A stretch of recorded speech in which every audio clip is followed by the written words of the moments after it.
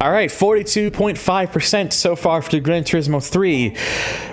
My aim for today's stream, we'll see if we get there, is to see if I can hit the 50% mark.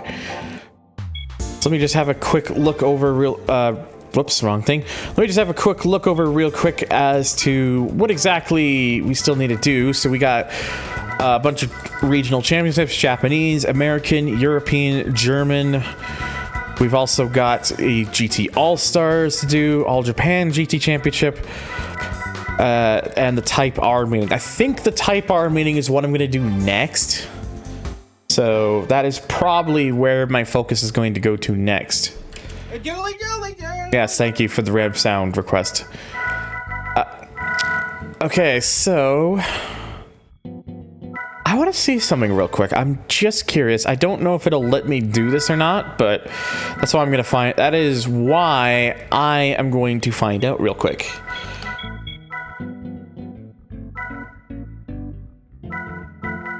If it lets, if it'll let me use the NSX, I'm using the NSX or the RSX. I just needed to grab one of these real quick to see if it'll actually even let me do so in the first place. No, and yeah, you have to. It has to be the NSX Type R, and that's not what I have. So out of luck for either of these two cars. So they did actually put that in. They did actually take that into account. So that does stink. But thankfully, we do still have a Type R available from before, my Integra. So that was what we're gonna go and use real quick. Just gonna make it all nice and fresh real quick.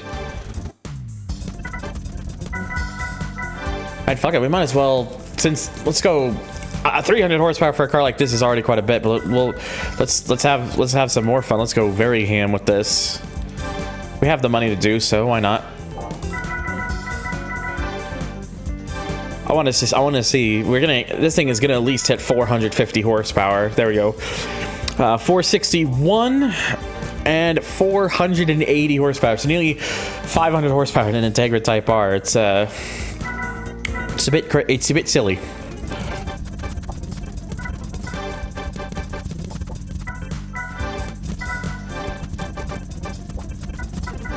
Oh no, I've already purchased that and that before. So this is a front wheel drive, and if going by what I remember Zero telling me, one way is the best for those, and then yep, go with the trusty Super Slicks, because Super Slicks provide a decent, like Super Slicks in this game are they're pretty OP. I'm not gonna lie. Okay, that should be good enough. So yes, this is the last championship that's remaining that's like exclusive to like that's like not like you know, kind of just more of something like this. So anyways, what we got? Route 246, Route 11, Super Speedway, Reverse Route 246, and Monaco. Just like swapping a K20 into the Integra GT7. Yeah. The fuck is a Monaco? I don't know. What is a Monaco? Smile. Okay. Yep, I'm just making sure I had done that before. That should be fine.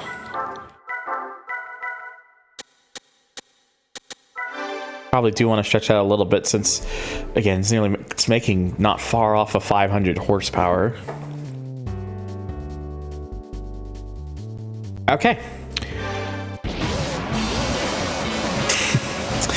I should not be surprised in the slightest that the racing exhaust is this particular engine sound.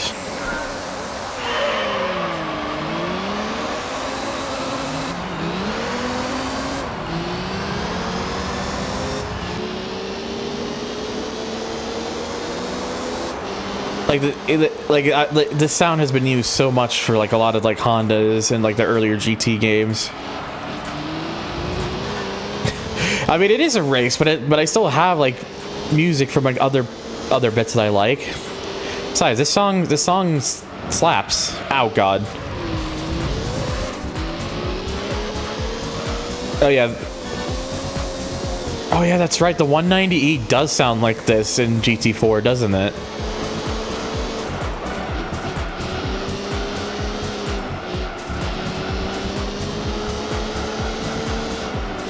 This isn't the 190E, there's no way. I mean, if you really squint, if you really kind of squint, it's not far off visually from a 190E in some aspects.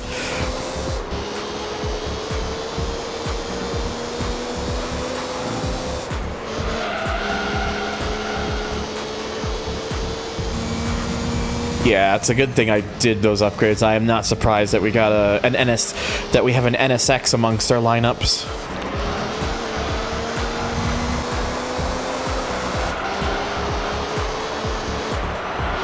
Oi, come back here.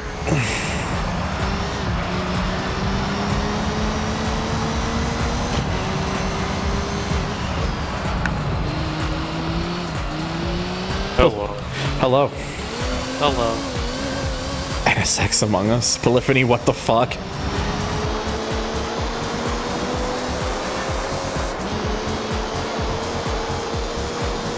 Alright, there we go. Closing in on him. Hello, Inferno. Hello. I just wanted to make sure I wasn't coughing as soon as I unmuted my mic, so... Inferno walks in on the introduction. I mean, I've done that before. Not intentionally, but it's happened. Yeah, well, I am getting over... the sickness. I get it. the sickness. I get it. Yeah. It's understandable. Yeah, I got it. Conveniently, just as Aero's getting it. Oh, is he starting to come down with something? Yeah, see, I was no. earlier, and he said he was starting to feel it a little bit. Oh no. But it's that time of year. These things do. It is. Nice way to date the VOD. Oh yeah. Oh yeah.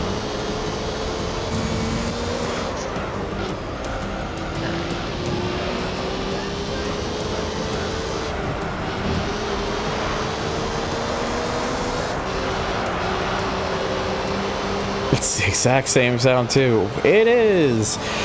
Holy really is a good thing that I decided to put all these upgrades in the Integra, because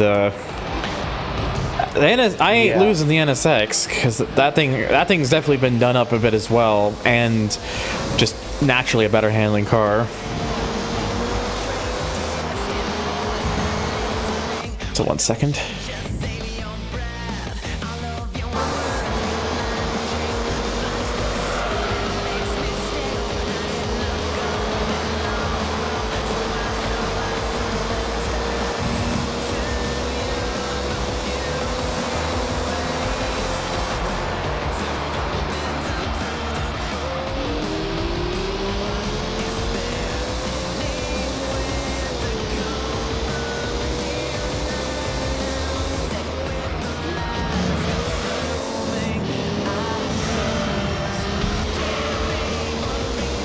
This sound, along with the GT2 opponent slash Meow sound, are one of the more recognizable GT sounds. Really is, if you think about it.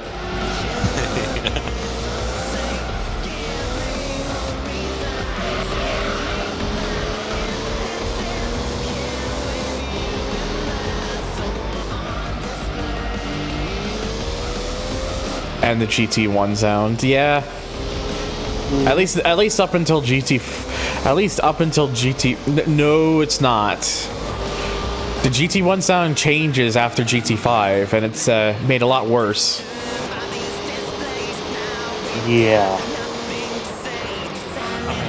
It could be worse. It could be you have a V10 M5 and it sounds like a NASCAR with a racing exhaust. The Minolta sound. I have to listen to that one again just to see, because I thought that one changes as well, but I'll have to look into it because I don't remember very well.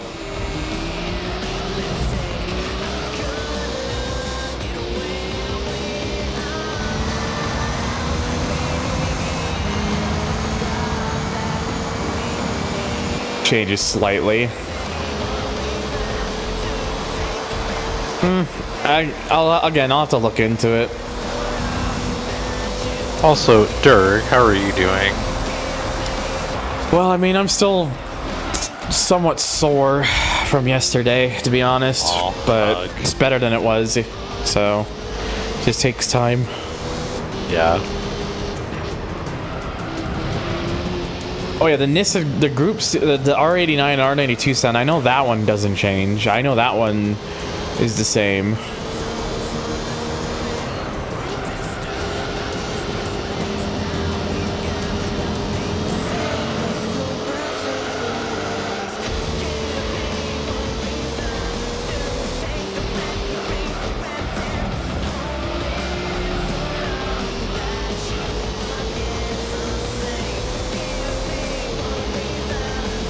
Yeah, the R390 sounding like the Group C cars for whatever reason. At least in GT4, it changed. I know for GT5 it changes again.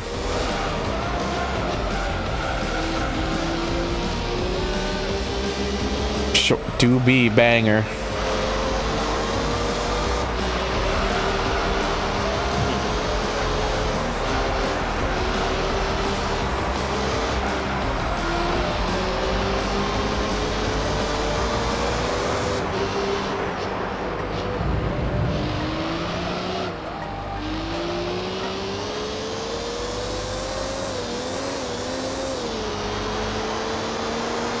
Yes, I do have the GT7 version of it because it just improves upon the original.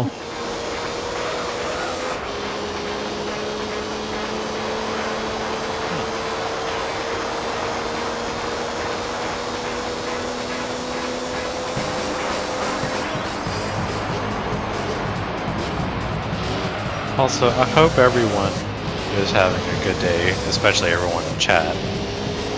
Yeah. Yeah.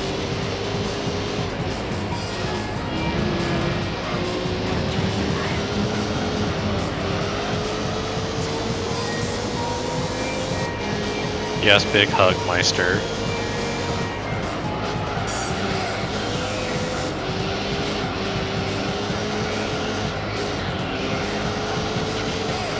Interesting, the NSX. It was interesting that the NSX was on me for like the first bit and then kind of fell back after that.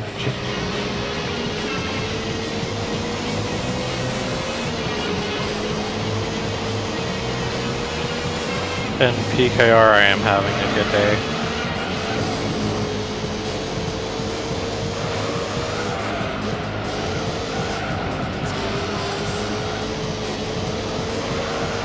Hey, Saturn. Hi, Saturn.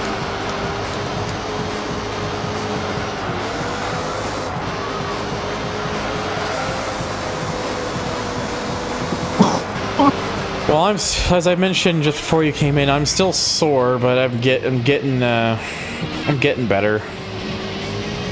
Oh, it's Sanook. I always kept saying Sanic. That was just the first thing that would always come to my head. It's Sanook. Okay, I'll remember that. Sanook.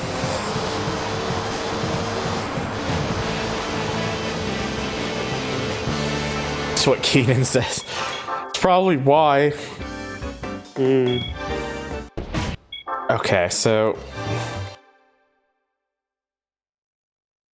that is first one down. Didn't expect that to be too bad. Let me see if I can do a quick thing that just. It's not that the handling's bad, it's just I think if I lower the ride height, it could make it a little better.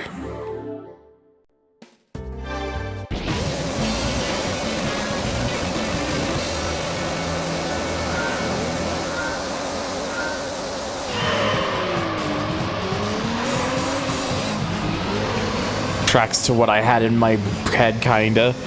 Brain just goes Sanic and Manic, takes the different spellings and goes from there. The front is too stiff for an FF.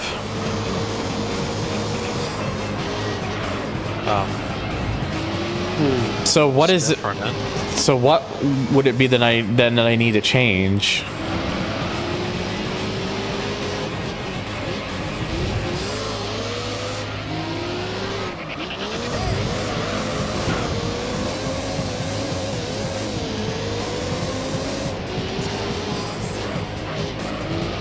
Because I'll be honest, I've never gotten the memorization very well of things I should change, because I just look at the numbers and then panic.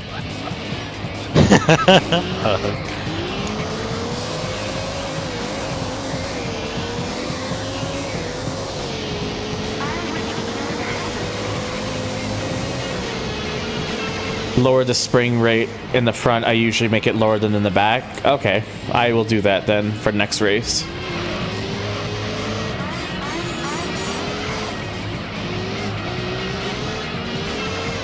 And in long term, usually playing around your limited slip is also really handy. Mm-hmm.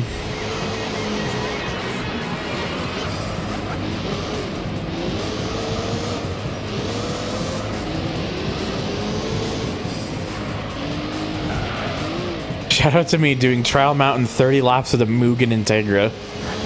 I mean, it's definitely an option. Mm-hmm.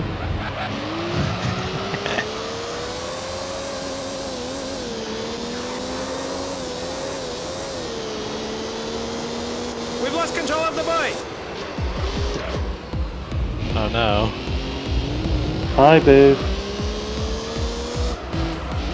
Hello, Boo.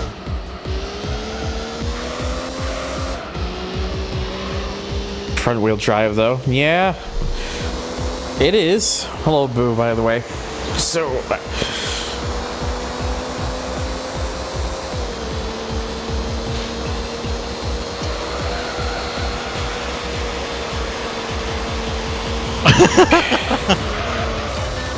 I mean, correction, he didn't call you gay, he called everyone gay. Or they called everyone gay, excuse me. It wouldn't entirely be Still wrong. slip up every now and then. I'm not exactly fond of doing that. Yeah. Sometimes my brain, it's just that part of my brain that always goes by the tone of voice sometimes, and it's not what I mean to do. Dingus friggin'. Wow, irony. The young person that calls you out. Too bad it kind of contributed to that series dying. I mean, the song didn't do it. Namco's poor choices did it.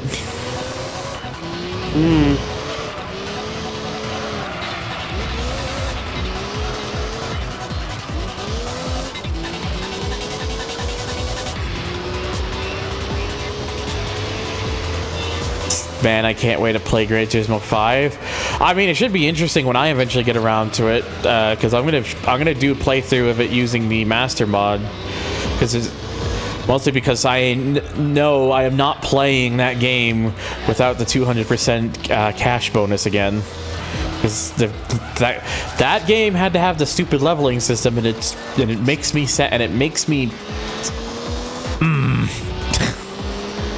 Yeah. Makes you upset, Dirk. Yeah, it makes me upsetty. Upsetty spaghetti.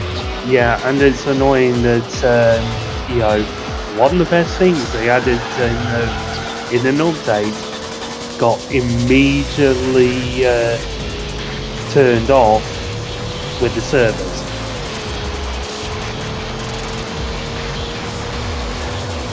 The sacrifice of it being service-based. It should work on our PS3,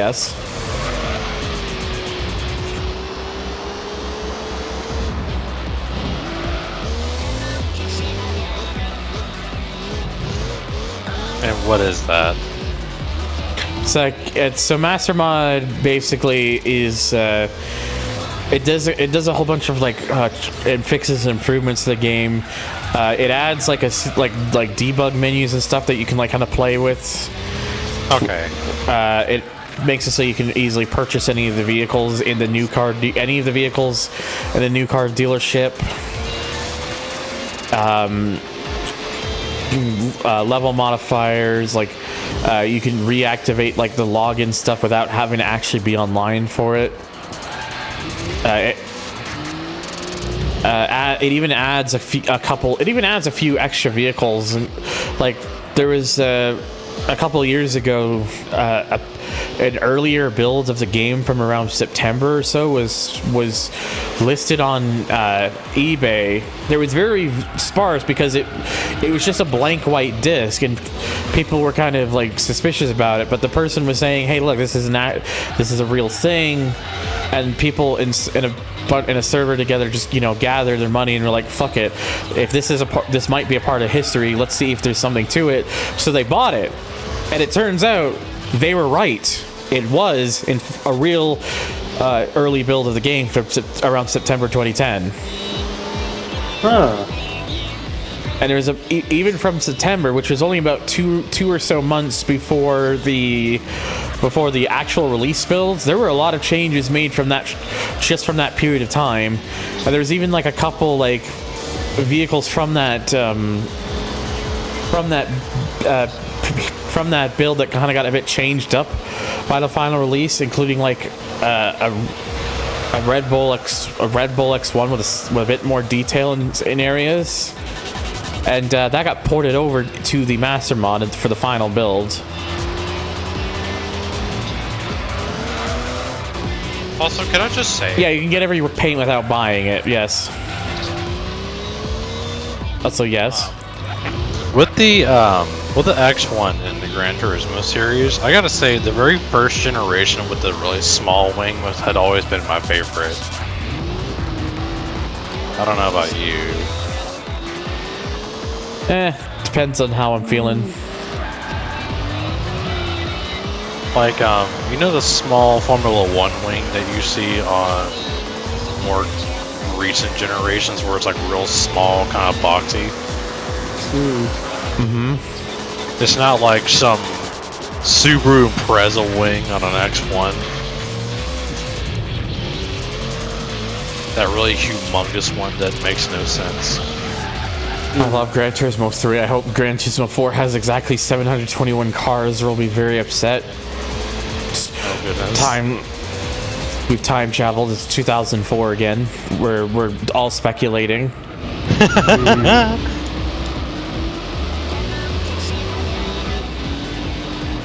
Yeah, 725.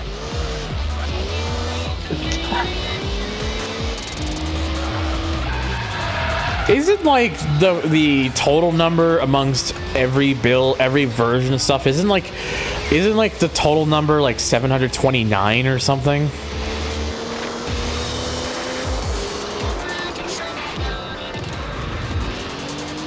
Possibly. Because obviously, there were the career exclusive cars. Well, there's the 4 Korean exclusives, and then there's also, we didn't get the SO JGTC Supra in the North American builds. That's another one. And then the older Mini Cooper for some reason was Japanese exclusive. I'm not really sure why. That's really there is no Exxon version though, Sano. They never made an Exxon version for the North American builds. Huh. No, what they did It's was completely fucked. okay, then I'll shut my mouth. But no, what you're probably thinking, Sonok, is Gran Turismo 2, where they replaced the majority of ESO logos with Exxon logos. And I do say, yeah, the Exxon is Enthusia. Which shows that they could have done it for GT4 if they wanted to. They just chose not to.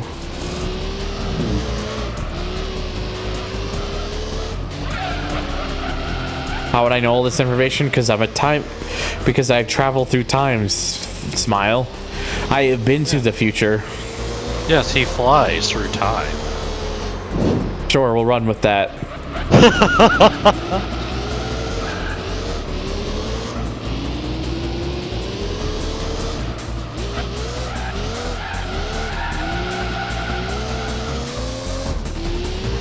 How's 2021? Has anything interesting happened in like Formula One? No, not really.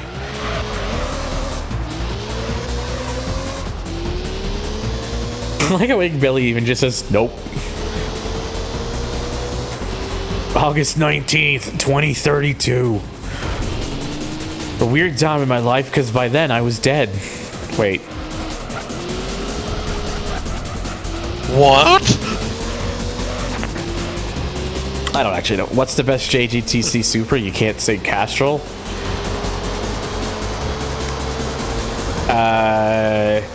If color bias is anything to go by, then probably either the Esso or the FK Massimo Supra. I'm trying to remember which one I really loved. I just can't remember off the top of my head.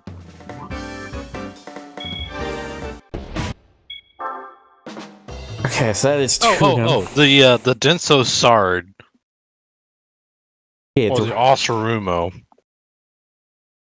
well, the Osarumo is like the silver and orange one. Yeah. Yeah. Wood one easy is because it has wood in it. Smile. No, I'm kidding. Hey, yo. Yeah, whatever. That'll just have to do. Sorry, just something I was adjusting.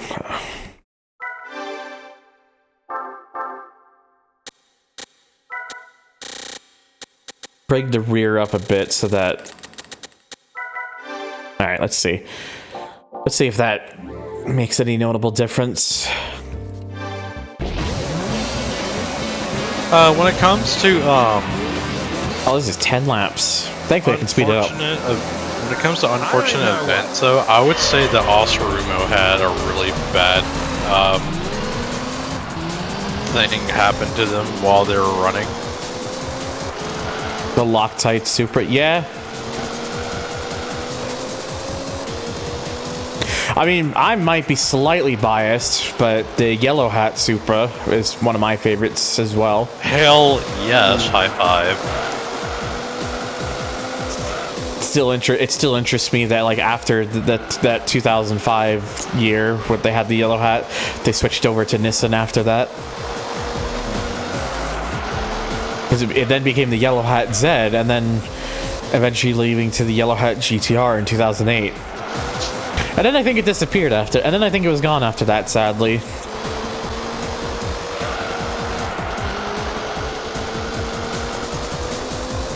Yeah, again, like that just proves that they could have, Polyphony could have done it if they, but they just didn't.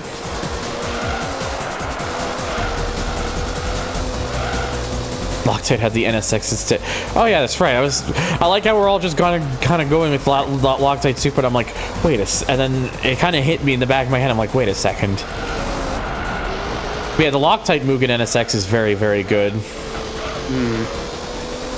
Do you like isometric games? Do you like Gran Turismo 2? Do I have a game for you? Uh-oh. Oh boy.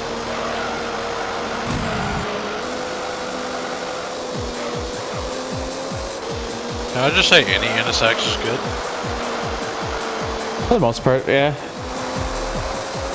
There is a Loctite Skyline, you are correct.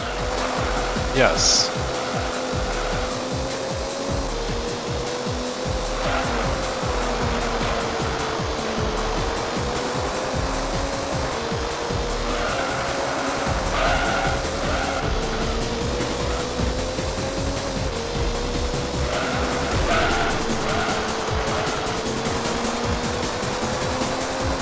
Takata NSX ended discussion, but not the 06 one. Why not the 06 one?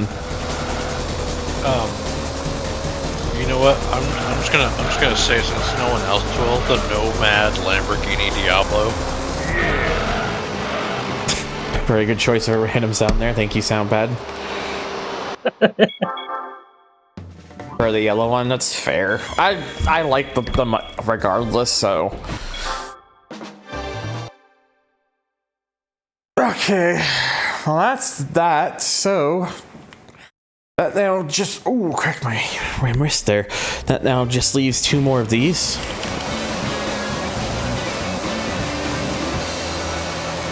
I mean, I'm surprised no one said the Raid Rig NSX yet. I mean, it's good, but you were to ask me, my favorite one's the Arta NSX.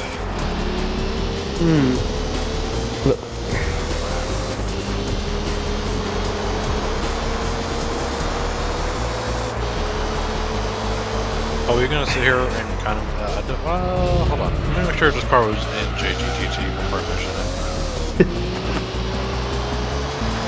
Hang on, I gotta check my sources.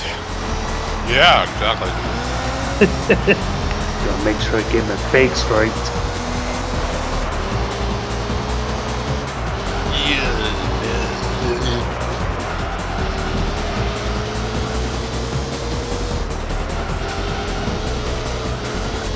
Okay, I will say it doesn't feel like it understeers as much as it did before, but it does. It's still, yeah, it's still only steers so much. Oh, what? Wait.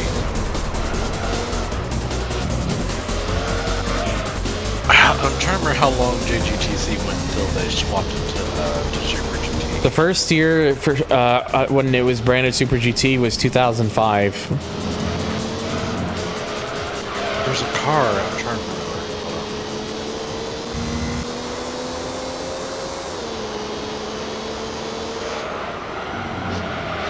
Oh yeah.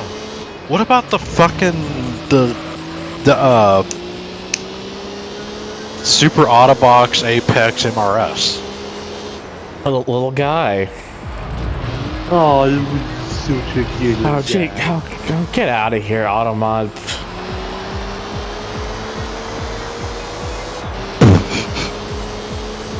Have to add the permitted term fucks. And also one other car, the ASL Arta Guraya. Yeah. At 2.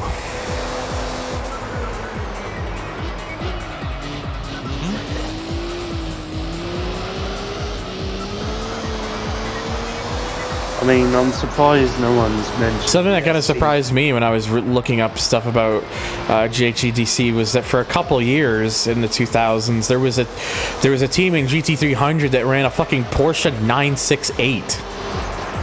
Huh.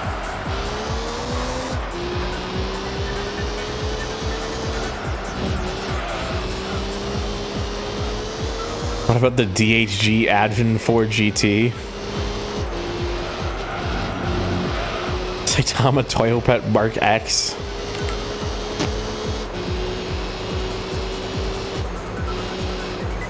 Any Sylvia race car rather than drift car is cool to me. Fair, but also have please consider the Genki Hyper Sylvia. I was literally just about to mention that.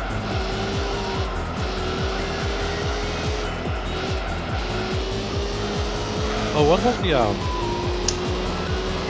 I think hold on.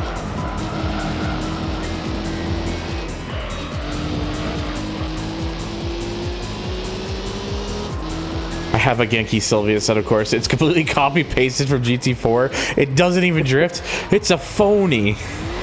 What about the Wed Sport Celica? Which one? Which one? The 03. I think it was right before. Oh, the purple one. Jade.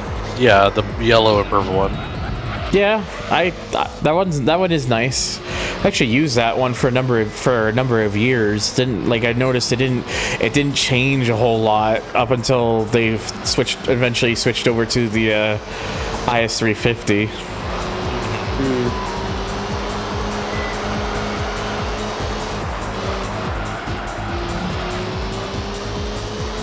Oh god, that really underpowered 037 GT500 that raced once.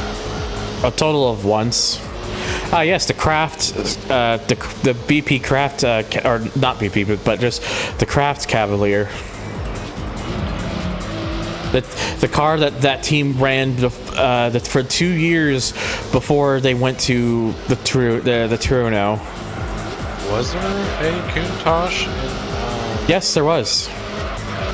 The first year that J-Lock ran in JGTC, they ran a Countach. And only for that year, because and only for that year, because after 2000, starting in '95, that's when they started driving the Diablo, and then you drove that until 2003. Oh my god. J-Lock is still in Super GT, by the way. They never left. It's just that since 2006 they run solely GT300 now. Which makes sense. They barely could score points in GT500, but once they switch to GT300, they've always scored points in every season, including the bad seasons. And by bad seasons, I mean bad for the team, mind you. Let's see what other cars there were. Oh yeah, that's right. There was that HKS JGTC spec Mercedes CLK once. Oh, that I really like that. I really liked that one. why are there non-Japanese in JGTC? Because JGTC has always been kind of bizarre like that, especially in the earlier years. Sanok just pointed it out. There once was a fucking Reynolds Spider. Yeah. And the STP Tizen Viper as well was mentioned. Oh yes. I love And the Ferrari F355.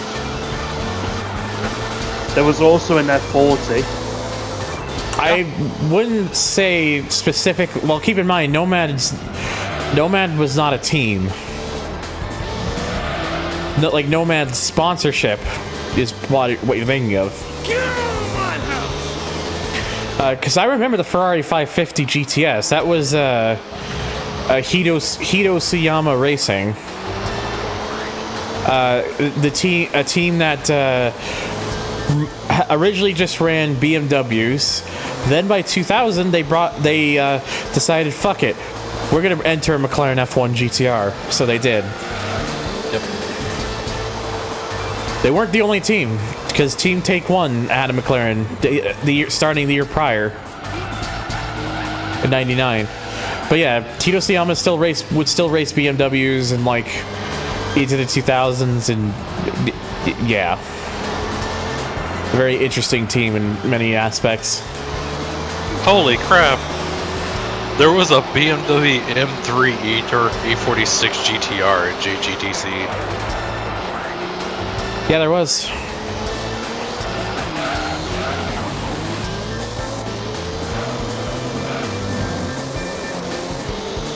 Fuck it. When I get to the last one, I have enough to just cheese it like this. Fuck it. Fuck it. Oh yeah, the fucking AB Auto Mitsubishi Mirage. Another bizarre footnote. Songs of sorts. I'll just let it play through.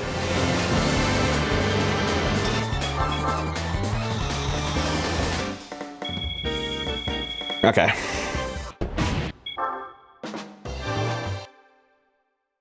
All right. What's left? So back to Monaco last track. Yep, and as I thought, it's going to be 7 laps. Because for whatever reason, they decided Monaco. We really like Monaco. We really want our players to drive Monaco. Let's just have extra laps compared to other tracks. Thank you. Very nice. I'm not a big Monaco fan, if you could tell. Hey, Dirk. What did I tell you, chat? Welcome to Tax Zero. No taxes allowed. I'm being requested by someone to VC with them real quick. Yeah, no worries. Go do what you gotta do. Go do what you gotta do, man. I know. I'll still be here. Have fun with the other friendos. Yeah. Well, it's just one friend. I'll have fun with the other friendo, non-plural. Lol. Chad the Hedgehog does not pay taxes that we know of. BRB. Yep, you have fun. Just, like I said earlier on before I started the VOD bit, what did I fucking tell you, y'all chat? It was gonna be one of the songs first, and that's exactly what the fuck just happened. Yes. There, in fact, was a JGTZ Corvette C4 in 2002. You know, a generation of Corvette that had died 6 years prior.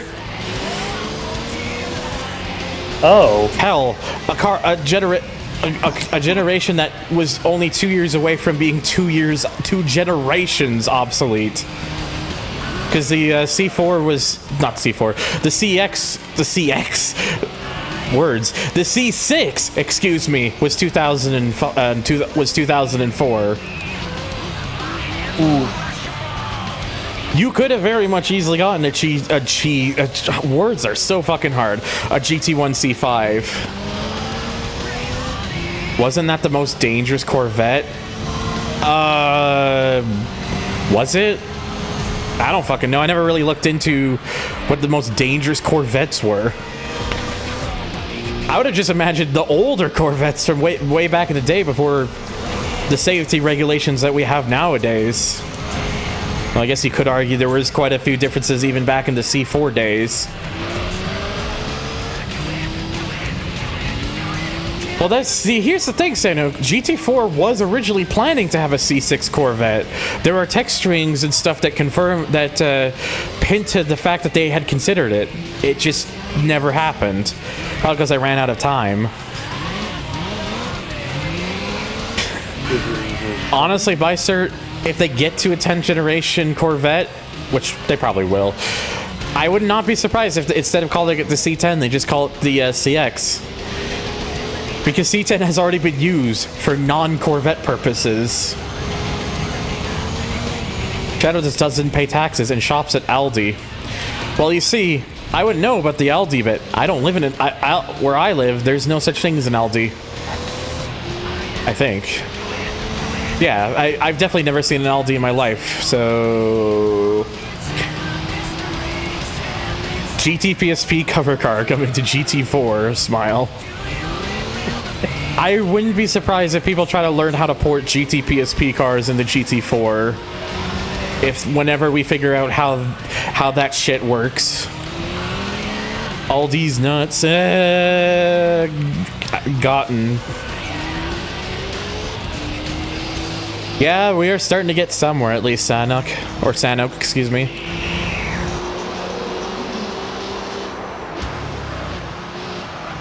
Well, there you go. There was the I Am at Aldi song. Smile.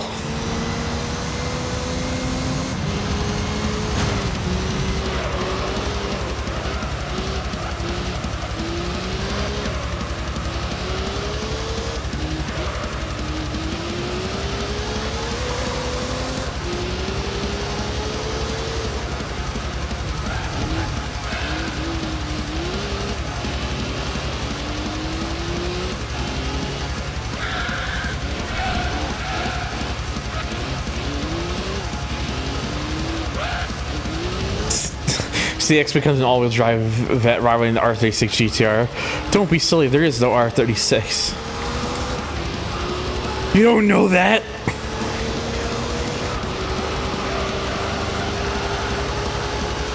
I mean, it could be, but I think from what I've heard, there are some slight differences in terms of how model stuff works in GT4. At least I think. I'd have to double check because I could be wrong. But yeah, GT3 is the priority right now, so...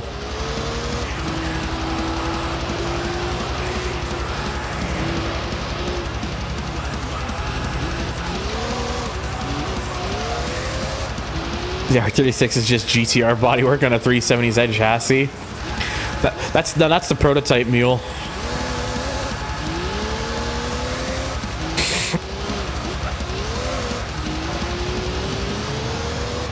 Wait, GTR bodywork on a 370Z chassis with 370Z bodywork. Bodywork on bodywork, huh?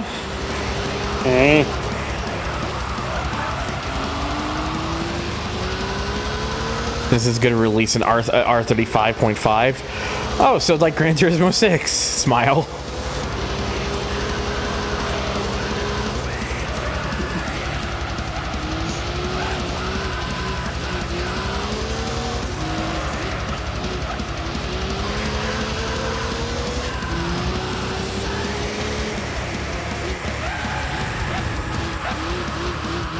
just the 370Z again. Don't even question why they brought back the 370Z when they already have the current Z, or unofficially the 400Z.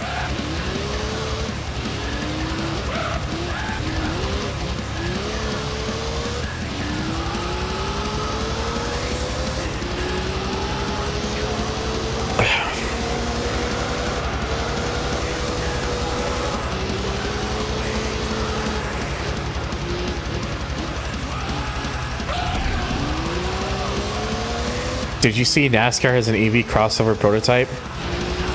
I'm sorry, what?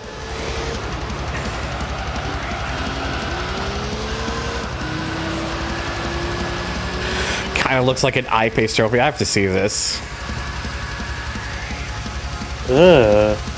Why is it brown? They made it brown. They felt that they had to end the 370Z's production, so they brought it back for another decade and a half. Hello, Quickie Mart.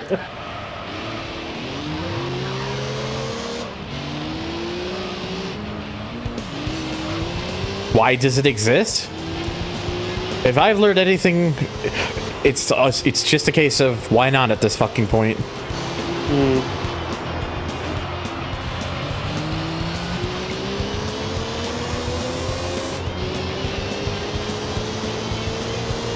Planning on an EV series at some point. Kind of surprised they went for a more crossover based design rather than just like EV coupes or something, because it's not like EV coupe. It's not like coupe variants of electric cars have disappeared or anything.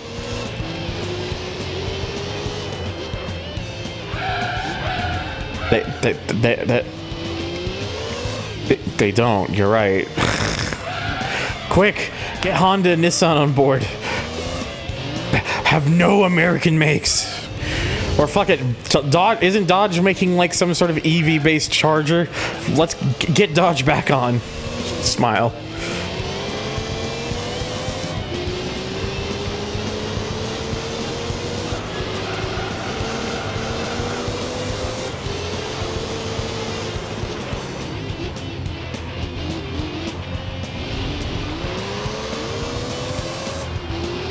Get Beamers in there.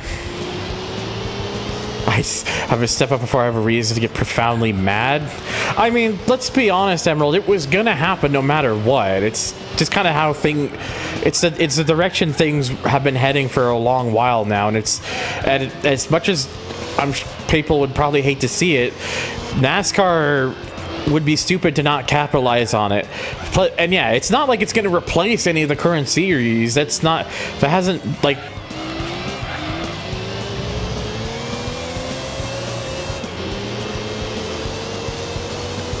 I mean, I'll be totally real, Emerald. I'm kind of over the whole stigmatism with crossovers these days.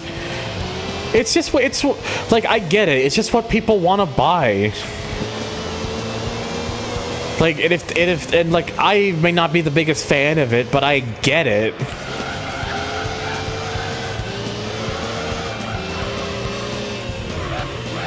Like, I understand why people buy crossovers. They don't just buy crossovers because they want to fit in or look cool. A lot of people buy the cars for very practical reasons.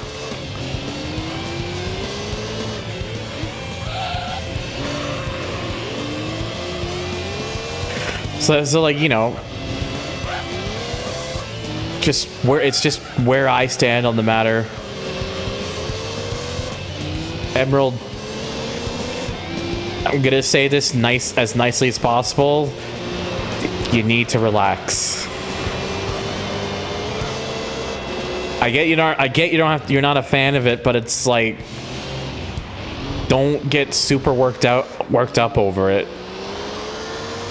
It's just for a race. It's like, if you're not interested in the series, just don't watch it. It's that simple. It's not worth getting really it's not anything that's really worth getting heated over. And to be honest, I totally would buy one too. They look nice. NASCAR Heat reference. Got him. Got me. Dorfido. I did a Dorfido.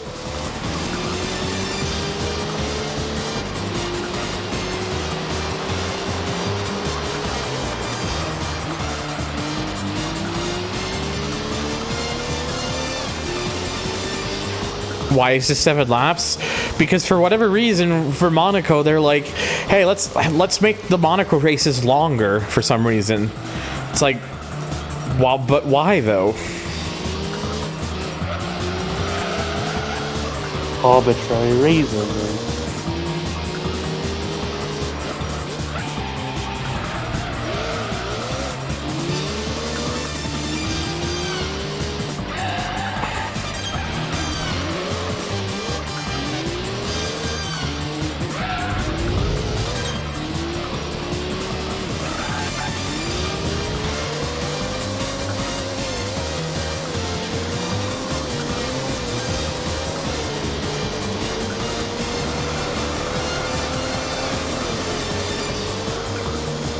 Yeah, it's that's another thing too that Jan pointed out. It's almost always the championship finale race as well. Like it's almost always the one you do last for most of these.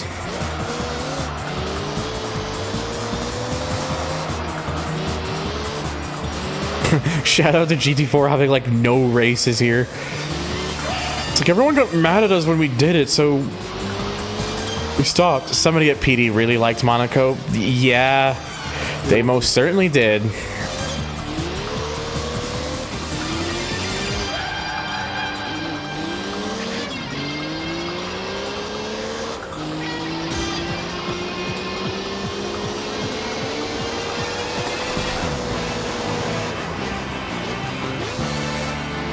Well, there we go. There's that championship done. The last of the exclusive to last of the like very specific championships, at least for Amateur League.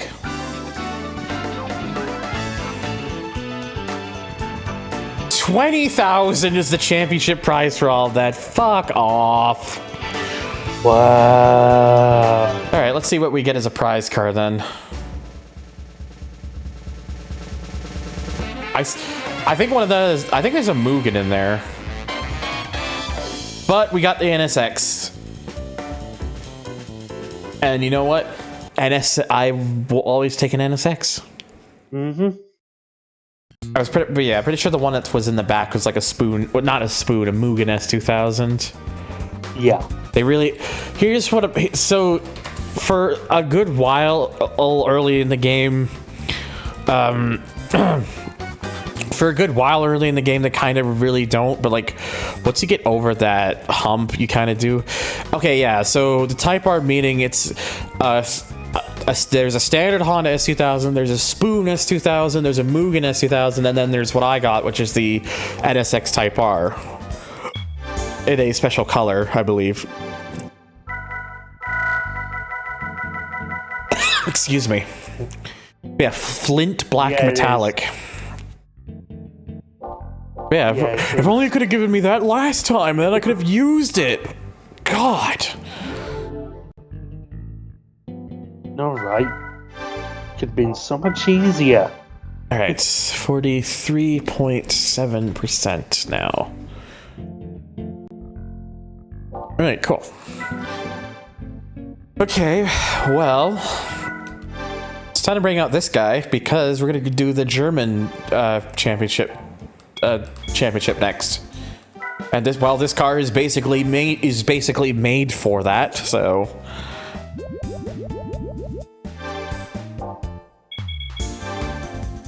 it's just like GT7. Am I funny yet?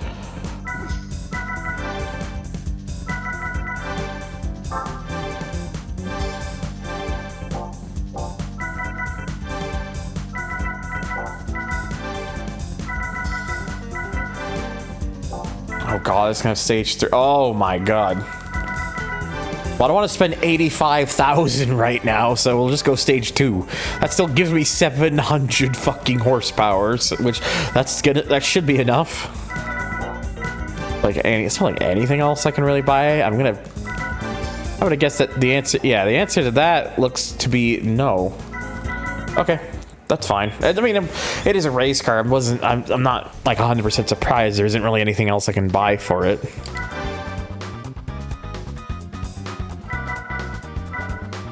Set 5 race thing. This one again, only $10,000. It's not even. There's not even any limitations. This isn't even limited. Like, you don't even have to use a German car in this if you don't want to. It's an option. But I'm using it anyways because, well, I have one. So yes. Especially because looking at the field, there's an Ash, there's 2 other CLKs, there's an Asha, and then there's the Calibra, which is not how that's spelled. It should be Calibra. Yeah.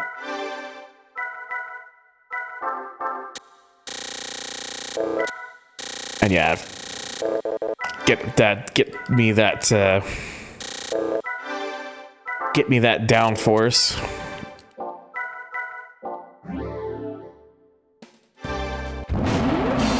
Oh, no wonder it's only 10 grand because it's 3 laps. Didn't really. This championship almost feels already like an afterthought in some ways.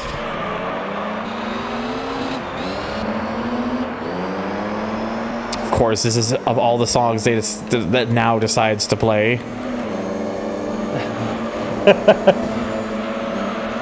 Of course.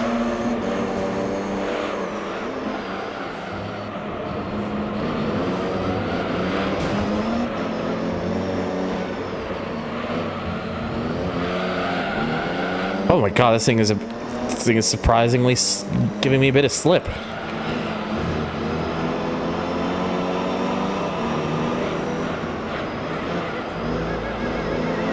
Imagine again, Sanok. Unless I want to deal with copyrights, which I don't.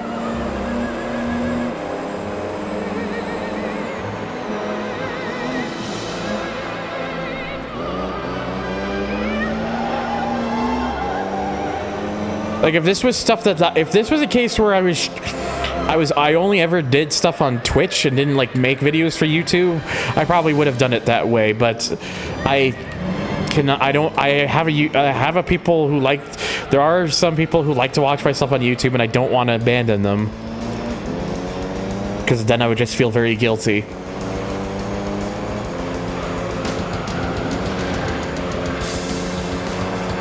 Cuts to yellow, oh yeah, instead. See, Meister's got the right idea, smile.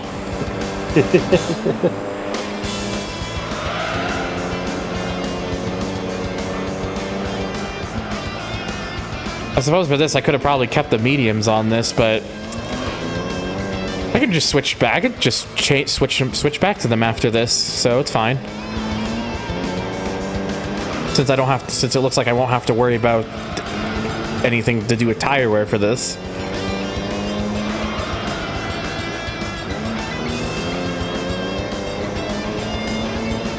Also, if I can say, I do appreciate that for GT6 they did actually improve on this model, because the front bumper, they never really did a good job with that because of the bit, like the what are those bits called that on a race car, like the little bits that stick out on a bumper on the sides? What are those called again? Canards? Yeah, canards or something like that. You can kind of see that in this, they're there, but they're very badly molded into the car. So you almost, like, they did a very poor job at that. But then they updated the model to make it a bit better in GT6, and then you could actually see it properly.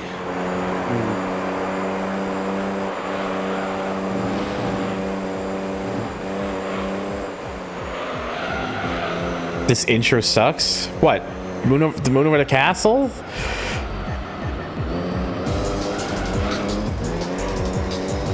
Oh, the pal. Oh, reason is. Are you talking about Reason is Treason? The remix thing for a version of that? Yeah.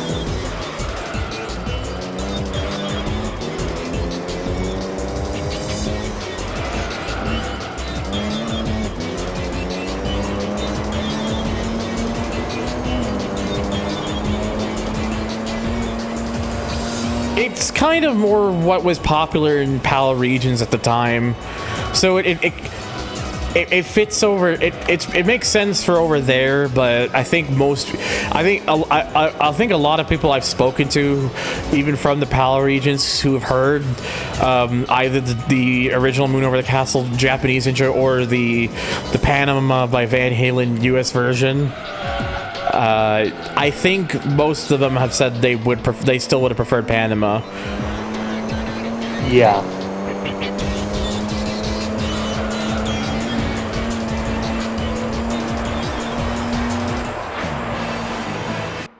Well, that was easy.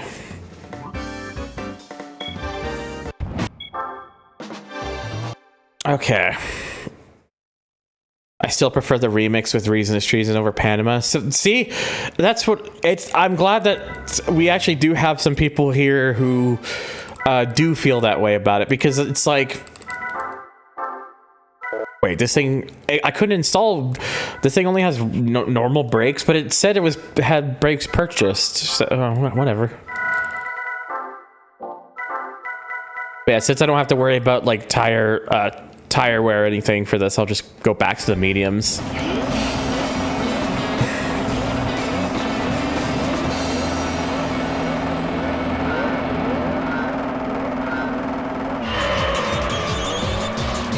Oh yeah, that's right, because there's that. If you look very carefully at the end of the intro in the North America GT3, you see the car just crash into the wall at the end, if you look carefully.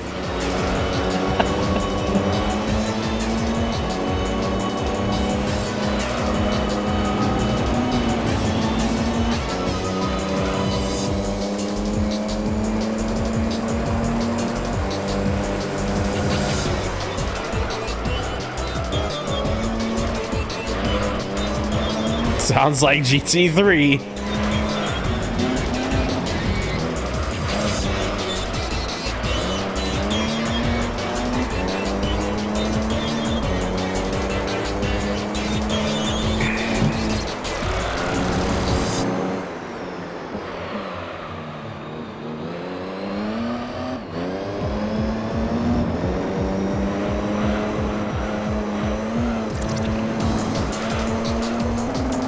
Whoops.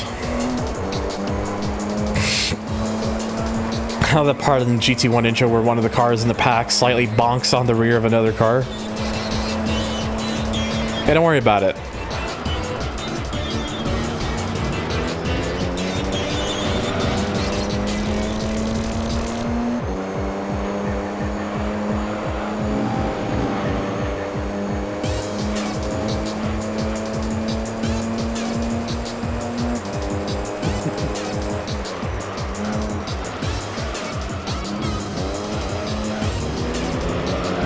Typical GT AI behavior, SMH.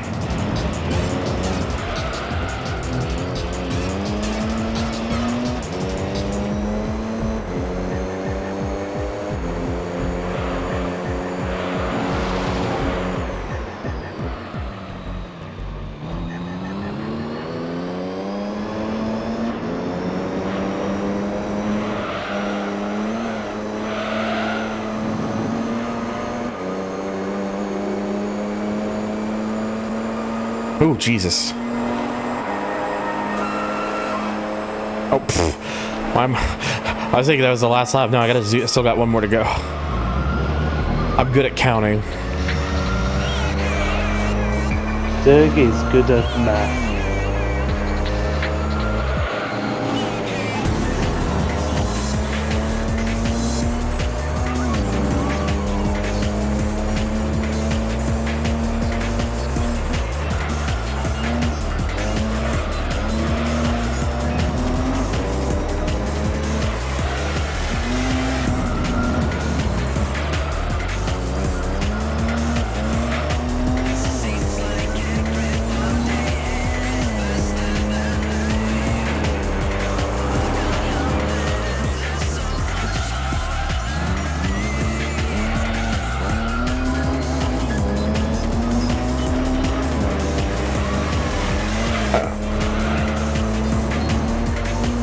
Oh my god.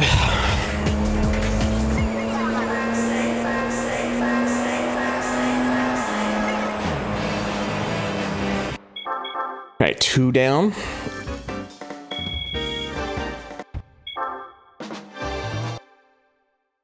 Cat, I feel you there, kitty. I know. You're just resting on the leg rest because you like that as a resting spot.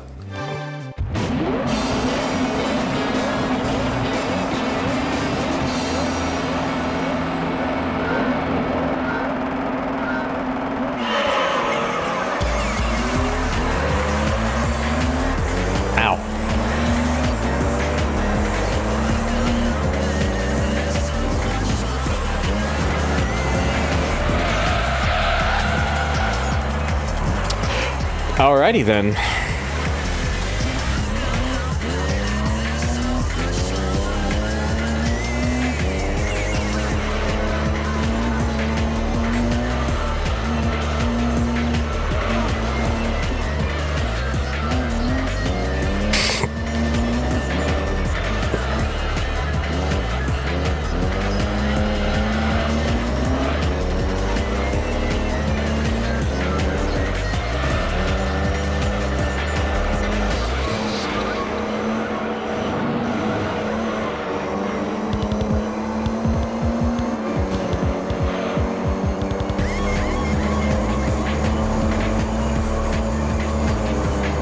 Come on, out of the way.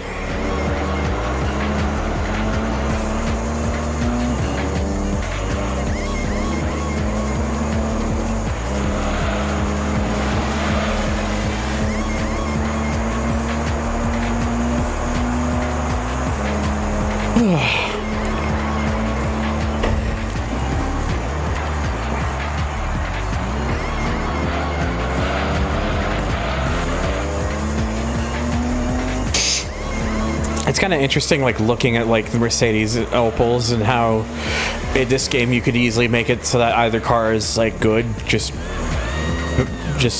like they're well balanced. When then you look at actual DTM and you realize that Opel only ever won in the revived series of DTM when it started 2000.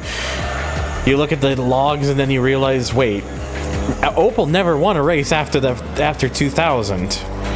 And they stuck around until 2005. So there were 5 years where they became the perennial backmarkers.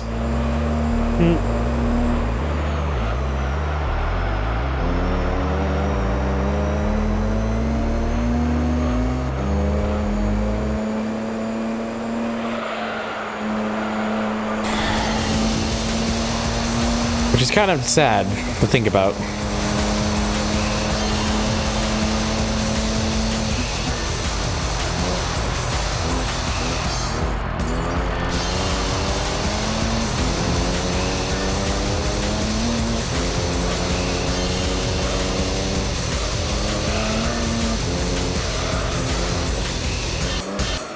Hello, chat. I got a free TV from work. You watching this?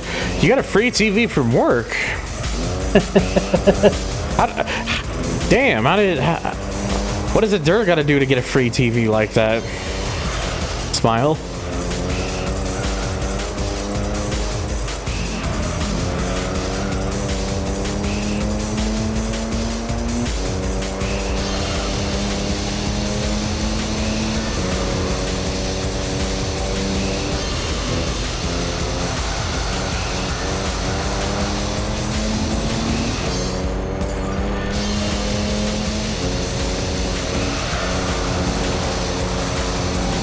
Basically work at arcade for a good while and take TVs from failed new location. Failed new location?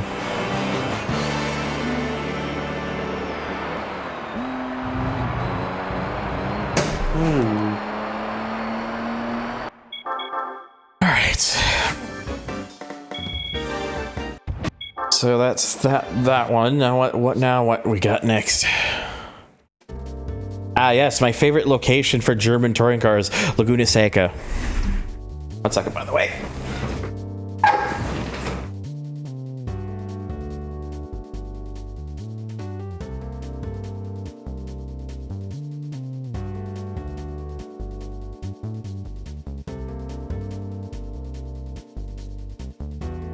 Gotta get up for a second.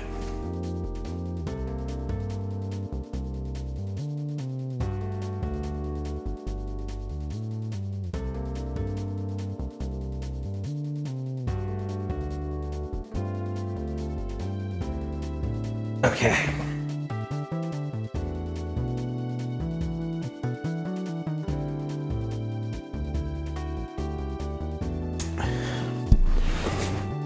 Oh god, I gotta sit up.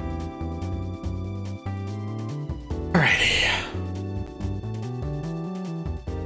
Sorry, I had just gone to go take care of something real quick just for comfort purposes.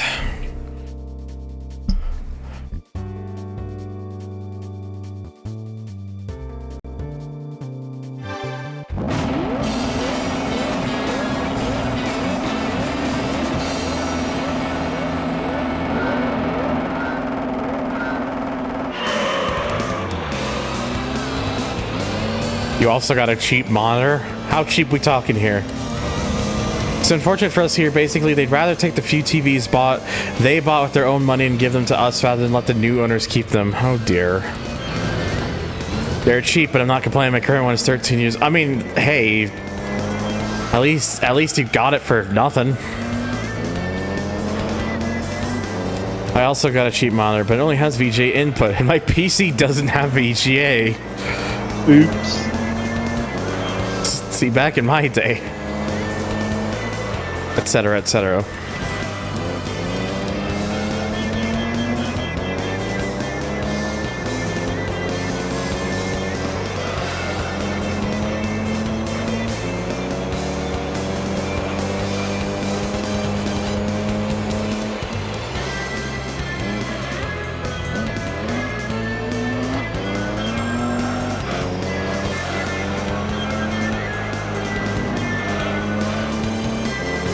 I used to have VGA, but this graphics card does not have a VGA slot. So what are you using, like an adapter or something? Or is this just like an extra monitor that you have?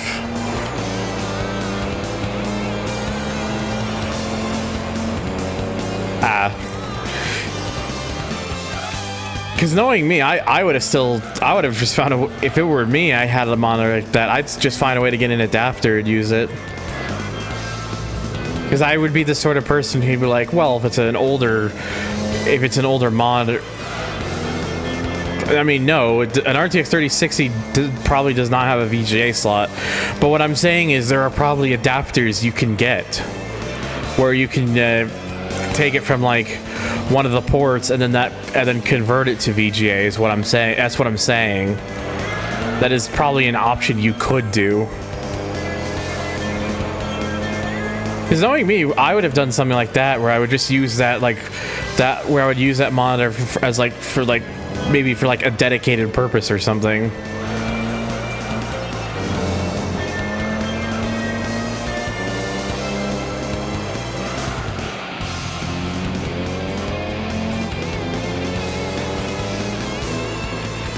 I actually use a DisplayPort to HDMI adapter for myself for one of my monitors here.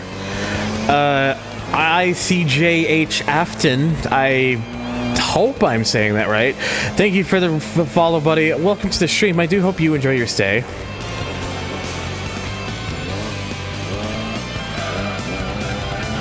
Oh, Jesus. Ooh. Careful.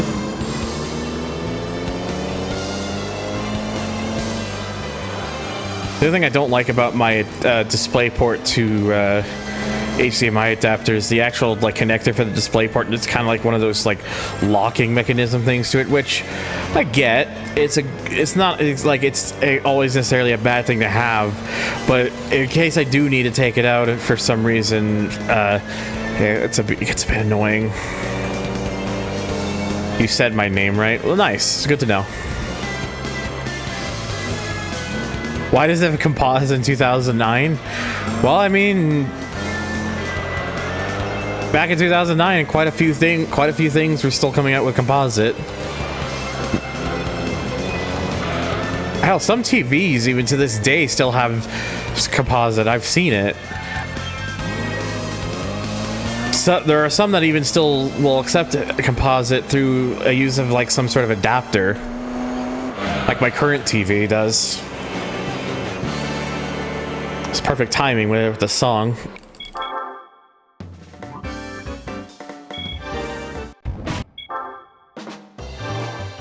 It was the transition age. Yeah, pretty much. All right, what's the last one for this championship?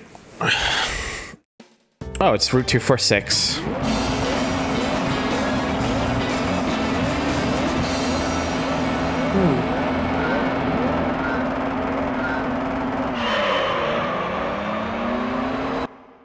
A playlist? Oh, there we go. That was a bit weird.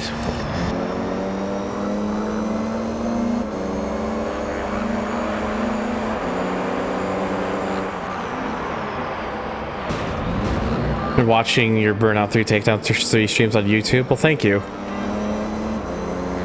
I need to play through that again eventually at some point with better quality.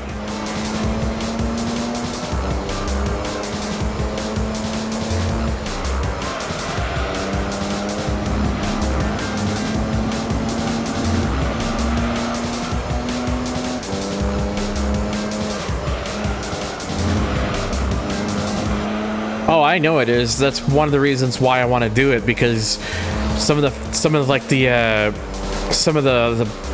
few bugs that there used to be when I did that Burnout 3 stream back in 2018 are gone now. The game just runs perfectly now, for the most part.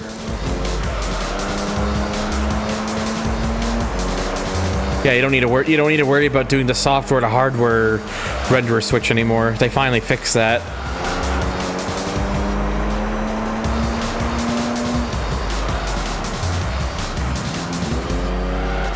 Oh, Sanok. You do need to fix that.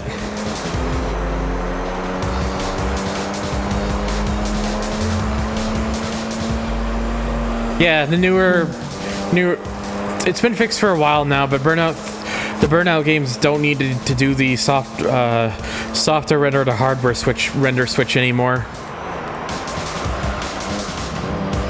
It just works right out of the box now with PCSX 2.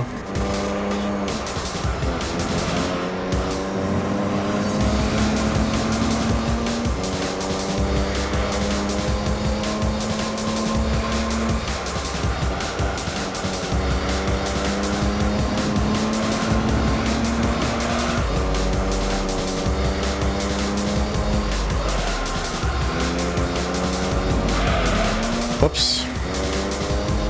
Played Burnout 3 Takedown since I was 9 years old. I was 9 years old when that game came out in 2004. So I too have been playing it since I was 9 years old.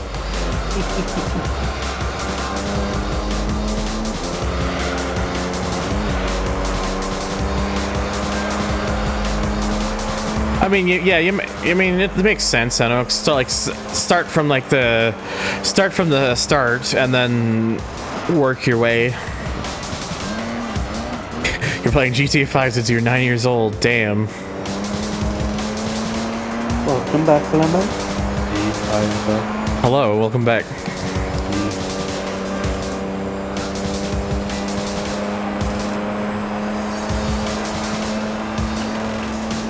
Sorry, a certain bun needed my attention. Damn. Yeah, I know, right? Bun stealing bun. Yeah.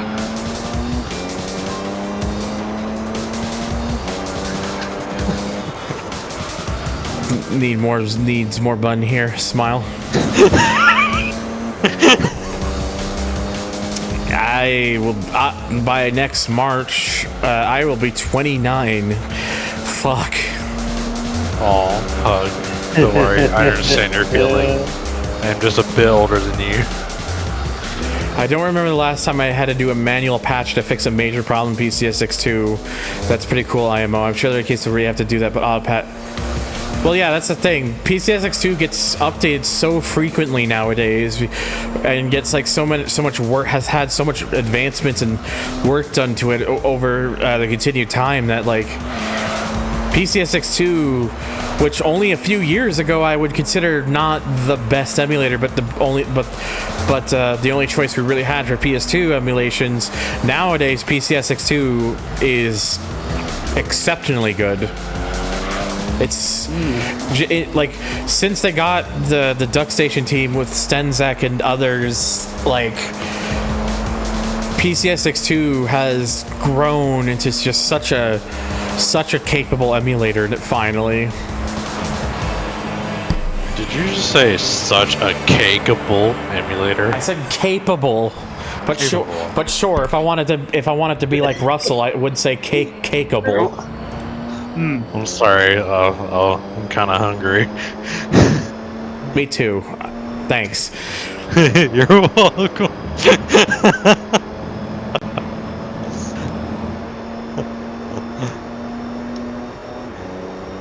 So sorry, stream chat. I'm kind of like hungry for some cake. Just give me 1 second.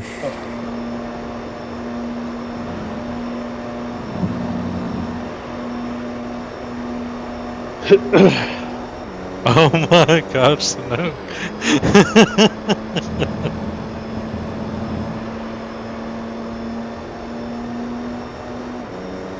I slew.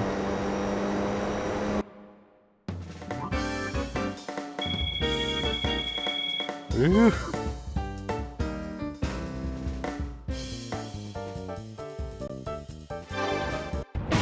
Cake doesn't end hunger. Go get some proper food, you guys. But what do you mean? But cake is food. Cake is proper enough food. Smile. Yes, I strongly agree. See, I like how this one was a shorter championship and I got 30,000, whereas the one I just did before this was longer, had the laps were longer, and that was 20,000. Bullshit. This is bullshit. Hey, Ayo Afton.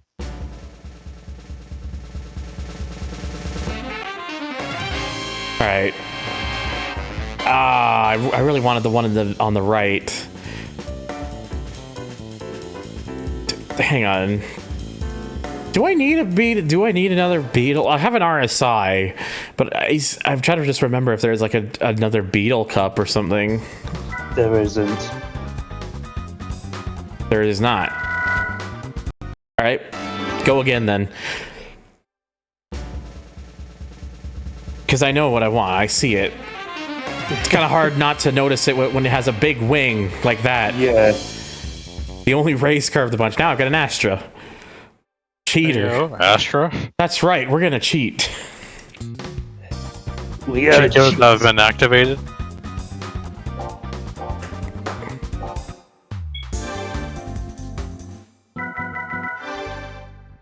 Oh, wait, it's an Astra Bud. Alright, 44.8%. Yeah, so there's the Beetle Cup car, obviously, because you saw it first. Then there's the car I just got. The other two for that one there's a Lupo Cup car, and then there's a Roof 3400S. Which the Roof, I believe, is a special color.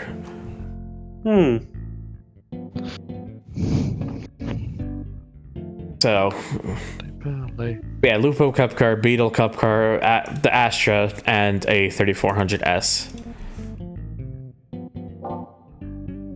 You haven't played GT. You, my friend, need to fix that one day.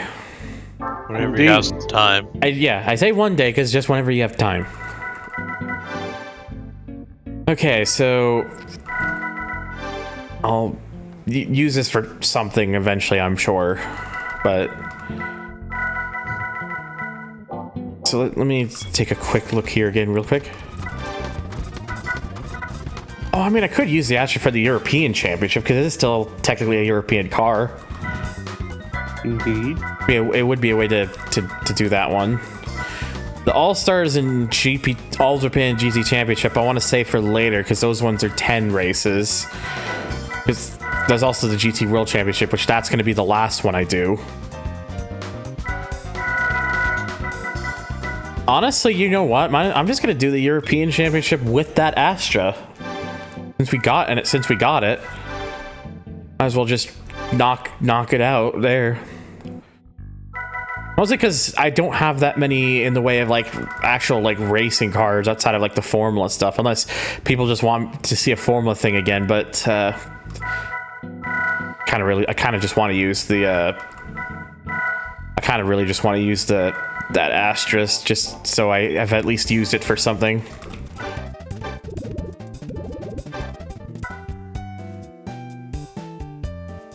Actually, I can't complain. Why is it on the floor? I can't complain. My monitor's also sitting on my desk, like on the desk. So my mom was cleaning and stuff, and she accidentally adjusted my monitor up, so I asked her to move it back down, and the stand broke. It just sits like this now. Oops.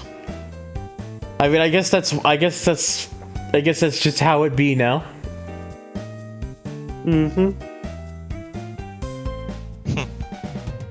I tried turning on my old CRT Triton monitor, and the button cracked. Oh. My goodness. You played something close to GT. I wonder what is said game that is close to GT?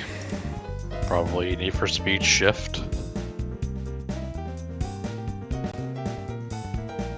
Or Enthusia. Probably Sega's version. Probably. We need to hear from the source first. GT Cube. Clearly. Diddy Kong Racing. GT Advance.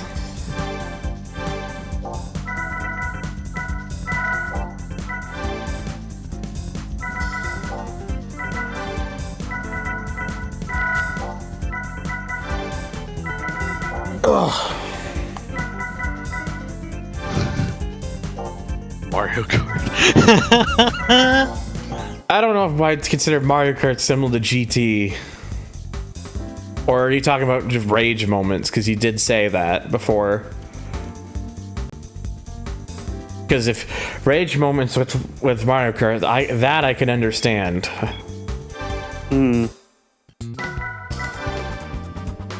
And racing online in GT7 is nice. 7,500 for finishing first in these races in the European Championship. I'm sorry. 7,500. Damn. Is that all you take before game?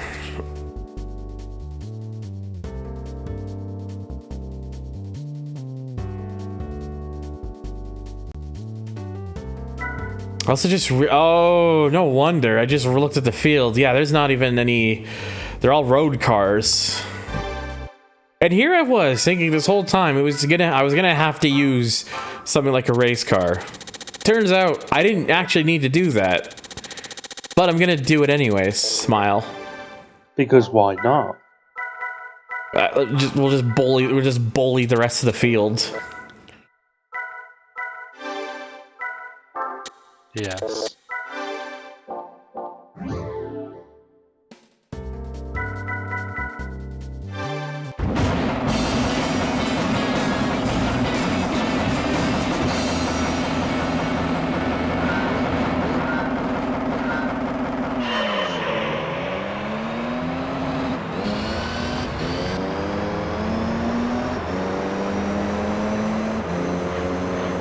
I also like how there's a Zonda in this, which would normally, in most games, would normally be a case of, oh, watch out.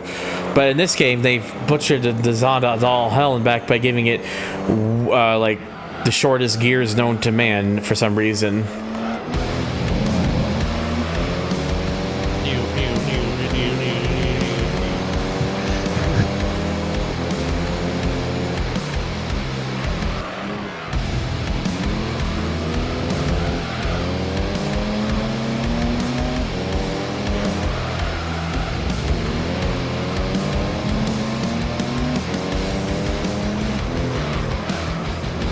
I sound and look good on your screen. Damn. Damn. Slur saying you sound good. Oh, whoa. It's like, hold the phone. Literally hold that phone. It looks good on any screen. God damn. Oh my. Sanook. I'm being absolutely fucking called out right now. You got some thirsty ones in chat.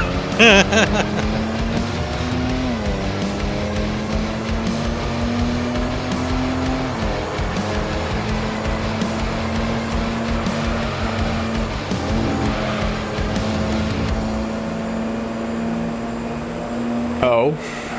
mean, I will also say that yes, Derek is also very cute. I don't believe they're doing this to me. Believe it, boyo.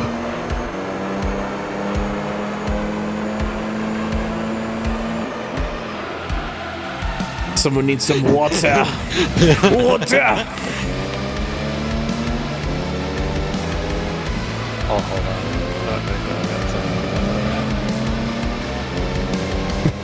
Chat horny right now. When is it not? Smile.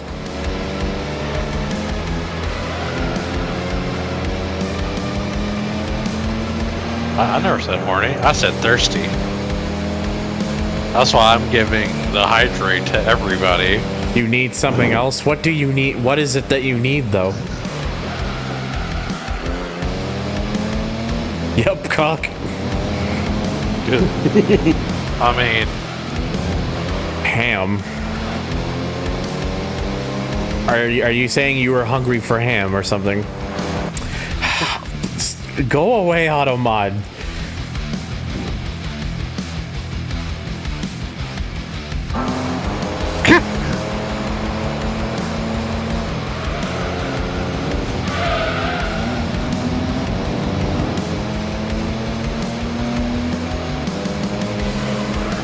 Oh yeah, that's right. The things with the sparks. Like I've noticed that sometimes, like if your car is sparking, you look back, the game just like has like a massive spark freak out for like a brief moment. Could be an emulator thing. Who knows?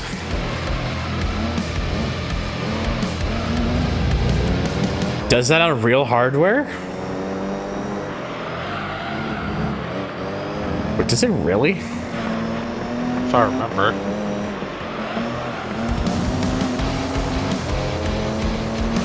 Yeah, I'm trying to like really force it to forcefully show it there. Or at least to the best of my ability. So Inferno. Switch to software and find out. I will respectfully decline that. What are you doing, Inferno? Nothing really.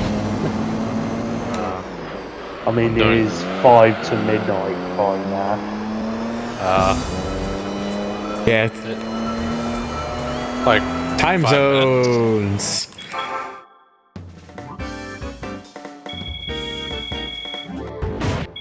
Well, let's see. Right now I'm just playing. I'm playing a game myself. So that's why I ask. Fair. Is it because when you turn the camera, the sparks are still trying to spawn? I think that's probably why.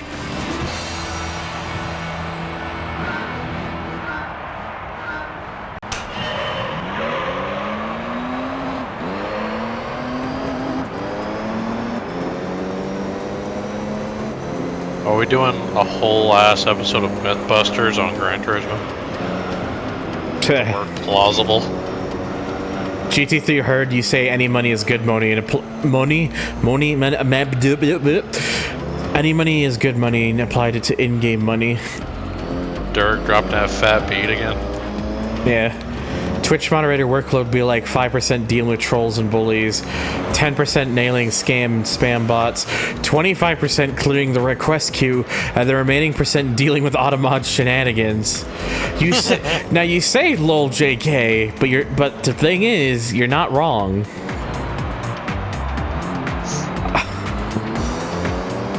100% bullying the streamer. Damn it, Jen, you weren't supposed to say the loud part. English is overrated. This is correct. This is factual. Words are hard. Yeah, 100% correct. English should never been invented. If you are not bullying the streamer, are you even watching their stream? You're giving them ideas. Stop! I'm so fragile. Don't ask me how Oh I know. whoa! You're a fragile being. Skrills.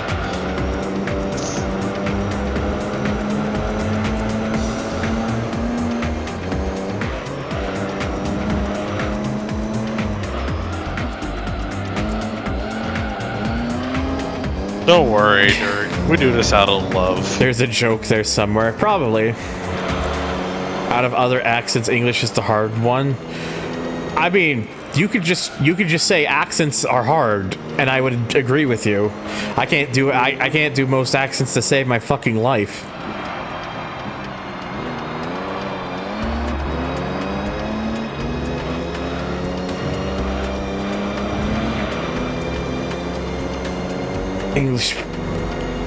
English peeps or the language?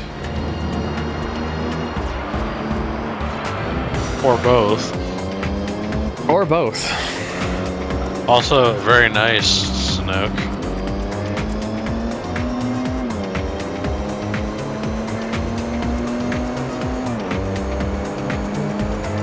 Or look at you, Senec, being a train. Also, random question for you, Derek. Huh? Is Fiend in the server? Beans? Yes. Should be. Okay, I just didn't know. He's, last I remember, his display name in my server is, quote, running on heavy ass energy. Inspired by a thing I once said in an earlier GT3 stream. Oh my gosh. Hey, nothing wrong with that salute, because I know some Brazilians. That sounds like a your server name. Yeah, I just renamed the server to Heavy Ass Energy, clearly. Yeah.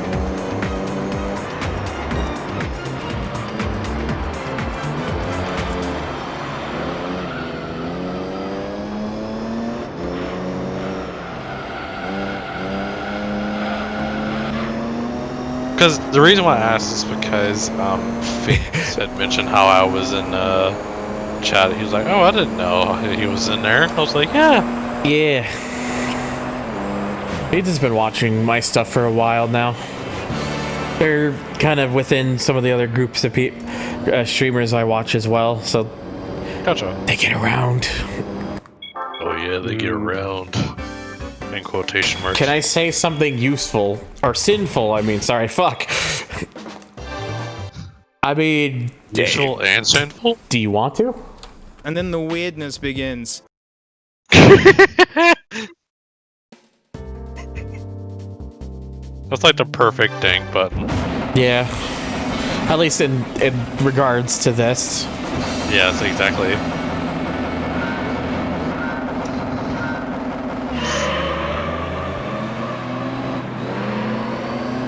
Cat, come on now. Meow. Cat, please. Meow. Please. Meow. Okay, she's out of the way now.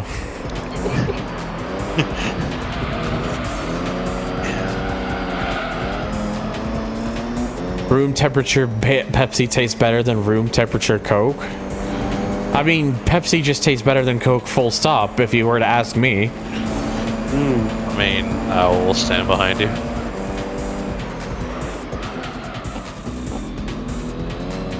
Can't believe they're standing behind me.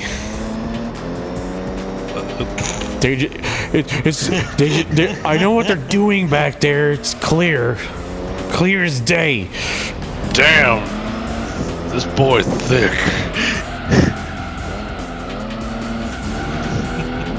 Dr. Pepper tastes better. I mean, I like Dr. Pepper, but it's not exactly something I could drink large quantities of it without me getting like sick of the taste. It's one of those things you have to drink especially in moderation of.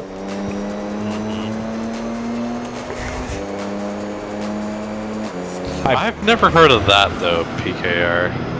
I buy Pepsi because it's cheaper than Coke here. Unfortunately, where I live, they're both about the same price. Yeah. Me who drinks both. I mean, Lolheads basically being the now children. It is possible to like both, which is totally fair.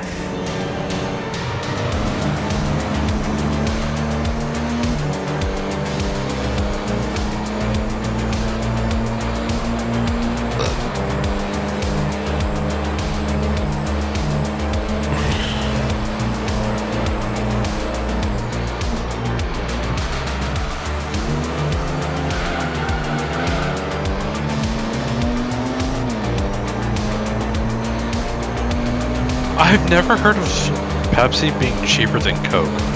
No, I've not either. Where I live.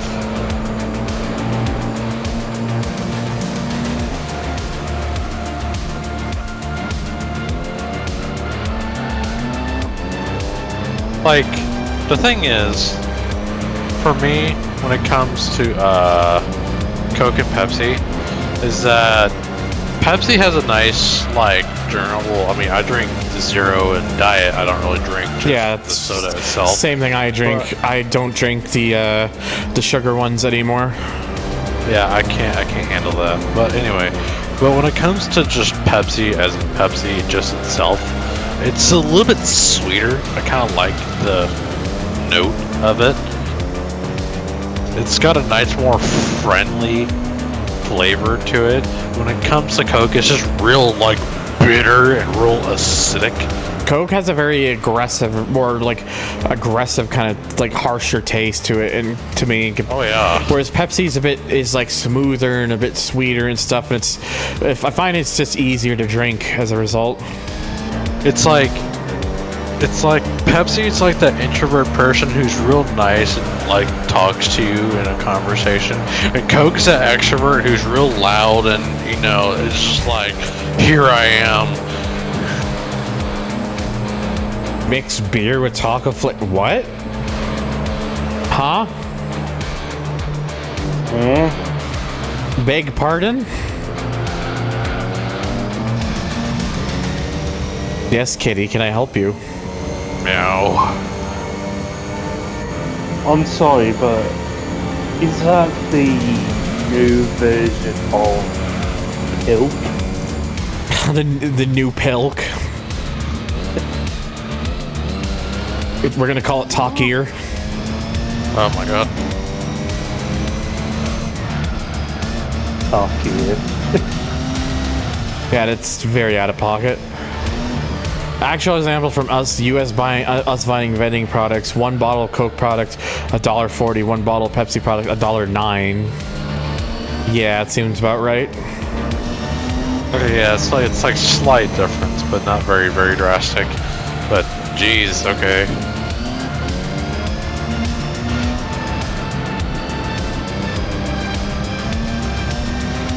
Like hey Slew, here, almost no matter where you go, he's Coke gonna and make Pepsi taste the same. My dad said he's gonna make taco flavored beers. Is your dad okay?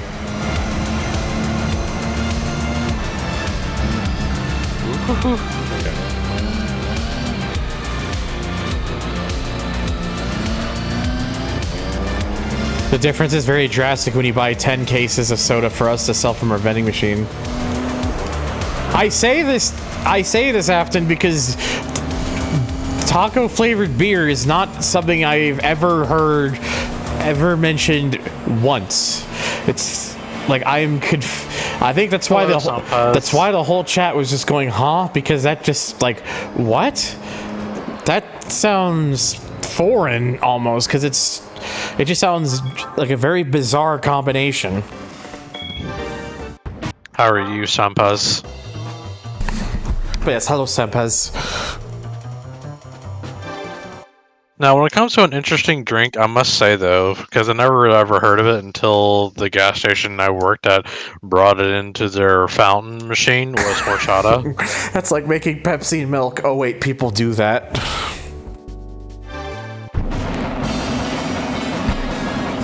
But yeah, horchata, a drink. That's different, I must say. Never tried it, but I hear it's real interesting.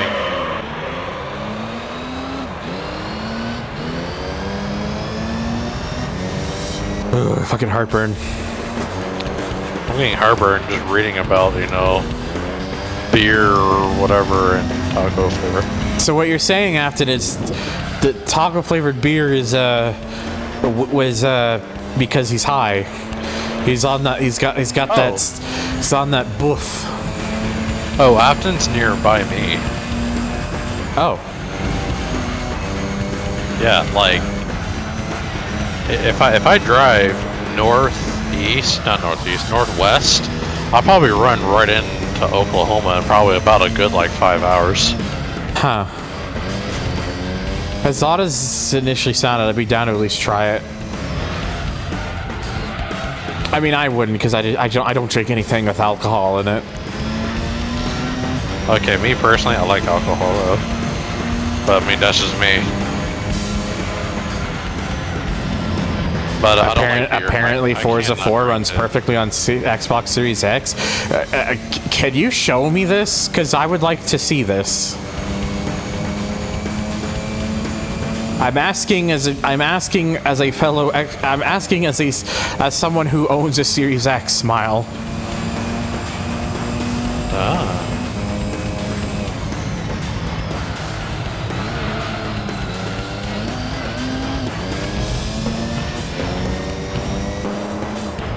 Back of this car says exactly my thing, so that's what that means. I was always curious.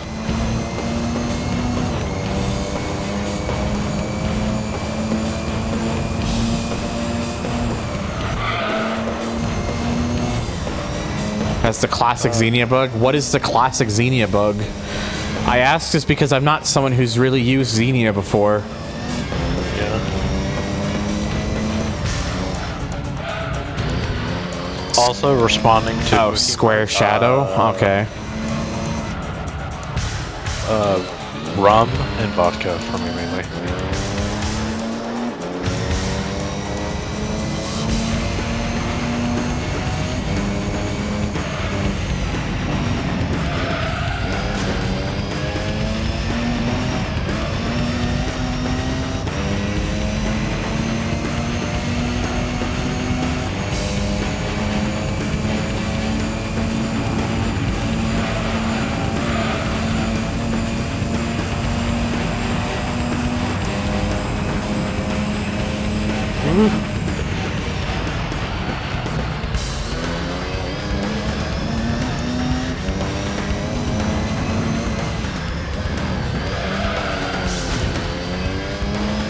Okay, Afton, I'm going to say this as nicely as possible.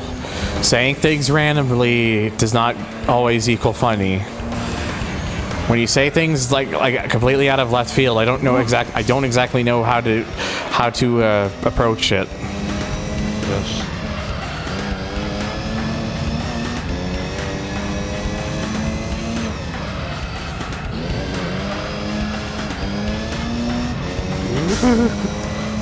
Break.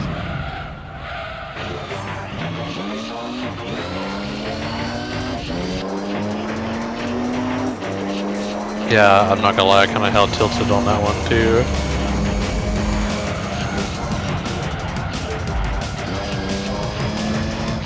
Oh no.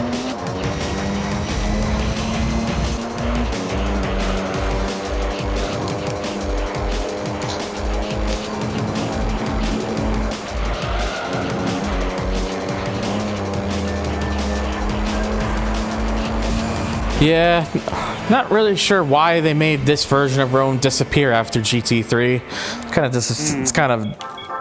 It's always the better version compared to the Rome we'd eventually get.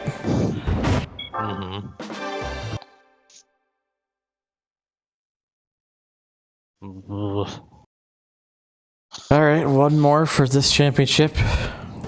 And of course, I like how here, though, even though they could have easily done it, they actually still left this one at 3 laps. They didn't adjust this one.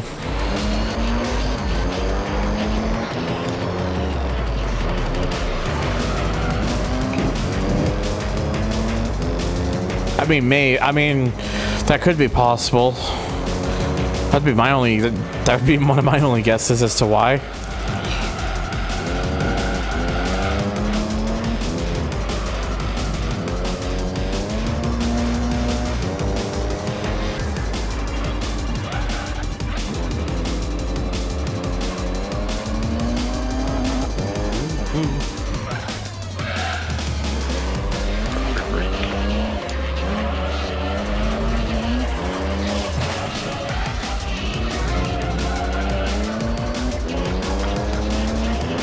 There's like 4 turns that exist on the GT5 layout.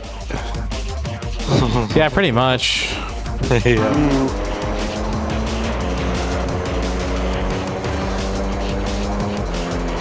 Can I just go ahead and say though for everyone in chat is that when it comes to Fuji, I like Gran Turismo 3's Fuji more than the newer versions of it. Well, the older classic Fuji layouts. Yes. I mean, I'm sure you're not. Gran Turismo 4. I'm sure you're not alone in that thought. Eh.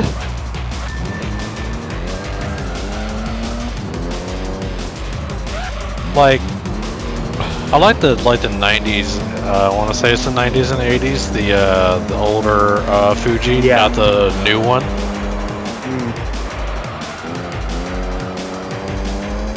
It just flows better.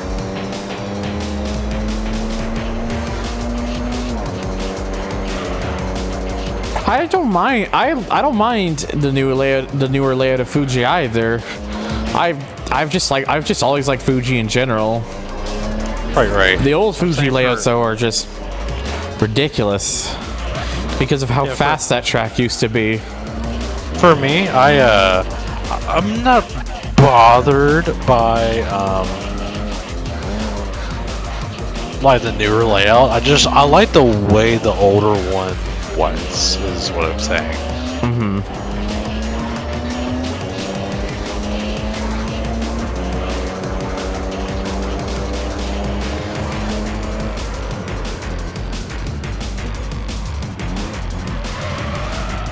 Oh, damn it.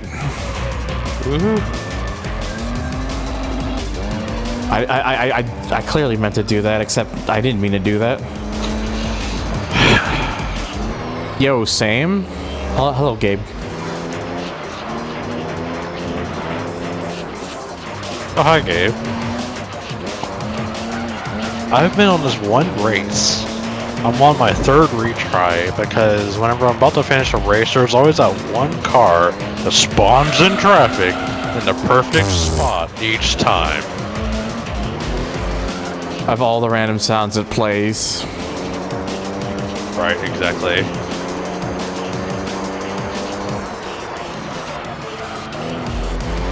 The first symptoms of catching the olds. No, I already caught the olds. I don't want any more of it.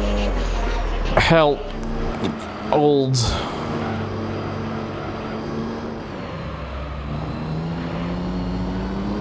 I tricked you to thinking use your handbrake. I can't believe you've done this. Well, why are you in my passenger seat pulling the e-brake? Gosh. Stop! Don't. That's not a dildo, Gabe.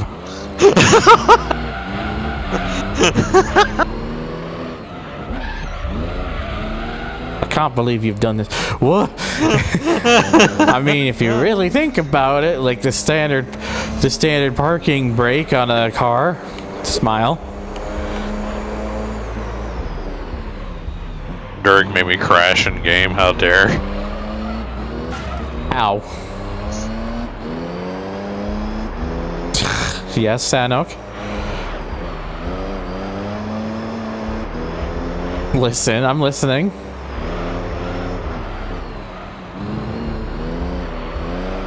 Can't wait to play Midnight Club Los Angeles. Should be definitely a game of time.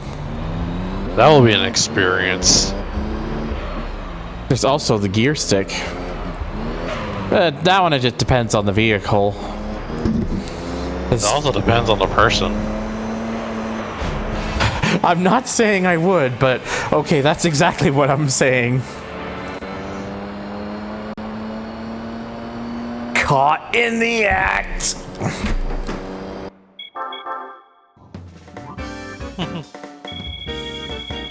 You can use both. Oh, Snoke. Oh my gosh. All right, so 20 grand.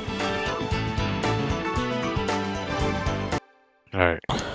So basically the same as the Type R. So what do we get? Ooh, I want that one at the back. See.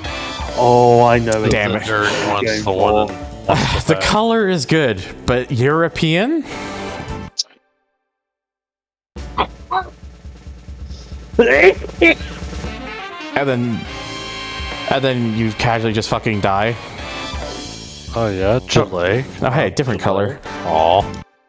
Ah yes, the most European car out of the lineup. It really wants to give me the Skyline.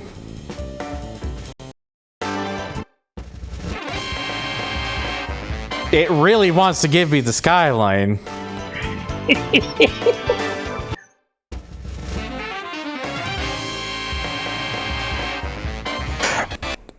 It won't give me anything else.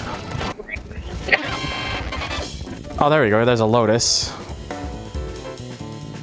Which, cool car, but I need more race cars, man. Give me race cars. Yes, get the Chile Vertigo. Gives me a mini.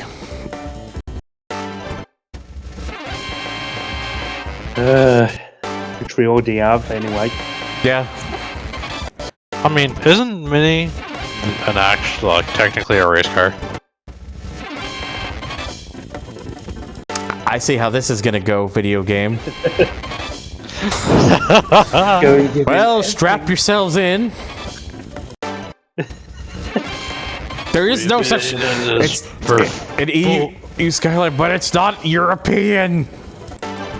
We've been at this for 4 hours, and we still can't get the fucking race car.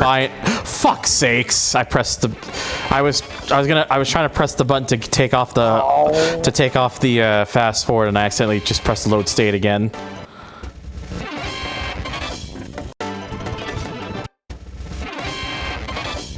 Well. Wow, it really does not like giving me the gillet. 4 hours later. Eventually. That's a nice color for that, at least, by the way. Ooh, that bright blue. Oh my god. Now it really just wants to keep giving me the fucking Lotus. There we go. That took too fucking long. That is a wonderful car, though, Right, by the now way. save it. Oh, I'm fucking saving it, don't worry.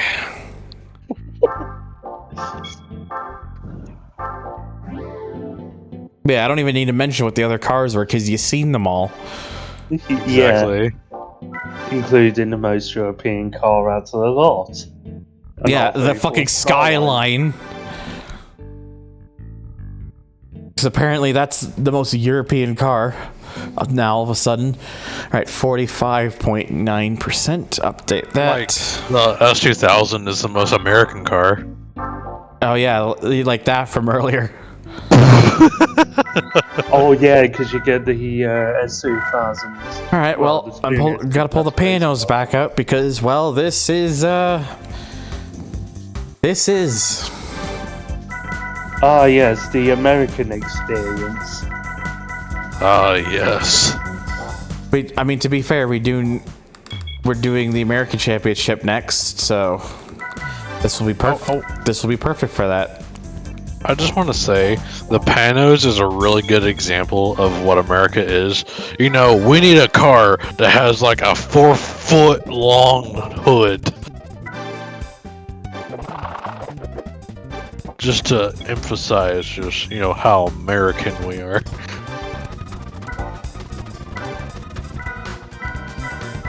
Yeah, and that leaves the Japan Championship after that, and I think for that one I'll probably be using the Altezza that I got. Yes, PKR with a really big wang. Judging by the prize amounts, it looks like I'm gonna probably just be going against more road cars again.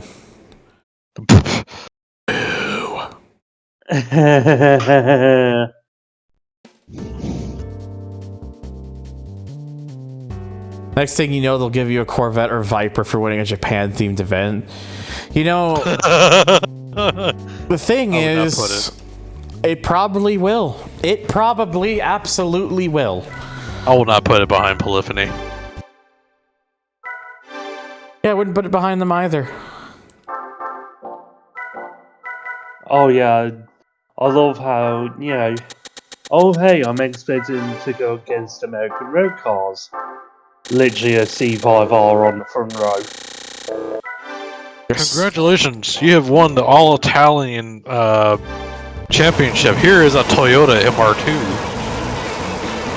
Yeah, something like that.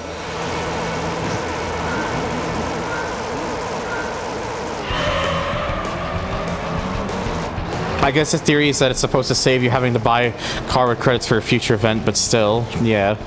See, I like how there's all these road cars, and then there's just a C5R here. You know, just casually chilling out. I'm gonna go take a bath now. Do you guys want something from the bathroom? Yeah, can you get me a double cheeseburger with extra cheese?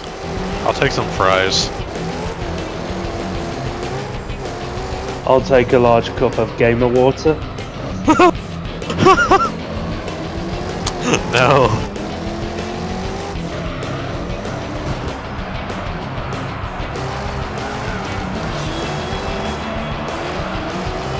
Sorry, I have no pen with me at the moment. Ah, damn.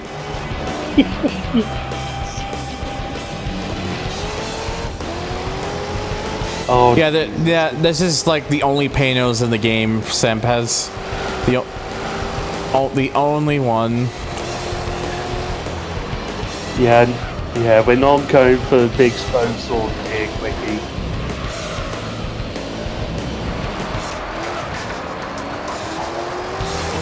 I'm pretty sure this is the only Panos in the entire franchise, yeah. Yeah, it is.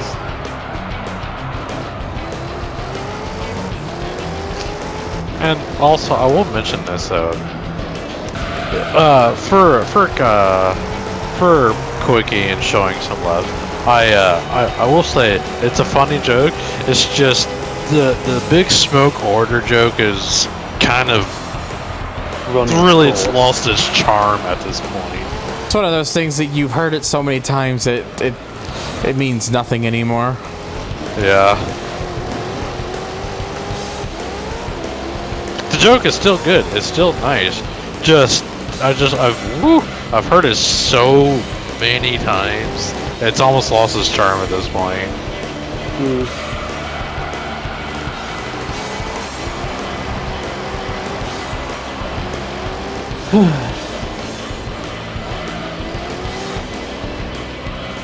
It means nothing. You lose. Good day, sir. Woo.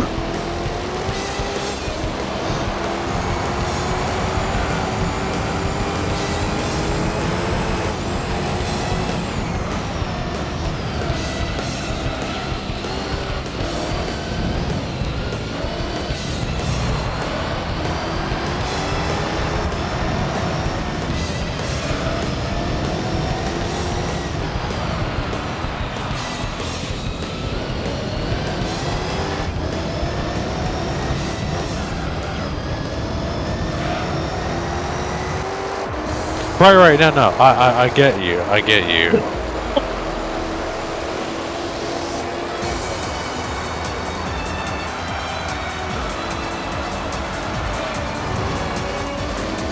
I'll use it for the orders mentioned earlier, yeah.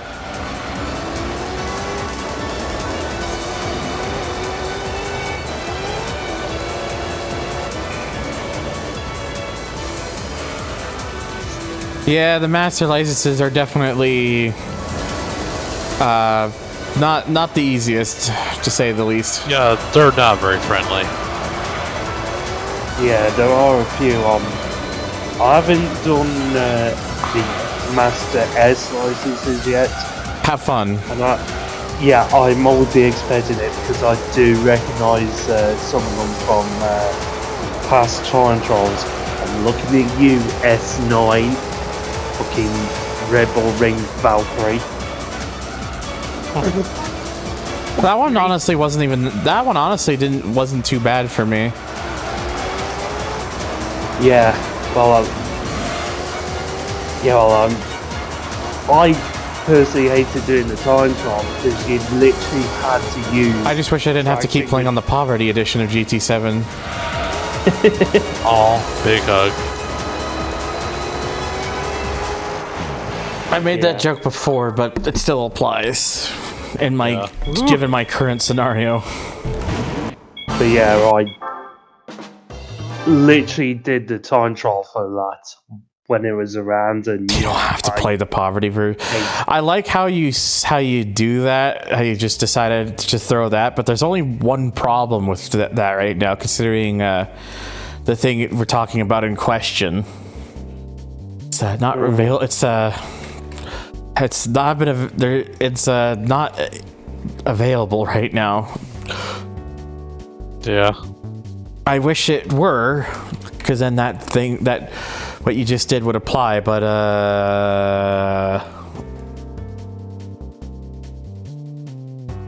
unfortunately Amazon's stinky. There is actually they've already got the slim ones in. Hang on, let me see something. I'll make it available, silly. What, do you think I control the website? Yes. I don't control the website. You are the owner of Amazon. Hello. If I was the owner, no.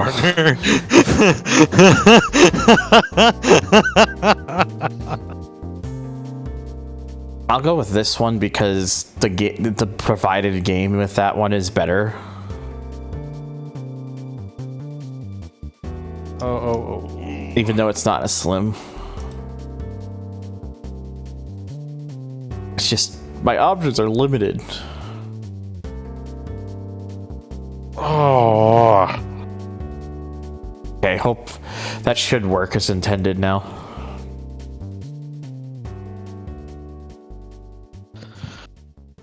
Right. Well, that was extremely frustrating. I'm going to call it a night. Night for now. Big hug. Or should I say call it a morning, considering it's midnight. Ha ha. Ha. Good night, everybody. Good night. Good morning. You sleep well.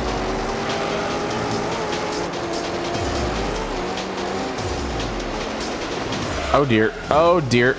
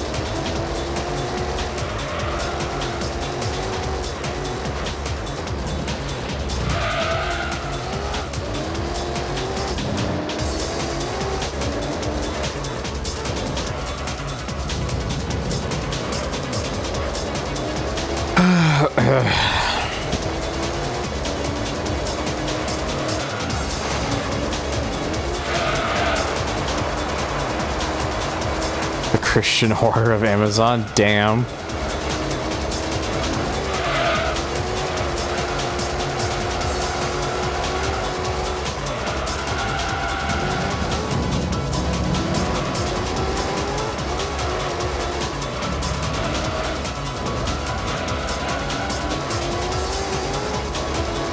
Inferno has gone to do the big slep. Yep. It do be like that sometimes. Keep. I should be around for a good while. I got plenty of energy drink. Fair.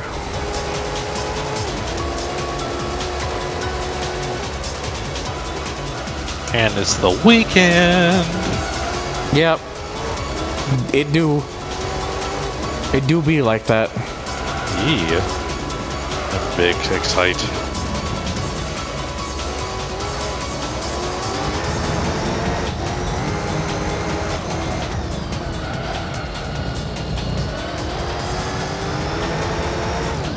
As long as the refinery does not pull some really big hot job out of its ass, we should be fine. Mm-hmm.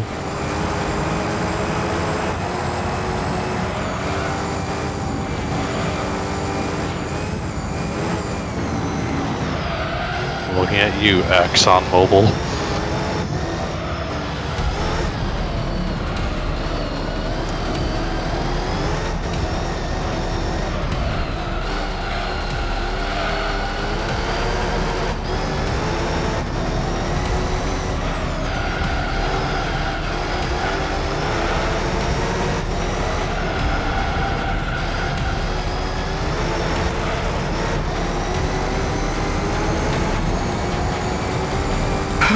Okay.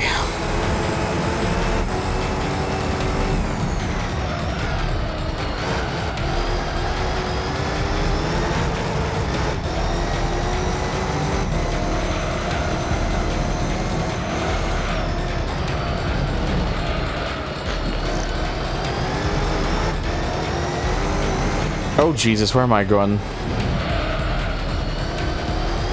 Places. Yeah, very much seems like places, very much. You're gonna go visit Nessie in the big lake. Clearly.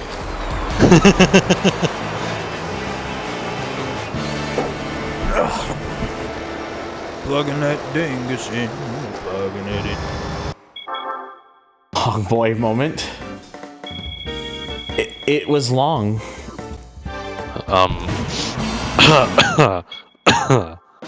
Smile. Try not to say anything. Oh God, heartburn, please. Please. Oh, yeah, thank you, Soundpad. Very nice.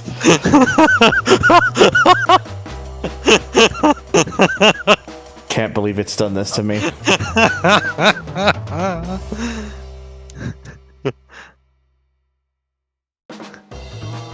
Anyways.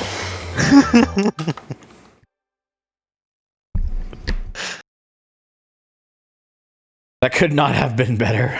Literally, I agree. So no.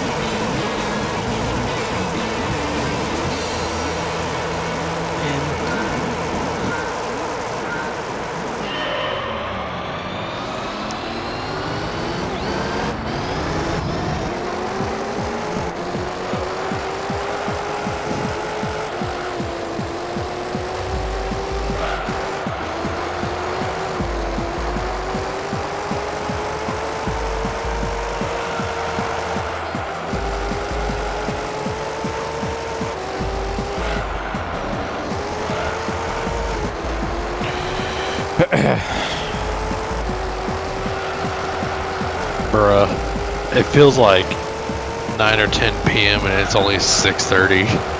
Yeah. It is. This is fucking me up. I'm feeling it. Feels very similar here, honestly. Not bad. It's only 5:30 where I am right now, but if you looked outside, you would think it was 10:30. Oh, hug Sanook. Right now it is 6:30 here where I'm at, so.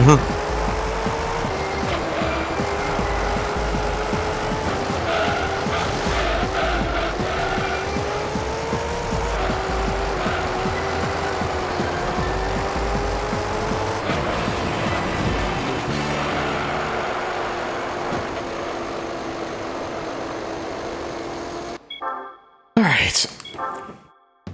Oh yeah, finally got the Master Swan Gold. Very well done. Oh wow, it's already late where you are, jeez. Yep. Again, time zones, woo! Yes.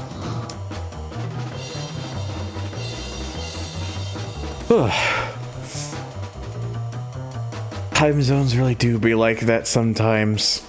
Oh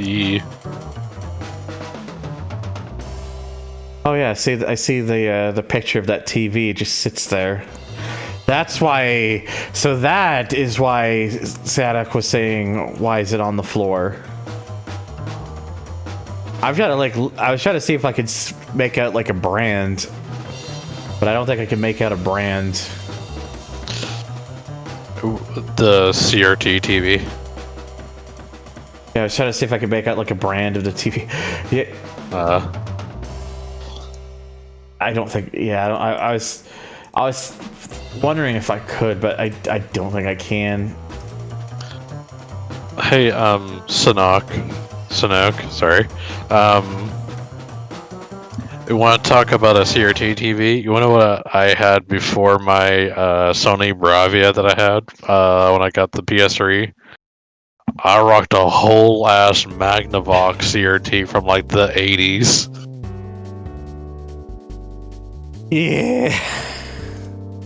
The days. This thing was so old school, it had the fucking VCR built into the fucking TV. I remember Under a those. flap. I had TVs that would have like the thing with the VHS built into it. I also would later have TVs where would have like a DVD player built into it. I remember those. Oh yeah, Sanook. That thing was a whole ass chungus, if that's not revealing my age a little bit.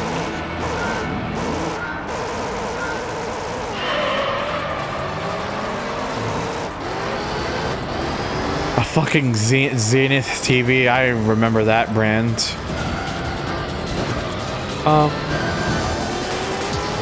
There is a TV I want to say. I think it's Zenith. I once had a TV, a TV from Sears. Like, it was actually branded as a Sears TV. I don't know what the TV actually would have been based off of, like, but whatever it actually was a pretty nice TV they built it off of. Like it actually produced a pretty decent picture and was actually could support PAL it actually could display 50 hertz with like properly, which was also pretty cool.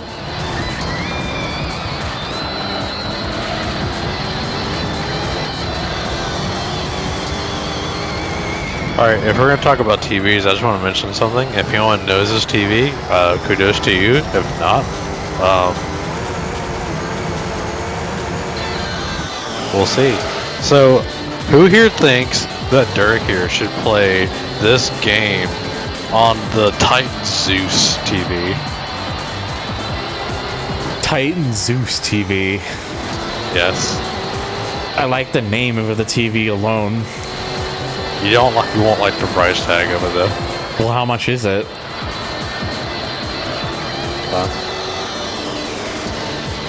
How much is it? Let me get you the price of it again.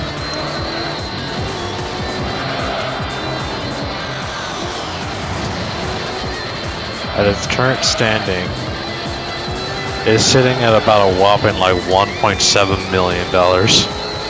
Oh. Yeah, I don't think I exactly have that sort of money lying around. Let alone I don't really have much money lying around at all. It is. Oh, that's cheap. It's a 373-inch TV. Oh my god.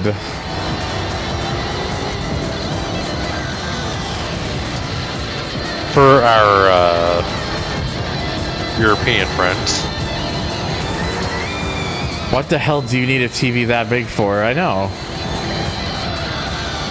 Because why not?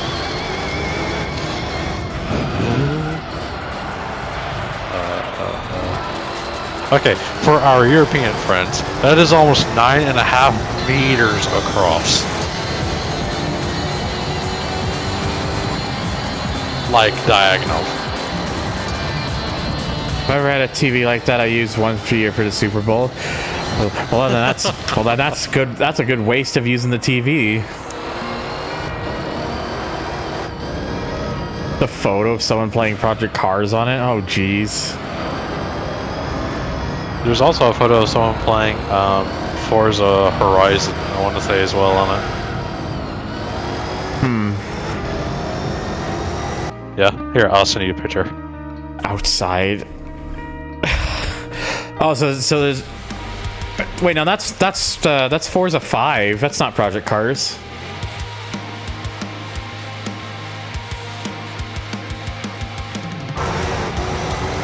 Yeah, that's Forza Motorsport 5.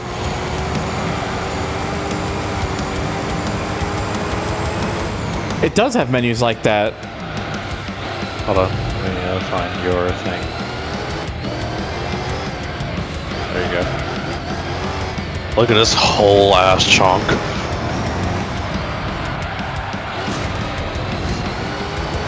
This bitch takes up a whole damn wall. Hang on.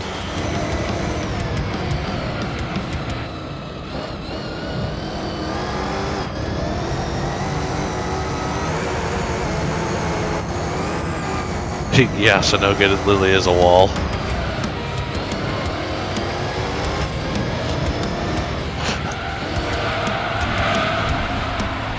Oh. I am a good driver, yes. Oh yes. Most precise, fastest driver on the planet. Right. Let me see this. 370 inches. Yeah. I thought you said it was 173. No, 373. But there's a 0 there.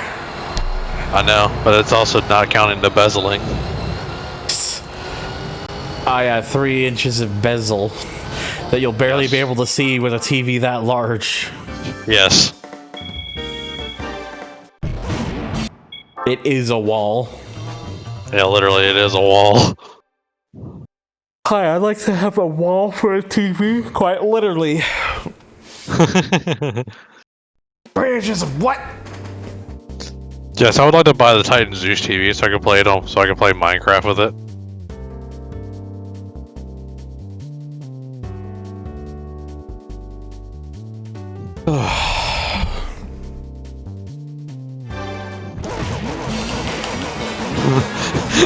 I just saw something. You could play Minecraft. You could play Minecraft from about 20 feet away. Yeah. I just saw something so cursed, Sanook. Yes, I would like to have a sim rig with 3 of them bitches across. You know, 2 on each side, 1 in front of me. God.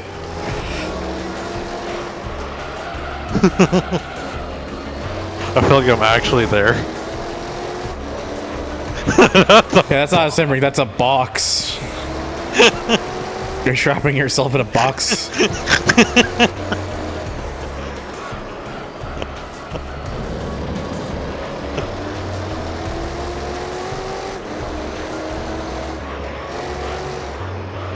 Real box moment. 360-degree quad monitor setup. You need a fucking door to get in and out of there.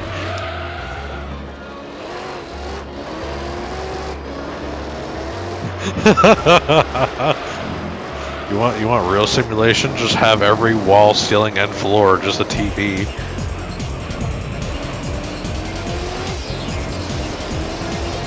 So I'm going with Gaman on that one.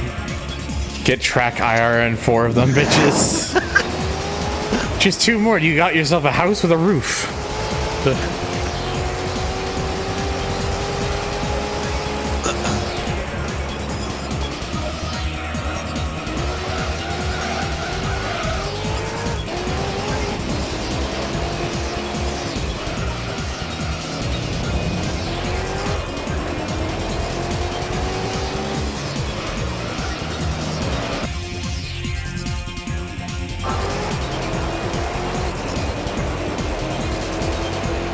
Oh no, I got one even better.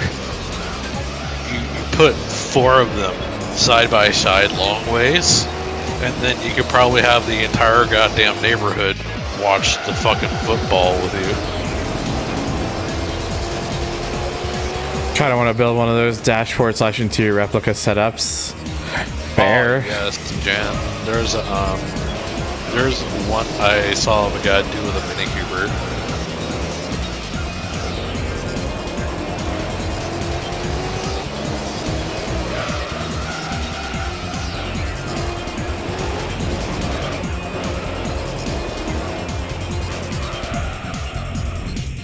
Hang on.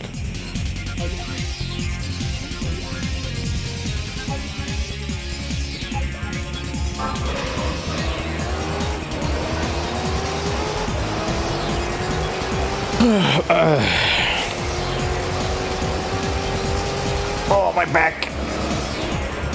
Real wall simulator.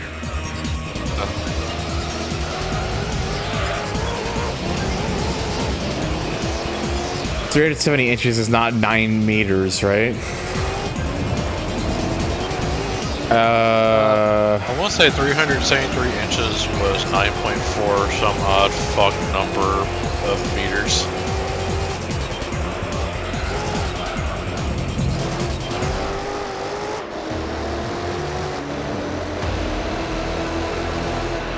So that's why I said about 9.5 meters.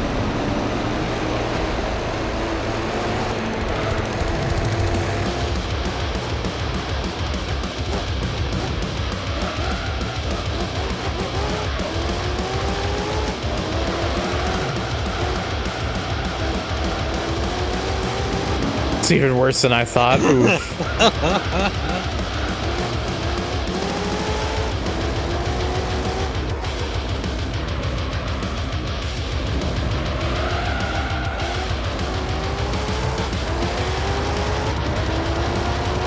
I still think the way that they measure TVs is a really awkward, way of putting it. My walls are probably 9 meters. Fair. Well, there's that championship done. Oh, what the fuck? Yeah, I'm gonna put that to patch things. Right, I never understood that, Goman, of how they measure TVs like that. It's just diagonally across the TV, not, up or down, or left and right. Hey, first try was got the red one. Like the green one is my favorite personally for this car, but I'll take the red one as well. So fun fact, American Championship, that was literally the only American car in that entire championship that you can win as a prize car. Because the other ones are a Impreza, a TT, and an RX-7. All such American cars. A Subaru Pretzel? Yes.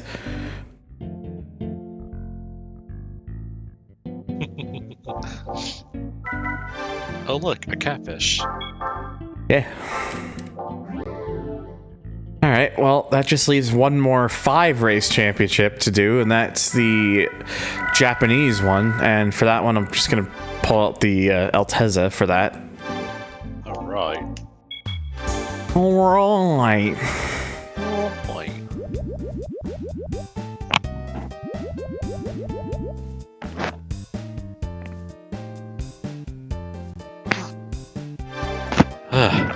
Sorry, I had to sneeze. Ow, my back. Could I just say I love the animation of car washing in GT3 and 4 against GT7? Yeah.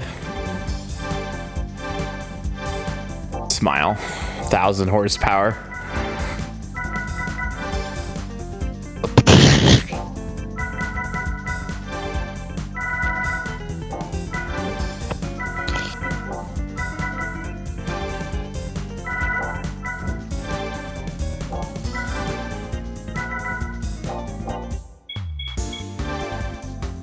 Okay, so once we get the Japanese championship done, that will just leave like the ones with more races. So I'll probably after the Dream Car Championship will probably be the one I do next after the Japanese one.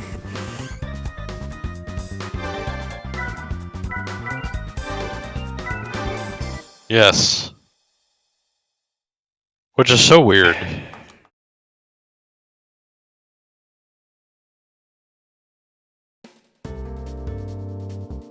Hang on one second.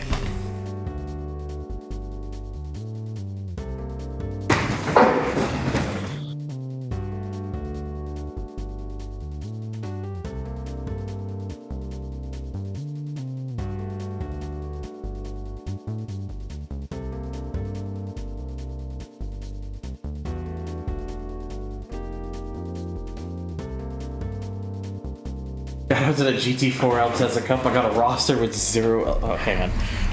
Aw. Frame. Yeah. Shout out to the GT4 Altezza Cup. I got a roster with 0 Altezzas.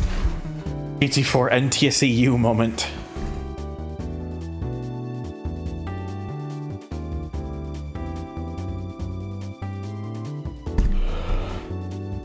Okay. I forgot to take off the assist, but oh well. I'll do that next race. This one race will be assisted.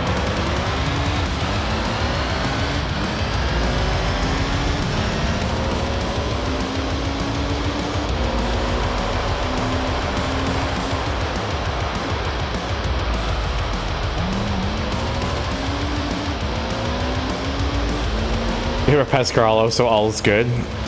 Yeah, I would say.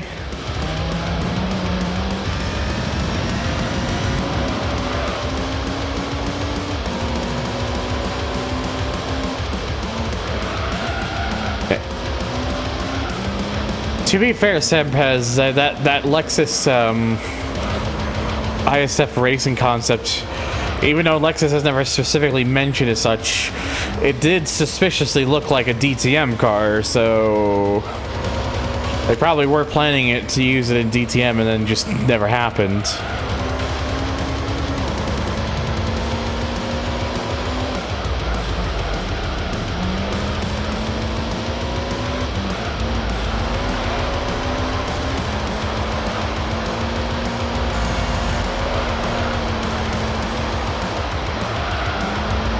To ever race in DTM IRL? No.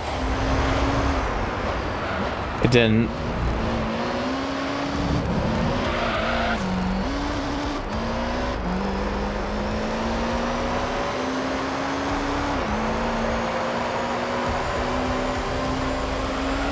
Also, a car I want to mention that pops up later in Gran Turismo that I feel like just does not get a lot of love is the Hyundai Tiburon.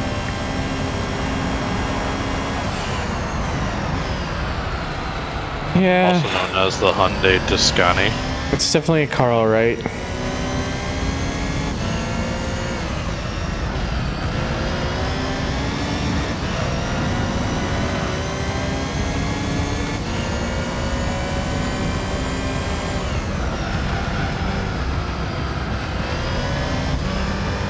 Tiburon's an interesting vehicle. I'm not particularly crazy about it though.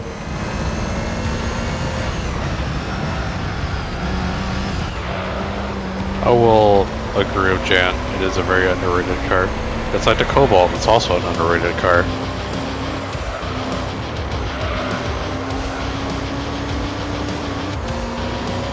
Also, Meister, yes, I am currently driving the Tiburon right now and Underground 2. Sen Oak shut. we need a that joke is so fucking old now. It's ridiculous.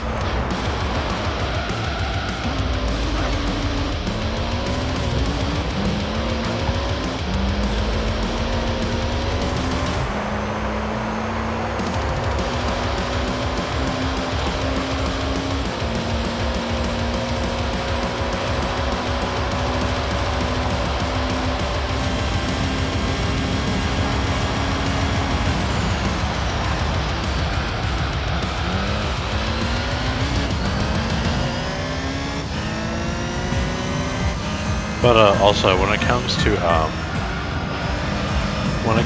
you know, better versions of a car, you always have to first experience the worser cousins of it, or the worser versions of it, the Tiburon Turbulence, which had the most weirdest face I have ever seen in a car.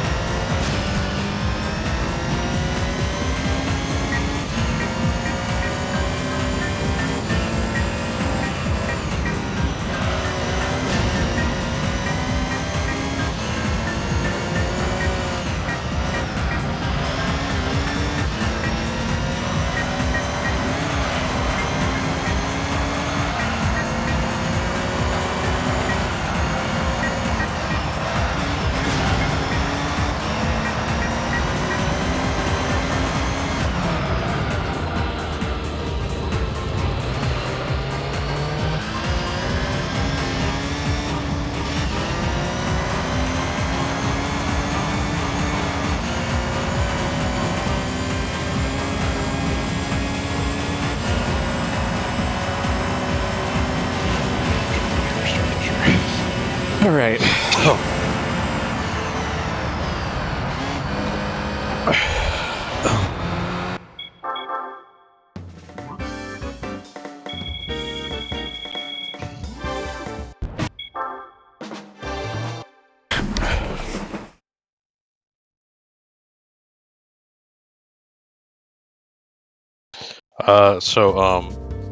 You want to hear something kind of cursed? What? You know the most wanted M3 GTR everyone always loves and remembers? Mm-hmm. There is a guy I'm racing in right now in Underground 2 that has that almost exact same color scheme and everything on the Mazda RX-8.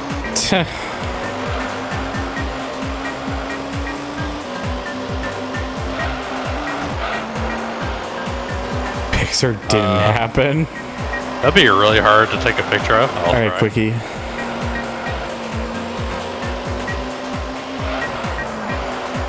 Oh yeah, let me just restart race. Where's my phone?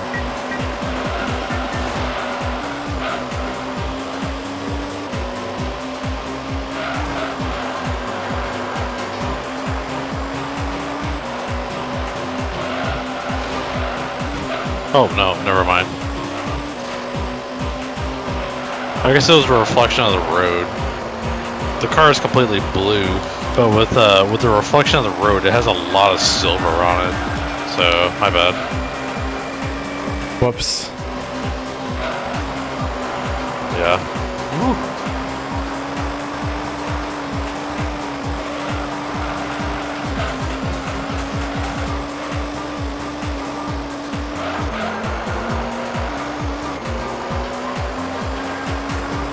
Oh, don't worry, Dan, I know. I just thought it was kind of ironic of how it looked so similar to it. Woo!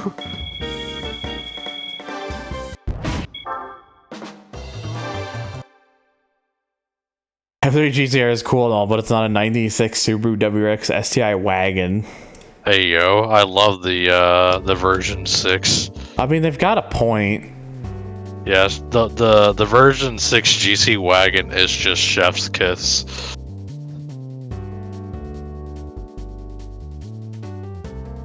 Hands down, my most favorite Subaru.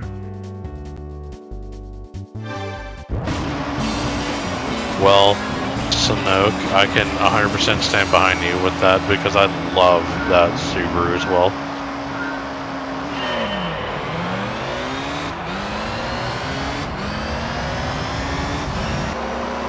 Oh, right. I keep forgetting to deal with the assists and stuff. Oh. My mind is just like go so often, and then it's like, oh right, whoops. Yeah. But if I could say anything though, Sanook, if I could describe one of my favorite cars of all time, it probably, as bland as it might sound to a lot of people, I love the SIR2 EG Civic hatchback.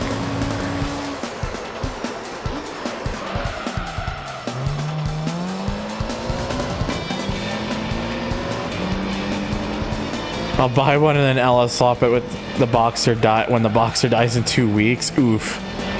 Lol. Not everything has to be an LS, god damn it. There's some other good engines out there too. A lot of people keep telling me to swap an LS engine with my Cobalt because it has the LS trim. I mean, that at least goes with a bit of a joke, so that makes a little bit of sense. Slightly, but it's also kind of, overheard it at this point. Like the It.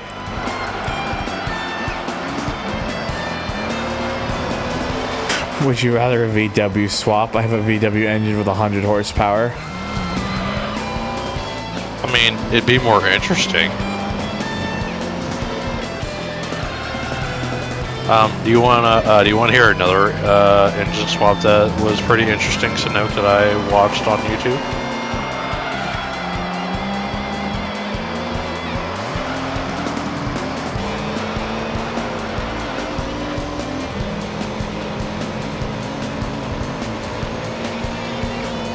No. But it's definitely something interesting. I think you'll probably find it kind of amusing. Imagine if it was a rotary of some kind. Whoops. Alright, so now close your eyes and imagine this. An R56 Mini Cooper S. A guy had taken the engine from a first gen Eclipse, the 4G63T, and the all-wheel drive system, and put it on the Mini Cooper.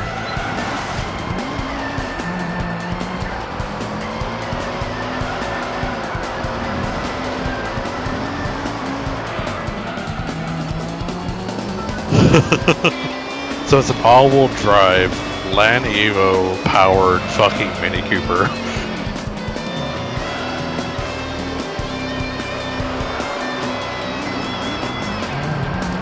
Oh, jeez.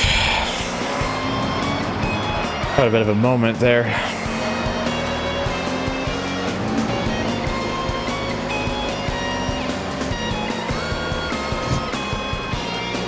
Did not intend to make this a rally car, just, Do they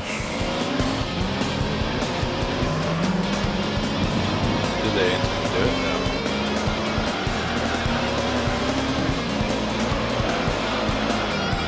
They just did it to do it. Because he found an Eclipse chassis, with the 4G63 in it. And he had blown the engine in his Mini Cooper and wanted to swap it.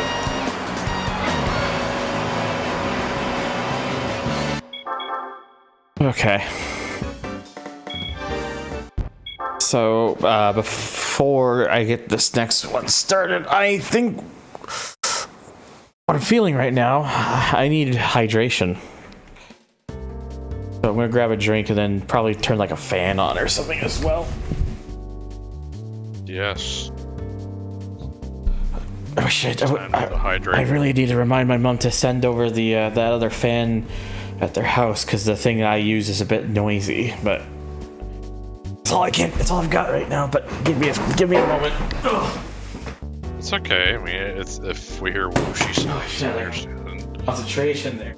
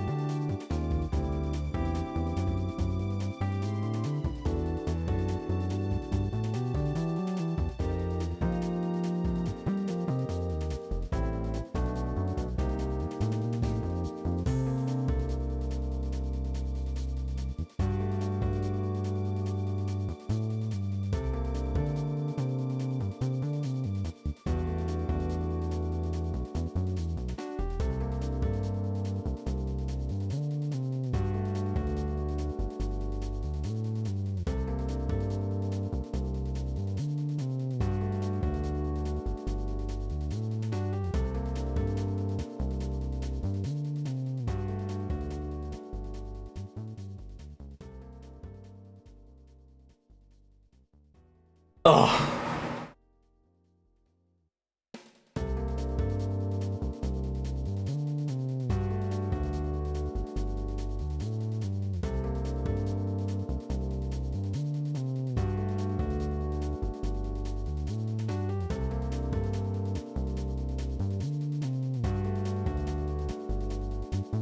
Hey,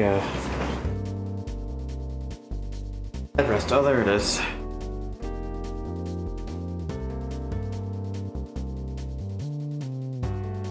Yes, I love this song. It is really good. It slaps just right.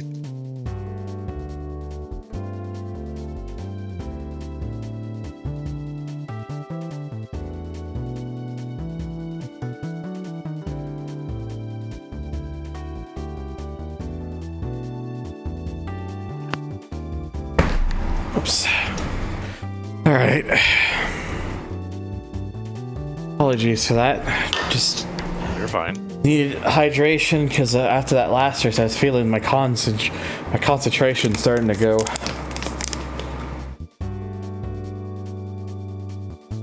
But cold water in my eyes kind of alarm my senses a bit.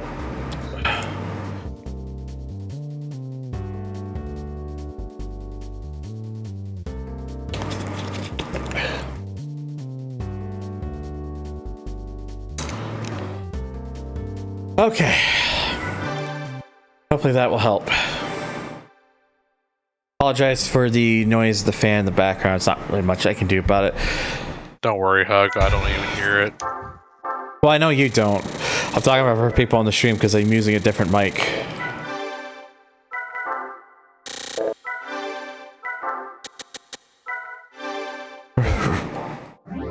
Yeah, see?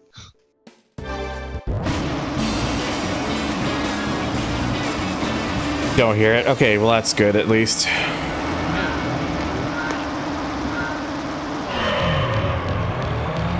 Should be using my desktop microphone on stream. Wait, let me see real quick.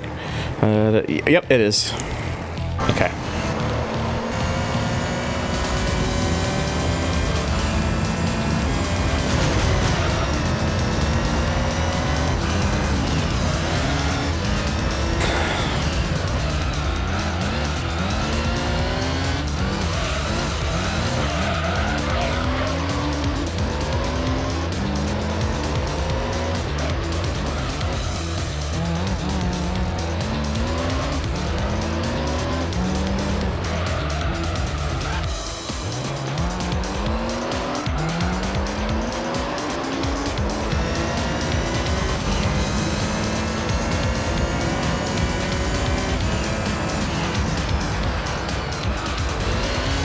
What is this, Route 11? Yeah, it's Route 11. Ah, figured.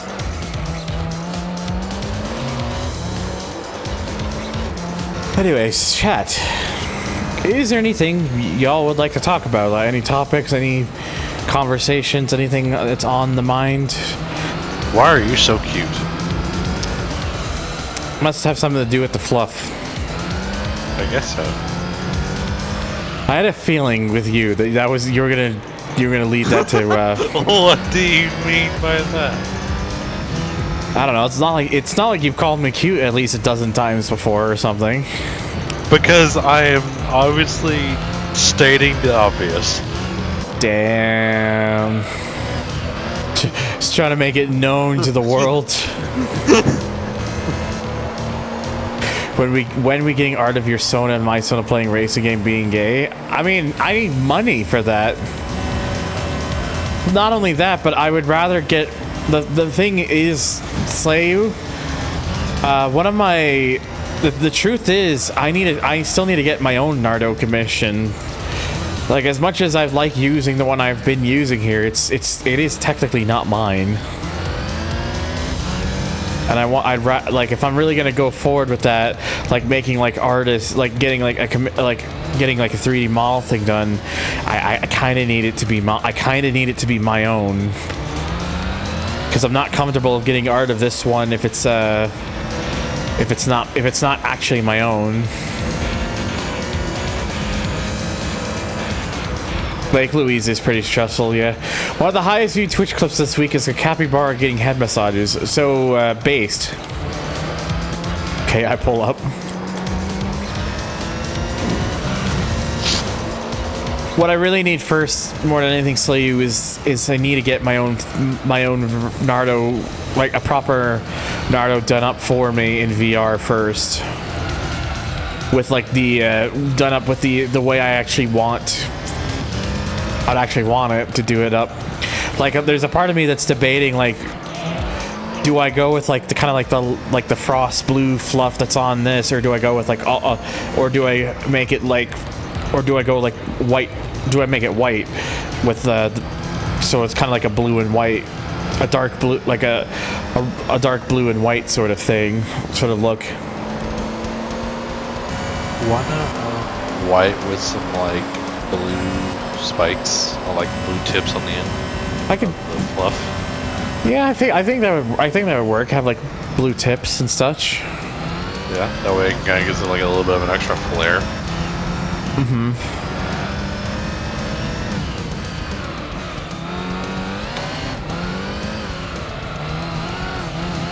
I'd also want it to have like he's wearing a sweater or something. Hello. Oh, hello. Welcome to the stream channel. Welcome to gaming. Are you streaming? Yes. Yes. That's why I'm in here. Okay. If you see me in this voice channel, that's usually why. It's because I'm streaming. It cuts the text off, so it just says super secret and super secret for both of them for me. So I can't even see which one's which. Oh, this one's got 3 of 6. I see. This one's limited. Yeah, the one I use for streaming is limited capacity. I do that intentionally because otherwise makes it impossible for me just to speak. I used to have streams in the past where I had like way back in the day where I didn't have like limited. Hi, Lotus. Hello, Lotus. I don't think I've ever seen 6, to be fair, recently. Well, not in this channel, no. I think there's quite a few people who just prefer, like, those who have access, like, they prefer to just watch, which, and just be part of chat, which I get.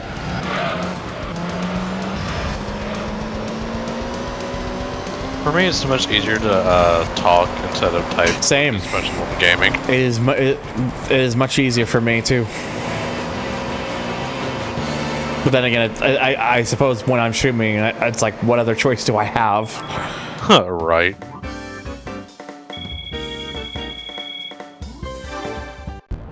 Yeah, 12 is too fucking many. Yeah. 5 is, in my opinion, quite a lot as well. So 6 is a fair, I would say, number. Yep. That's why I have it set that way. Yeah.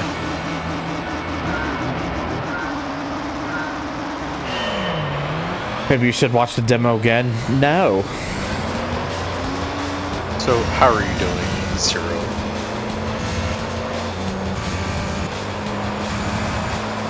Scott, either way. Whatever. You there, Scott? Yeah. They were asking how you were doing. Oh, I'm good. I'm good. Good. I'll be playing Modern Warfare 3, so I'm at the behest of skill-based matchmaking. Ah. Fair enough. I'll be real, I tend to get overstimmed when there are quite a few people in voice. Yeah, like, that's fair. Again, though, it's why for streaming I limit it, because try to prevent like overstimulation, and also a scenario where like it's really hard for me to get a word in, like especially when it's, you know, the thing I'm doing. Oh, this is the highest 300 touring card I made for Wug. Smile. Actually, it's an Alteza.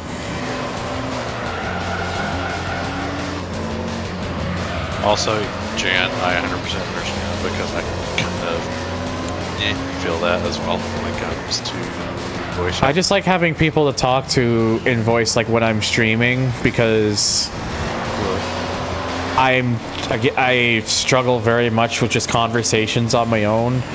Like, I'm not very good at it.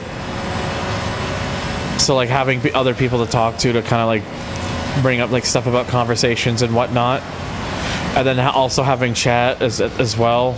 It's like I kind of need that balance. I wish I was better on my own, but I'm really not. I just suck eggs. Would be nice if we could get those again. Yeah. Oh, god damn it. Because, especially in my area, I've been seeing a lot more Altezas. You know, I just call them Altezas.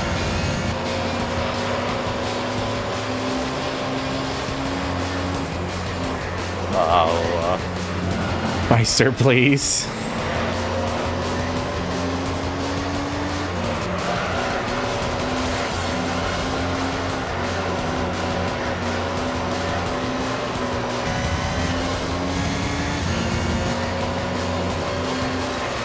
They're actually relatively small.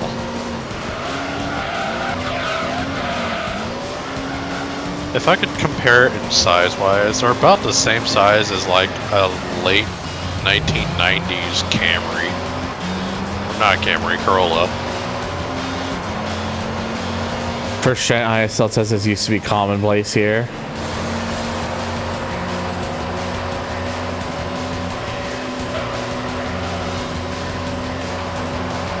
So, You know about the Lexus IS220?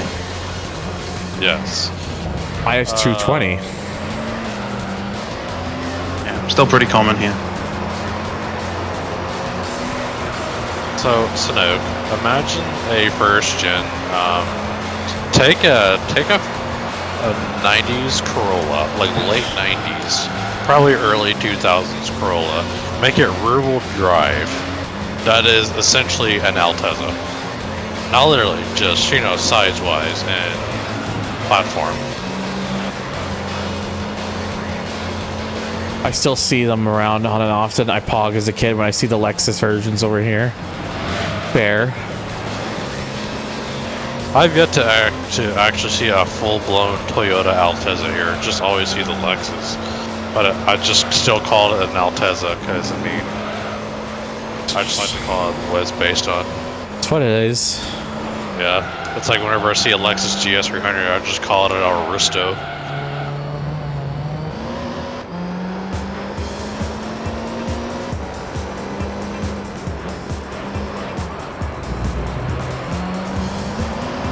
Oh, Meister, I have a close friend of mine in Germany who owns a Lexus IS300 wagon.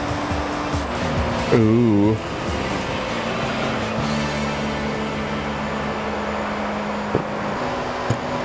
I would totally love to see one of those in person. Yes. Well, that's the Japanese championship done. Gets a Dodge Viper. Again, I wouldn't be that surprised. Right. But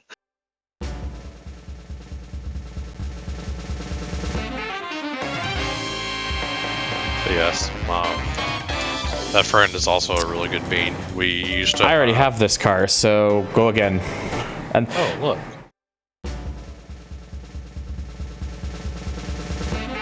I want the one on the right. No. FTO. Well, that is an FTO, but I still want the car on the right. The FTAO. Yeah, there we go. Oh, never mind. FT. Actually, you know what?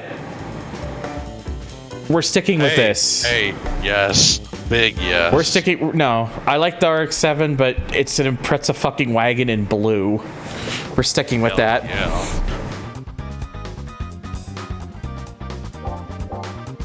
Like that. President Blue is best car. Yeah, like that. Like this color scheme alone, like the fact it's an SCI. Like, yeah. No, we're sticking with this. All right, status-wise, 48.2.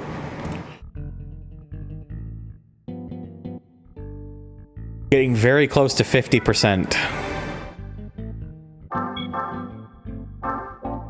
I need to see what progress I am in Underground 2 whenever we're doing this race. All right, so next we have is the only 7 race championship in the amateur league, which is the Dream Car Championship. Now, technically, the car I was driving is actually perfect for that because this is technically a dream car, the Altezza LM. But so is the Camaro race car that we just got because that's also a dream car too. Interesting. Hey, So I think I'll use the Camaro since I already used the Altezza. Sanook, whenever you mention Sonic, do you mean like Chevy Sonic or Sonic the character Sonic? Whoa! Whoa! First of all, your Jordans are fake. And second, you didn't even think about buying Spotify Premium. Looks okay, so you can only get stage 2 NA for this, and that's it. So this comes just shy of 1,000 horsepower, which depresses me. Okay, that's what I figured. Shadow the Hedgehog buys Twitter blue. Hashtag not my shadow.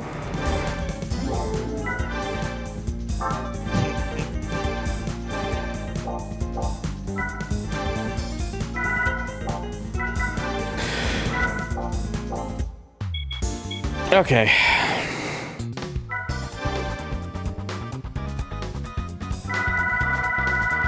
So, Dream Car Championships. This is seven races, and these actually give a decent amount of money for each, 25,000 per race. So, just on the races alone, you make about $175,000. So this one's actually good for money. But it probably also means that this is going to be longer, I suspect. Not just the fact that it's 7 tracks. Yes, 5 laps. 5-lap races. Okay, that's what I was expecting.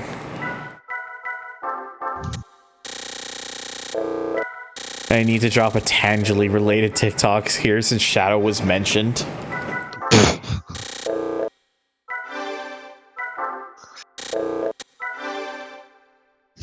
Why the fuck am I in Nevada? Being able to teleport must suck ass when you have ADHD. Why the fuck am I in Nevada?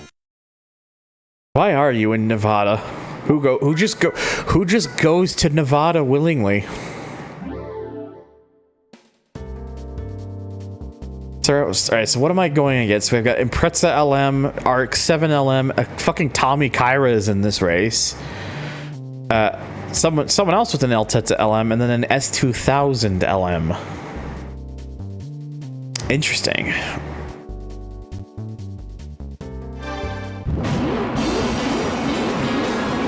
And yeah, this one also has tire wear, so... Oops, all LMs.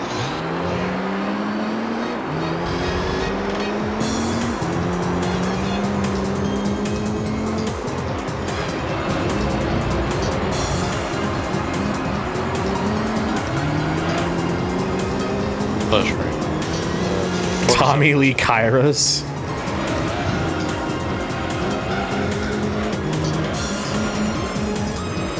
To be honest, if I went, to be honest, I really do want an RX-7 LM. Honestly, this game has a lot of the LM cars of this game are just really nice. I'm pretty sure this championship, I would imagine all 4 cars you can get are LM race cars.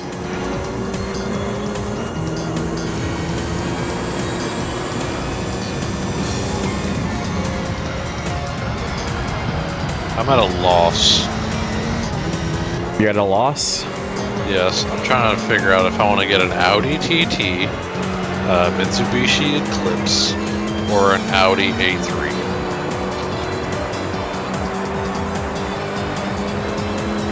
In game. Sanok, please. Personally, if I had the money, I almost said acknowledge. If I have the money, knowledge, and experience to own a JDM car, I'll buy an Altezza. I mean, an Altezza would be a pretty nice car to have. Yeah, because the Altezza comes with 2 engines. You either have the Beans 3S GE Beans, or the 2JZ GE. But the IS300 2JZ only comes in automatic.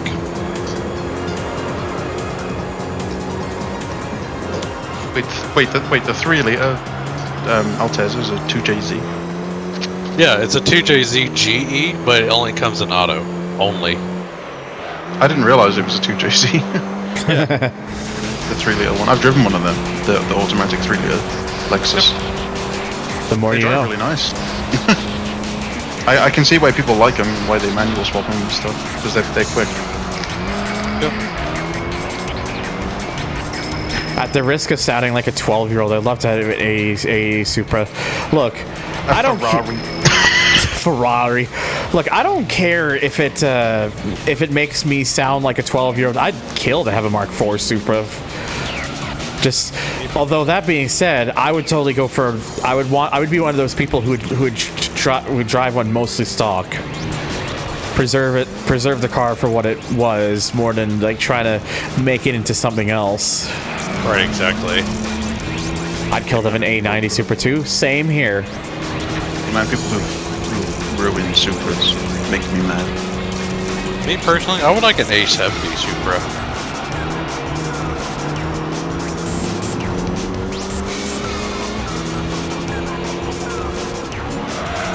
My first support worker had an A80 as a project car that he was working on with his dad. Interesting. Yes.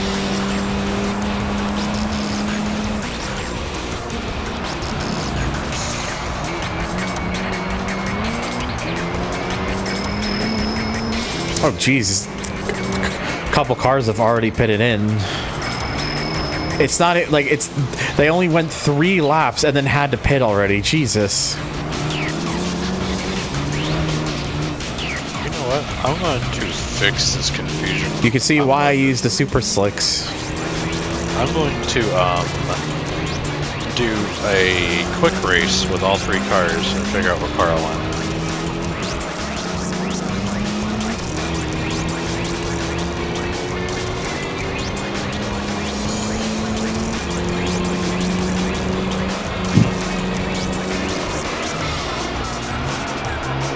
Yeah.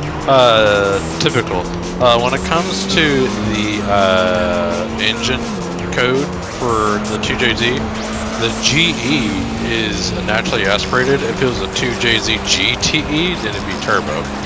Oh, interesting. I am learning as well. Yes. Now, it was pretty rare that they came to twin turbos, so if they did, it'd be GTTE. Well, the RX-7, the car that was behind me, has now pitted. Is there a twin turbo Supra? There is, right? I want to say if was one, it was very rare and not many of them were sold.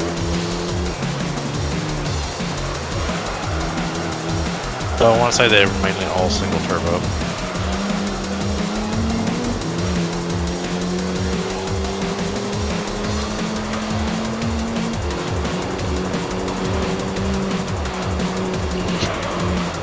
I love how of all the cars in this, it's the fucking Tommy Kyra that's now in second. Right. Like in front of all the other LM race cars.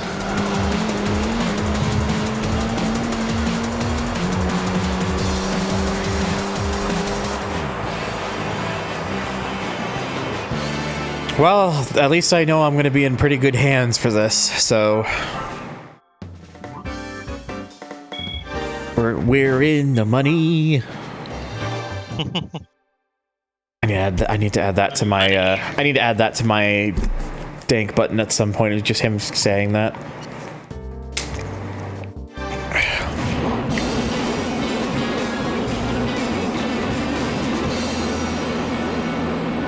Here comes the money. Where is it? Smile. What are the single turbo qualified as? What are you asking me, Typical?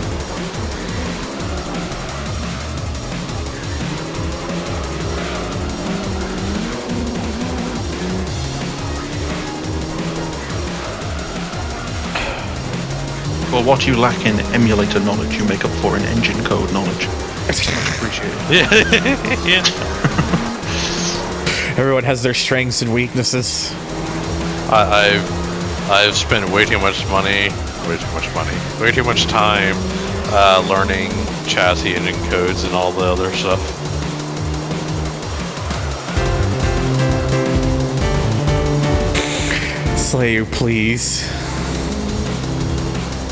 slay you with a tier 1 gift sub to my ass is very big. Thank you. Hey yo, noted. Scribble.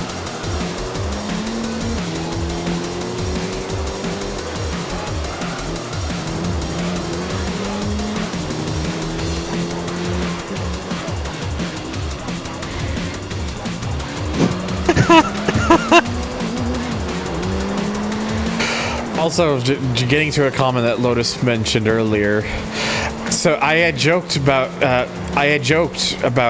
because I mentioned before I started the VOD that I had added a bunch of like Sonic music from like Adventure 1 and Adventure 2 Heroes and Shadow the Hedgehog, and I had joked because I have my playlist on shuffle, so I don't know what comes next.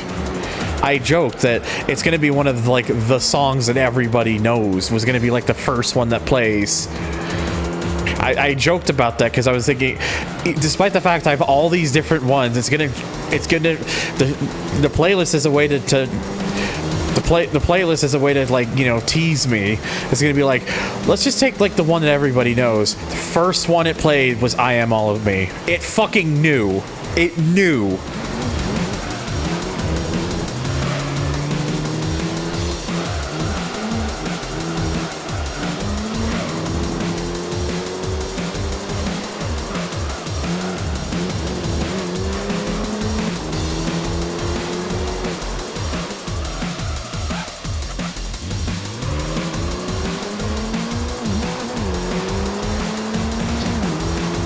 I'm actually surprised it took me a bit to get past the S2000 there, but I always remember they kind of nerfed the S2000 LM in like later GT games. I think like this is the one game where like it was actually pretty damn good, at least if I'm remembering correctly.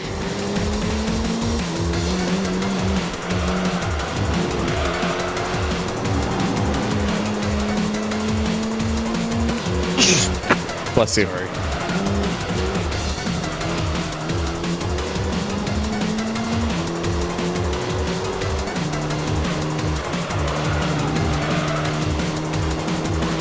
I forgot how good like the Forza Motorsport 4 like composed music tracks are for like the races and stuff. A lot of really good bangers in there. Oh man. The TT that they have in Underground 2 is the V6 or the VR6, I mean.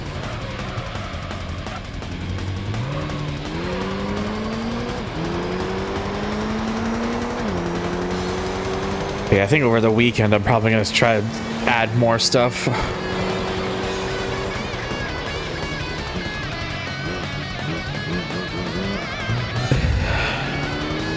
Hello, Hydros. Hello, Hydros.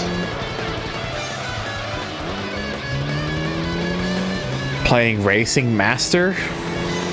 Well, because the Durg is a racing master, let me tell you. I might need a little bit of clarification because I don't exactly know what Racing Master is. Oh, it's like some upcoming free-to-play racer. Oh, it's a mobile game. There goes my interest. I'm not a mobile person. If I'm gonna play mobile games, I need something. I need like a tablet or something. I don't like playing mobile games on like something the size of a smartphone. Don't worry, Hayden. I feel you. Maybe one day I should just go into my Throne wish list and just add an iPad on there.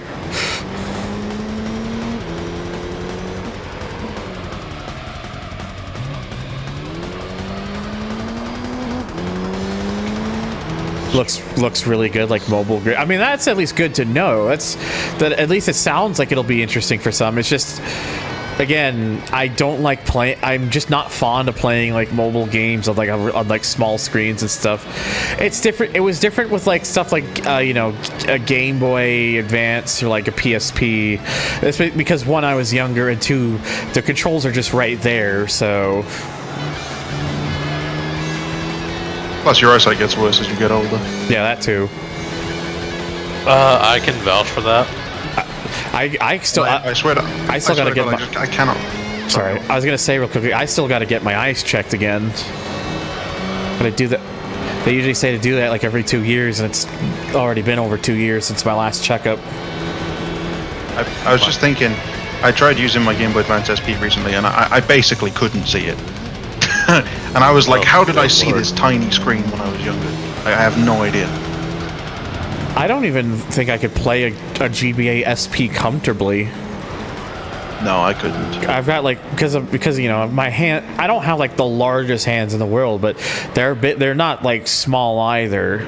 And I find like when you get older, like the design of the Game Boy Advance SP is kind of cramped. How does one hold a DS? I mean, a DS isn't as bad because the controls are to the side and it's longer and it's wide and it's like longer, whereas Game Boy Advance SP is not like that at all, and it's very kind of close together. It's not great.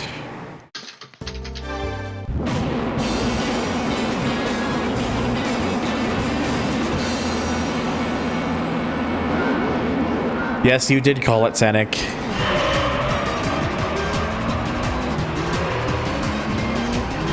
Okay, you know what? I have a good question for everybody, including chat. Alright, so if you could choose an engine type and an aspiration, what would it be?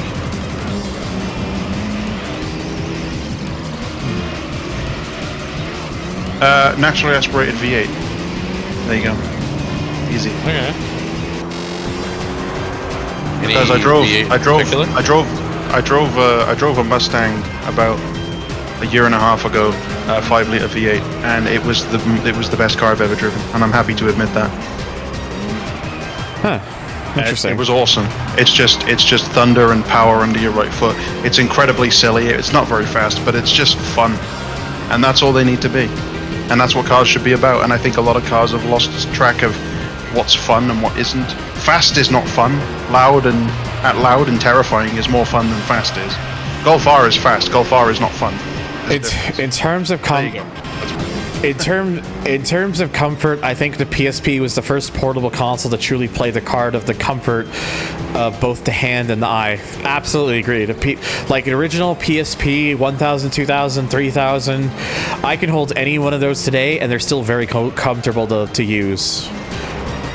Now the PSP Go, on the other hand, no. PSP Go is not comfortable. I played Gran Turismo PSP all the way through on the PSP Go, and that analog stick is just not in the right place. Shadow the Hedgehog soundtrack is unmemorable / mid. A YouTube review I watched of this game before. No, really. I mean, it's. Let's be honest, Goldie. That probably sounds like another person who's just like, oh, it's part of this series, so that means it's not that good. It's like either that or they just don't. This sort of music is like they're not into this sort of thing. Which, if that's more the case, then I can understand. But the soundtrack's good, and I stand by that. So there's good soundtracks to lots of bad games. Oh yeah. True. And also like like Test Drive 6. Like Need for Speed Undercover has a decent soundtrack. Oh, Undercover soundtrack's fucking fantastic. I love. It's not a particularly great game, but it's like holds a weird spot in my heart because it's one of the first games I ever played when I first got a gaming PC all those years ago. Fair. I was disappointed even back then as a child. Sonic 06, yeah, that's another bad game with a really good soundtrack. Undercover has a great game on the Wii. Are you sure about that? Because it's basically the same as the PS2 version, except for some reason I don't know if they changed it or they just fucked something up. But the Porsche GT2, which is used in those versions as like the end car. In the PS2 version, it has the correct livery, but on the Wii, it just has the fucking Most Wanted stripes. And it looks awful because it's not meant for the car at all. just one thing Sonic games always get right. It's the soundtrack IMO. Well, almost always. You know what I'm thinking of. Somewhere in the deep recesses of my mind, I'm just hearing... I'm hearing the misery in my head that is the Sonic Chronicles soundtrack. Sonic Boom 3DS soundtrack. Not familiar with that one. It's not very good, that's why. How about Sonic the Hedgehog 4 soundtrack? That one's pretty bad. Hang on, the thing's going a bit quick, so I gotta pause here for a second and catch up with chat. Sonic the Hedgehog 4's soundtrack is really good, but the instrumentation they use, it's not, like, for whatever reason, is terrible. Undercover's blows hot ass, but soundtrack's really good. Project 06 is what Sonic 06 could have and should have always been. There's one, oh wait, I already read that. Unironically, I enjoy Undercover Wii. It's great in it is great in like a bad but so good sense. Undercover PS2 Wii rolls over into being so bad. Yeah, Jan just said that too. I see. Leftovers of Carbon, the game they were modding it on. DMC2 is another bad game I could pull off in my head that seems to have a decent soundtrack. DMC2 being bad seems like one of those, like, either people will agree with you or it's a hot take. Like, I think it really depends on who you ask. You can beat the whole game with the pistols. Oh, okay. 2015 is objectively mid, but the soundtrack is the best of the Ghost games era. I'd have to listen to it again. I like Sonic 4's soundtrack. I'm not familiar with it, honestly. I haven't really listened to it much before. Like, the melodies and the themes are really catchy and really well made, but they just used like a really shitty Yamaha synth that's like... Somebody remade the song with better instrumentation, like better instruments used, and it actually sounds really damn good. They used the Sonic Mania style, and it sounds amazing. I wish they just... I don't know why they used these crappy synths, man. They sounded terrible. 2015 soundtrack had its moments, but there were still a bunch of songs I didn't like, mainly from the race events. I'm dreading the eventual day that I have to stream NFS 2015. Hang on, Thunder. If you look in Super Secret, I'll post this song. And just have a little listen to that. Just let me know what you think about the instrumentation. I'll have the choice of synths and drums. I'll have to listen to it at some other point because I don't want to keep pausing the stream. I don't want to keep pausing the races constantly, like over and over again, because I did that twice already to catch up on the chat. Sanok is asking, have you played Sonic Superstars? They use the same instruments in that soundtrack they didn't learn.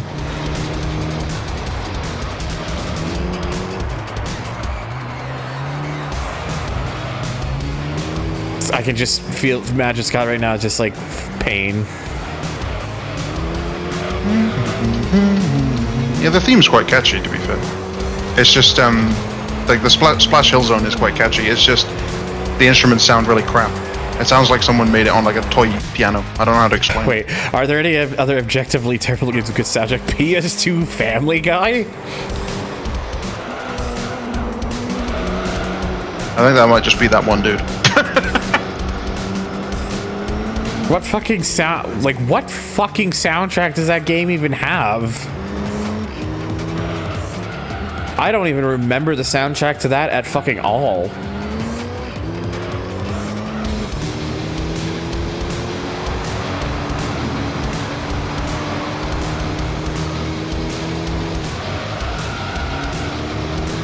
Oh, like the game itself?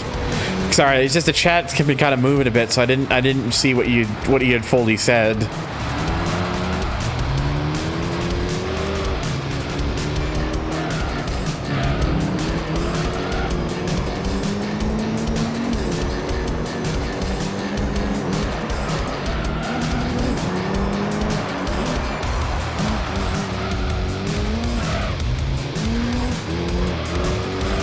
I like Sonic 06 also.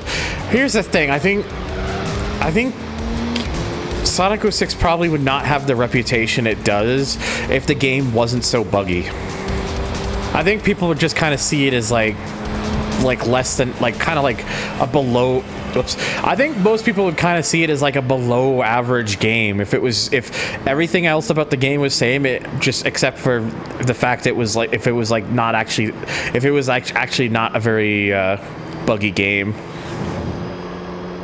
I think people would just see it as kind of like a below average game if that was the case. It's not even that it's buggy. The bugs aren't the problem. There's just core game design fundamentals that have been half finished, and it's clear the game just is not finished. Well, that's also, it's not even that it's bad necessarily. Well, that's also kind of what I mean. The fact that it's like a buggy, it's not just. Well, I mean that not just as the bugs itself, but also just the fact it's like not polished or finished. Like if it was, it feels like it didn't even finish the design phase. It felt like there was so many concepts that they had ideas for, and then just never even got to like fleshing them out. Like the running sections, like when you get hit and it just freezes your like angle of direction. Like why the hell would it ever do that outside of like a prototype? So here's my understanding. If what I've always heard about that game is true, the reason it's so unpolished and unfinished is because it's not even the build that was intended to be. It's not even the build that they wanted to release. My understanding was they actually had later builds of the game made, but those builds were so unstable and like actually like really like prone to like crashing and like just having like very serious problems that they basically had no other choice but to use an earlier build.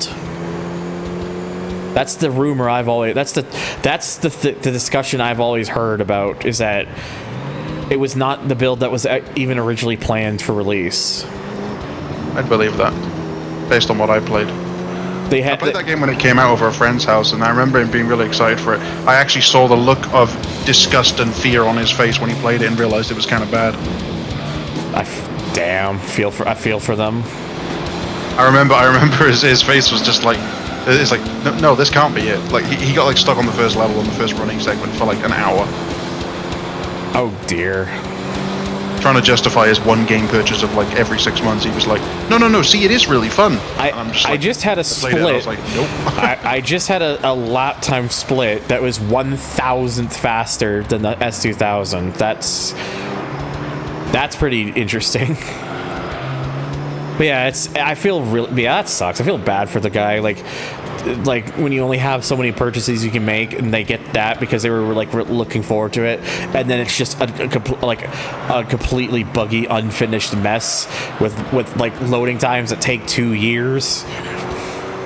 And yet somehow Sonic still has one of the biggest and most faithful fandoms ever, and I don't understand why. It's so confusing because Sega repeatedly shows them how much they don't care, and then fans still love the games regardless, and I'm confused as to why. Like, the fans know they can do better. They have done in the past in numerous occasions.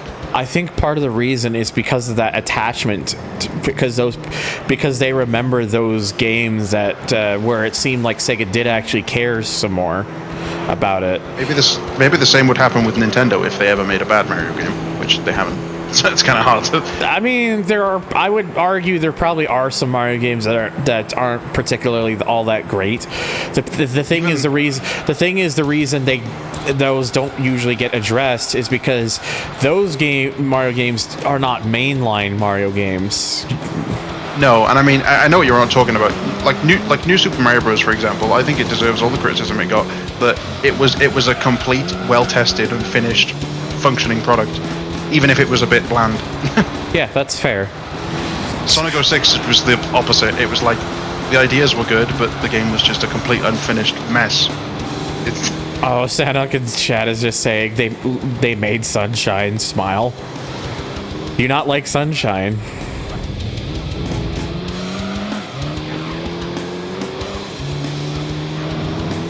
Sunshine's kind of like the black sheep, I think, for a lot of fans of Mario 3. It is very much treated like a black sheep entry. It's not even necessarily bad. You dislike Sunshine very heavily? Like, Jesus, what did the game do to you? New Super Mario Bros. 3 was one bland and nuttered mess of a game, and who can forget Hotel Mario, even though it was... Well, that's the thing. I don't count Hotel Mario because Nintendo didn't develop it. Even though Nintendo commissioned it, I don't consider it a proper Mario game for that reason, because it's not made by it wasn't made by the people like who, you know, make Nintendo games. The thing is, when they commissioned it, my suspicion is when Nintendo commissioned it, they didn't realize what the game was going to end up turning out to be. Well, the story behind it is a bit blurry, because a lot of people aren't sure whether or not Nintendo even wanted it to be made in the first place, and it seems like they didn't.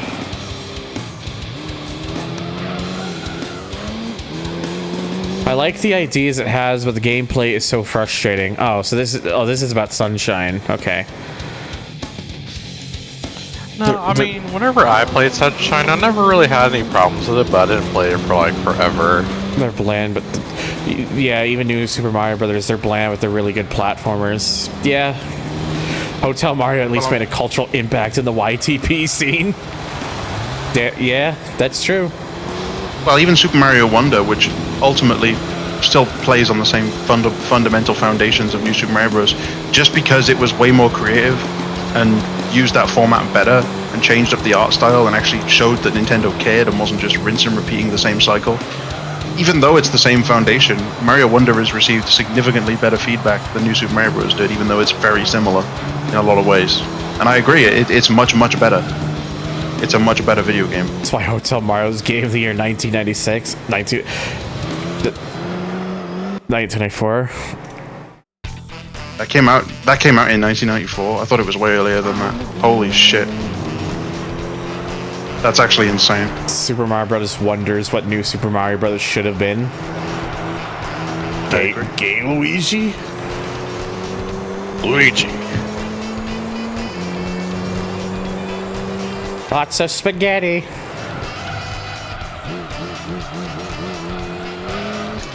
Look, all I hear in my head about anything to do with Hotel Mario YTPs is just the old, where there's smoke, they pinch back. It doesn't mean anything. But then it doesn't have to. Because YouTube is where the poop is. Yeah, it is where the poop is. Frickin' Lotus. Oh, for God's sakes. Thank you, Senok. Wait, hang on. I gotta play the sound since you mentioned it. Luigi, go to the bathroom. You're gonna shit yourself.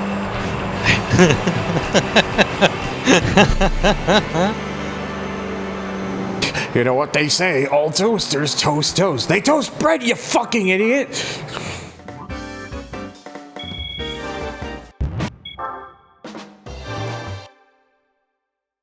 Hello, by the way, John. Wait, John came in? Yeah, in hi, chat. John.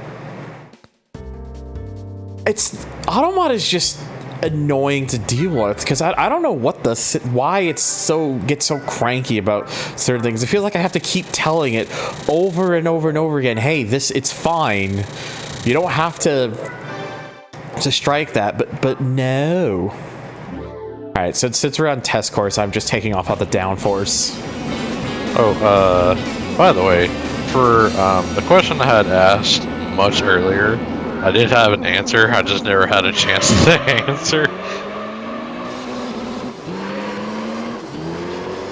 But it was the 4th gen computer that got me into cars? Really? That's... So, like, this was the car that made you realize you liked cars?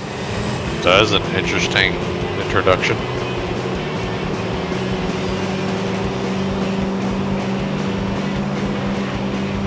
Huh. I will have to take a look at the Automod thing later. I have to remember where the Automod is, like where, because I'm thinking it has to be like that's either the Nightbot thing or Cloudbot or whatever, the Streamlabs bot, or that's just Twitch themselves. I gotta remember how to adjust that.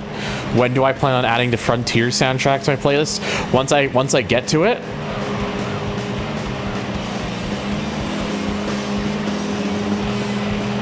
Frontier's soundtrack is pretty good. So I've heard. It's one thing you can rely on with Sonic games. At least the soundtracks are pretty good. Usually. Frontiers is really good. I've heard mostly good things about Frontiers. Like it's not like a classic or anything, but it's like for 3D wise, it's like at least better than a lot of some of the more recent stuff. Still has a surprisingly competent video game. Still has a bit of jank, but it's a shot in the arm for the series. Well, that's good. It's so weird to me that Sega has such a degree of quality, like with the Yakuza games. I mean, the recent Like a Dragon Gaiden was made in like 8 months, and the level of polish is insane. And yet Sonic, it gets like 5 years in development and comes out smelling like a piece of turd. I just don't get it. I think it has to be the people they hire for like those Yakuza games is probably why. Like the team behind it like are probably like insanely passionate about making those games that they really want to go out of their way. Whereas I think for the Sonic games, I think a lot of it is just people who are probably just more relatively relatively inexperienced, or just don't exactly know what they want to make. Maybe. I'm not really sure. I'm sure someone who probably knows a bit more of what goes on with development stuff probably knows a bit better. But I don't know. I am not in the position where I can talk because I know very little myself. Finally beat a Sonic game. Which one? That's the thing. I think Yakuza, I think has proven anything that Sega can still make very good quality games. They just not only need to do that more, but also remind themselves that, hey, you still have a lot of IPs that people care about. Don't just sit on them.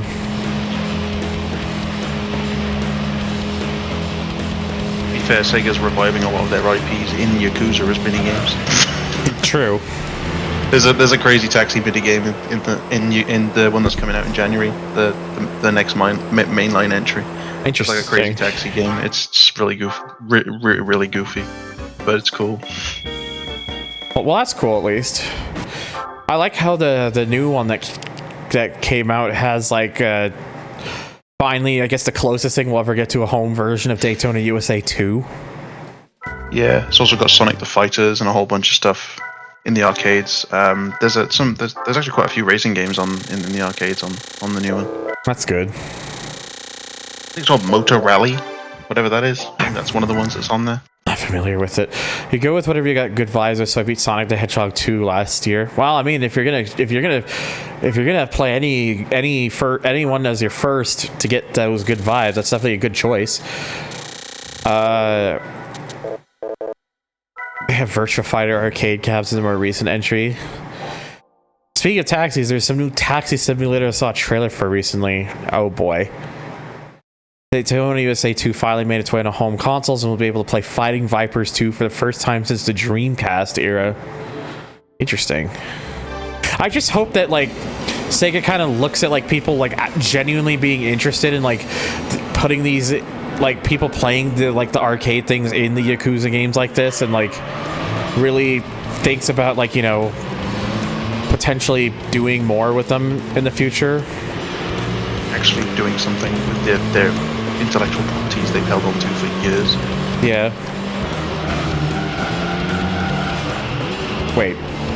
Did I not apply the downforce on this again correctly? Oh, maybe I didn't. You lowered it like crazy. I thought I know I did that for the last race, but I thought I put it back up for this one, unless I just pressed the wrong button. Well, it's fine. I could still win this. I'm not shit out of luck.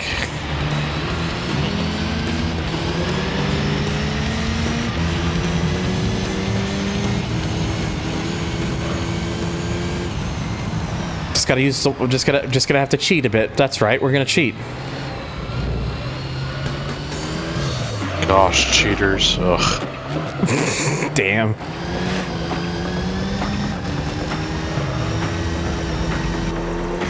I'm gonna be honest. The GT3 layout of Route 11's I prefer.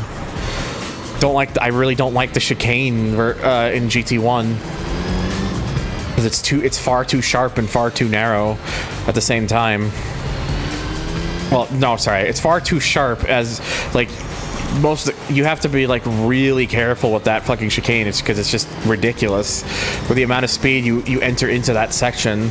Whereas with this game, you don't have to worry about such a thing because there is a bit of a chicane, but it's far less sharp, and you have far more time to prepare for it as well.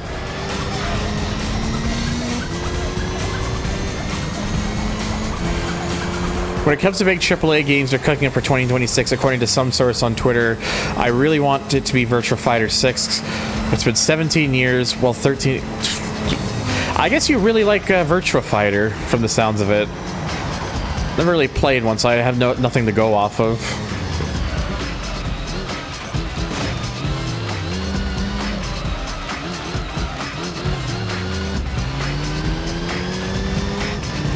Dave Odd has a Twitch channel? That's interesting.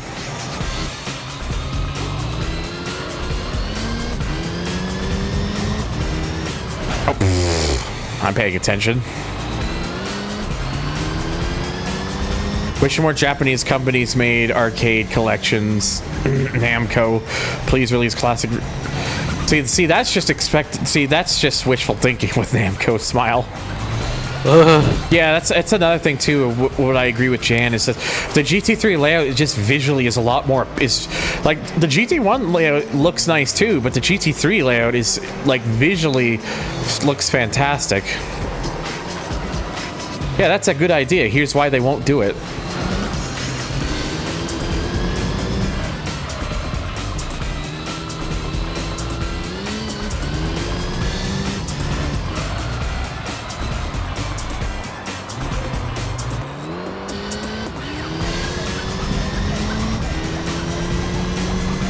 Personally played a lot of Virtua Fighter 4 Virtua Fighter 4 Evo on PC62, Virtua Fighter 5 when I was in high school.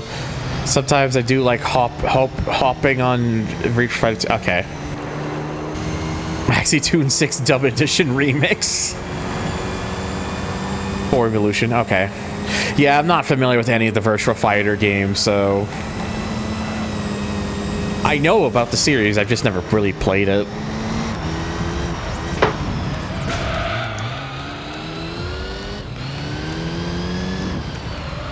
Kaji's your boy in the VF games. Is it Kaji or Cage? Probably should have said Cage first, but it's because you put a K in it, and my brain just goes. Mark. My brain is thinking Kage. Kage. Okay. Yeah.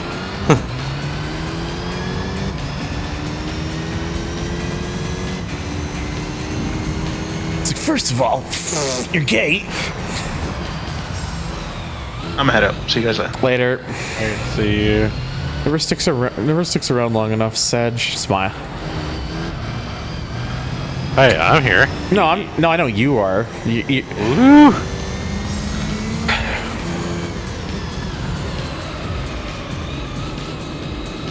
Imagine being a car guy. Imagine definitely being a car gay.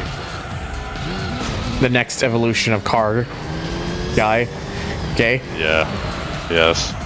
Kind of heartbroken when I finally bought on my Dreamcast with Virtua Fighter 3 TB, only to realize the game wasn't booting because the GD-ROM wasn't readable anymore, thus having to change it for Sega Rally 2 and Shadow Man. That's unfortunate. I still need to get my fucking Dreamcast sold because I don't use my physical Dreamcast anymore. Someone in my local area buy it, damn it. Please, I could use the money.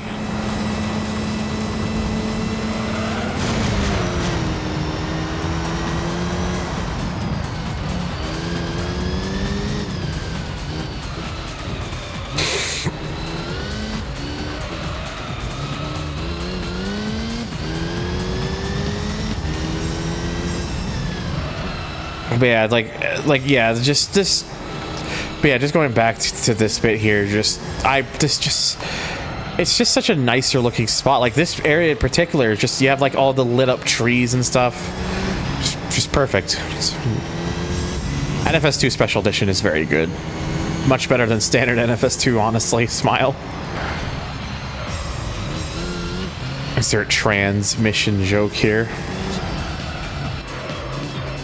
Well, the good news, at least in my case, Lotus, is that I do have all 3 of those cars now, so... But if any of you who haven't and want to get them, you better hurry.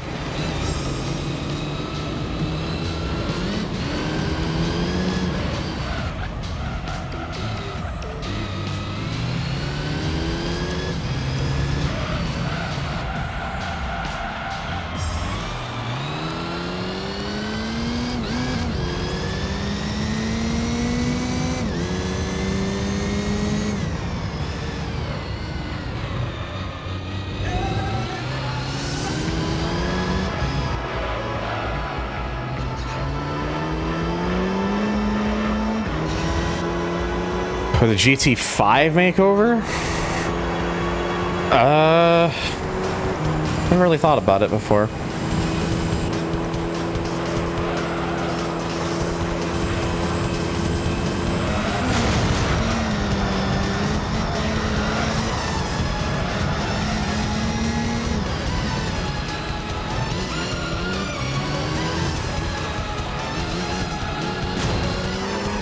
Yeah.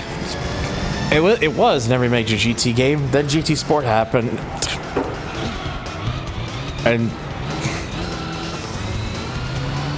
What was in every major game? Special Stage Route 5. Oh, yeah.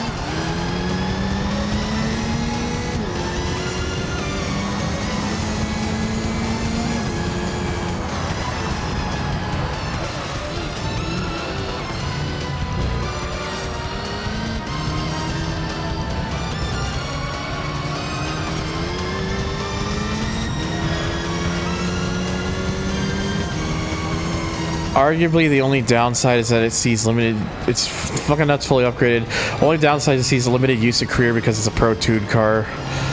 Could get away with using it in custom bracelets since they pay pretty well now. Yeah. I'm kind of curious to see honestly what happens when the thing goes through, because I'm really worried about the game kind of getting another like really bad publicity situation. But since I already mentioned it in the known issues, I don't know, just worries. I'm just worried.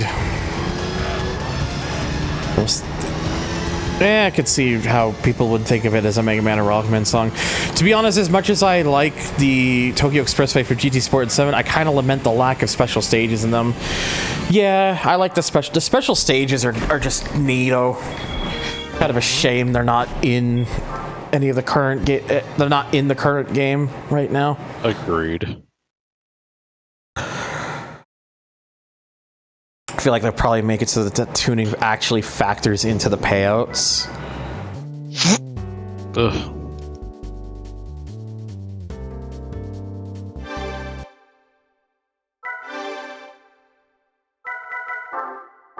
No, okay, no. I had the full downforce on. It didn't feel like it was on fully though. That's weird. Maybe I'm just remembering wrong. Or maybe it could be Did your brain have some malware in it? it could also just be the maybe this car just doesn't like having a lowered ride height, maybe. Maybe.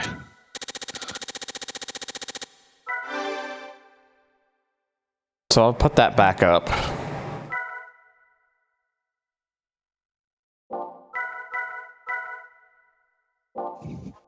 Let's see, we'll just see what happens.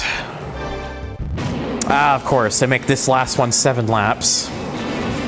You got this. Bruh, Grand Valley when Grand Valley was like 20 cars wide. I'm hoping for the best too, but I don't know. I'm concerned. I'm just concerned is all.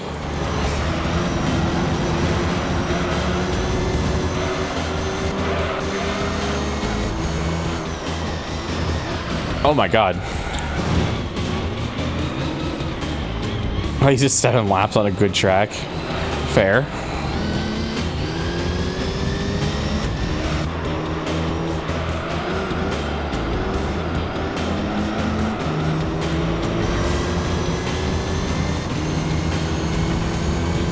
The Grand Valley redesign, I think, would have worked better had it always been kind of treated as if it was going to be a variant rather like a variant rather than the full-on replacement.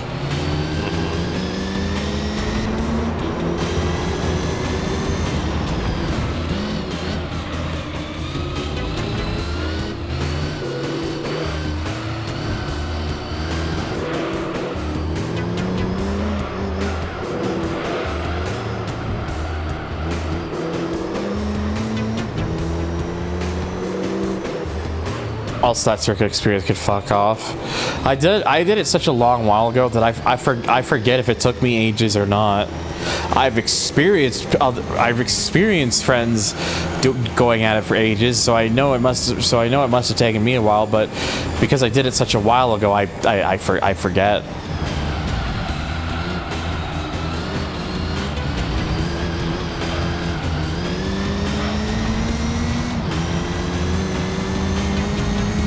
I know, I was there for it. Yeah. I just wish they would have still given us like a Grand Valley Speedway like this. But just have it as like a separate, just have it as like a variant rather than the full-on replacement. Had this track for a few different games. Various mods, I'm guessing.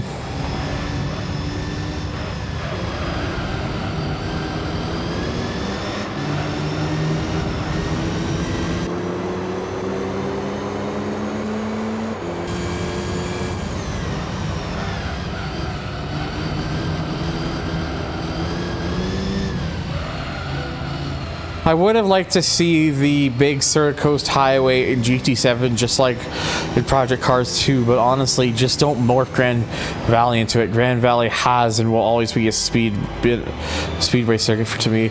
It was just such an interesting choice, though, that they even did that. I was thinking in the back of my head, did they know that this is going to have a very mixed reaction? They probably did, but just wanted to do it anyways. I don't know. Now there is one track that kind of comes to mind that I hope that they don't touch. Just leave it alone. Bring it to the game. That's Cape Ring. There's a part of me that wonders if they even remember what Cape Ring is. Like Cape Ring, in a lot of ways, it kind of feels like a bit in an odd footnote because it was only in 2 Gran Turismo games. So there's a part of me that wonders if they even remember it. Right.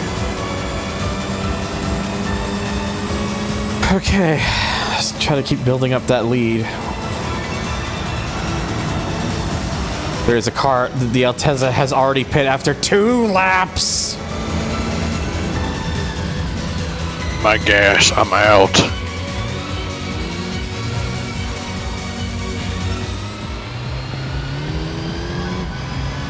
I think if I had to rank the old tracks, it would be Trial Mountain, Grand Valley, High Speed Ring, Deep Forest. Now we have a Frankenstein monster of a circuit that wants to be a track based on a public road, but also wants to be desperately to be taken as a professional circuit, which applying the Grand Valley coat of paint on it. It's just, I don't know, there's this part of it that just seems very weird if you think about it. Well, I say a lot, when you say a lot, it's just 3 tracks. Technically 4 if you, but yeah.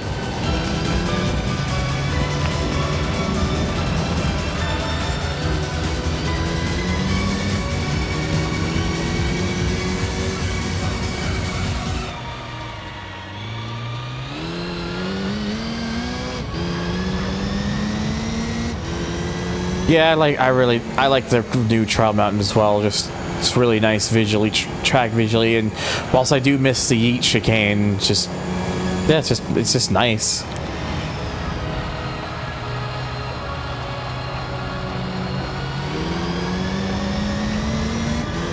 I don't know. I don't know if Enthusiast you could really say like has a signature track because there's only one game in that series.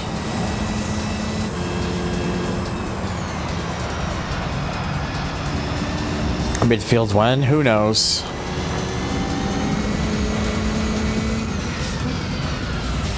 You want to know a track I don't see in a lot of games either is Twin Ring Motegi. Very nice to get Twin Ring Motegi back.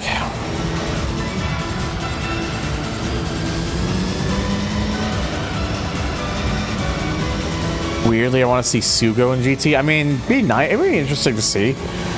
Grand Valley Highway would already be violating FIA regulations with those cliffside turns with barely projected barriers, basically a modern-day Pescara circuit.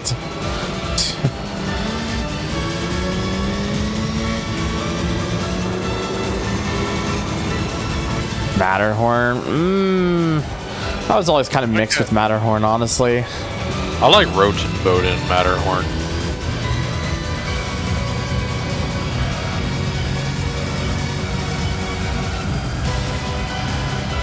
Well, that's another good one we could get. Okayama? Is that in a Gran Turismo game? That'd be interesting. You want to be a really interesting track to race in Gran Turismo? Fucking, Costa del Amalfi. Oh, God. Dubai Autodrome? How about Yas Marina?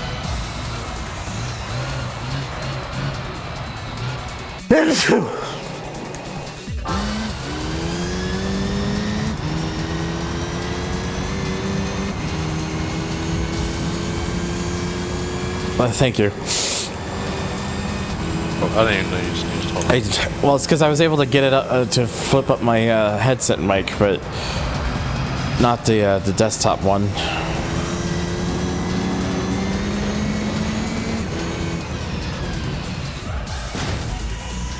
I don't know. Dubai Autodrome would be interesting to see. We'll have to see if they ever consider it.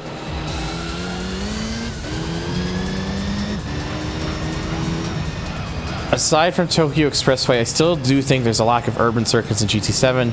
It would be nice to see Tokyo Route 246 or Rome return to even see Long Beach. I mean, Long Beach would be pretty cool for GT7. Oh, yeah. Silverstone needs to return. Anapergusa? Yeah, Super Speedway is Twin Ring Motegi Speedway. Twin Ring Motegi. Although Twin Ring Motegi Speedway just sits there on. We'll likely never see the Twin Ring Motegi Speedway again, sadly.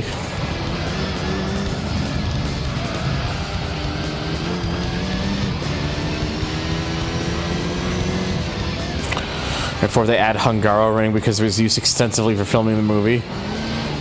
Every track is Hungaroring.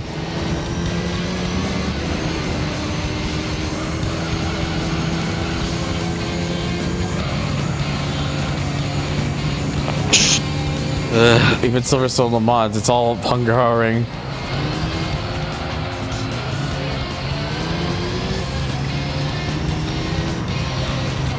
Well, if they're gonna have the Chicago Street Circuit, they need to add some NASCARs to the Gran Turismo back before, and otherwise it would seem a bit out of place.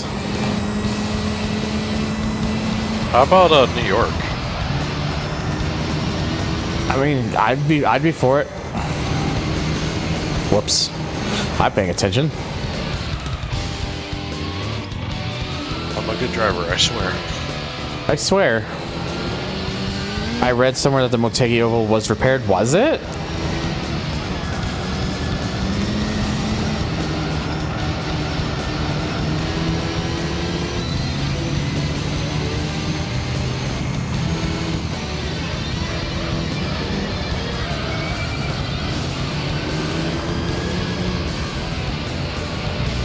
The 190E was in the movie, but it was an Evo 1.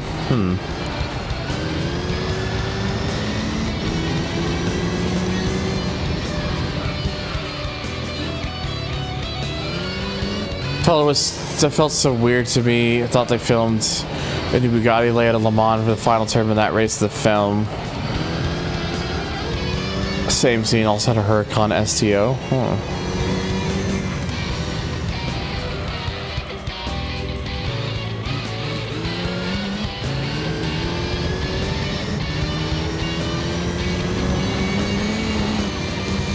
I'm reminded that Hockenheim Ring was closed in 2019, and just looking at the thing now looks something like straight out of a stalker game. I had genuinely forgot they closed Hungaroring down.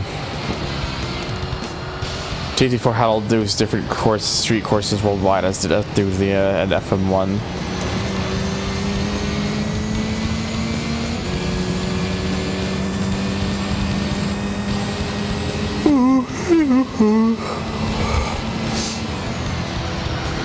Yawning is illegal here. But it's my stream.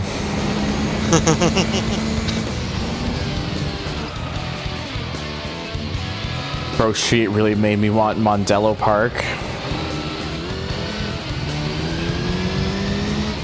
Speaking of Forza, I like how they replicated the old Laguna Seca layout with the short circuit. Imagine if Old Spa was incorporated into the modern circuit. I mean, it would be kind of cool to see.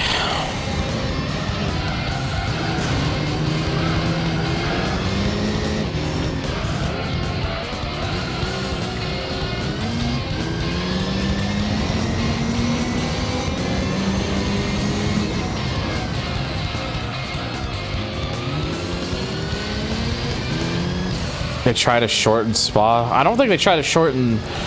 It wasn't. I don't think it was that they tried to shorten the Spa. I think it was the they were making adjustments to the Eau Rouge corner because well, it's a dangerous fucking corner. Yeah, it's pretty deadly.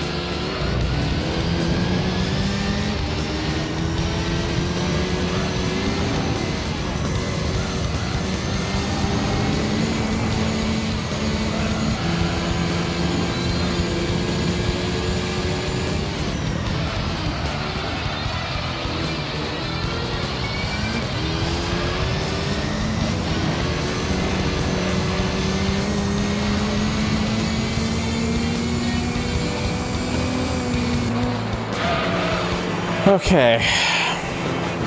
Well, that's the Dream Car Championship done.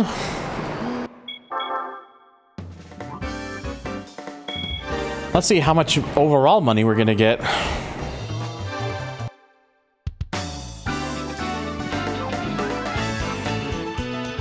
$150,000. That's pretty good. Okay, not bad. All right. Now let's see what prizes there are.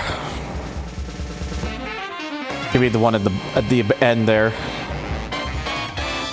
So there's the S2000 LM. Actually, let's take a look at these. I want to see if I can look at their stats individually because I'm very curious.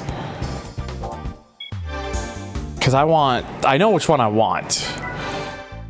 Oh yeah, 586 horsepower. Yeah, I definitely think they did nerf this car in later games. Because I don't think it has that much in the later games.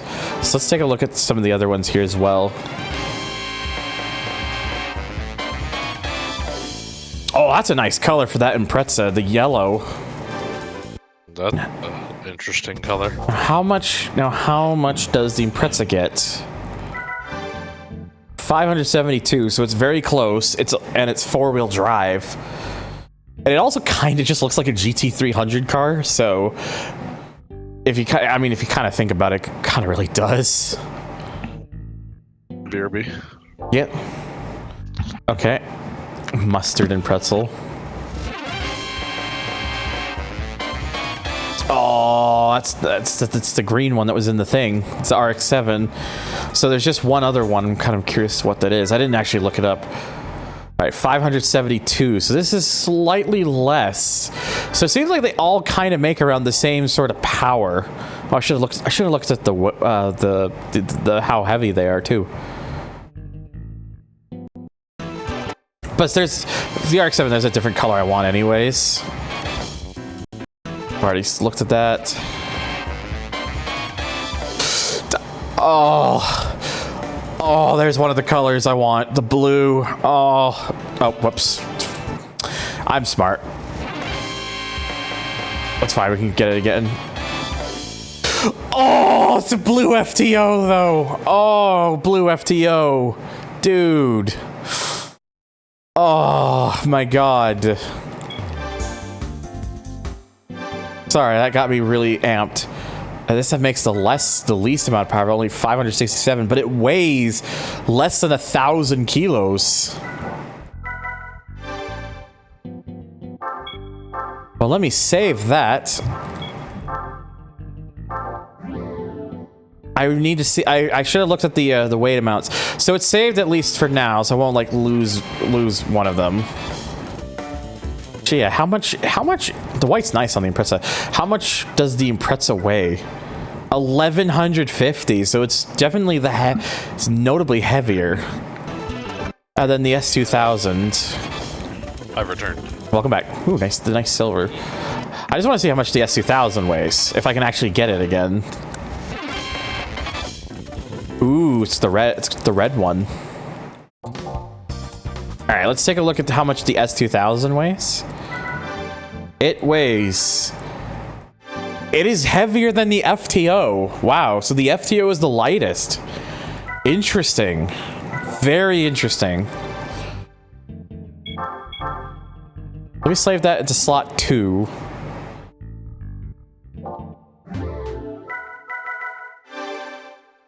I kind of,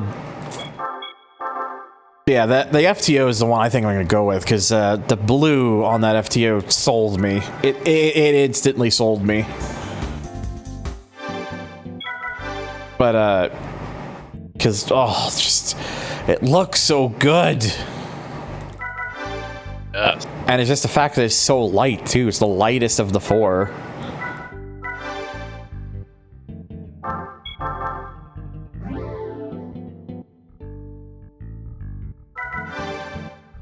Yeah, I would need 750,000 to bring the S2000 LM over.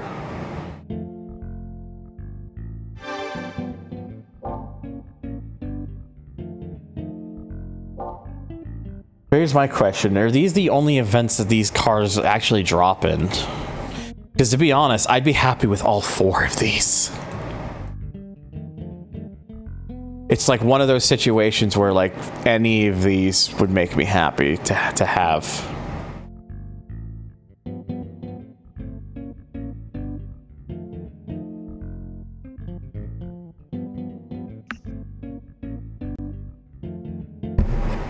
Problem is just needing the money for it. But yeah, the FTO is what I'm going to use because it's just really surprised me.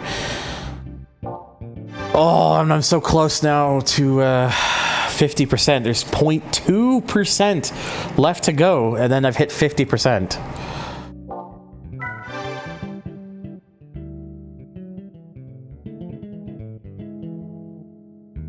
So we're getting close to that halfway mark. Oh yeah, it also helps that the FTO is 4-wheel drive as well, just like the Impreza, but it's just notably lighter in comparison.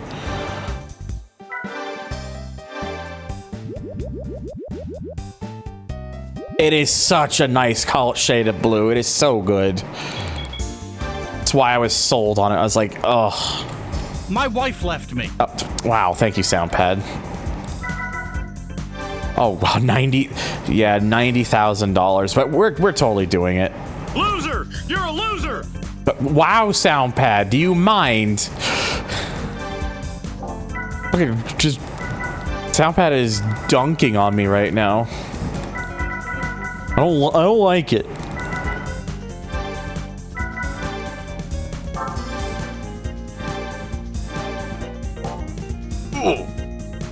Okay, that's better. Yeah, literally.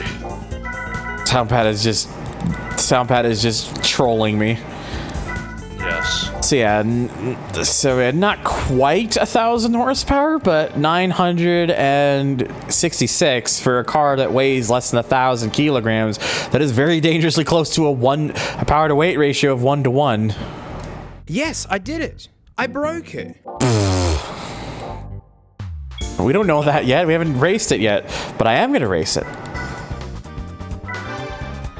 Now the question is, what one do I want to do with this car? Do I want to do the All-Stars, or do I want to do the All-Japan GT Championship? Because the All-Japan GT Championship, yeah, it's not technically the correct car, correct type of car, but it is also a Japanese car still, so... Okay, that one is 25,000, so whereas this one's only 15,000. So I think I'll probably... So, the All-Stars is probably one I would like to leave next, because that's going to have higher payouts.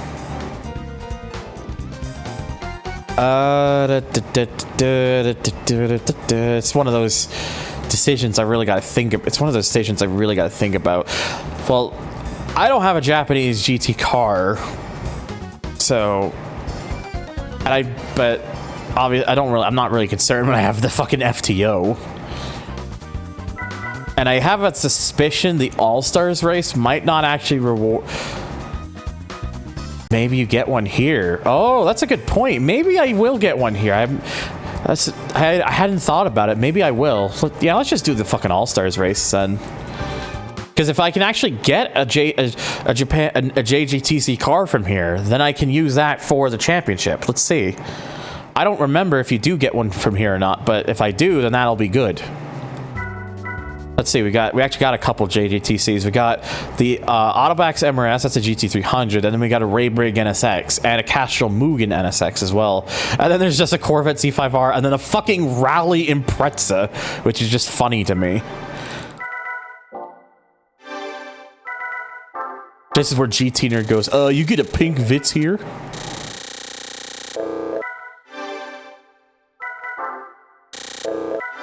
Okay, but yeah. Oh yeah, this has also got the VCD controller. Well, there is no JGTC cars as prize. There is not. Well, it doesn't matter. We're gonna do this anyways. Even if there isn't one, I'm still doing this. So it's fine. I'm not worried about it.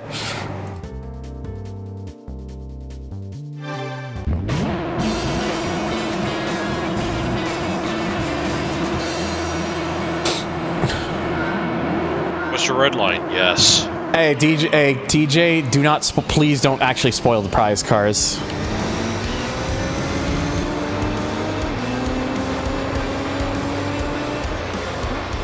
I just mean that nicely because I don't want it to be, because I just kind of want it to be kind of a surprise too for the people watching as well.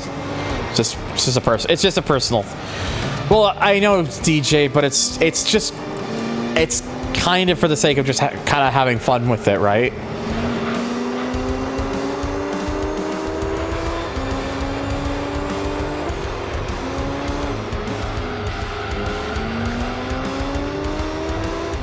On emulator, I've used those PC Android emulators before, and I don't know, not really convinced on any of them.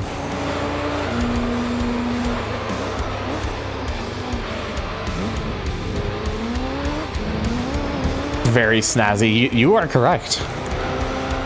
Yeah, that's the thing. Like basically what Lotus said. It's like, it's just about kind of having fun with it, and it's like when people start like saying, "Oh, but this is what it is," and it's like it kind of takes away that surprise factor, you know? Like if that makes any sense.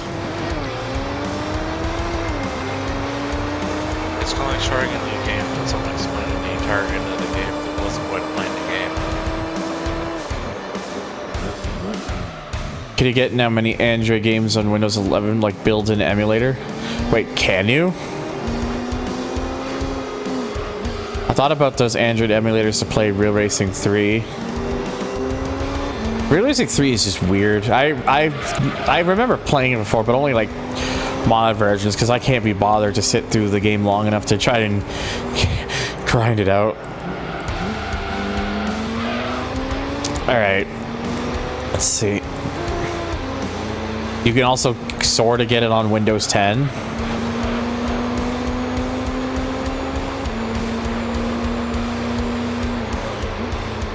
I feel like Real Racing 3 had no limits are in limbo since the Fire Monkeys layoffs.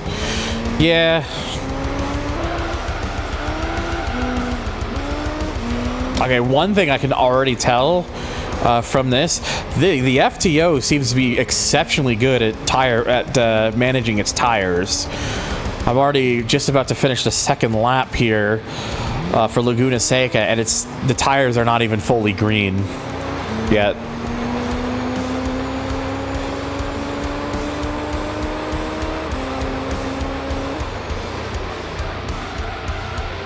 Oh dear. Oh dear. How about them brakes, though?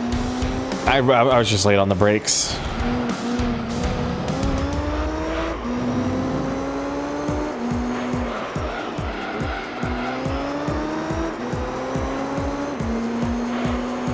I think they have a new dev team on both games. Huh.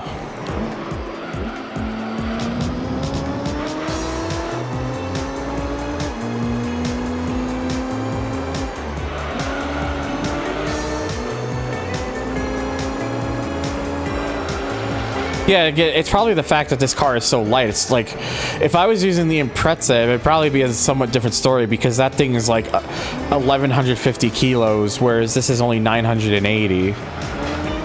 Like, I was surprised to see that this was lighter than the S2000, honestly. But it is, so.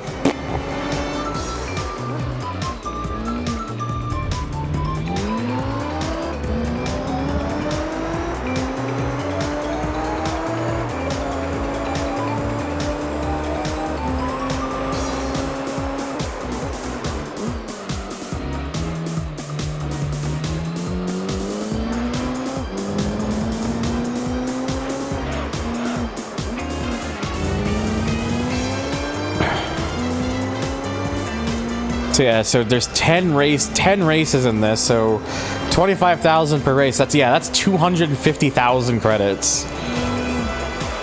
And then that's not even taking accounted for the total prize.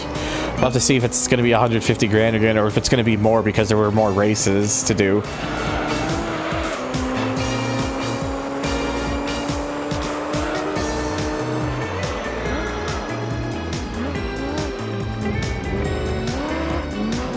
Actually, I did just kind of think of something. I do kind of still want that RX-7 race car because of my triangle bias. So I might actually do some scheming later on. I've got an for an eventual ideas of sorts, maybe. Well, I'm not sure. We'll see. Being naughty, you're scheming. Yeah.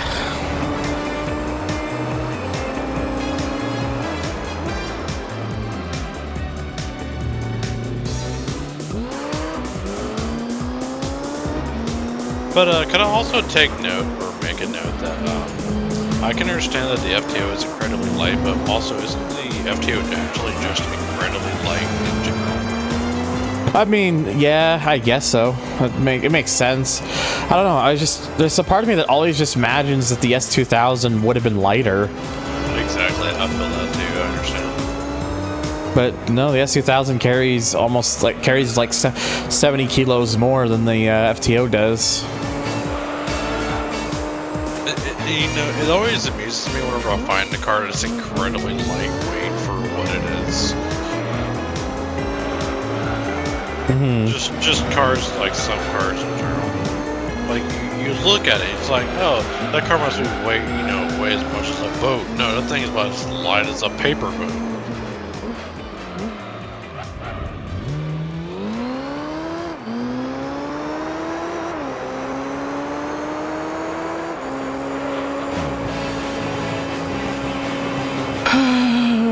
Okay, that's first of nine more.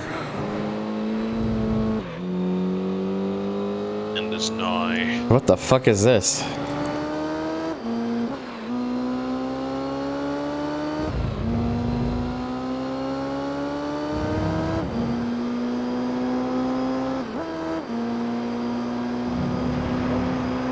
What am I seeing here? What was I tagged in my server about?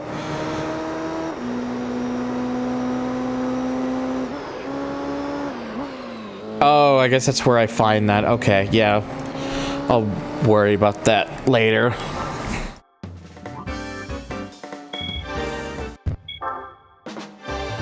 Okay. So next up, let's see where we're heading.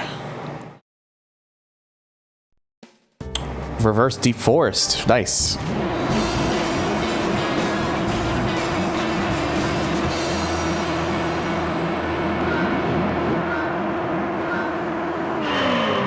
Also, just as a reminder, if I haven't, done it for anyone in chat currently, big hug. Everyone gets a hug. Yes, everyone gets a hug. Chungus. Yeah, that offline picture, I was looking at that at first, I was like, what the fuck? I was like, please hug me, I'm scared.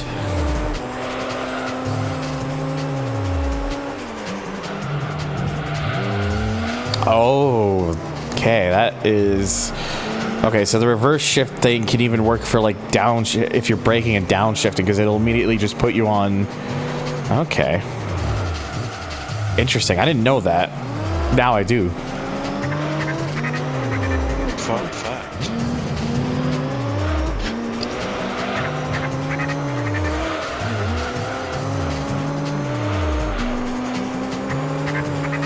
What is the reverse shifting? It is literally you just like when you get like what it's mostly been used for. It's like when you so this game has a thing where like for whatever reason the reverse gear, like if you just press it, it's always meant to, it'll actually just end up shifting you up to the next gear, but the way in which the game handles the shift, like rather than there like being like a pause, like where there's like a pause for the gear to kind of like to get back on the power, in the reverse gear it always stays on the power despite even when you're upshifting. So it's actually, for the majority of cars, it's actually better to do that because it gives you that little bit of like extra acceleration boost and stuff. Now I thought it was mostly just for like the upshifts, but it looks like it could also be, you could also use it as well for downshifting as well.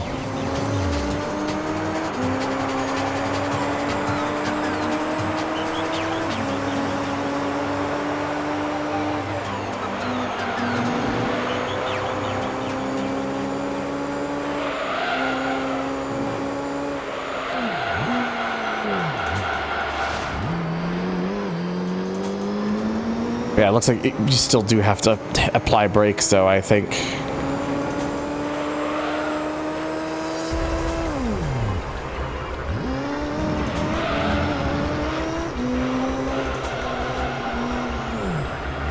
At least I think you do.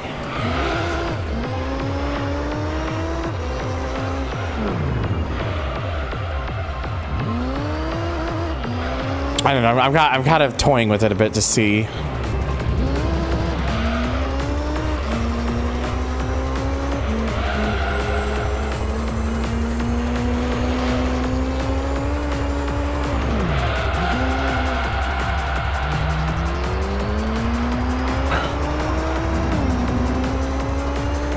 They went through some personal problem with chat not too long back, and for some reason that got set as the offline icon in response.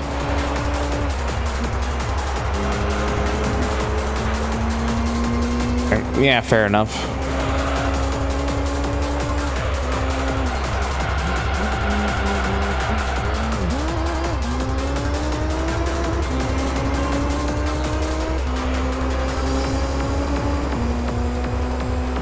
Oh God.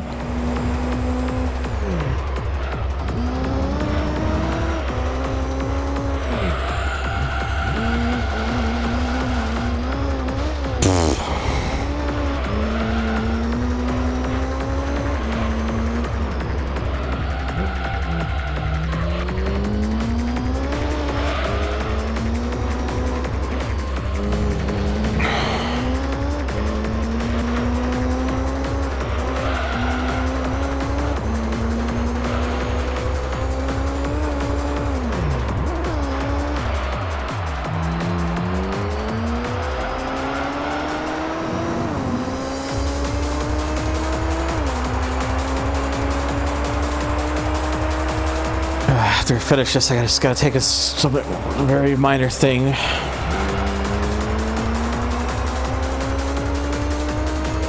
What I actually should do is just probably throw something very quick in the microwave for a quick eat, because I'm actually a little bit hungry. I need substance.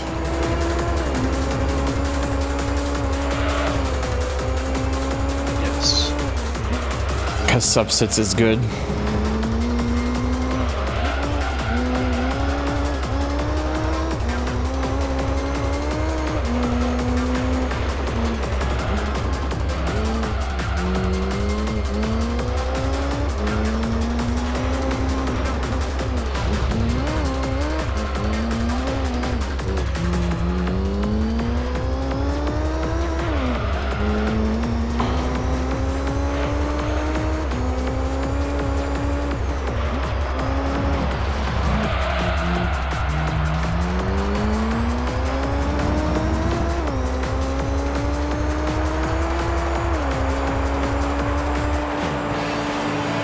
Alright, there we go.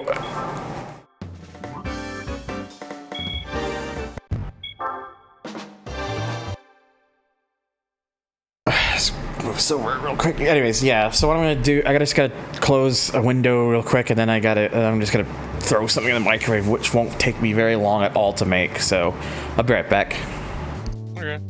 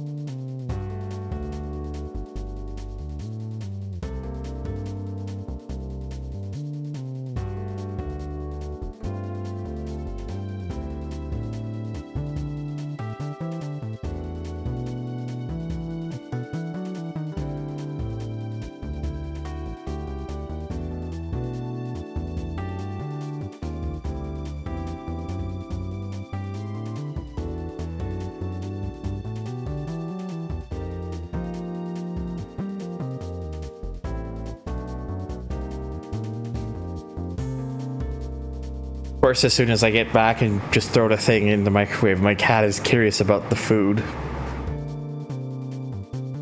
Meow, what do I smell? So, there's the thing, I have something that I saw at Walmart. I'm like, okay, I'll buy it, because I'm kind of curious to see if it's actually any good or not. But it seems to be like this limited edition, like, Pop-Tart flavor. Also, you take care, Meister. So yeah, it's like a limited edition like Pop-Tart flavor. It's like a sugar cookie flavor. And I'm like, huh. I'm curious. Interesting. So I thought, sure, I'll entertain myself. I've never tried these. This is gonna be like my first bite of actually trying this.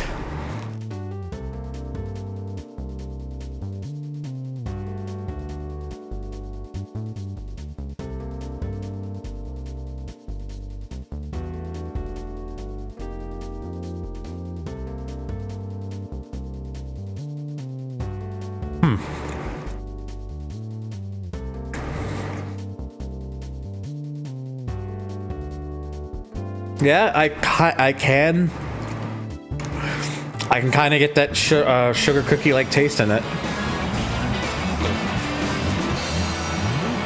Not bad.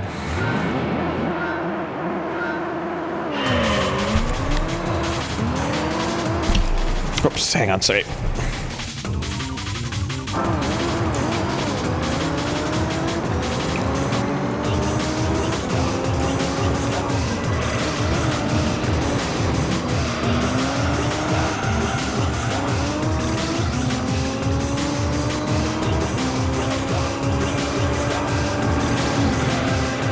Yeah, it's like, it's not, I don't think it's like any kind of flavor that's gonna like set the world on fire or anything, but it's something I could see, like, something like I could see myself like grabbing if I needed like a quick bite or something. It's not bad. It's probably not gonna last though, because it's probably just a winter like limited time thing, so.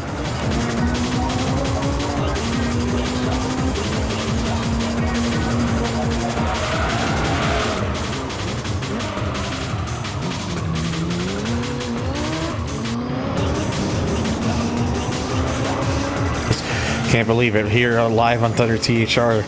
Perhaps the stream's Twitch's first ever live reactions to Pop-Tart. It's probably not true, but.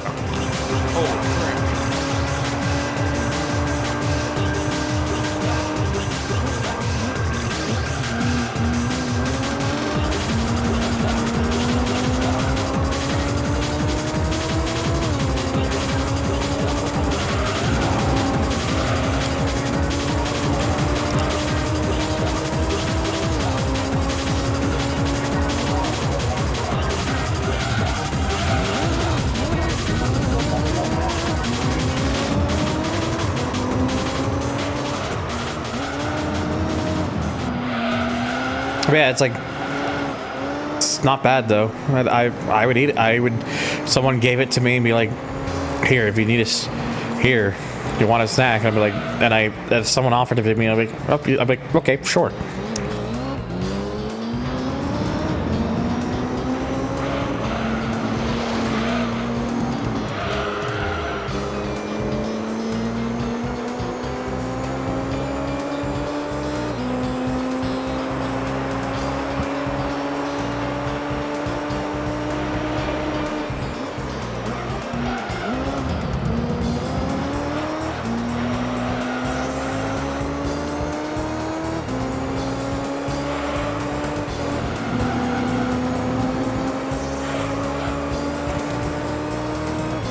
My cat's already looking out the window again.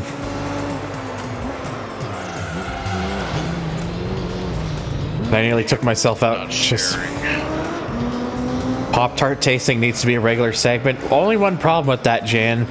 Here in Canada, we kind of get shafted with Pop-Tart flavors. We don't really get a whole lot as compared to America.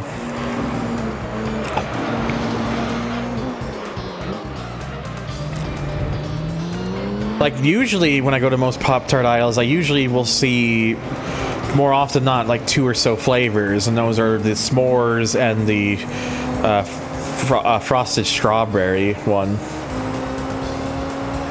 Which the strawberry one's really fucking good, but I also really like the s'mores one too.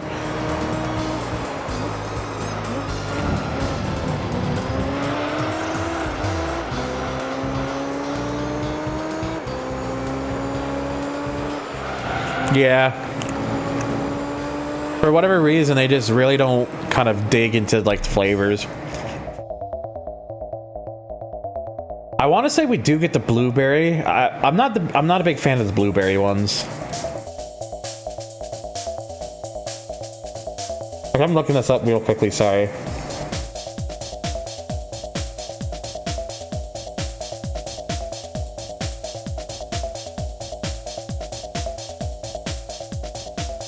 Okay, yeah, according to my Walmart.ca, they don't list the sugar coating ones on there, but even though I found them there. But I see frosted strawberry, frosted blueberry, frosted raspberry, s'mores, frosted chocolate fudge, and one, like a chocolate chip one. Which the chocolate chip one I've also had and is also good. And then they have a jumbo one, which is the frosted strawberry, raspberry, and blueberry, like together.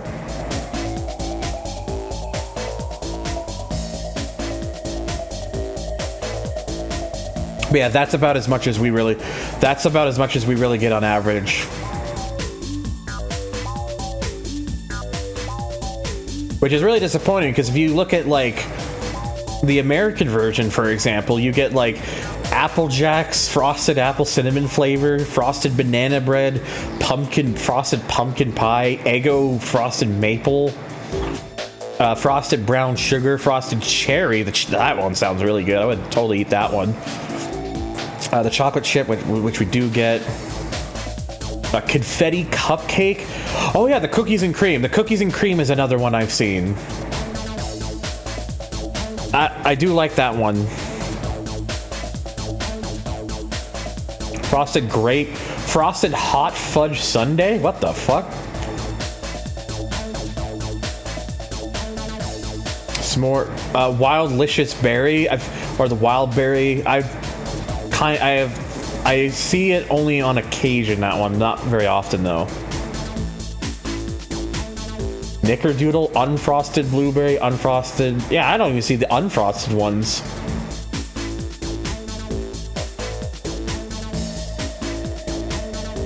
Alright, anyways.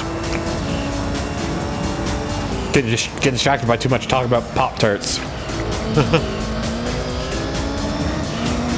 Yeah, the wild berry is the purple with the blue swirls for frosting, yeah. I've seen that one, but very sporadically.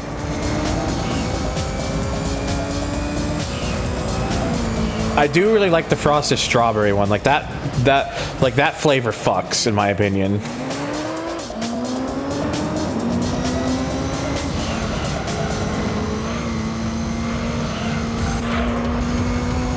Damn, Hydros, can't believe it.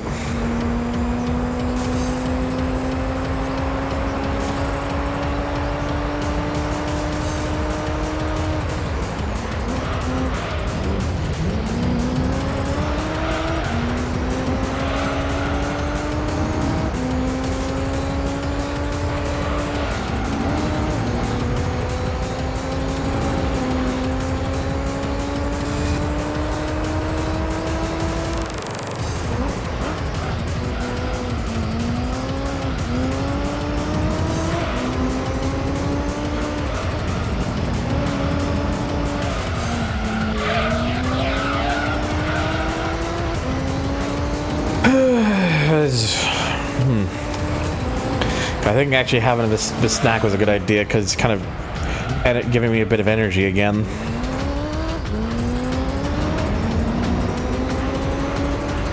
When I stopped to get like some more hydration, I was like actually like losing concentration, like feel like I was about to drift off or something.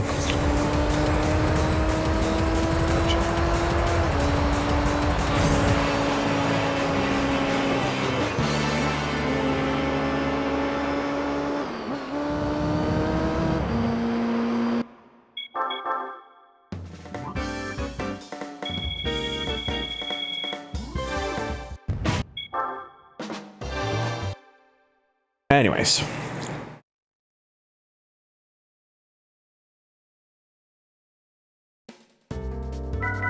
Time for test course.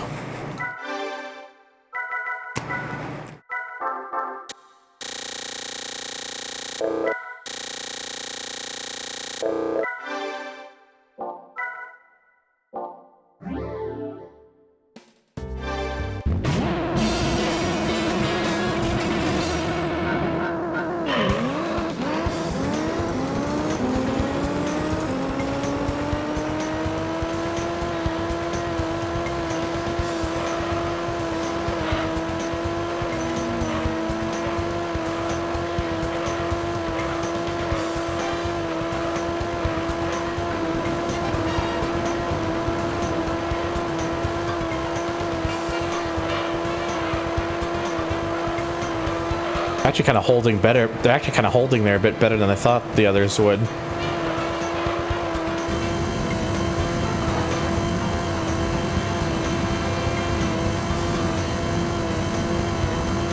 I don't really appear to be gaining, so I don't have to worry, but...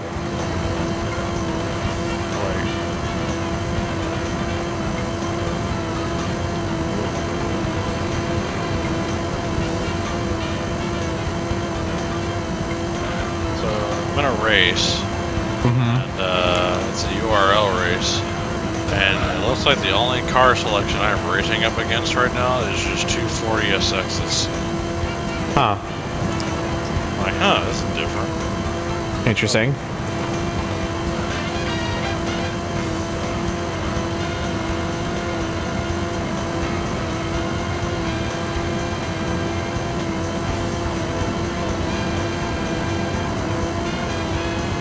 I'm trying to be careful with the steering because I got a little bit carried away there last lap.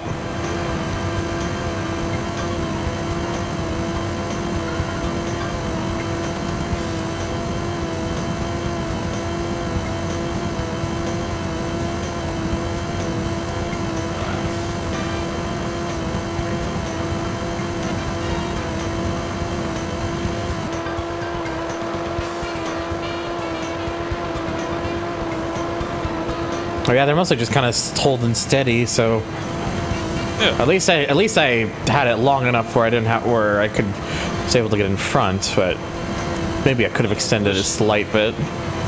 This, you know, you still move at a very high rate of speed.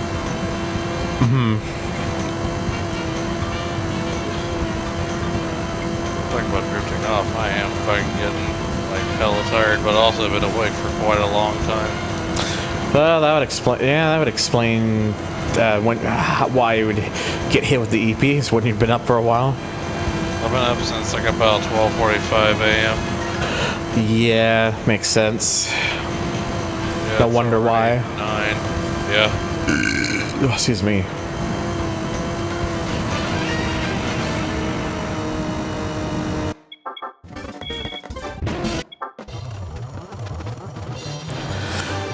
Yes, Kitty. A whole work day too. Oh. Can I help you, cat? Meow.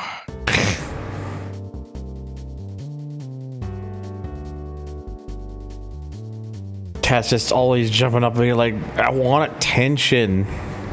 I want snuggles. Yep, that seems to be definitely what she wants right now. Poor Kato can't even get it. Oh, Kitty, why do you have to do this now? I'm trying to play the video game. Oh, fuck you, Snuggle. Oh, yep, she's definitely just sitting on me now. Yep, this is what she's wants. This is what she's decided that she wants to do. Because now she's actually just resting on me now. You've been chosen. Been chosen.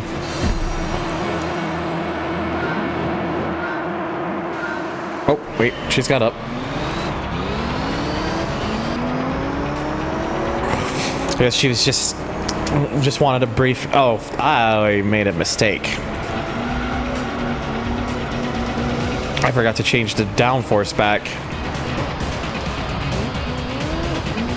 Well, the good news is this car is generally faster for the most part anyway, so what could possibly go wrong? I'm not saying that.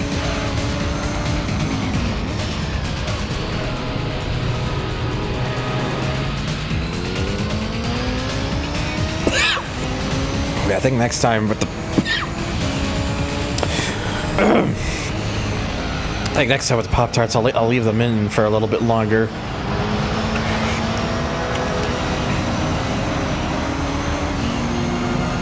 Alright, since we've been talking about Pop-Tarts, Chad, I got a question. Do you microwave them? Do you use a toaster? Or do you just eat them right out the package? I've always been one to tend to just throw them in like the buy crate because they tend to, the results you tend to get, you can usually get with like a very short amount of time is usually really good. And plus the thing with like toasting, and I find is like sometimes if you do leave it in too long, it can kind of get a bit like a little bit burned and crispy. And I don't know, with Pop-Tarts I don't like them overly crispy. Oh my god, it's Jason. Hello.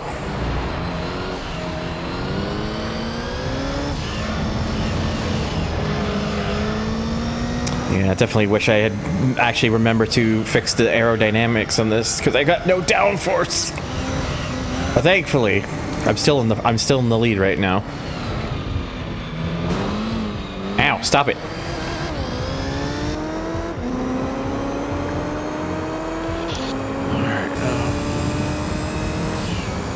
Really has been a hot minute, hasn't it? I am going to go lay down and probably go to bed. Yeah, understandable. You have a good eep. I'm going to try. Indeed.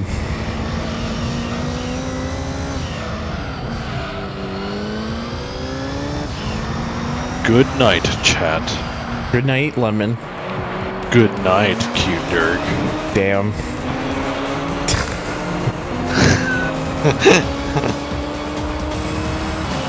Yeah.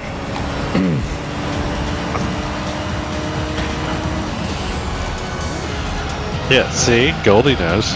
Goldie knows.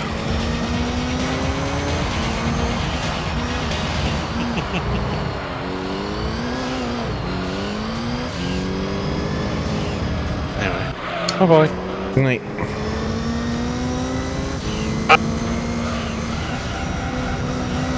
And now here I stand alone.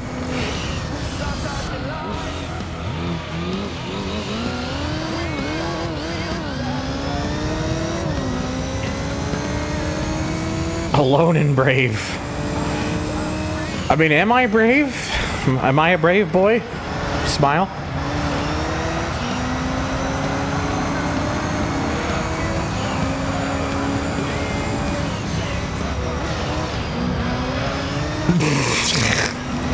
Yes, thank you, Lemon.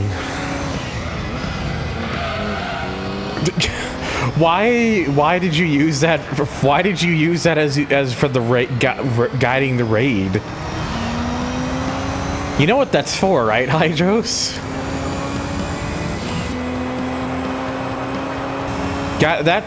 So that's for if so that's for like if I'm about to end the stream and you haven't and you wanna use your points because there's someone you feel I should raid.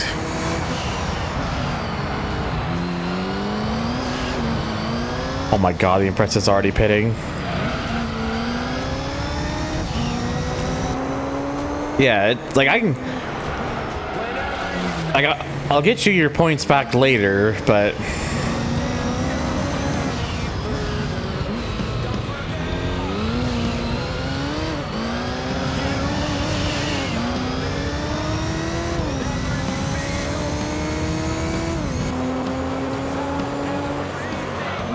don't really care about points. Understandable, fair and valid.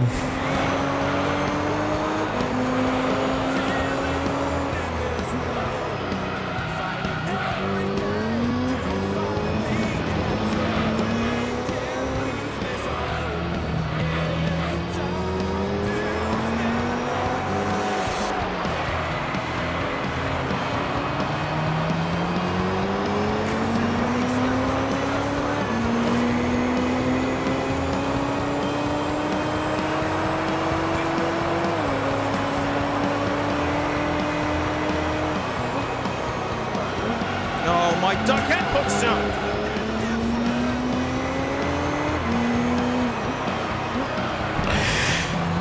Again, I apologize. Just trying to think of like conversations and stuff is always just the hardest thing for me to do, especially when I'm on my own. Just something I've always struggled with.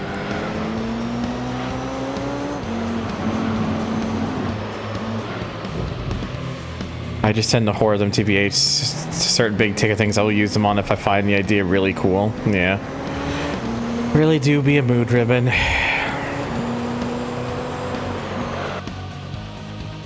Look, I've got no downforce, cat. Please do not get in front of the screen right now.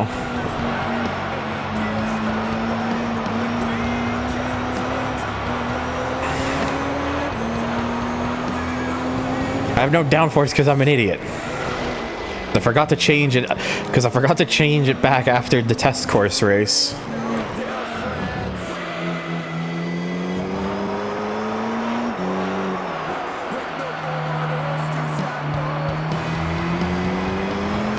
I love booty. Accurate.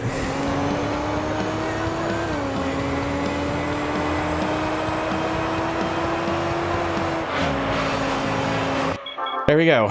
It's fine. We still won the race despite a downforcent. And we're also now halfway through the GT All-Stars.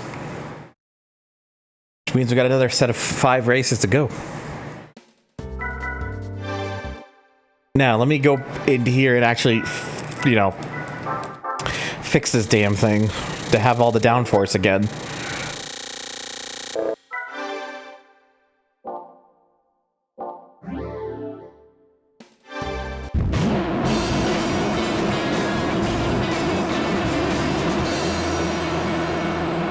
You'll get your downforce when you fix this damn door. What?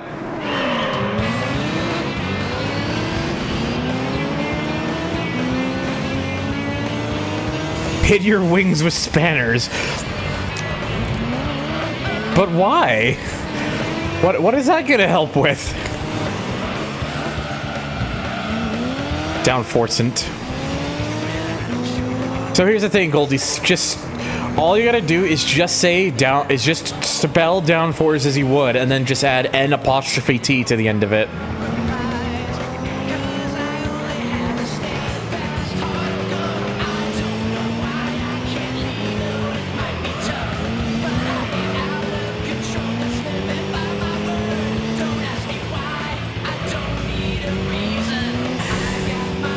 Just more downforce.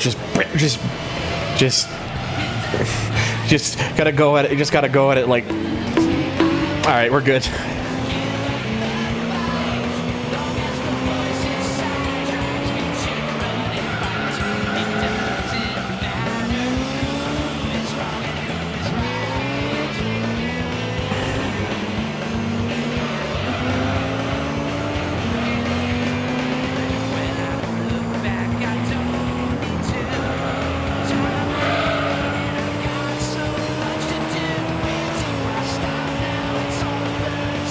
I mean, it makes sense. We got Sonic theme. I'm driving. My car is blue after all.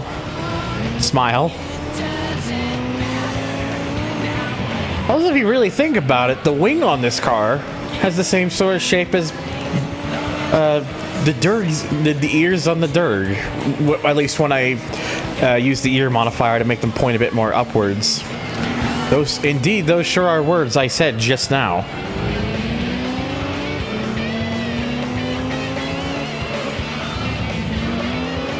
Look, I'm trying my best to keep some sort of conversation and stuff. It's hard to do it when I'm a one-man crew like right now.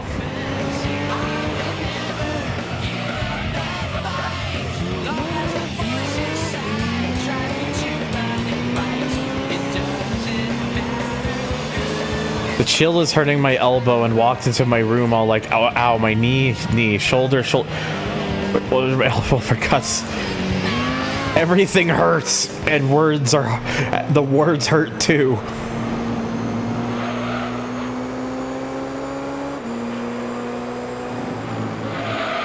My bones!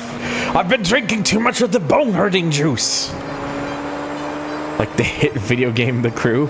No, it's more like The Crew Motorfest, where you're despite it being a game that's called The Crew, you're usually just on your own. Smile.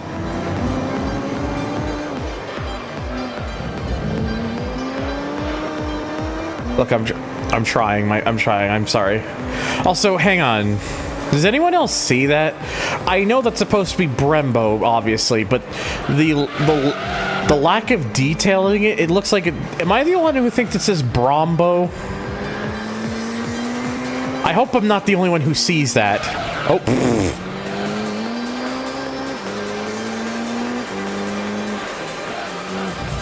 It says Brombo. Oh, come on! I don't mind. For fuck's sakes. I really do gotta fix it after this stream. Because this shit's just getting ridiculous. We can't even say Bimbo. Like the hit fun clip just says Bimbo. Because of the Bimbo Racer. This is like, I get it.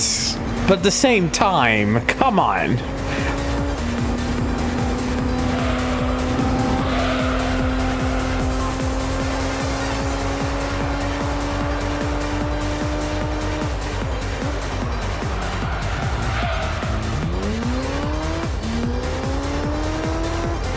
If this is what it's doing and it's only on level 1, I'd be like, okay, what the fuck?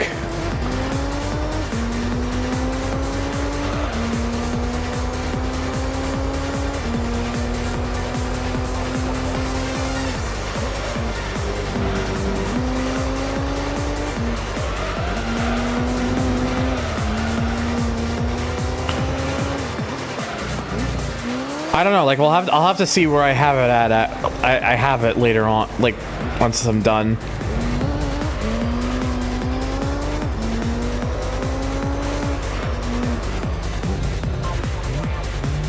Did I see the turn? No, because I was too busy staring at Brombo and not realizing where I was on the track.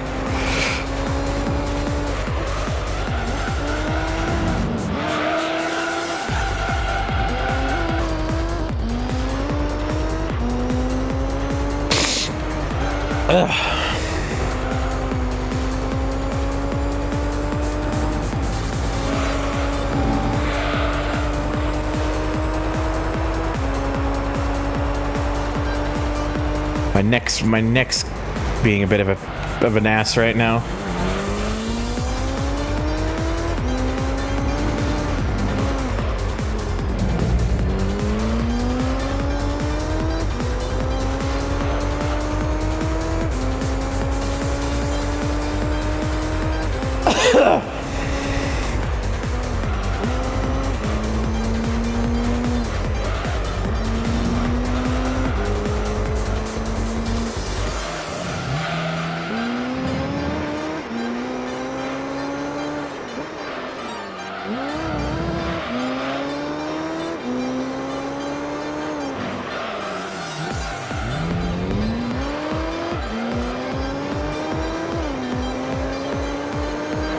GT4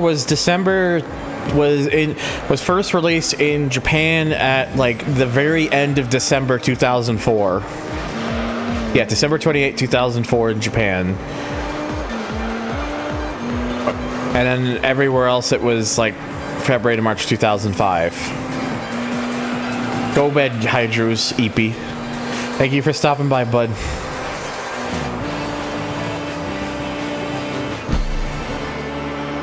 Ugh, gotta set up a bit. All right.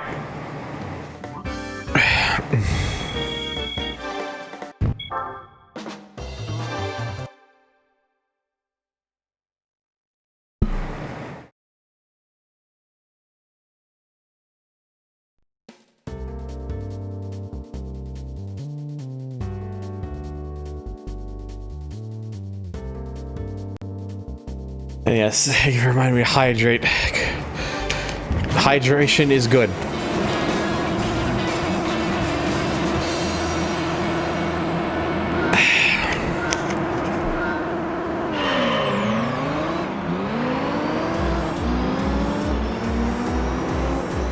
The answer is it's a bit complicated depending on how you think about it. I was about to say that a 20th anniversary playthrough could be neat. I mean, if I'm feeling for it by that point in time, I might do it. I'm not sure yet, though. I still have to think about it. Well, Jason, I mean, hydration is always important.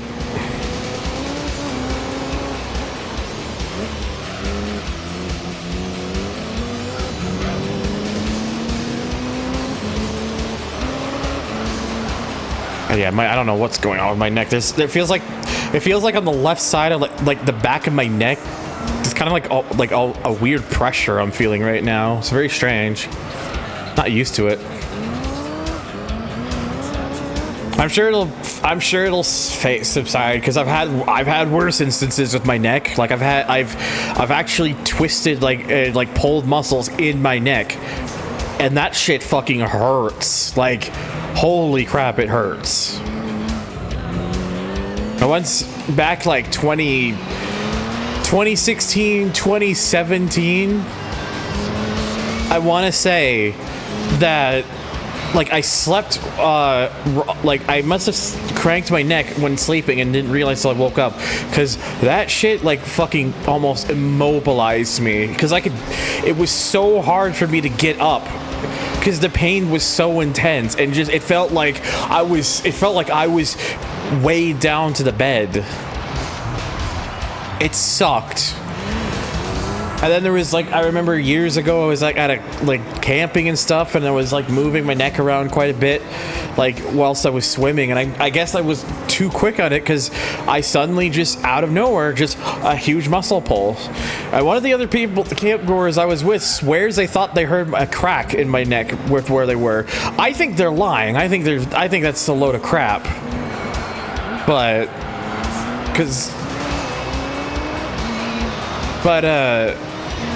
yeah, the pain sucks. That shit fucking sucked. And it's one of the reasons why I hate camping and why I will never go camping again. I was doing this sort of thing for a number of years with people for like a group thing I was in, and almost every year something went wrong. The neck that one year got a sunburn one year because which, you know, is not the worst, but still somewhat annoying to have to deal with. And then there was also another year where, like, I guess I had badly used up, like, again, while swimming, ironically, I guess I, like, stressed out the muscles in both my shoulders and arms so badly that the muscles in them were so sore. It was genuinely keeping me up overnight, and I was basically crying in tears. The pain, it was unbearable. Like I remember even one night I couldn't handle it. I left my tent at like early in the morning, walked all the way down to like the public showers they had. I just stayed in that shower for ages because the heat numbed the pain. And then the next night after that, I went to bed. I just went to sleep with like a sweater. Like I just kept one of my sweaters on. I purposely let myself get really hot, like overheated in there. And then it was only then when finally, like, it was starting to feel better again. The years I've had where something would go wrong with tenting, like camping and stuff. Not so much tenting, but camping. I never want to do that shit again.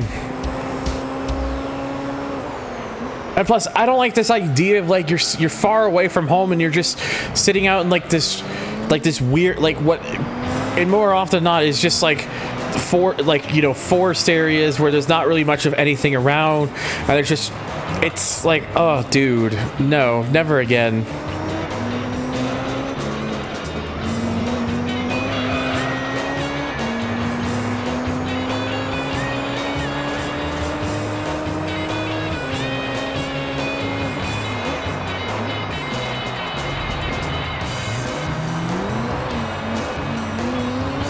Like, yeah, just, you can imagine why I have basically sworn off camping. But yeah, that the second time I had that neck stuff in like 2016, 17, oh my god, dude, it sucked. I think I had to try and like walk either, like, it was hard for me to even come up the stairs because it was that bad. Like, the second time it happened, I wasn't camping. I was at home, obviously. But, yeah. I eventually was given some, ibuprofens. And then I had, like, one of those, kind of like one of... I'm going to just grab mine real quickly for... Like, one of those, like, neck rest things you get. Like, you know, like, the ones they... Like, you know, the ones they give you, like, if you're on, like, a plane or something. It's kind of meant to be somewhat like a pillowish thing that kind of goes around your neck.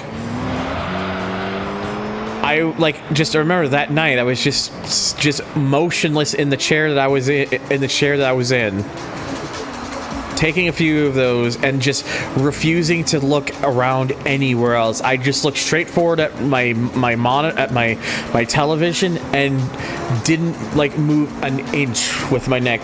It really sucked. And I sometimes wonder if what happened with the camping all those years ago, and then that one time sleeping wrong. I wonder if that's just permanently permanently fucked up my neck.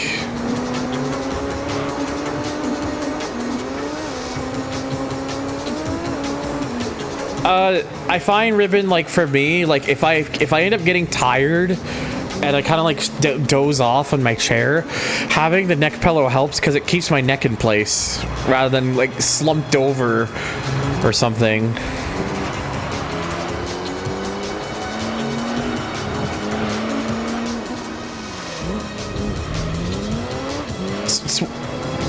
Plus, to be honest, the one I have currently is actually pretty comfortable because it's got the top layer of it. They kind of put a felt material on it, so it's very soft.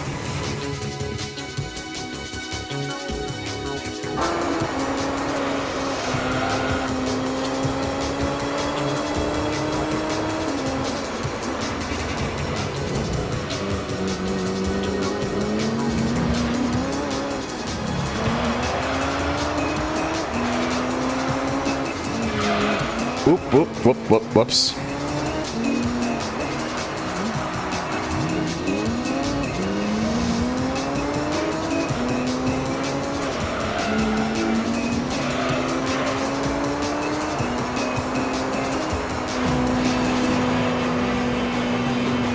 Yeah, so I don't know, I'm getting old, I'm getting broke, I'm breaking down more and more with time.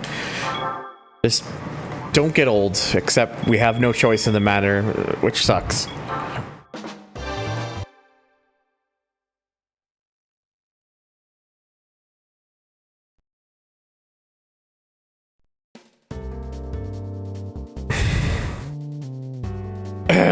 Excuse me.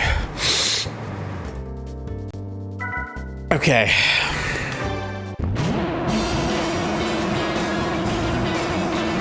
I just realized I've done over 100 miles, I think, already since starting this championship. I know you can't really see it because of Durag in the way, but my thing there is sitting at 130 at the moment.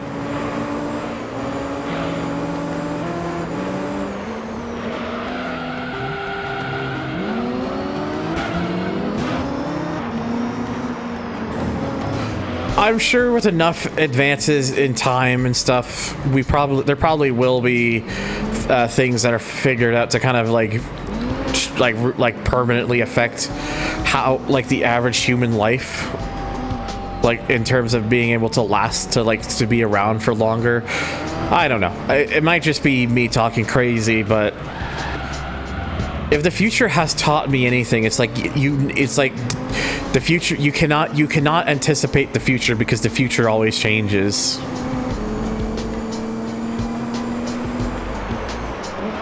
There are a lot of people who just believe that in the future we'll all of us will be dead. Whilst it's a thought I have that goes in my head sometimes, I think truthfully, I don't know if we're ever gonna truly get to that point or not. Or at least if we do, I will have already been long since dead before it happens.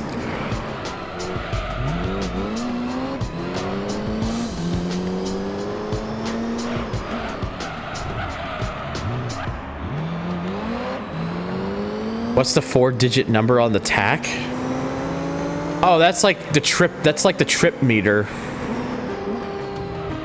So that tells you how much you've been, yeah, the trip mileage basically. So I'm sure you know what a trip number thing is on a regular car tachometer, right? That's basically what that means. It's a trip meter. It's like how much. It basically means how much have you traveled. How much have you traveled in that trip?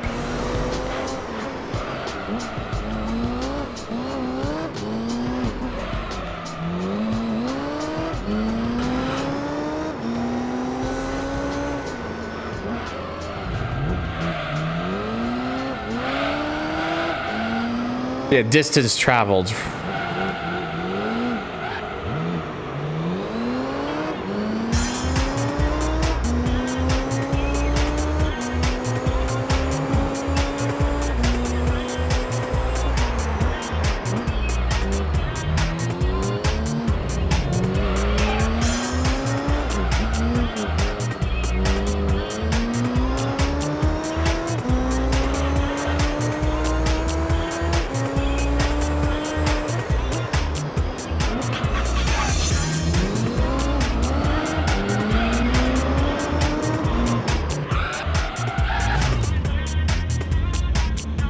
Whoops.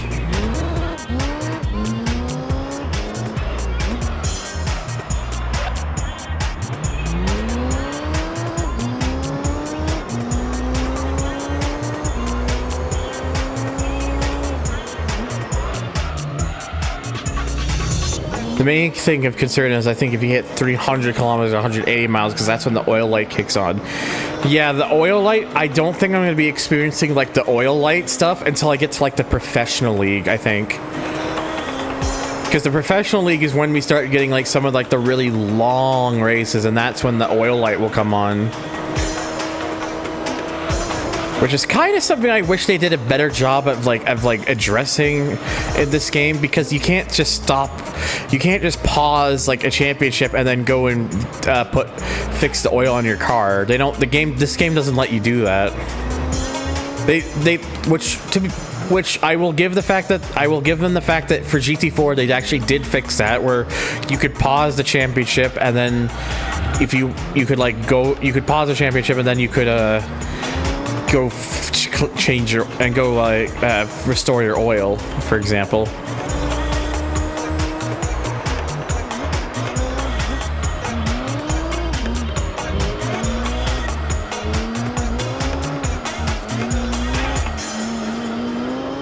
The AI is always at peak performance. I don't remember if they are always or not. My brain's not remembering very well.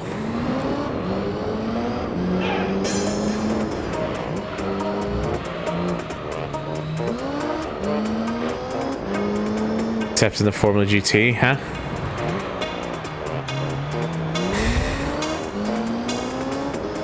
Yeah, it's inevitable that you'll have bad oil eventually. There's nothing you can really do about that.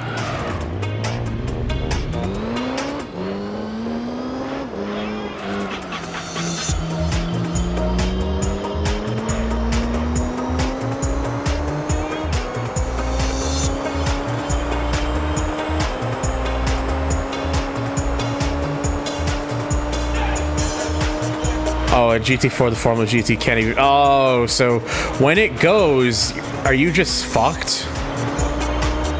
Because that's what it sounds like. It's like when that thing gets bad oil, it sounds like you're just stuck with it after that.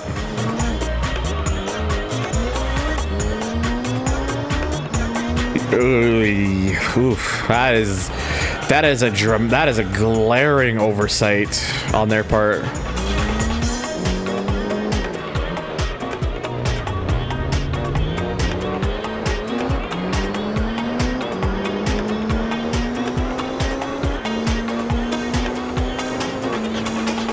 Unless you want to do the nerve 24 hours.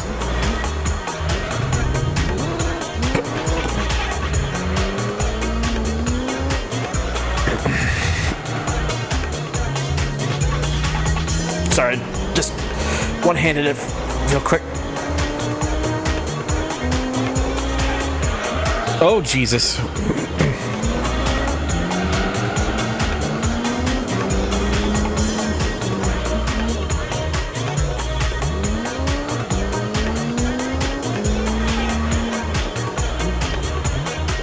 Like, the truth of the matter is, when I eventually get to GT4, we're gonna have to do it the hard way.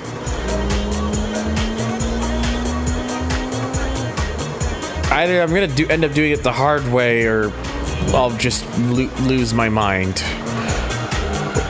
I'll probably end up doing both.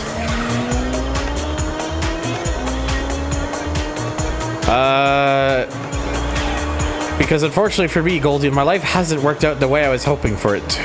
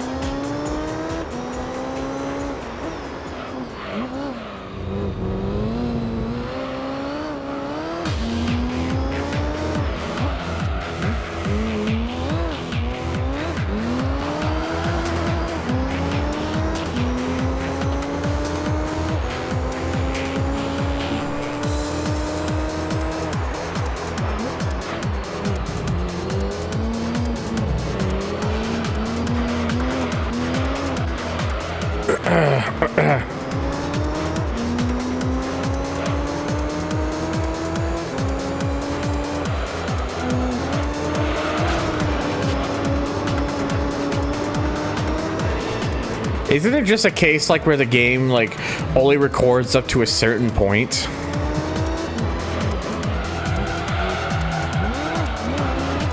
Yeah, it still takes like quite a long time, even if you do it on just solely on B-Spec.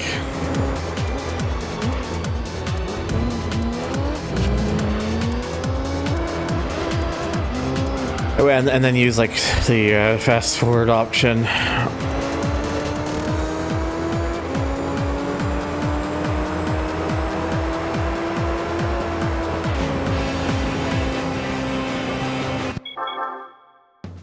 All right, closing in on 800,000. Ow, my ankle. Accidentally hit it with my other foot. All right, reverse Gran Valley.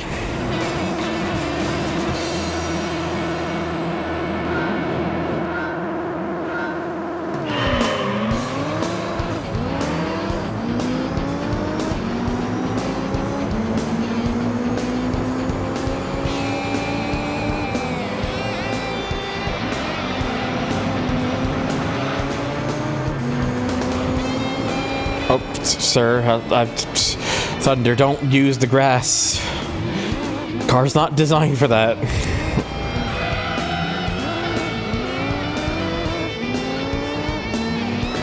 But I don't know, there's a part of me that really just wants to just be that cynical person who just does it all in A-Spec mode, but I haven't decided yet.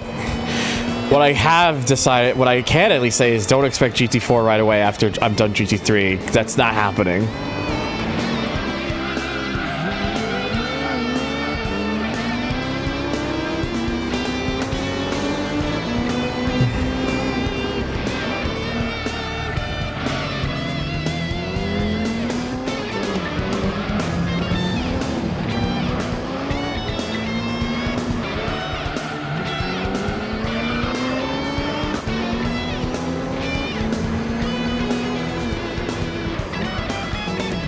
Oh yeah, it'll most 100% be breaking up into sessions.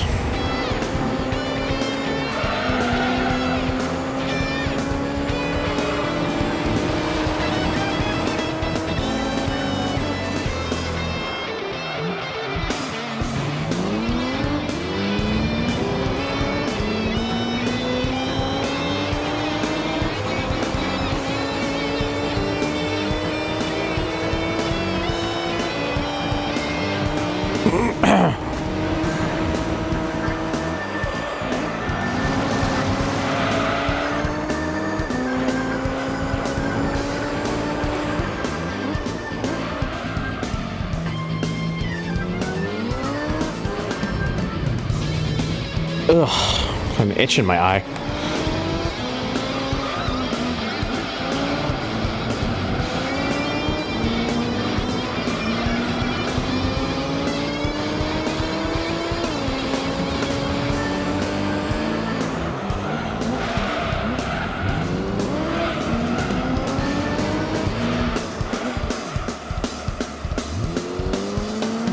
So we should tell that to Milestone, where they had you run up to, I think, 12 or 24 hours endurance races in Ride 4 without a suspend option. Milestone treating it like GT4 did. Although at least GT4 gave you the B-Spec option.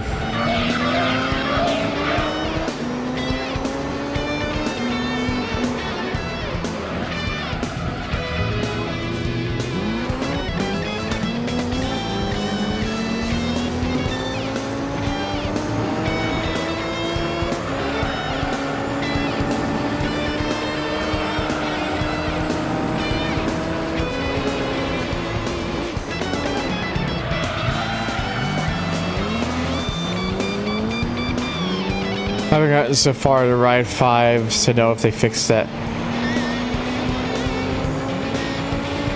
I've never played a single ride game in my life. Not exactly the big. It probably doesn't help that motorcycles just aren't something I'm like really hugely into. So.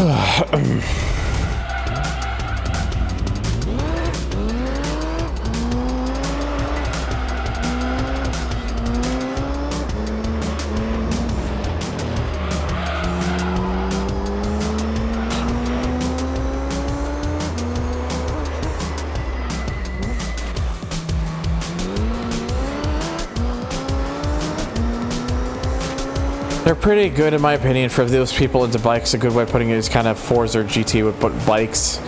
Yeah, it makes sense. Like maybe one day I'll have a sit down and try them out, but I don't know. I've never really been in a rush to do so.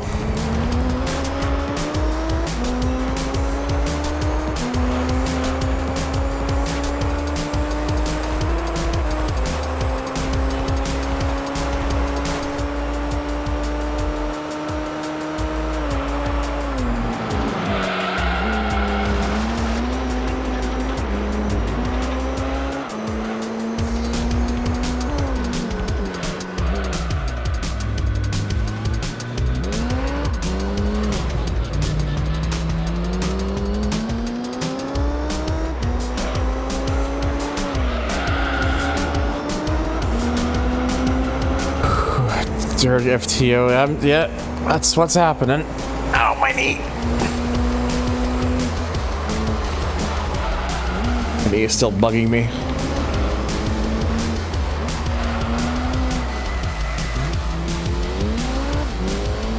I think the thing with me is it's just bikes.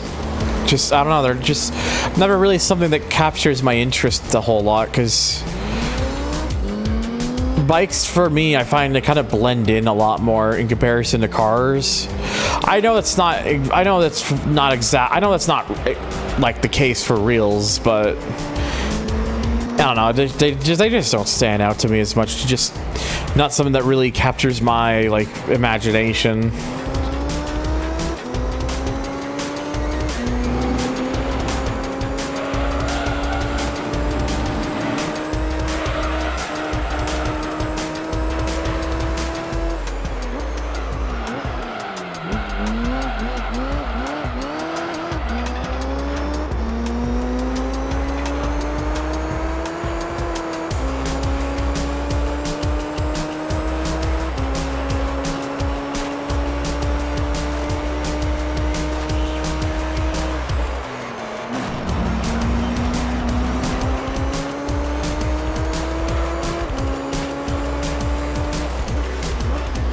Uh-oh.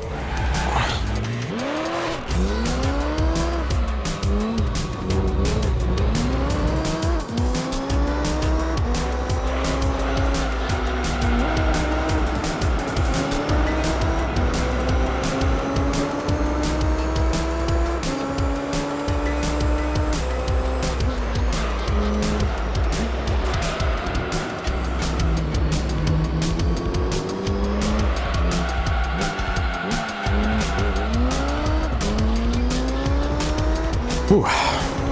My glasses are pinching my nose now.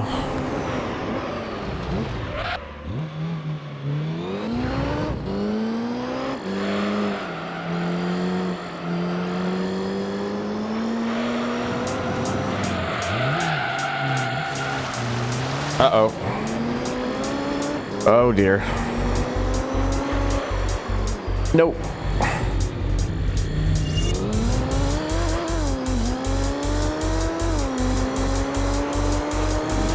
Go, go, go, go. Go, go.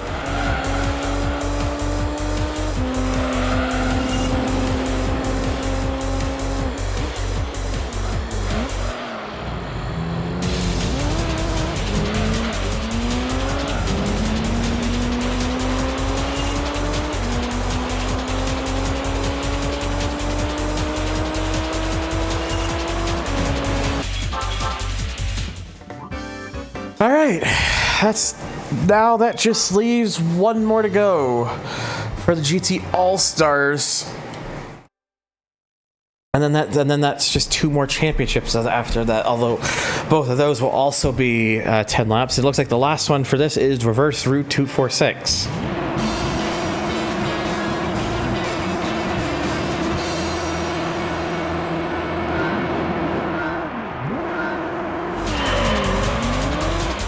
I think 100% completion accounts for winning every race.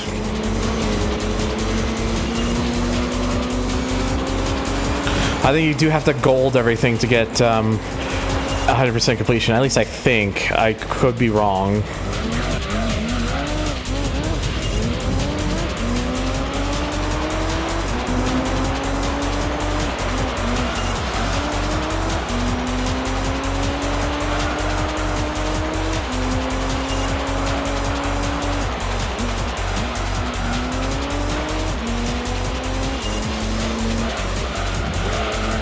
Oh yeah, you can. If you want, you can just do. You don't have to go through the whole championship again just to win a race you didn't win before.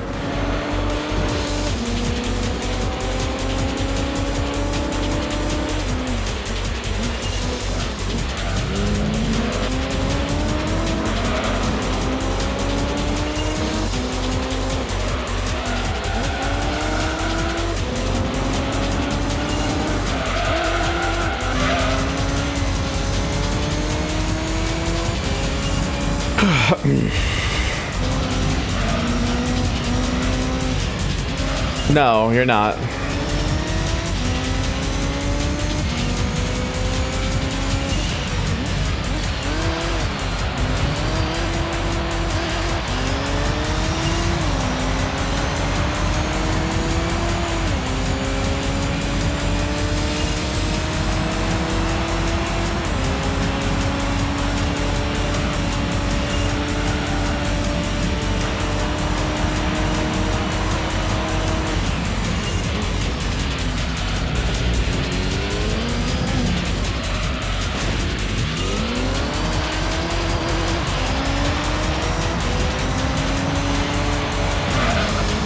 Whoops.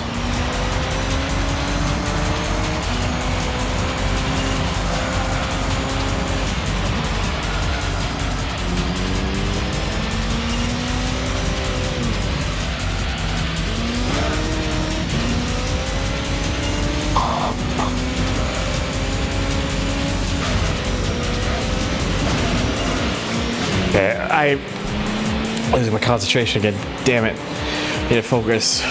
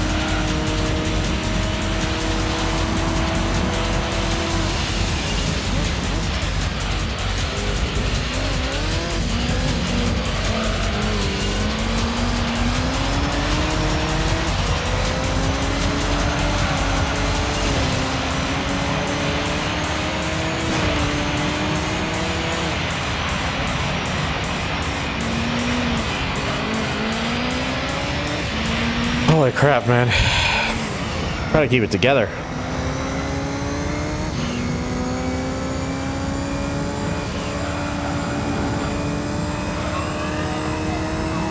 Don't want to listen to this right now.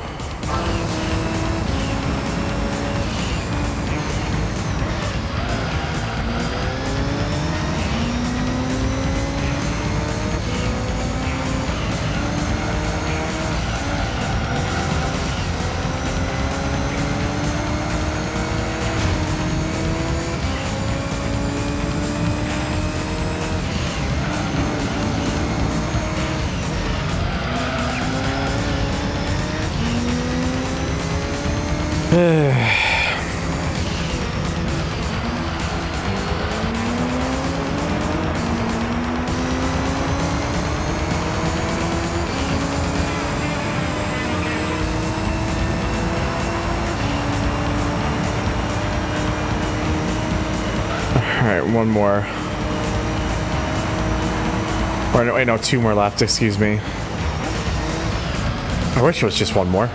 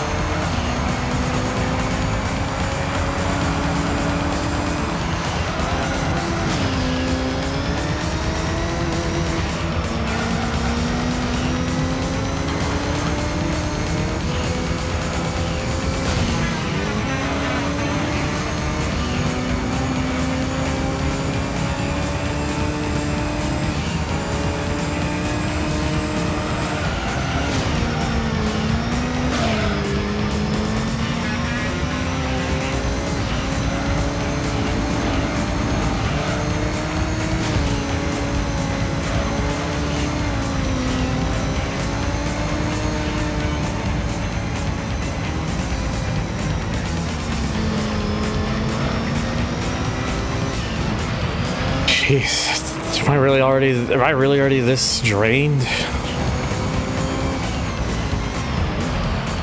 Apologies, by the way. I'm not trying to do this on purpose, obviously. Hang on, 1 second.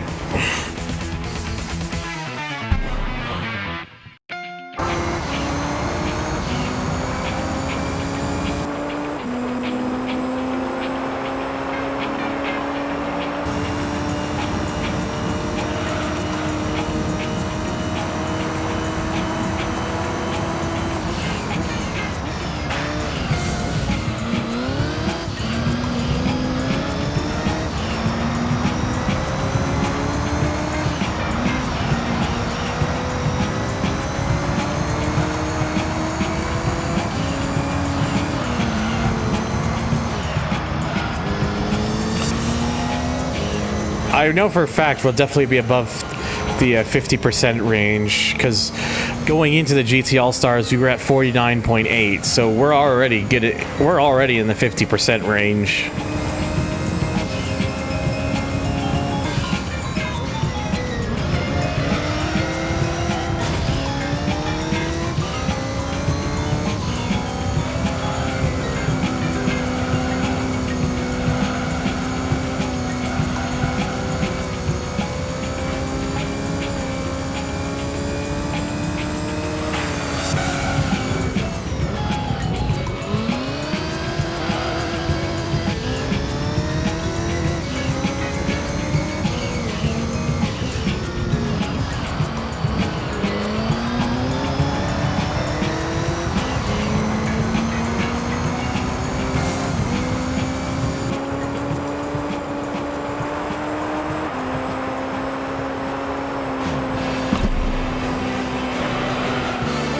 Alright, well there we go. GT All-Stars done.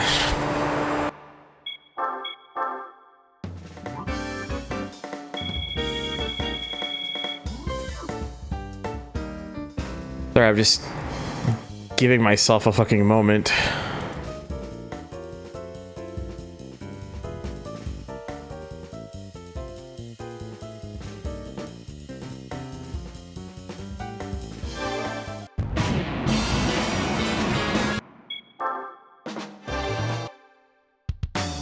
Okay, so how much money are we gonna get from this? 200,000. So in total, about 450,000 made from this championship, which is pretty good. Let's see what we can get as car prizes. Oh, there's a GT40 in there. Ooh, it's the N-Tune Skyline, but not exactly what I'm looking for. Not that I don't like the car, it's just I think there's better choices.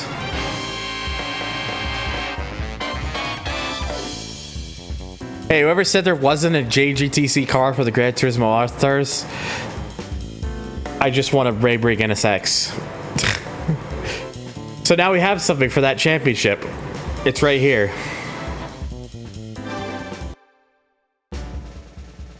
And we also got our 50% bonus car, which is a C5R Corvette. Yep, because they give you an extra car when you complete 50% of the game, which is also nice. Yeah, so now that just leaves the All Japan GT Championship as well as the GT World Championship, which of course we're saving this one last, obviously. Although interestingly, it only gets about 10,000, which means it's probably why they put this one where they positioned it in the Amateur League. Which is interesting that they do it that way, but whatever.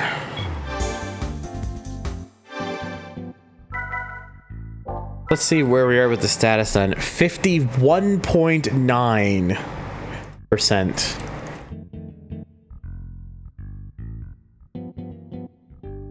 That is where we're at, is 51.9.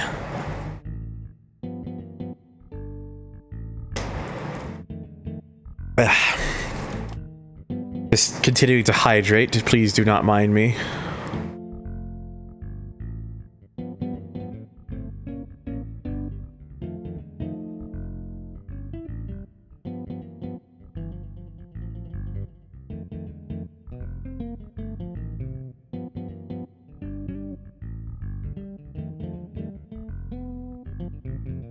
Okay, well,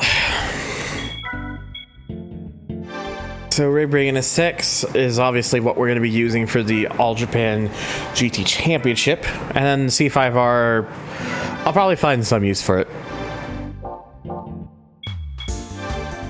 Oh, actually, hang on, before I do that, let me get back into this and fix up the oil. Yeah, because I notice it's now, the oil is definitely worn. It's we're starting to go down on power.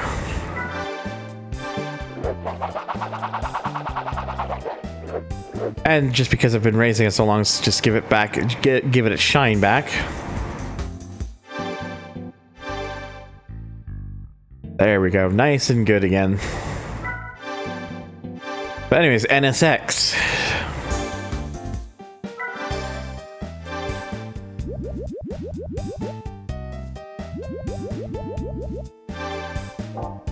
Whoops.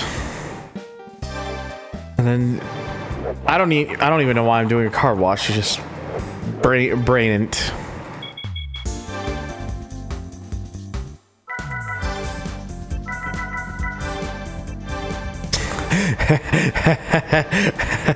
A 1,033 horsepower NSX. Geez, do you just want all the power? Yes. What?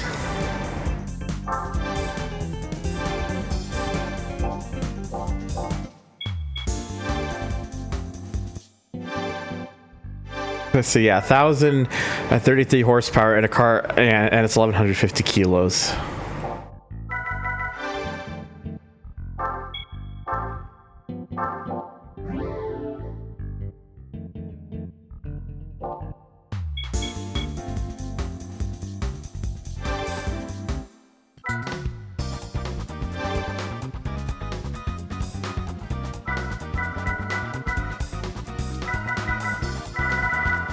All right, well, let's go ahead then and do the All Japan GT Championship.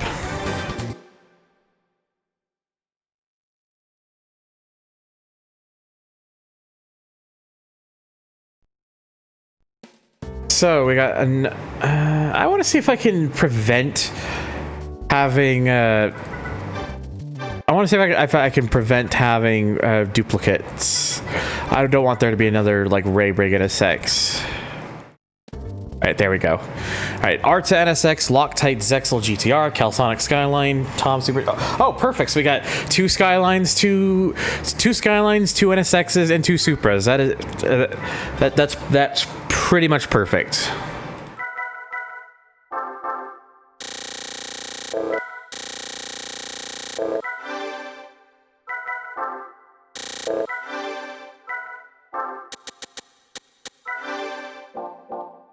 Here we go. Well, time for another journey of races.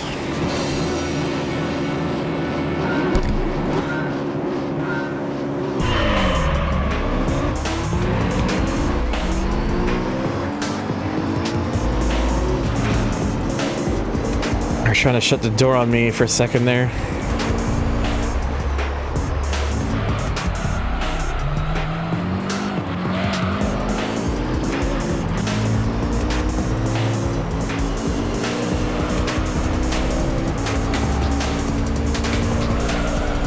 Oh yeah, I think this will be a. I think I can tell already. I can already tell how this is gonna go.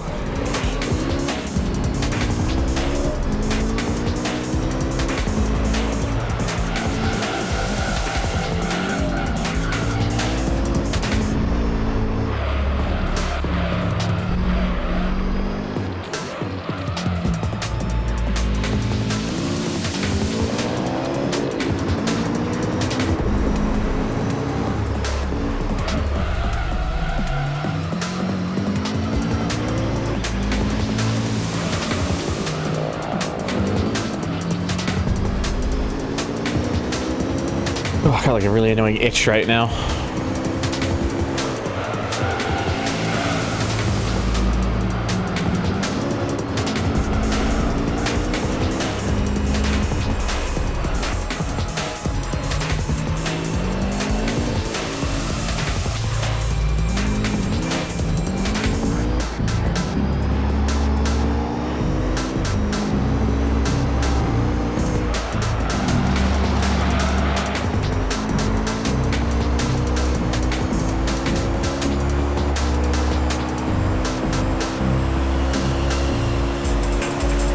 Oh yeah, I think we'll need to I think extending the gears will probably be the best choice for this thing.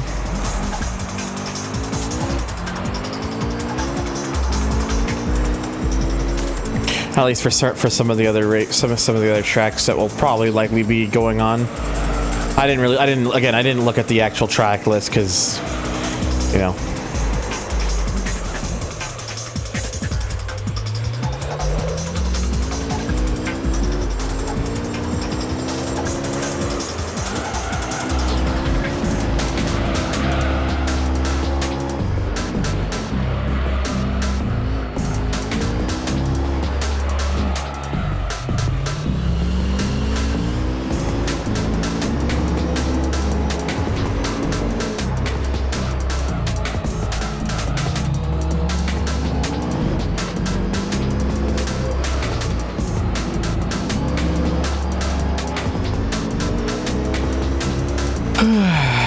Well, again, I apologize again. Just trying my best to kind of keep proof that I'm alive and at least talking and such. Just trying to think about what I actually want to talk about, if I can actually think about anything to talk about.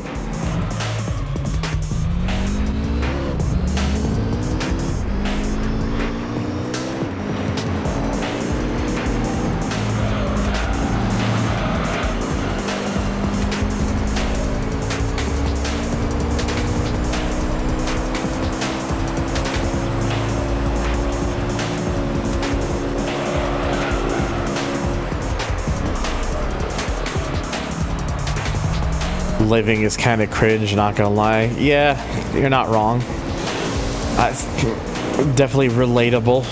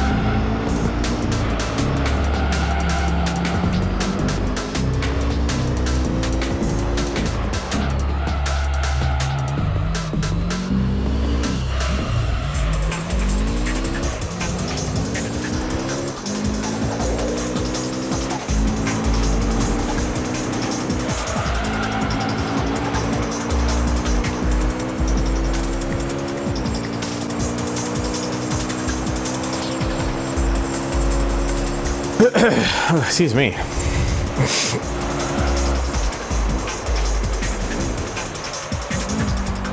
be lying right now if I said I didn't feel kind of a little bit of loneliness right now, but I'll be good.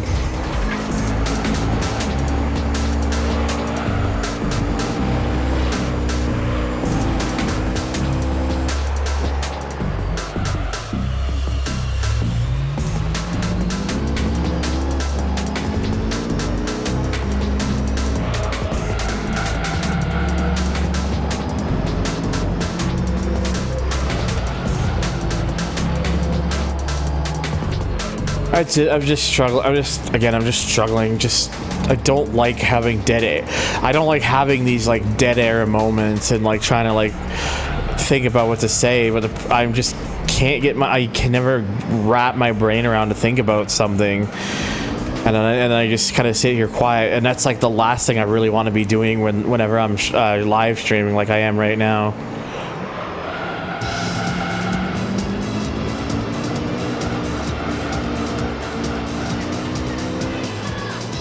Oh boy, a new YouTube subscriber, TurboLag94, thank you. Always have that fear about your internet being crap. I mean, you talk with us regularly, like outside the stream. Not exactly sure what the difference would be, unless I'm missing something here.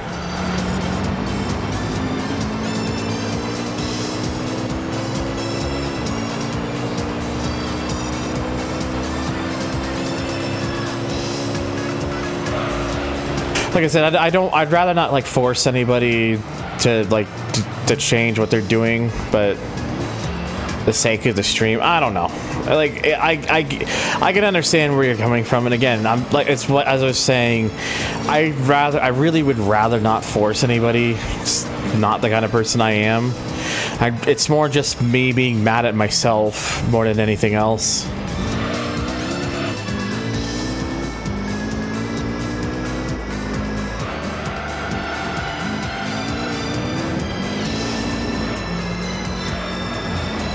Yeah, it's like I'd just rather y'all do what you're more comfortable at doing. It's because that's what matters at the end of the day.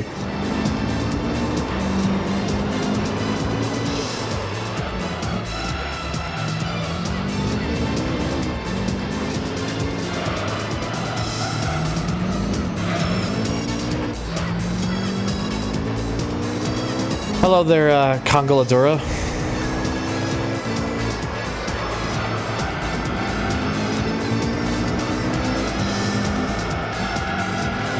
Ooh, Jesus. Okay, nope, we're good.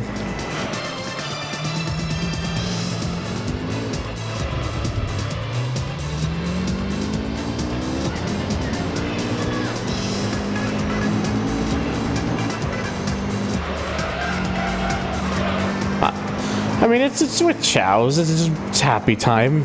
Smile. Also, good timing with that song to have come to an end there.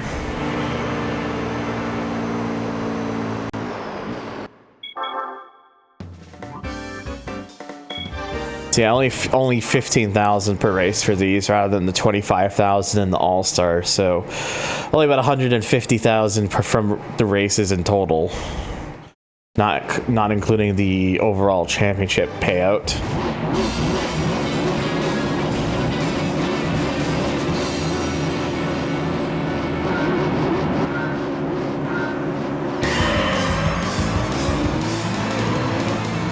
Yeah, I've mostly just been kind of focusing, like, my goal tonight is, like, to just finish off the amateur league, so, like, after this, I'll probably also do the, GT World Championship thing, and then that'll be it for the stream after I'm done that one. So yeah, I still have I still got a bit to go, but we'll get there.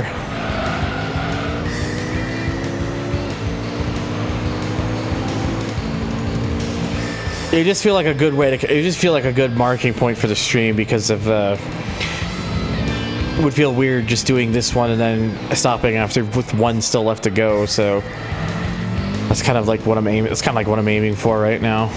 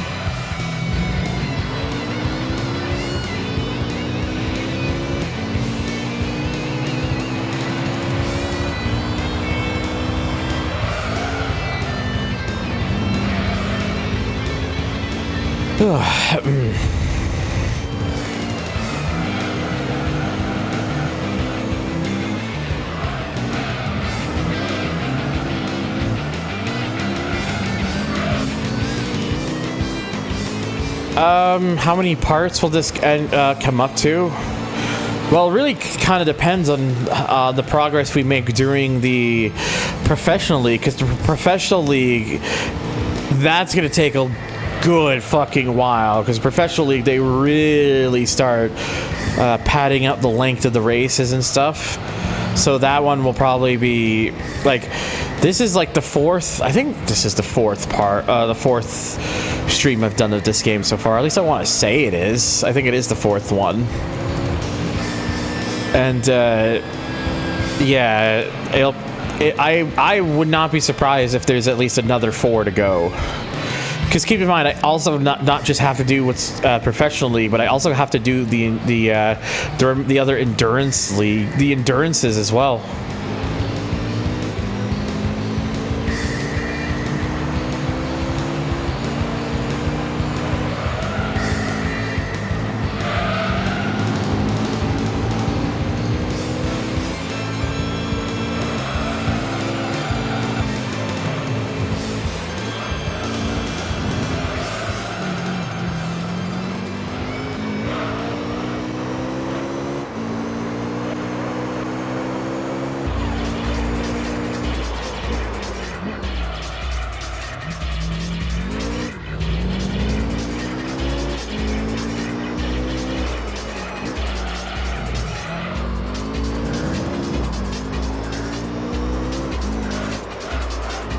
Yeah, thankfully none of those. I will be doing some more, like starting off the next stream of this game, I will be doing a couple more endurances before I get to professional league stuff, just to kind of keep that one moving a bit.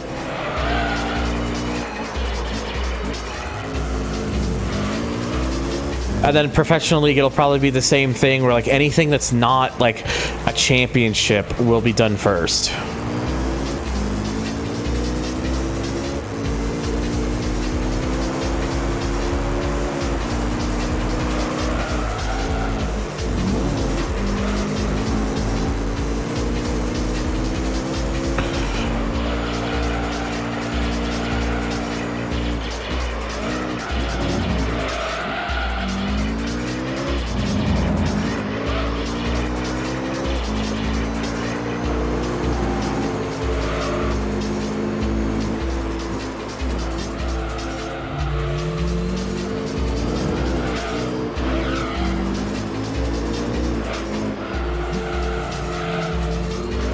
This is a good thing with Rome Circuit, is Rome Circuit's not a very long track, so like Grand Valley, like ironically Grand Valley is one of the first tracks, the first track we started with, and it's, while it's not the longest track in the game, it's definitely up there amongst like the upper echelon.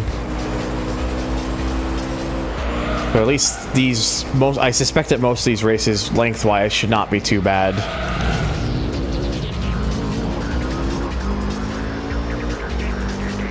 I'll also say, as cool as 24-hour races are IRL, they don't translate all that terribly well to gaming.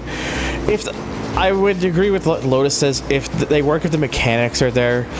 Plus, like when video, like there's, like I think a lot of video games, like when they give you like the options to like pause and like come back to it at another time, that's always, I think, when it works best. Because they learn that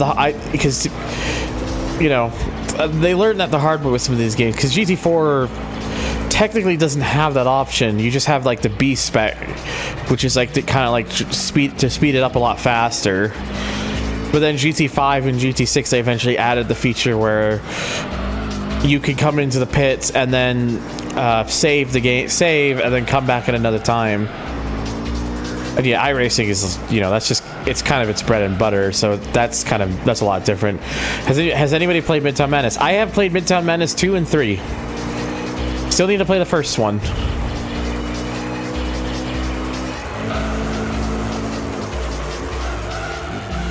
Ooh, man, I gotta be careful with this car sometimes. It just loves to just slip out a little bit.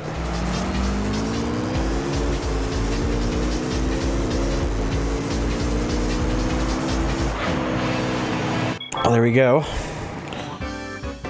Yeah, Rome didn't take too long. Not the lap time.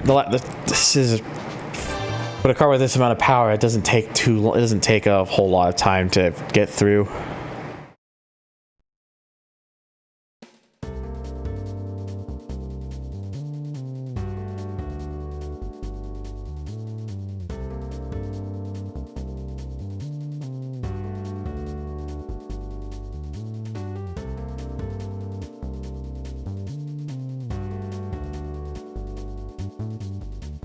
Sorry, I'm just checking something real quick.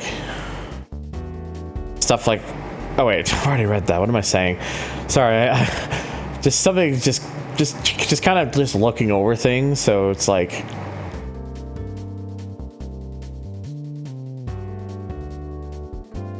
Just checking my stuffs real quick.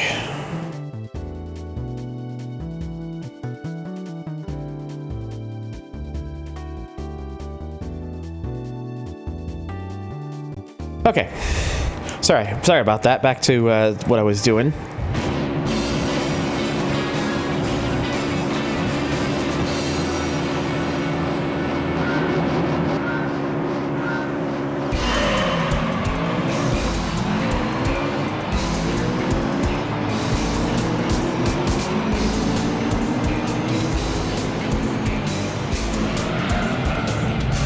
Ooh, shit.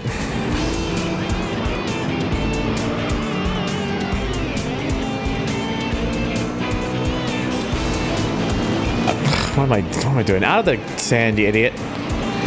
Speaking of, I really hope they get their IndyCar license back after the motorsport game thing is kind of fall. Motorsports games is like, I think it's really clear now that like this is it. This is, I think, the moment that many of us have been waiting for, where it all comes to an end. I think like IndyCar is done, BTCC is done. Like it's...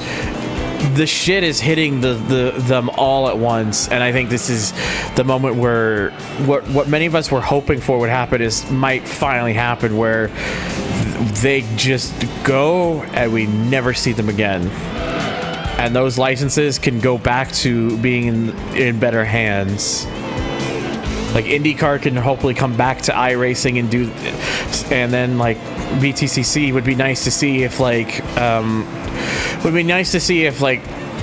if someone like Codemasters can pick that up, since you know the connection would be there. WEC hopefully leaves that sinking ship. Like just motorsport games, I just want them to go away and just go away for good. And hopefully we're gonna see that, especially with all this stuff that's happening. I'm really hoping for it. So.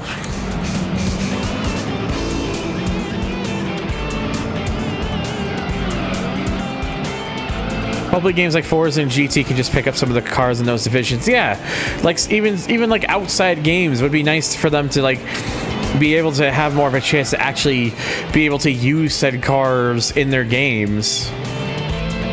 Like stuff like that, just anything that can benefit like outside of the sinking ship. It's like one of those things where just it will be really nice. And yeah, IndyCar coming back to Forza as well.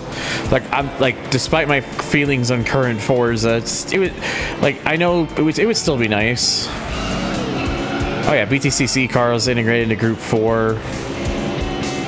Yeah, Studio 39. Yeah, it would be nice to see Studio 397 get out of there as well. I'm really just, but like I don't know, like with the two things with IndyCar and BTCC, it really seems clear that like the writing is on the wall for them. I really think that's where it's heading. I honestly do.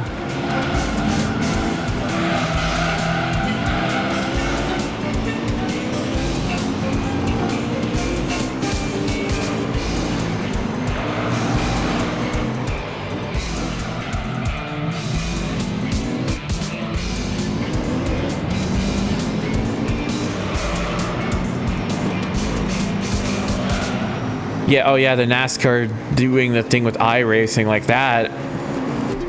Like that's a big shot in the fucking arm for NASCAR fans, especially because of just all the fucking just constant bullshit that they've had to deal with. With like just the constant just downturn for them to finally just get out of that and be able to do a thing with iRacing now, like that is something that fans have been wanting for a very, very long time, and it's finally happening for them. They're finally going to get the experience that many of them have wanted for God knows how long.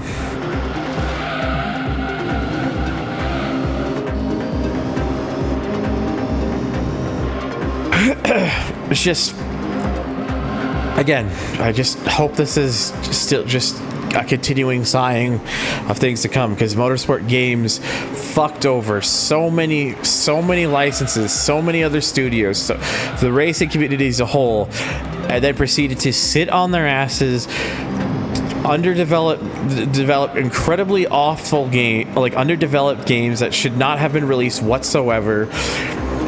Get involved with like massive, terrible, like I think practically like downright money laundering schemes, and then just hog all the licenses, and then just say, "Oh, we got all these exciting things come," and then have nothing, and then have like nothing to show for it.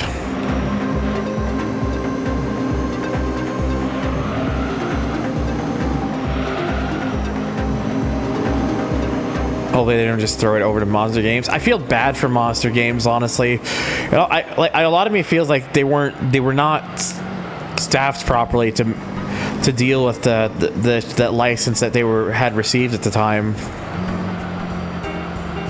Either that or the funding or the budget. I'm not really sure.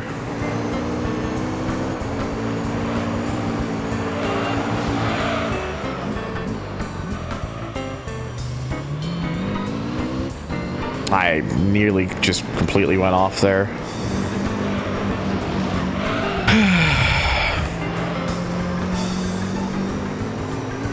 You're together, Thunder. You're gonna be okay.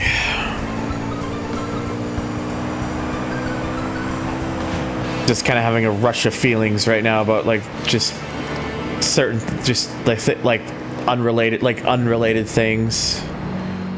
It's kind of like one of those things where it's just, I don't know, just various things kind of hitting me in the feels. Stuff I don't really think I should get into, but just kind of stuff that's kind of just making me sit here like, fuck, man.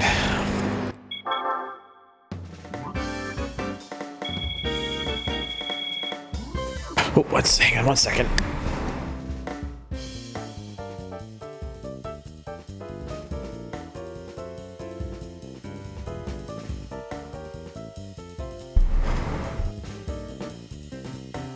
Okay.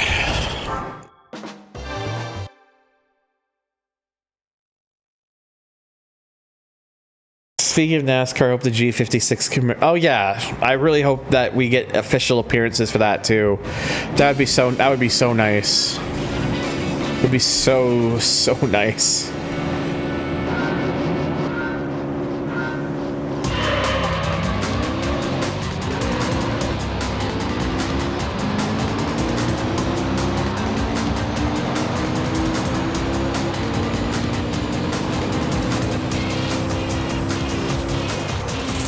Speaking of which, here's a layout we haven't seen in like a while, if very often at all in the game. Reverse Route 5. Like, we have not really seen this layout at all throughout much of GT3 so far. This one does not show up very often.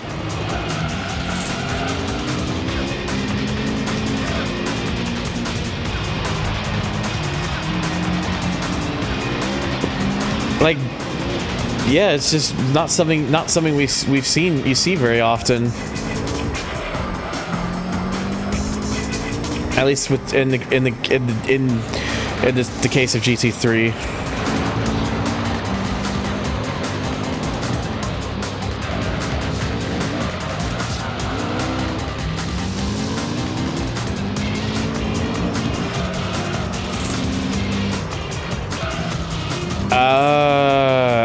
Reverse Route 11. I don't know if we've seen it yet at all. At least I can't recall if we have or not.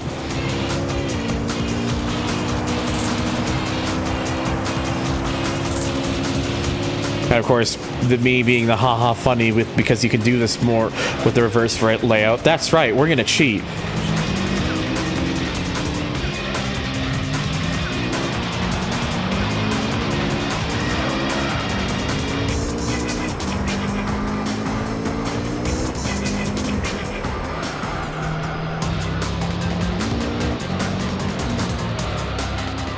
Oh geez.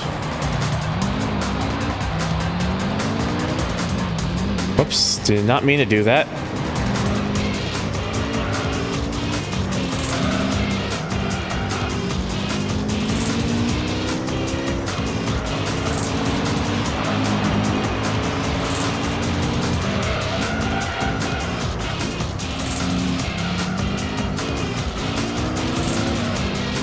Ooh, keep the car together.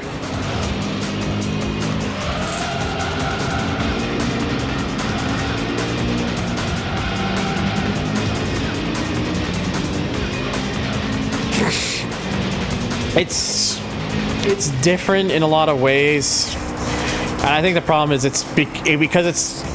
because in a lot of ways it's very drastic. The sound of it for the most part is drastically different in comparison to like what came before it and even after it in some regards. I think that's might be why some people might say unmemorable, because but it sticks out in a different way. But personally, for me, I would actually consider it memorable for the sake that it feels like its own thing, if anything, really.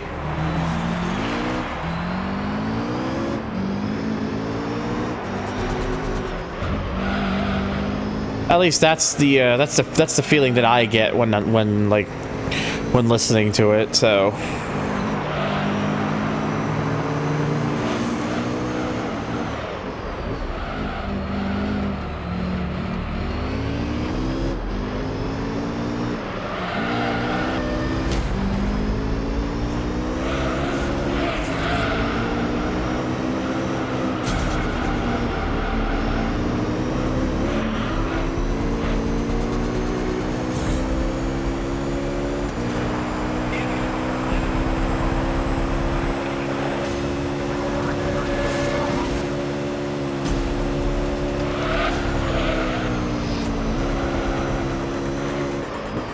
I know it's such a cheap way of doing that, but it's just fun to do, honestly. Shrug.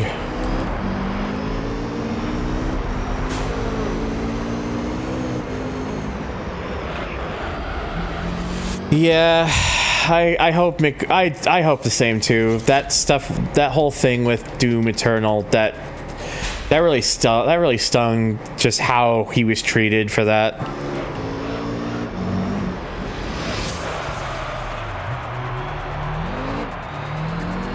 Because I don't understand with it. It's like the guy made music for the 2016 Doom that was so well received, so memorable, and just perfectly set the tone for that game, and people still look at it very fondly, and then just people are like, oh well, it's gonna be back for Doom Eternal, and then behind the scenes it's just a fucking mess, and then it just ends in just what we now know about the whole situation. It's just fucking sucks, dude.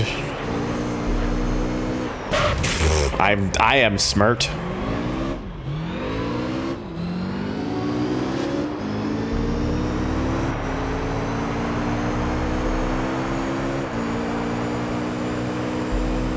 Don't worry about it. It's fine.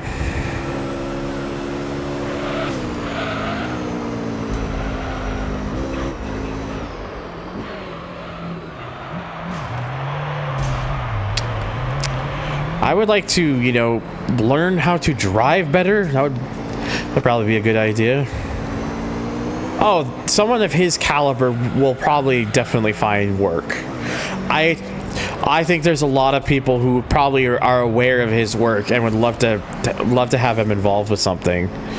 I think Gordon does not have to worry about, hopefully does not have to worry about finding work, because I think he will find something.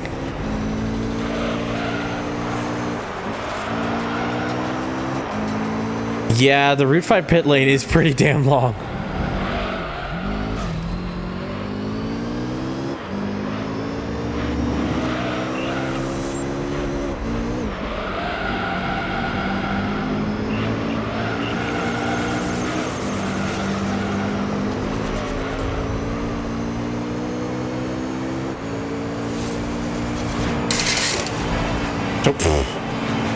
accidentally flicked up my wrist rest.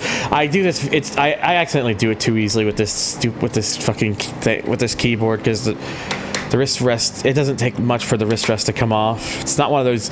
It's not one of those magnetized ones, which would have been nicer. If I had a magnetized one, I probably wouldn't have to worry about it as much. At least that's my feelings about it. Could be wrong. Could be wrong.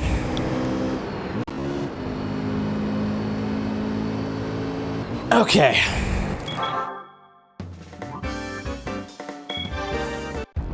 Almost back over to 1 million as we come to the 5th race, nearly the halfway point.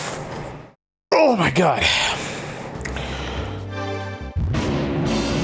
I love this, just Laguna Seca, a race that JGTC cars went to clearly.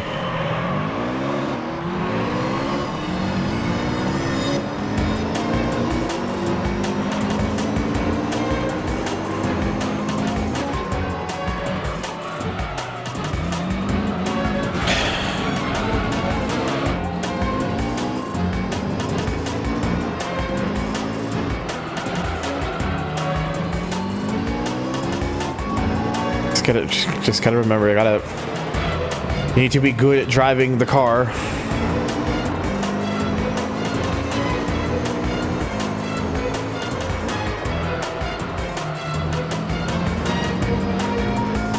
Thought I heard something by my window. I think it's just me.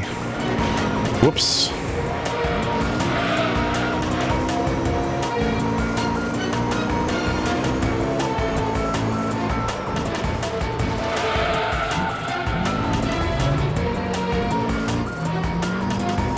It absolutely is meant to be anxiety music, Goldie. Like, that's what it was designed for.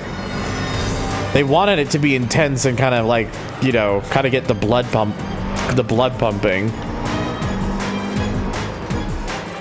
Especially because it only plays after you've had a number of accidents.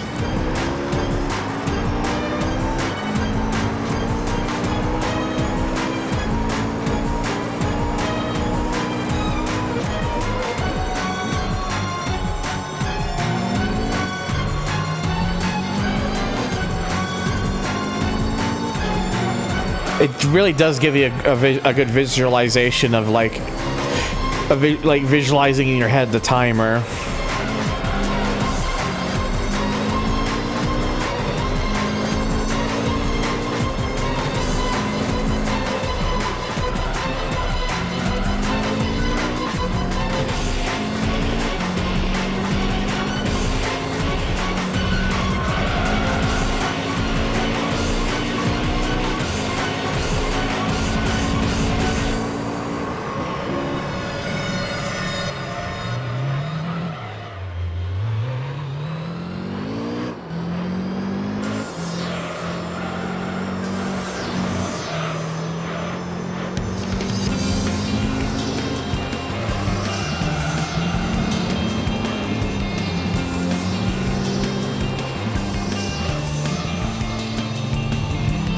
Yeah, you just you hit the end of the race and like you just cross the finish line as the song ends, and you're just sitting there just like almost in like a pool of your own sweat, and your heartbeat going like double the BPM, the beats per minute, the total shift. Yeah, we go from an anxiety song to a very kind of relaxed, kind of like much calmer song.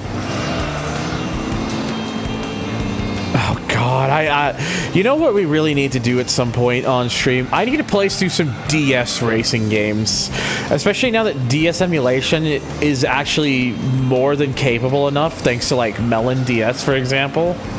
I think it would be really funny to like play through some DS racing games on stream.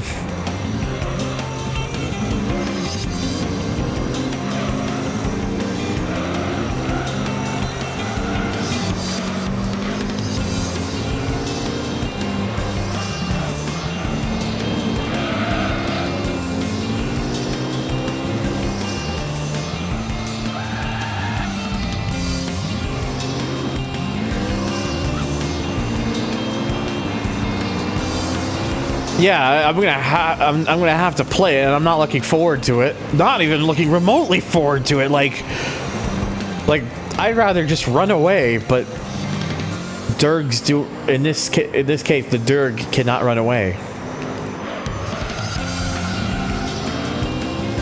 Mario 64 DS, except don't actually be because that. Wait, what? You get banned for playing Mario 64 DS? I'm sorry. Why would you get banned for playing that?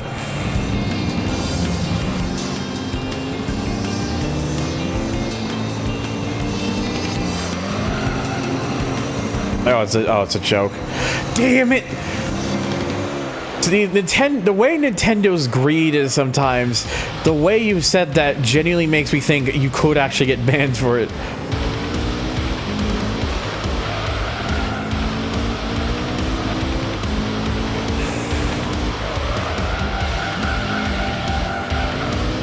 Yeah, Nintendo are very much jackasses about that sometimes. That's why, like, you really had me, like, fucking hook, line, and sinker there.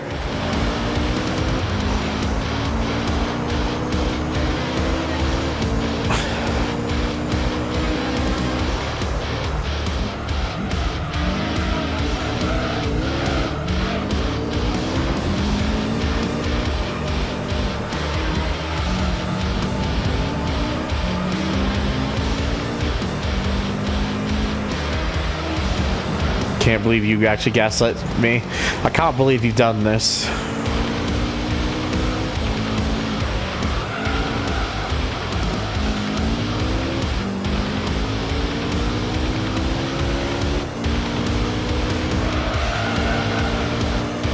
That's what they all say. Smile.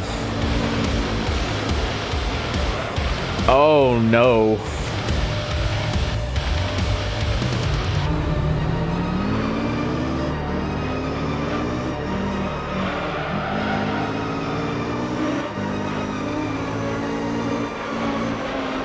Undercover PS2, I'm not really that worried about. NFS 2015 is just going to be more annoying than anything else. Most Wanted DS is the one I'm actually nervous about.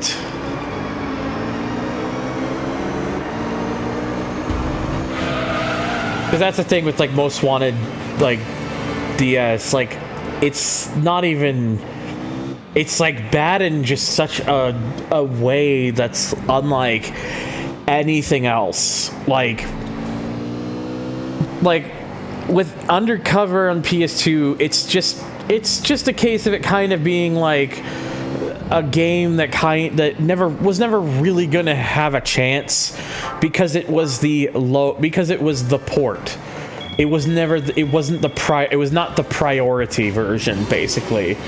So it was never really gonna stand a chance.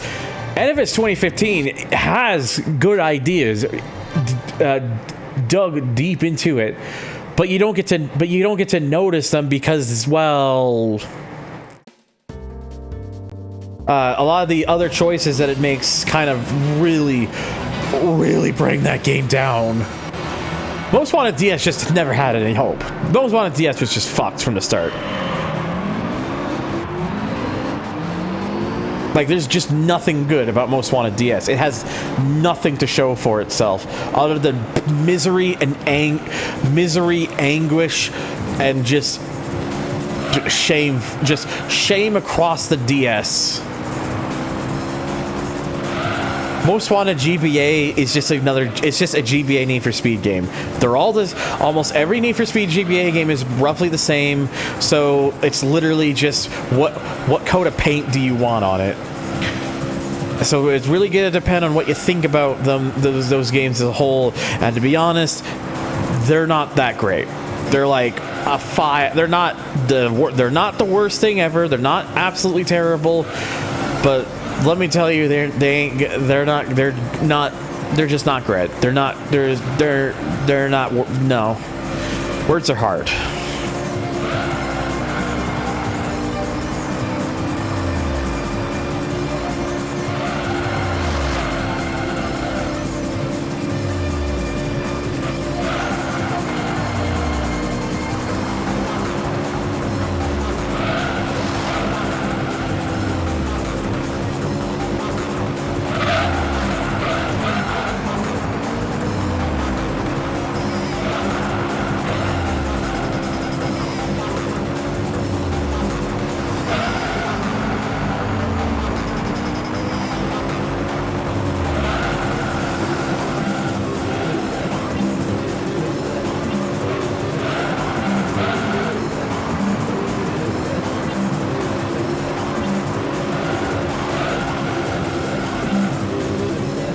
The DS version is so fucking bad. Like, it's a game that's not even like it's. There are some games out there that you'll often hear that, of course, you know about the term "so good it's bad." That game is just bad. There's nothing good about that game. You can't even enjoy it. It's the worst kind of bad.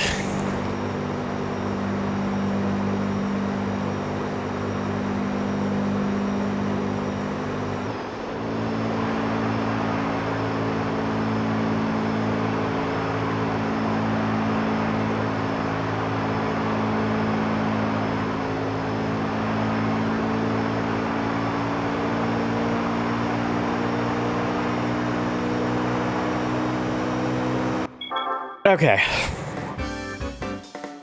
Sorry, just DS most wanted. Just I've actually played it before once. That's the thing. I've actually played the game before. It's so bad.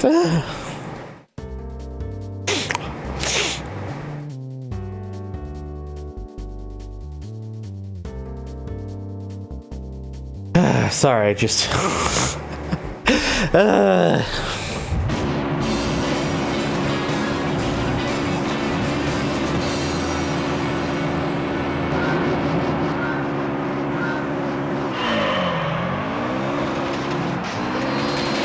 It's impressive that, like, I think them actually trying to do that in the first place is pretty impressive. But I think it's also a sign that maybe you're being a bit too. Maybe you're trying to reach too. Maybe you're trying to reach too high up the stars for like unrealistic expectations. Because as cool as it is that the GBA version has like actual like licensed soundtrack, you like absolutely hear how bit crunched it is. Not even bit crunch, but it becomes distorted. You hear like audio crackles and pops and stuff. It was a cool idea, but it wasn't capable. It was not designed for it at all. It's pretty much why the later games just abandoned the idea. I think they did come back around to it with the GBA version of Carbon, but you can definitely tell with that they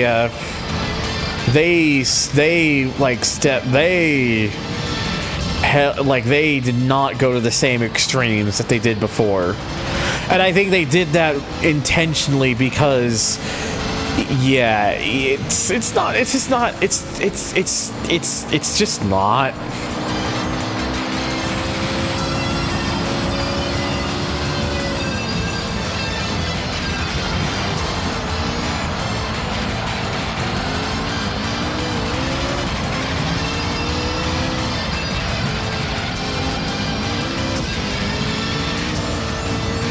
For some reason, the DS, which seems more up to the task, didn't try to do something similar.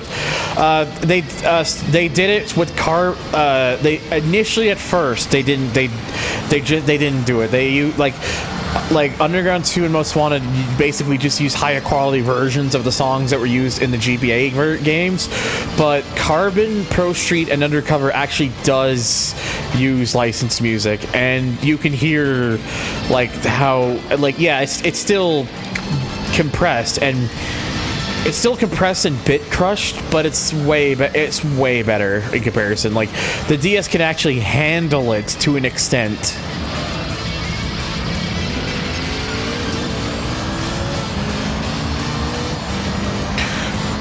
But yeah, there's also not as many songs as like the console versions, obviously. But it's there. There are select choices there.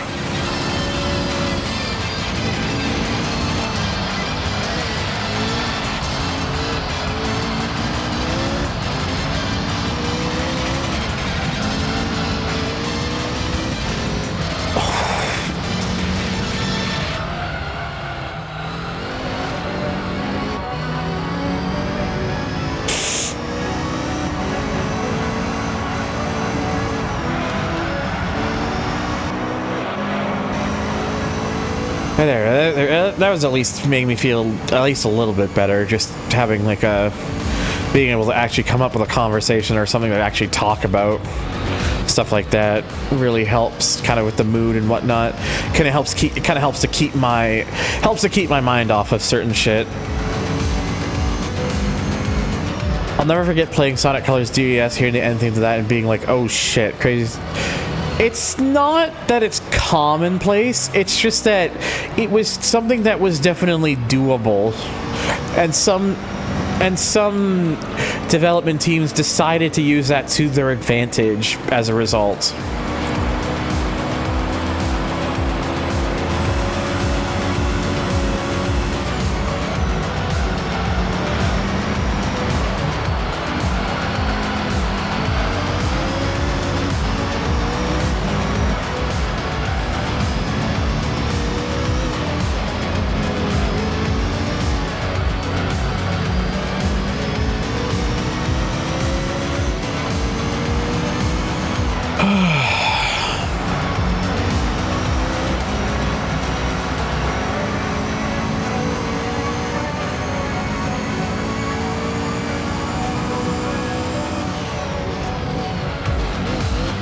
It's also good, like, I kind of botched the start a bit there, but then I was able to just kind of get back to seeing things. And also my concentration is doing a bit better too. Like, I was almost feeling like I was going to pass out there during that last one, but now I'm feeling okay.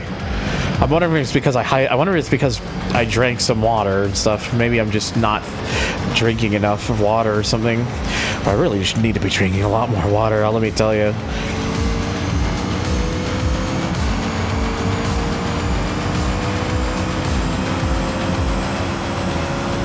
I had a GBA back then, and especially as a preteen. Oh my god. As a preteen kid at the time, I would have freaked hearing licensed music coming out of that thing had I played Underground 1. I had a GBA as well, but I never had Underground 1 on GBA. My first one was Underground 2.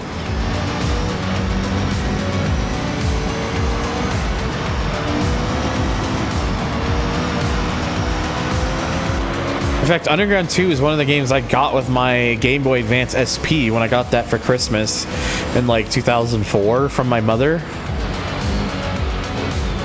Like from my mom and my stepdad, like that Christmas 2004, me, my sister, and my stepbrother all got Game Boy Advance SPs. I got a blue one, I got a blue one, my sister got a red one, and my stepbrother got a silver one.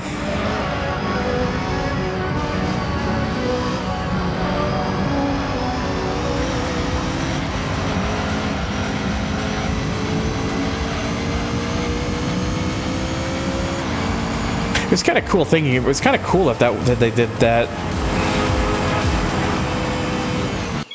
I missed some of those younger days, just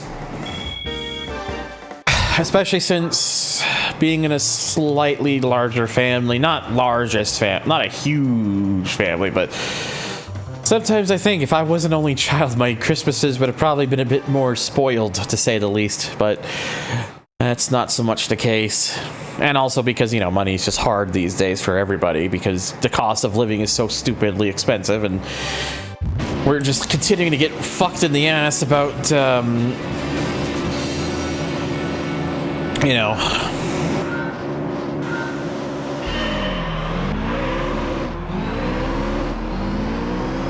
But that's another time and place, so...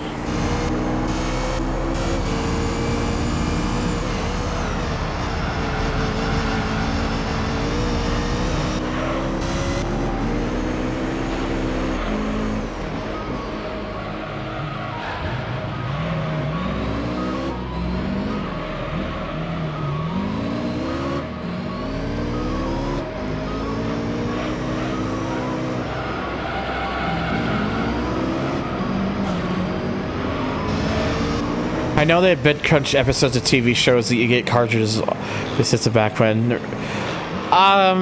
you're a kid, they're probably cool, but when you look at it back as you're older, you're like, oh my god, this is when compressing things may have been a little bit too much.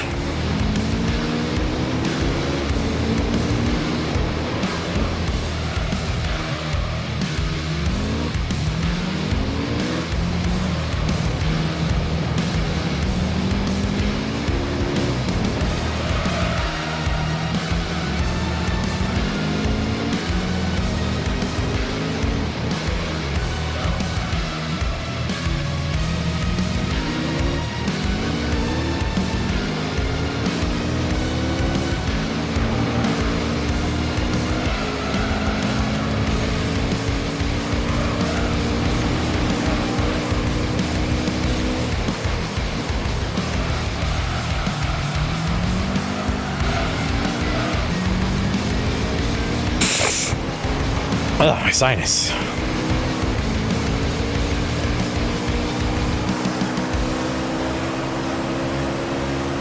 It's actually interesting that they make you do the reverse version of Grand Valley, not as the last race for this championship. You know, like it would have been a good come full circle, like where the first race was the Grand Valley and then the last race was reverse Grand Valley. But no, there's one more before. There's like one more track before this, one more track after this one, excuse me, and I have the slightest suspicion I probably already know what it's gonna be, but we'll see.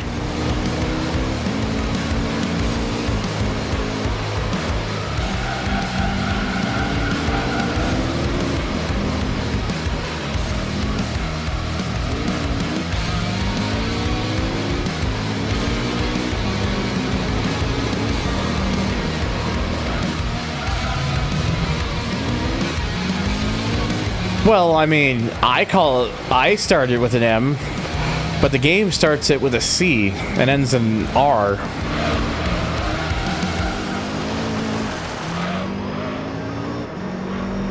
Even though it is technically correct.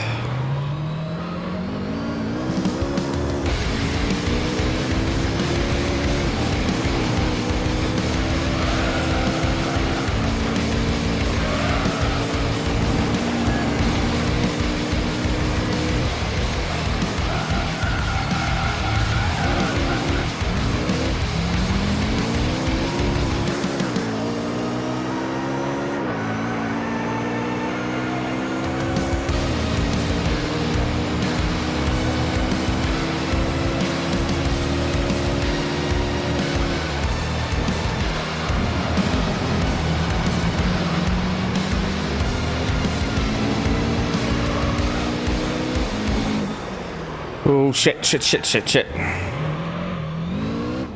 Hello, I am good at driving the car, yes. I know what brake times and lines and staying on track. I know how that all works, right? Switch. No. Sure.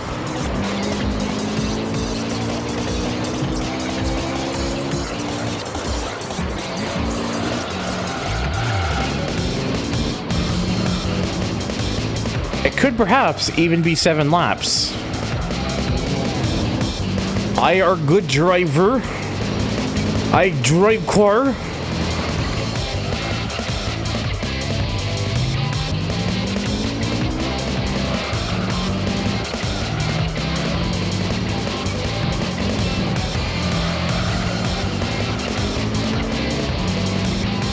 It was new to the it was new to the series at the time, and I think they were just the team at the time. I think we're just big fans of the track in general. At least that's my predicament and how I and that's at least my belief on the matter. But could be wrong.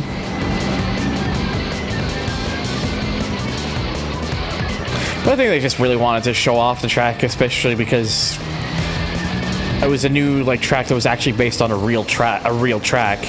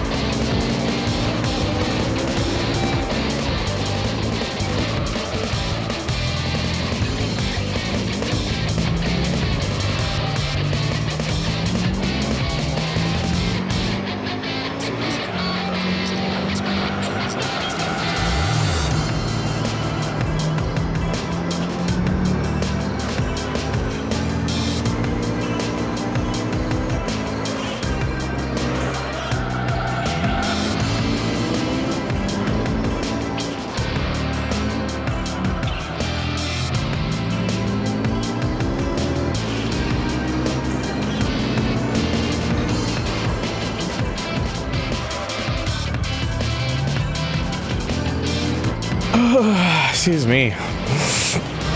They're currently being shown at the arcade at my work. So what? People are randomly at an arcade are just watching me drive this. They're probably wondering, who the fuck is this guy?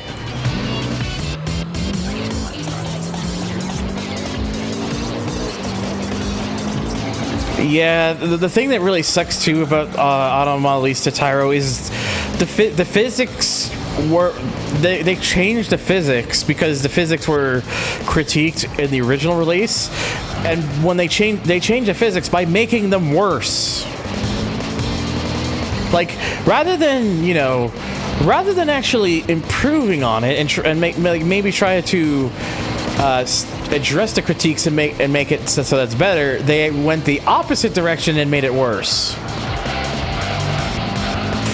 Thanks so much. Which sucks because our version, the one we got, is the one with more content. It's the US tuned version. So it's the one with more to do with in the game, more content. But it's the one with the worst physics. In a perfect world, we'd have all that additional content, but with the original physics. Because the original physics are better. They are. In fact, honestly, I tried the original version to see what the critiques with the physics, and I mean, in some cases, I guess I could see it, but it's like, I think a lot of the comments were very exaggerated in terms of it being like bad or something. So, at least that's my opinion about it. But yeah, it's just one of those situations where the two best ends of the game are in two different versions, and do not actually intertwine with one another. So we're just left in the middle, feeling sad.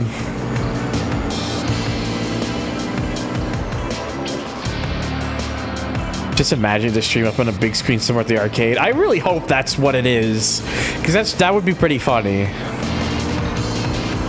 That would be very, very funny.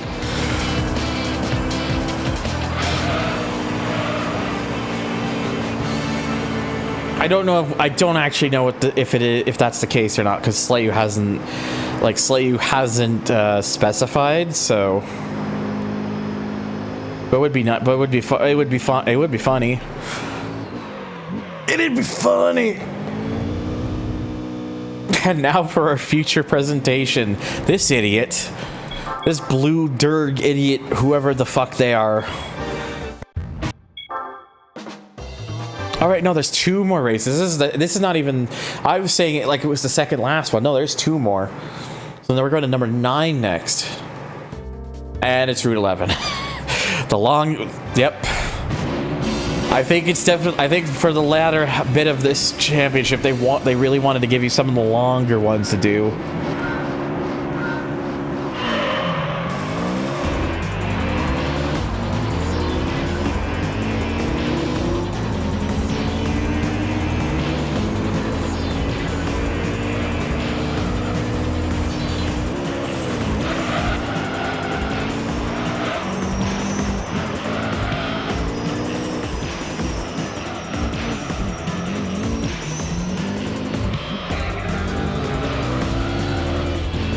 They gotta warn you up for the Pro League somehow. Well, no, I'm aware. I am more than aware. I know what's coming. I know the absurdity, the levels of absurdity that it's going to reach. I know from first-hand experience.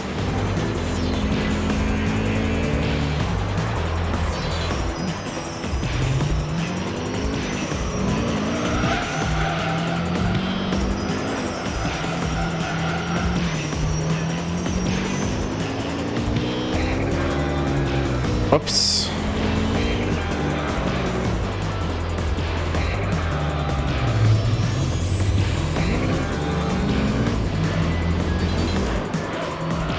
The Vitz is calling for you. It wants to be driven again soon. It really do though. It really do be like that.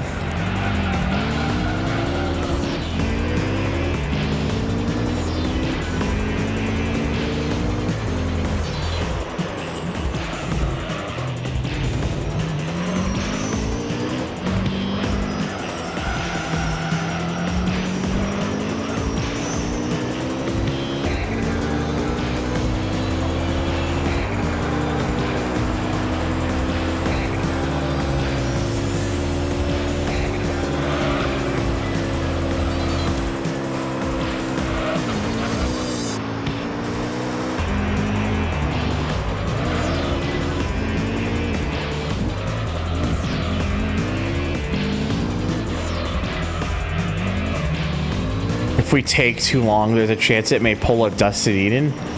Explain what you mean by that.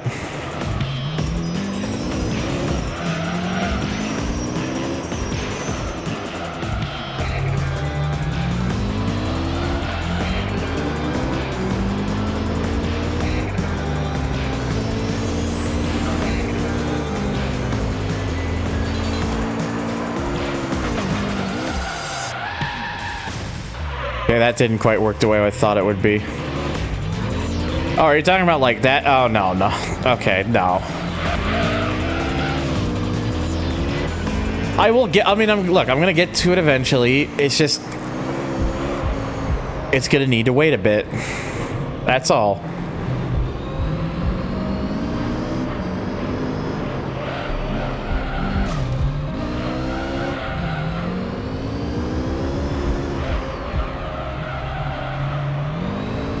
Yeah, it's gonna have to learn that it's not the only car in the field in the game.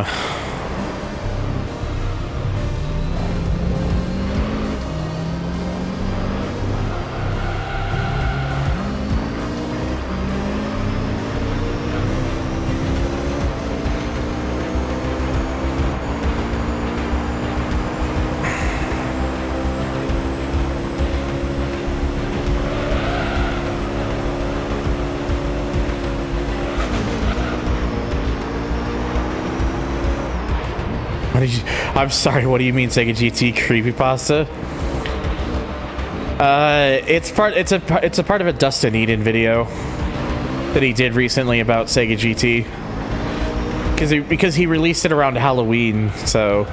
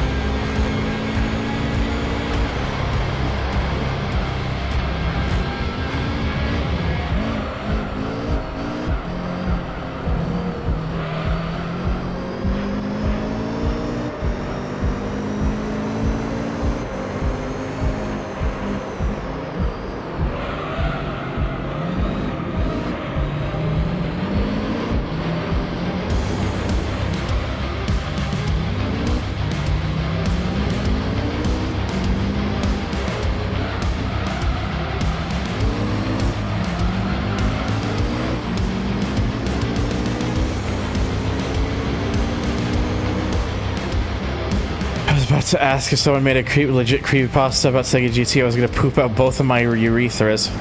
Only both of them? Because your hand's sore. What did you do with your hands?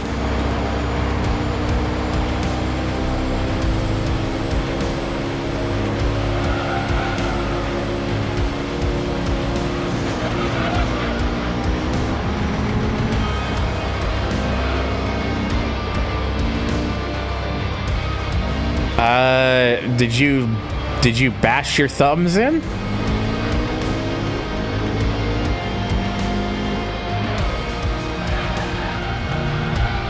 Oh, whoops.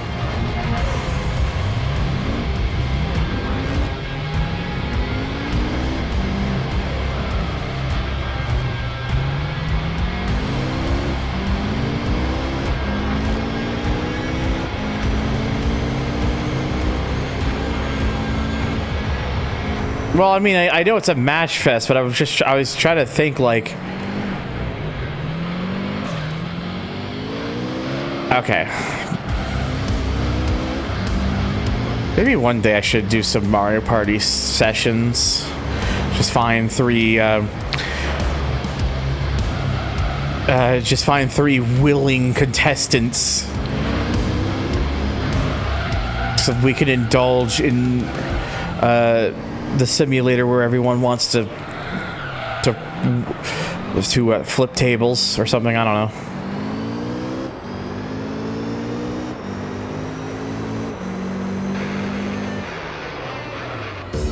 I just listened to it back in track, so I'll come back to that one later.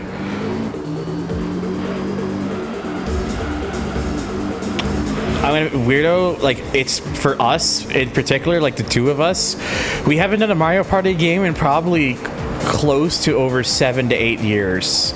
Like, it's been a very long time, at least for the two of us.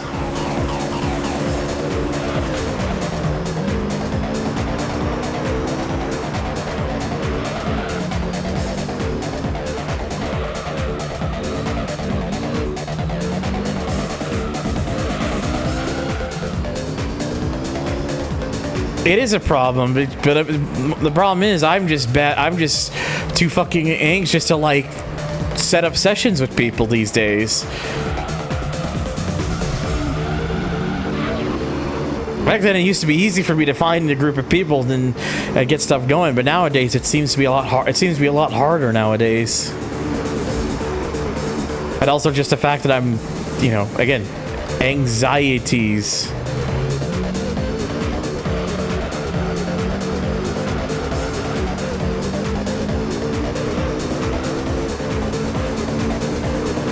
Well, I know you are, so like if I like you're always someone I always keep on tabs with.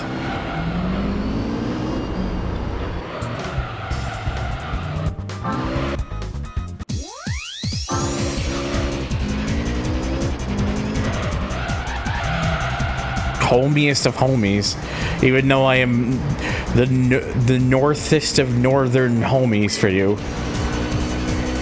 I don't know if that's actually true or not, but I'm just gonna pretend that it is.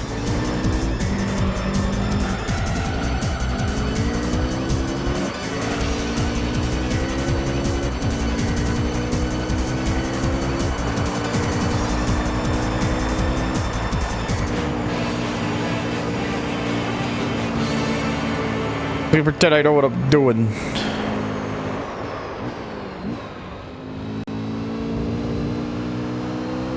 I gotta sit up. Give me a second. Probably, but you're still my best goddamn friend. I don't say that enough. Fuck. You want me to be totally honest with you, weirdo? I don't think you've really. I think in probably all the years we've known each other, I very rarely, if ever, heard that particular, those particular words, like best goddamn friend. So. I love you too. You're gay though, but I love you too. I'm just kidding. But seriously though, I love you too. Just gonna start the song again since we didn't get very far into it. But yeah, so as it turns out, we do not have Monaco for the last race of this. We're at Route 246, which.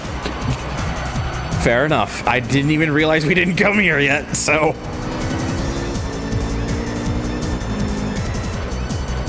Just kiss already, you two?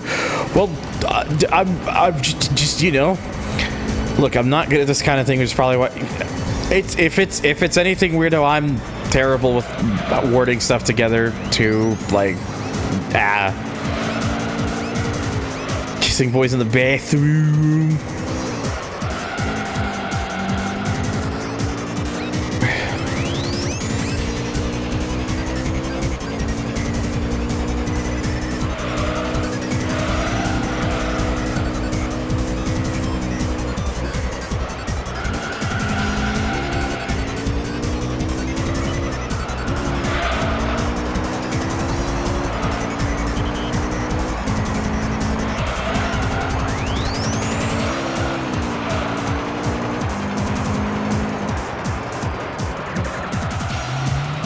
Yeah, this is the last one. This is number 10.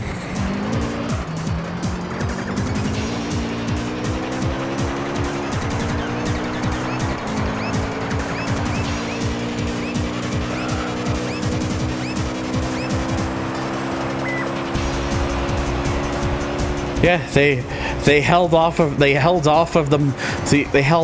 hey, let's go to Monaco for this one.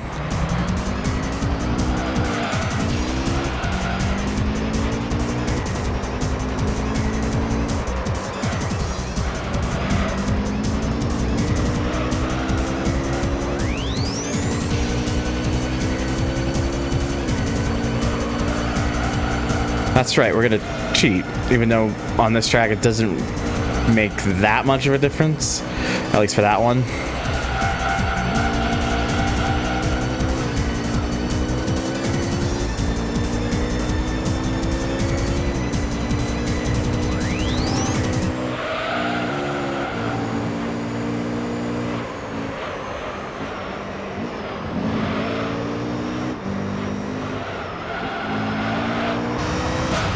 Ow.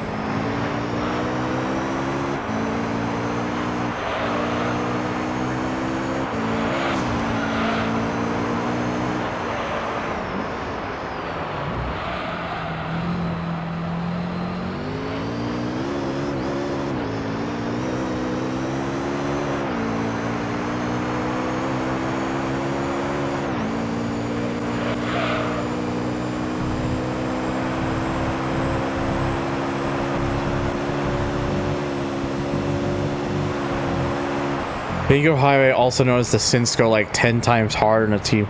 I was today years old when I found out that there is a version of that song in Team Sonic Racing. Probably because I've never actually played the game. I think I own it though. I think. Because I think someone... Wait, did I buy it or did someone gift it? I don't even fucking remember anymore. It's all a distant blur to me now.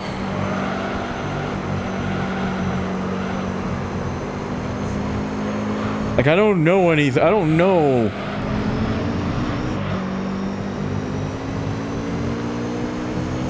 Things are things. Things are there, here, something. Whoever had to do the keys when they composed that version of Bingo Highway was sweating after the fact, I swear. Hope they had a towel. Tried Team Sonic Racing, it's not interesting. That's kind of the impression I've got from like most people who have played it. A lot of people say it's like not that great. Force team gimmick is that game's biggest problem. Oh boy. Like, I'm gonna have to play it eventually just because, you know, it's in my collection. But like, I don't know. But that one honestly comes off as like them just I don't know. It was during like the really kind of like dark period of like where Sonic's writing especially became so one-dimensional, it fucking hurts. And how like almost every character practically did become like the negative stereotypes that the fan base has sometimes inflicted upon those characters to what they think they are when usually they're actually a lot more fucking complex.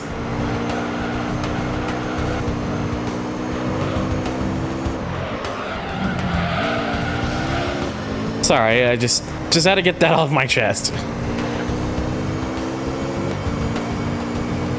Come.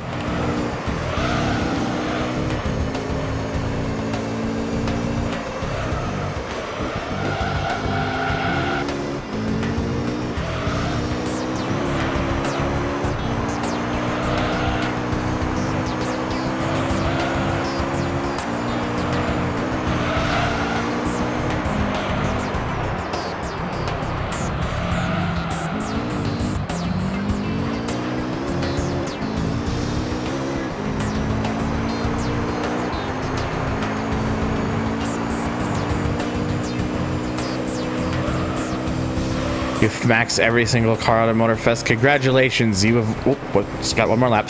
Congratulations, you have won the game.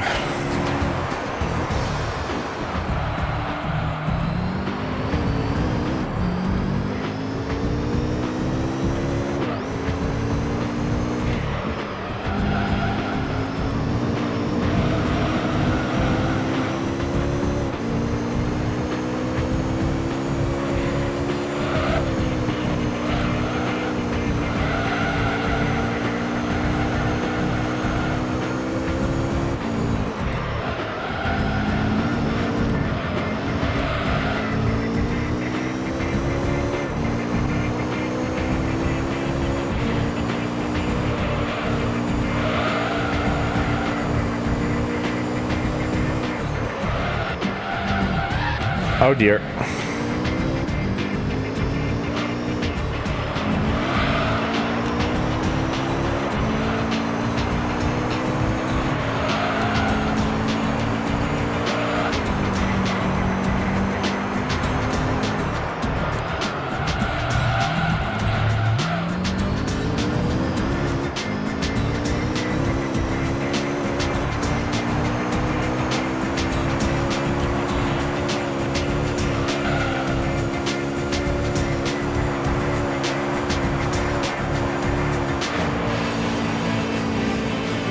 Okay. And my phone is suddenly deciding now is the time it wants to blow up.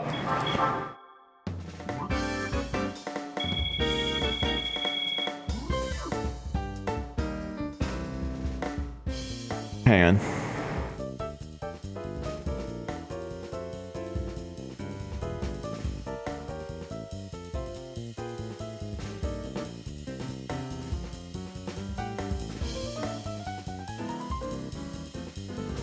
All right. So with that, that is the All Japan GT Championship done. And that just leaves one more to do in the Amateur League, and that's, of course, the GT World Championship, which I purposely saved for last. So let's see what we can get for cars in this one. Probably just all JGTC cars, to be honest. I wouldn't, you know... I mean, do we really even need to roll again? I don't think we do. I don't think we do. We got the Calsonic Skyline. All is right in the world. All is right in the fucking world. According to this, the other ones, there is an Arta, and there's the other Skyline is the Loctite Zexel one. Makes sense. There's also the Arta NSX, and then there's the Denso Sard Supra. You do? I mean, out of the four that I got, like I already have an NSX, so I don't really want another one, because you know. And Supra wise, the Casual Supra is like the best one, my favorite one, not for obvious reasons, and you can just buy that one. So yeah, like I got the one that I wanted, really, the Calsonic Skyline. You'll get a dupe Calsonic Skyline later.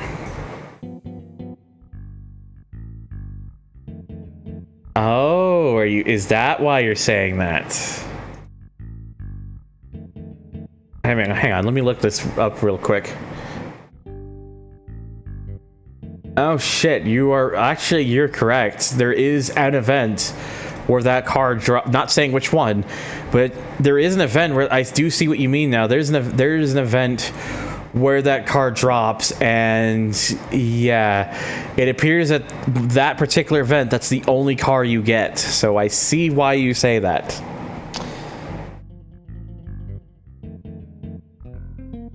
So in that case, I will go again, because I didn't think about that. I didn't think there was going to be an event where you exclusively got the car, so that's why I didn't think about it. And again, that's my favorite NSX, but I was just in one, so.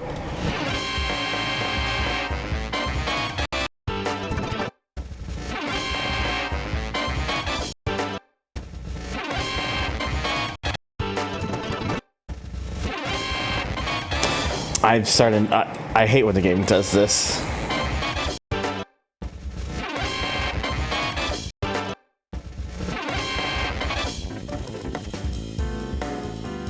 Okay, so if we're gonna get a Skyline, I know which one I want to get then. Yeah, let's go. We'll get the Supra. That way we'll at least have one of each of the three manufacturers.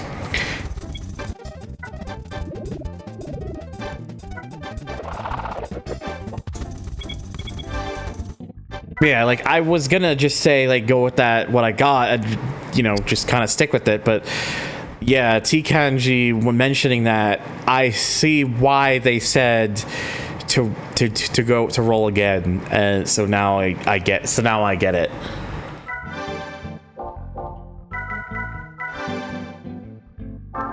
Now let's take a look at where we are on the progress sheet, or the overall percentage, 54%.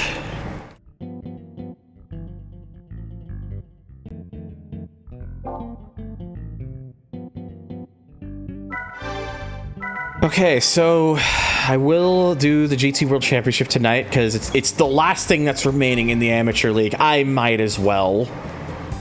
Like, there's no reason not to, so. We're gonna use the Corvette that we got from 50% completion, so...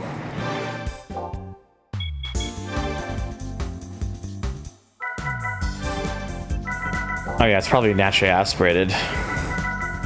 And only up to stage 2, but to be fair, I don't think it needs any more than that, because 1,032 horsepower. And then I imagine the rest of these I'm probably not going to be able to purchase, so, but I will double check anyways. Although I will of course get the super slicks, because just the amount of tire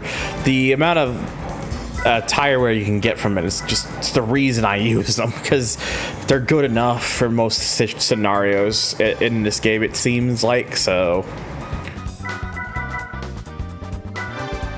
but yeah, okay, so everything else is done here except for the GT World Championship, so let's take a look. Oh, no Monaco. No Monaco. I wanted to actually look this time because I was mentioning it and then it didn't come up for that last one. So yeah, and it's actually interesting that we don't have that NSX in 7. Like, where is it?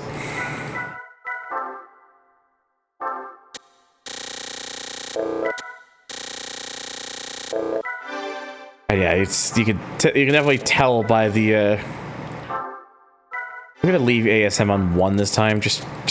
I usually just take it off and then put TCS 1, but just out of curiosity this time around, I want to see it with it on just at 1. So yeah, so Corvette, Sard Supra that I got, Tom Supra as well, the Mugen NSX, the Lister Storm, and then there's also a Viper.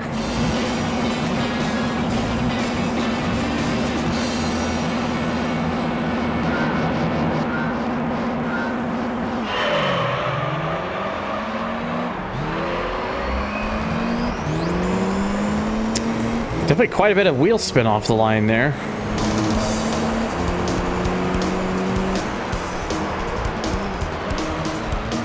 Who the fuck is Tom, and why is he driving a Supra?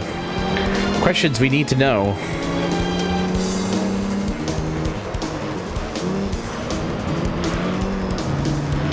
Or answers we need to know.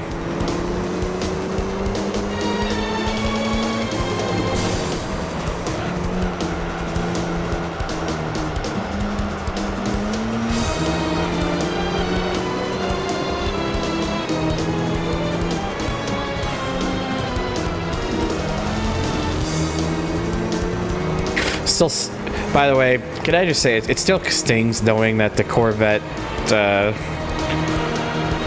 is not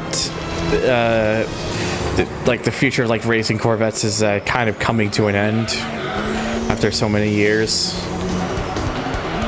at least in an official capacity.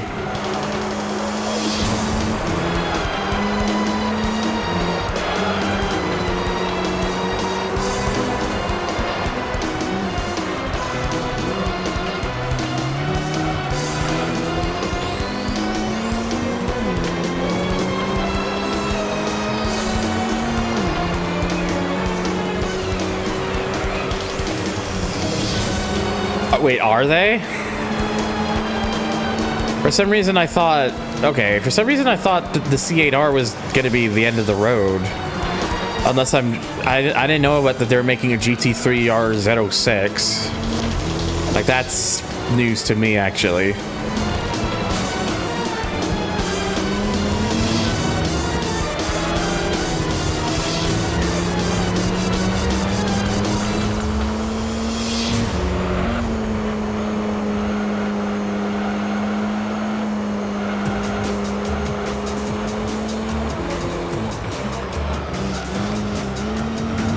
That way they can continue in spite of the death of G. Okay.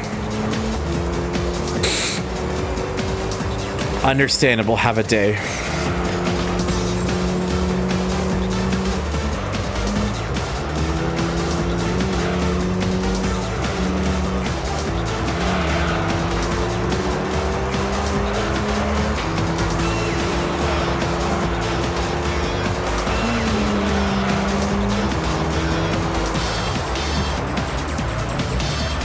Kind of crazy that GTE's kind of finally coming to an end, though.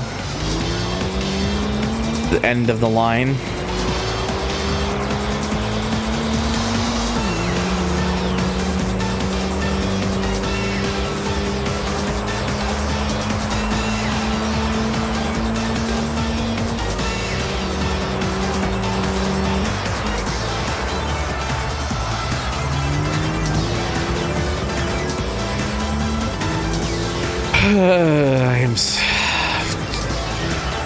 The feelings of loneliness are still hitting me deep right now.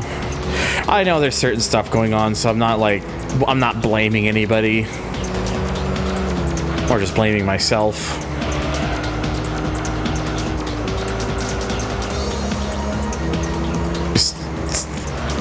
Just things things I don't need to go on, things I don't need to go into on stream.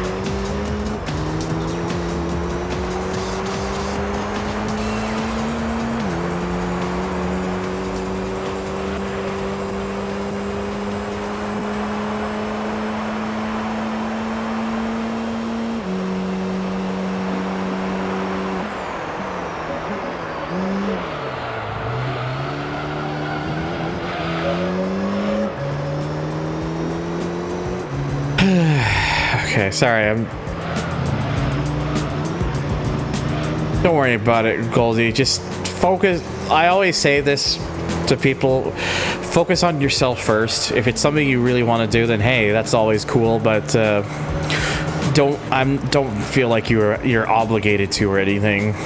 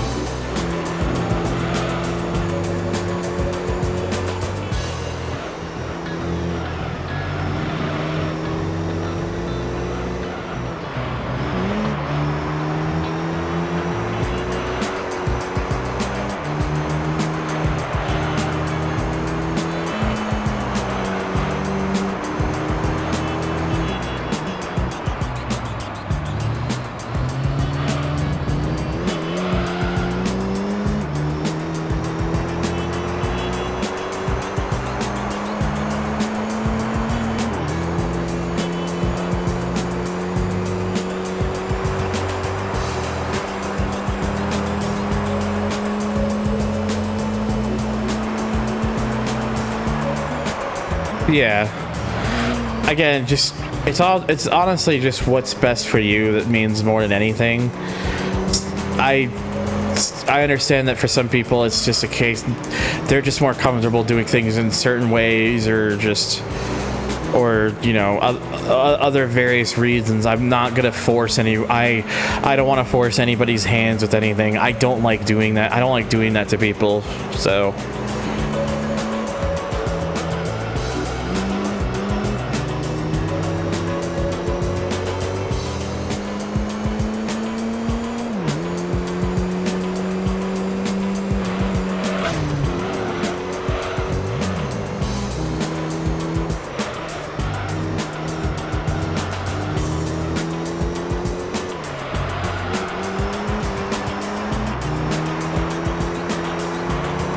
Hot Pursuit 2 will be the next stream though next week. It was originally supposed to be today because I was gonna do GT3 yesterday, but just physically wasn't feeling it. I also feel like I can only do so many streams in a row because had I stuck to my original plan, I would have had a stream like 4 days in a row, and I don't think I have the mental or physical fortitude for that right now.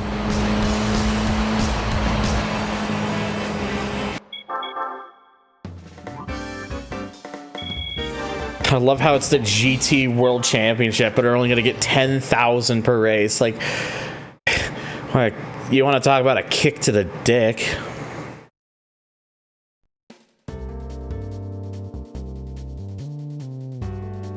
It is basically the same thing. It's just, I think for some people they prefer it just through. They prefer it off stream so that, you know, they're not like live to anyone else. And it's like a feeling of privacy thing, and I get that.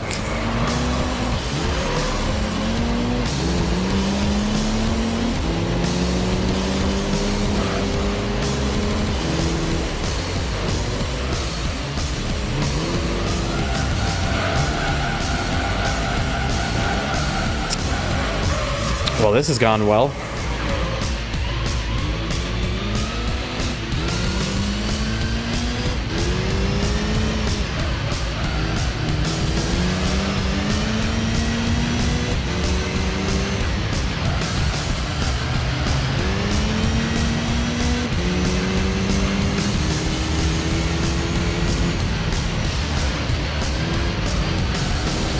Yeah, like I said, I get it. I understand. I'm not gonna force any.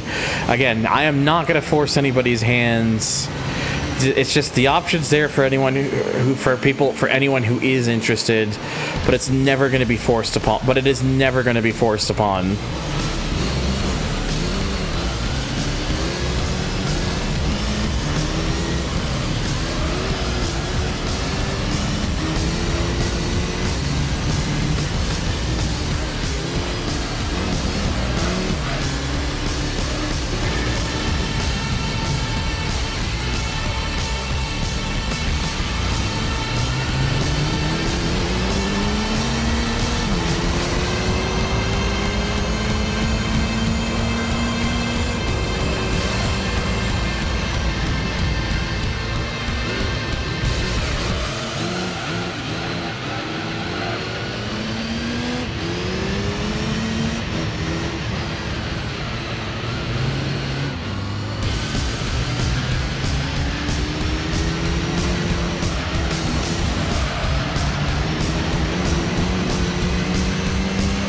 It's again, it doesn't really matter. Ow. Sorry, I'm just adjusting my seat.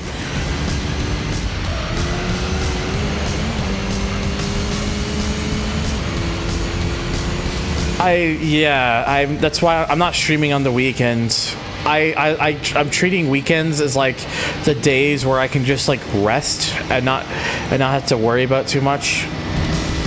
Like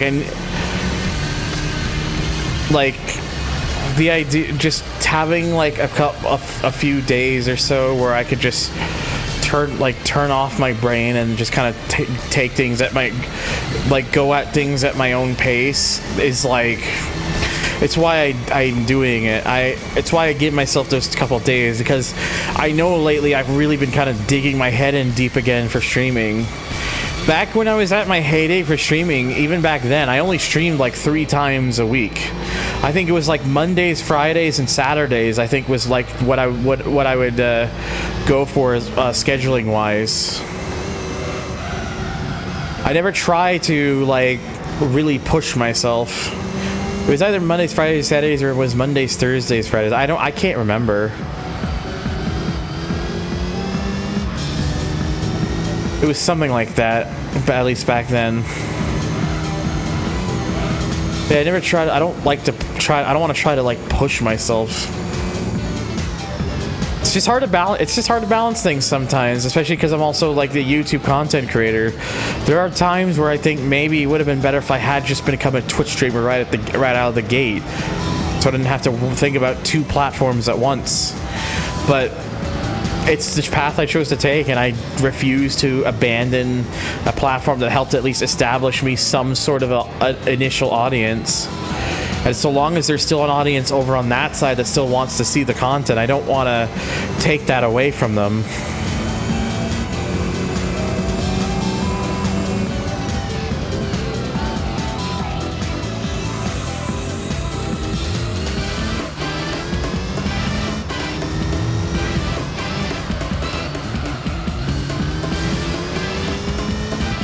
relaxing, doing whatever smaller stuff you feel like doing, maybe some casual VC streaming for yeah. Having the balance is good, and it's, you know, it's hard because at the same time I want to at least continue to grow the stream, build more of an audience, have like the thing I really want more than anything is streamer interaction and streamer retention, or streamer interaction and viewer retention. That's what it is. I'm very heavy on streamer interaction because I feel any good, healthy stream has a lot to do with streamer interaction, where the streamer is connecting with their chat. Like, it's why I don't really watch like the really big channels, because their audiences are so large that it's like the actual interaction is not there. It's only vaguely there, in a very loose sense of the way. It's like a generalized thing, whereas smaller streams like us, it's a lot easier because we can actually get to such messages, and we try to create those bonds. Can't do that with a large stream because the chat moves at like 10,000 miles an hour. It's overwhelming, and I can see why larger streamers don't really do it, because they don't really have in a lot of cases they don't really have much else of a choice. Like, I want to become a bigger streamer, I want to get my numbers up, and I want to, like, you know, have like that viewer retention where viewers are so enticed to want to keep coming back because they like what they see. But I don't want to force anything. I don't want to try to set unrealistic goals for myself. I just want... There's also just a part of me that just wants to stop feeling like I have such an inferiority complex, like I'm living in the shadow of other streamers because of how, like, our audiences intertwine with one another. I don't want to be bigger than these other... It's not about me wanting to be bigger than these other streamers or anything. It's me wanting to feel like I can stand out on my own, knowing that I have my own my own audience in some ways. And in some ways I do have that with some people. And you know, I am very, like, I am eternally grateful for all of you and the opportunities I have been given with the likes of you. I don't take that shit for granted. I really do not. It's just one of these things where it's just, I'm just really hard on myself because I want to feel like what I'm doing has a purpose, that I'm not doing this wasting my time away. I want to feel like I'm doing something that leaves a lasting impact on people. A sense of purpose, a sense of identity. Like, that sort of thing is, like, really what I'm huge on. And it sucks because, like, at times it does, like, the bad thoughts, like, enter my brain, and it just makes me think, like, have I plateaued? Have I peaked? Is this as good as it's ever gonna get? Will things start going down from here? It's not a feeling I like having, but it's the negative, like, the negative chemical thoughts in my brain sometimes can't help that. Oh, I apologize for the heavy talk there, but I appreciate the follow. Thank you so much, Insulted X. Oh, welcome to the stream. I do hope you enjoy your stay.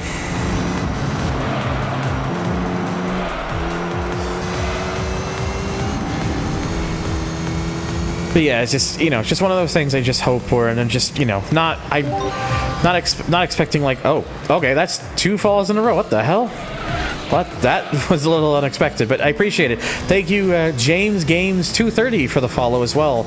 Also, welcome to the stream. I do hope you enjoy your stay.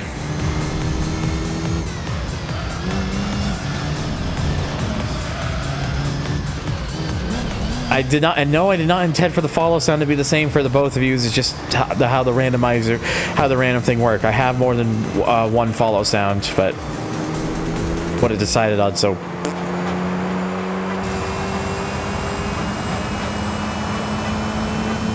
But yeah, I just met you through YouTube, and I'd like you to thank you for all the effort, and don't stress too much into the needs of people. Just do what you love, and dedication will gift you with whatever you are seeking for. That's what I always keep trying to remember to tell myself. The thing I'm always, like, the push that I'm always trying to do it. It's like, I don't have any desire to try and be bigger than other people. I don't, like, that doesn't mean anything to me. All that I want is just knowing that I'm doing something right, that I'm leaving a positive impact on people, and that I can continue to grow my audience towards like more and more people who enjoy what I do, and be able to form more bonds and friendships and all that sort of stuff. Like that's the sort of thing that I deeply hold important to me, like big time, because I just want to know that all I want to know is that I'm doing a good thing, is at least not just for myself but for other people, you know. Oh, I'm trying not to actually tear up, because that was actually getting a little bit emotional for me. Shit.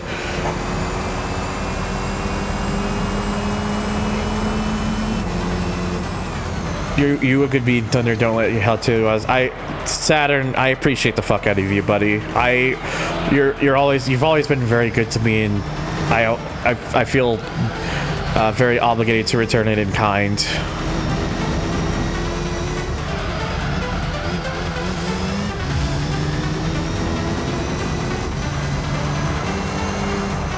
The feeling, too, of being able to actively contribute with stuff like the Sonic Music Pet Project warms my heart, TBH. Like, anything I can do to help, I try my best to do it. Like, you didn't need to do that sort of stuff, but I appreciate that you did it, because it gave me a bit of an encouragement to look into things that I kind of been sitting on the shelf about for a while. So it kind of gave me that boost of really kind of look into it again and kind of expand upon it. And I probably over the weekend I'm gonna be adding more and more stuff to it to really kind of make it more of a thing. Like, I'm over 1,000 tracks now on the Twitch playlist. I'm over 1,000 now. That's a good feeling to finally get to that 4-digit mark, and I'm still not even remotely close to feeling like I'm done with it yet. There are, like, again, just for me, I want to just make sure the thing I can do is just leave a positive impact on people. Because the world is a hard place. The world is a very expensive place, more and more with inflation and stuff like that. The world is a very scary place. And all I just want to do is just give these guys a space where you feel like you can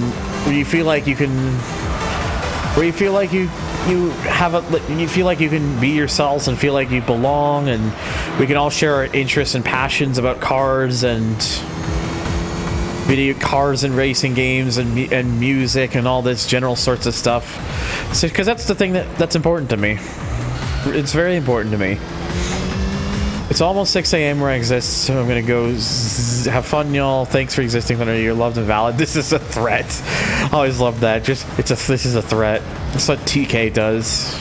But I appreciate you, Saturn, buddy. You get some good sleep. I've grown up and listened to tons of music over the years. I'm always eager to discover new tunes and help others do likewise. It's a fun feeling. Yeah, it's totally fair. Without worrying about discrimination over I don't like that sort of. You will never see that from me here. I will never do that to anybody. The thing I value and find the most important about when it comes to friendships is, are you just a friendly, good person to talk to? That's all that matters to me. I don't care about gender. I don't care about sexual orientation. That shit doesn't matter to me. What matters to me is the friendships. That is the important thing to me. And so long as we have that friendship, then we're able, we get along well, then no matter what, I will always support you regardless of who you are or how you wish to go about it. That's what matters to me. It's that sort of thing that's important. The place I left a week or so ago prided itself on that, but their admins actually Yeah, and I can't, and I'm just tired of seeing that. Like, no one, people should never feel threatened because because they're not like the same as this other person or this other individual or these group of people. That shit annoys the fuck out of me. You're never gonna see that here, because never gonna do that to people. I just want people to feel like they are welcome here, because that's what matters. And I understand some people might not like the words I'm saying, but it's shit that means a lot to me, because it's important to me.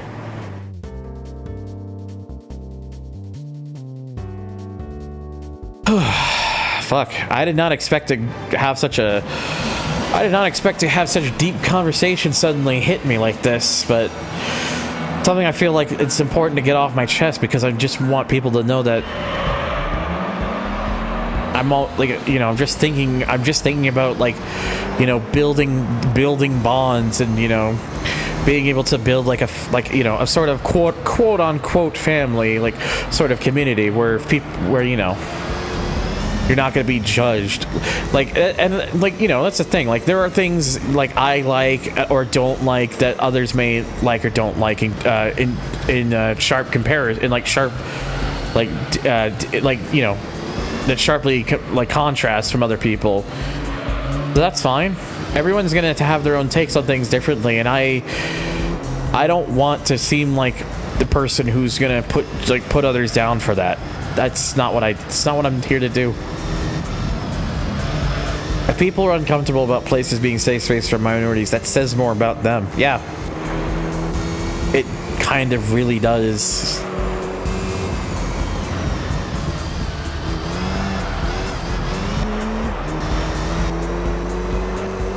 Because again, what matters to me is just,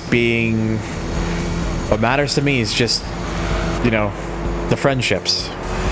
Are you a good person? The only major criteria I have is, are you a good person?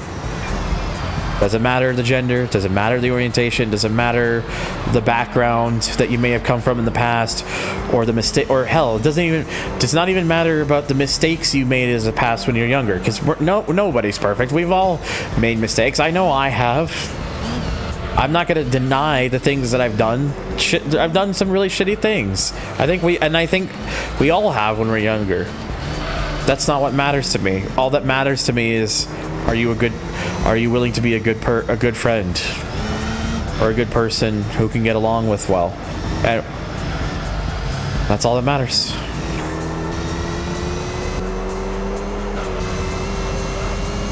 Oh, fuck.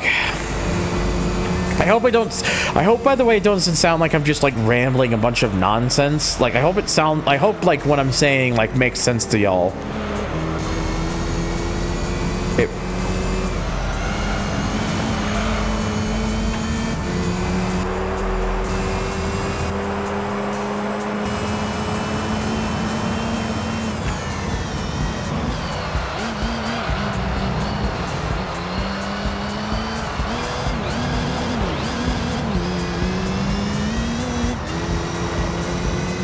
I'm gonna pause for a second because I need to take a drink, and also I'm gonna take a couple more of my ibuprofen pills, because I'm still dealing with a couple aches and stuff.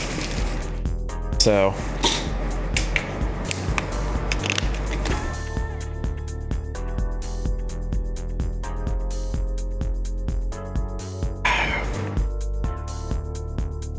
okay.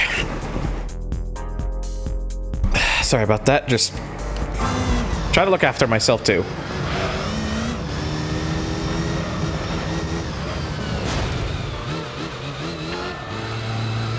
Yeah,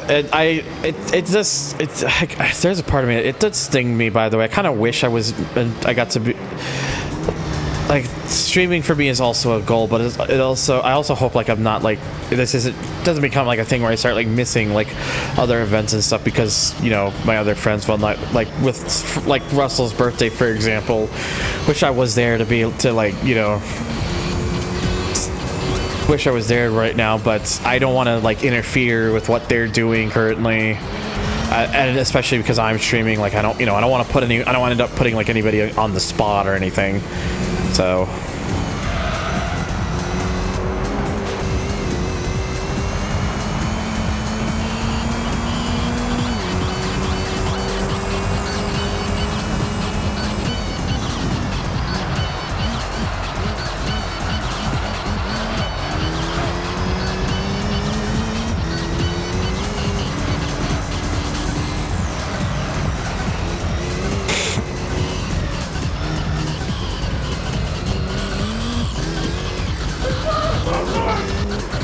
can't believe they threw the box away. Why would they do that? Why would they do such a thing?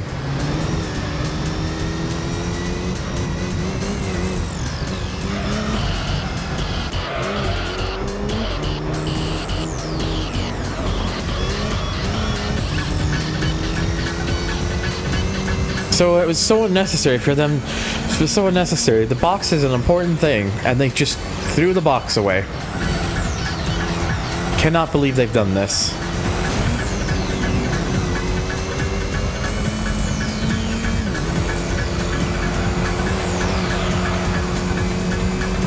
That's what I want to know. What did the box do to them?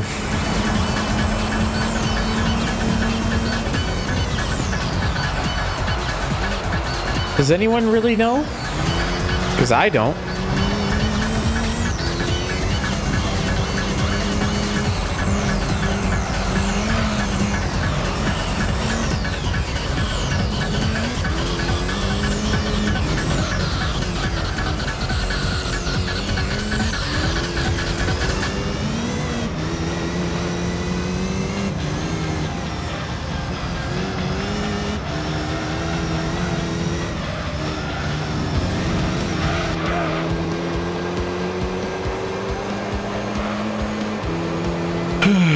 Excuse me. I think I'm just coming back down now after all of that. It's just shit I had to get off my chest. I guess. Another thing I do really need to start doing as well is becoming a little bit more involved with like other communities and kind of not be afraid to like poke my head in and like be more involved with the likes of streamers and whatnot. Especially because there's like, you know, that part of me that wants to, you know, the part of me that wants to not feel like I'm trying to like, you know, hog a whole thing to myself. I want to like, you know, be able to share it around and help people find new other friends and stuff and all that stuff, and kind of, you know, because it's not just because, you know, it is it's about, you know, being able to just spread it about and hopefully find new people along the way and all that sort of stuff. If this sounds really pedantic to you, I apologize. It's just, again, it's just shit that matters to me. I'm gonna try turning off the ASM and see how this thing does. Hi, Vic Roll.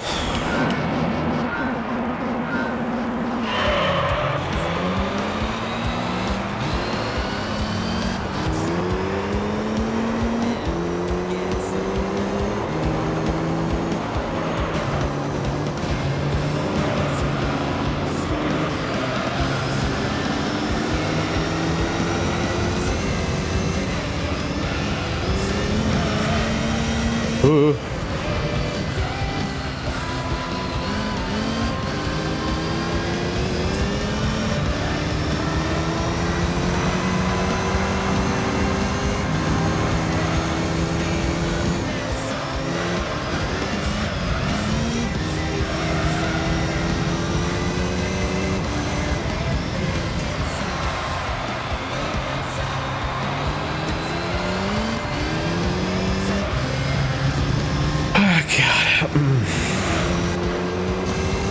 Yeah, just breathe in now.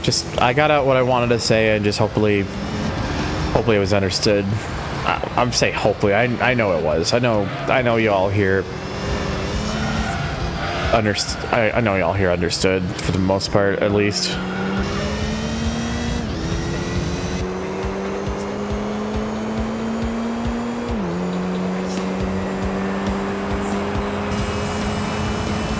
Yeah. As a wise man once said, yeah.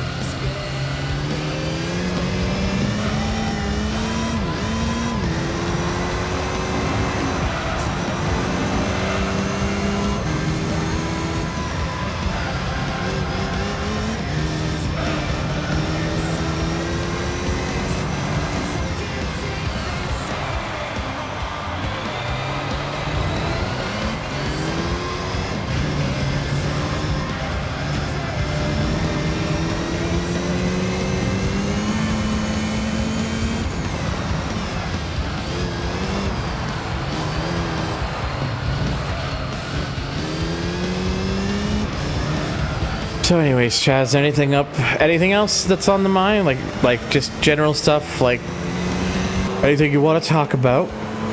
Let the Derg know.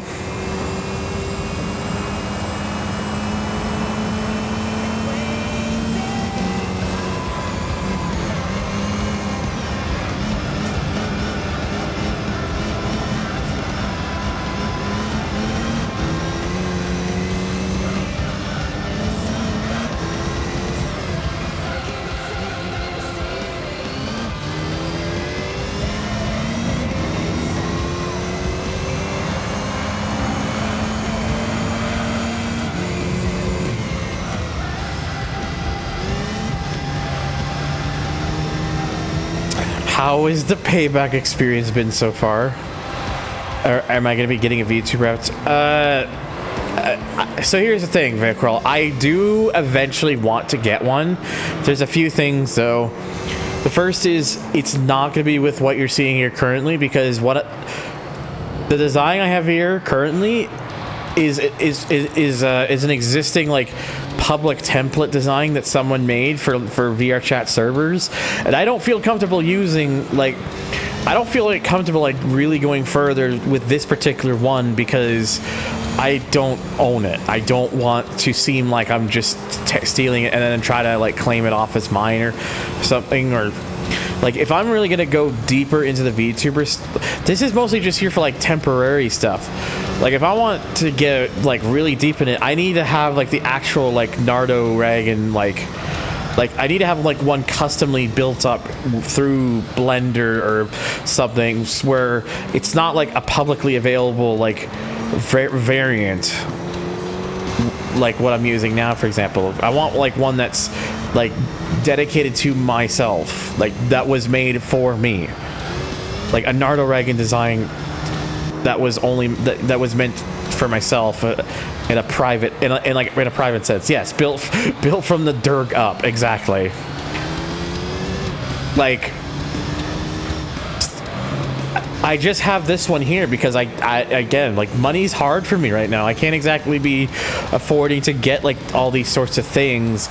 And then even then, I'm like, I don't fucking know how to use Blender or anything like that. I've like outside of like very basic things I've done in the past before, I wouldn't know what the fuck I'm doing.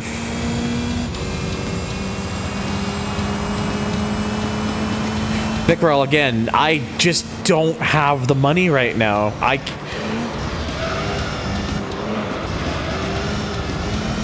I really don't have like money I can really freely spend on other things. Otherwise, I would have done it by now already. Because the thing too is I don't.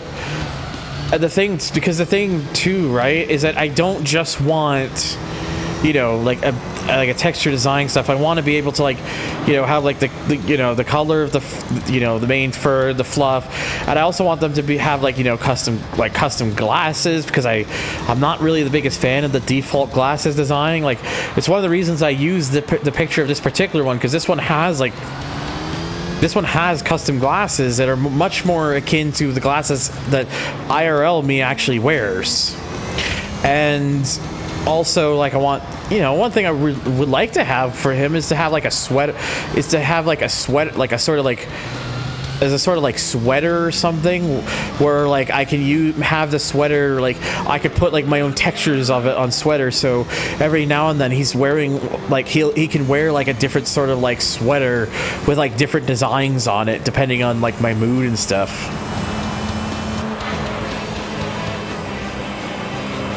It's just, there's just things that like I know that like is going to cost me a bit to do, and I just can't. I'm just not in a situation where I can afford to do that right now. So otherwise I would have already had it done by now.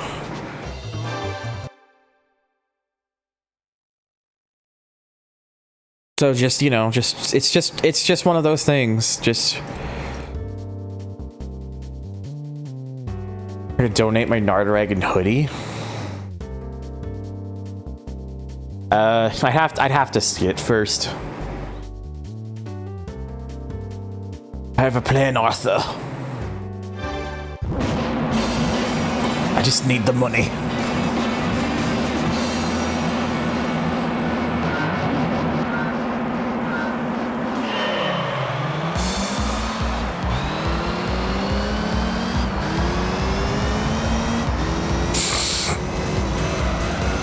Ugh, excuse me.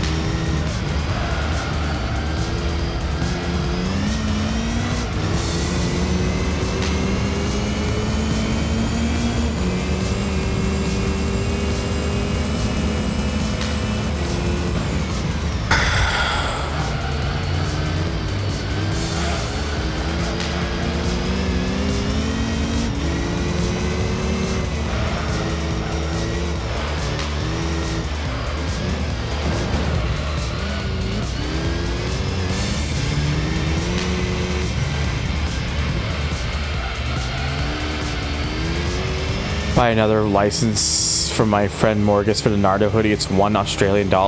Again, I'd have to look at it first. I don't want to just like go for it, go like deep into it, not seeing what it looks like at first.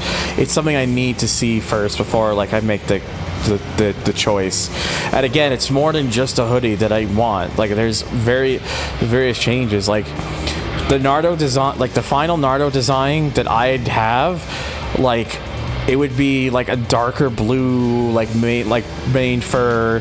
The fluff would be like white. Might have some like blue, like spiked.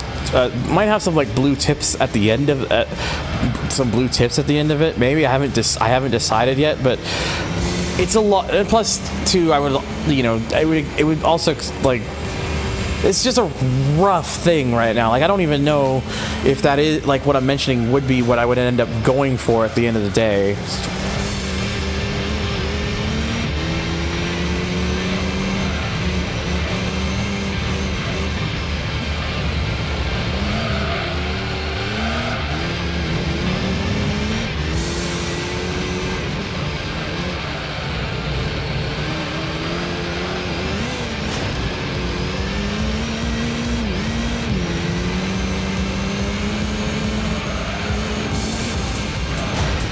Oh, I made a huge mistake.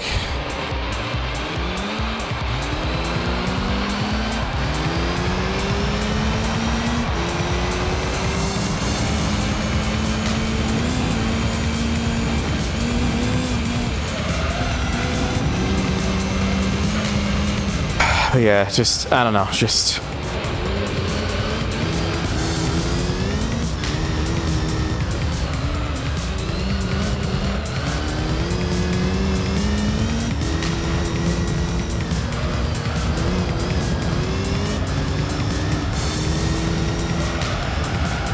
I yeeted in the wrong direction.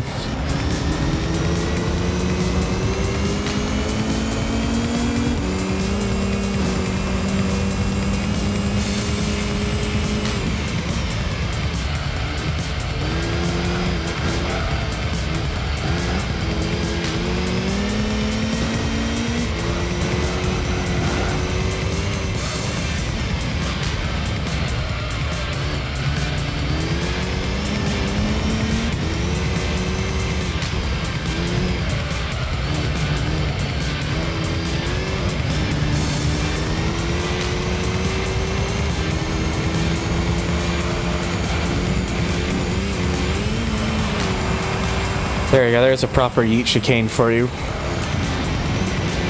or at least a more what I was intending, mind you. Uh-oh.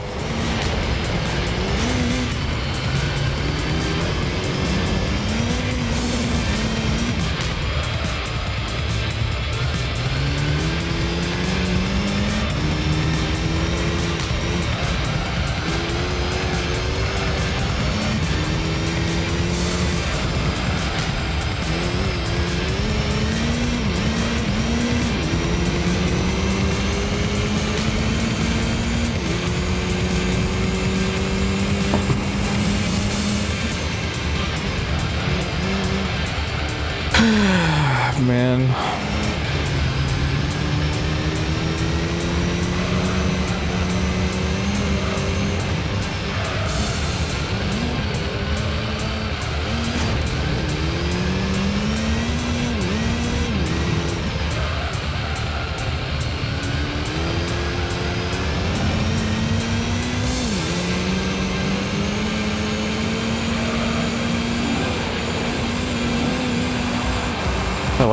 That was not enough yeet.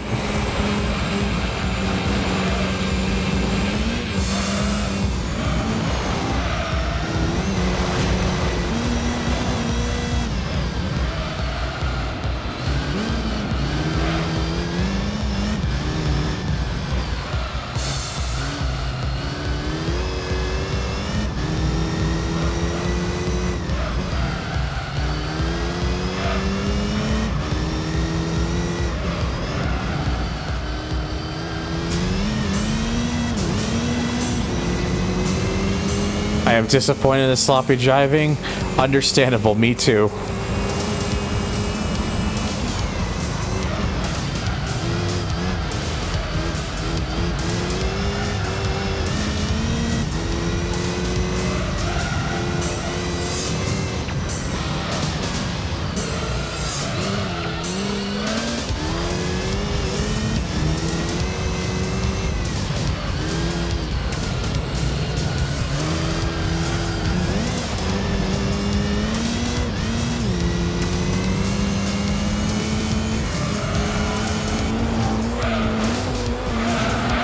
We had to really eat it at that last one.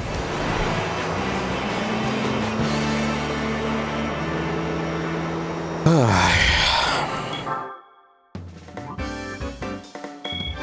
right, well when was that again? That was 6. Okay, so we still got 4 more to go.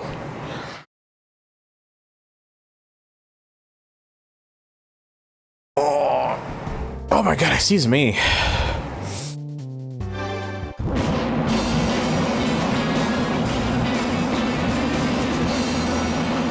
Well, time to do some jumps.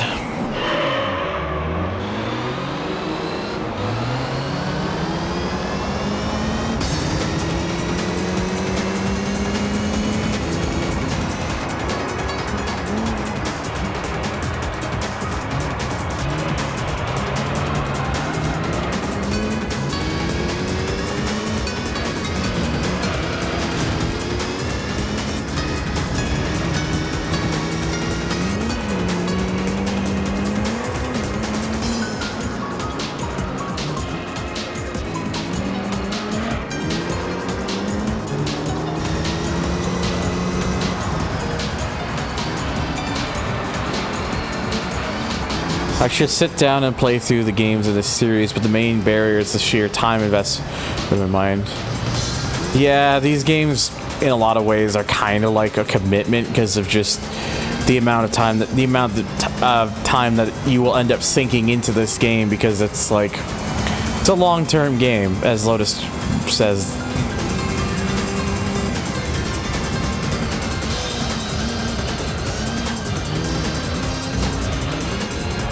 Yeah, it was back then. It was because there was a lot of content. Although this game, they just really padded it the fuck out because there was so much fewer cars in comparison, and even tracks in some capacity. So I think they purposely padded it out this way so that it didn't feel like a much shorter game in comparison to GT2. I think that's what I'm guessing that's what the idea was.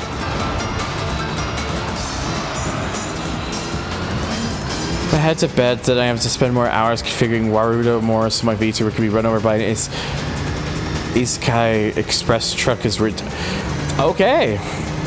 Interesting. But yeah, you have a good one. You have a good night though, Farrell. I should have been sooner on the brakes.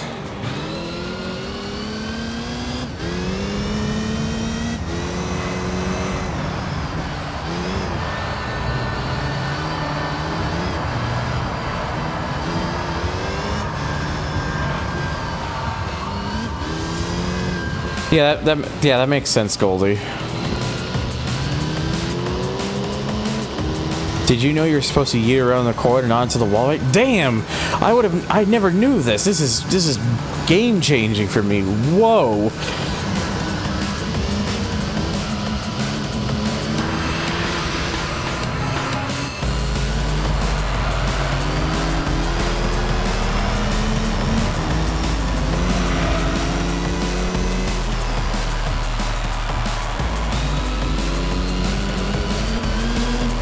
Ugh, this thing really likes to get the back end out.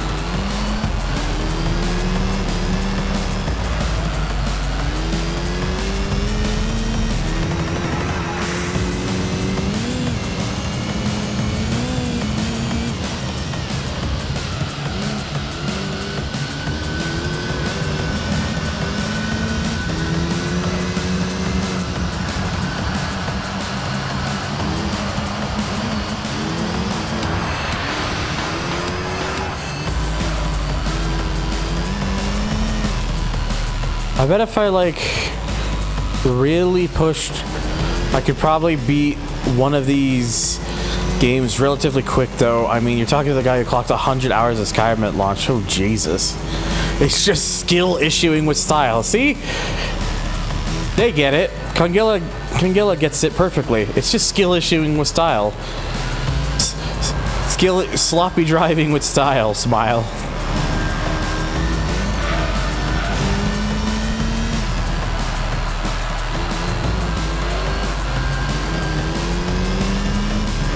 Attempted Hail Melon.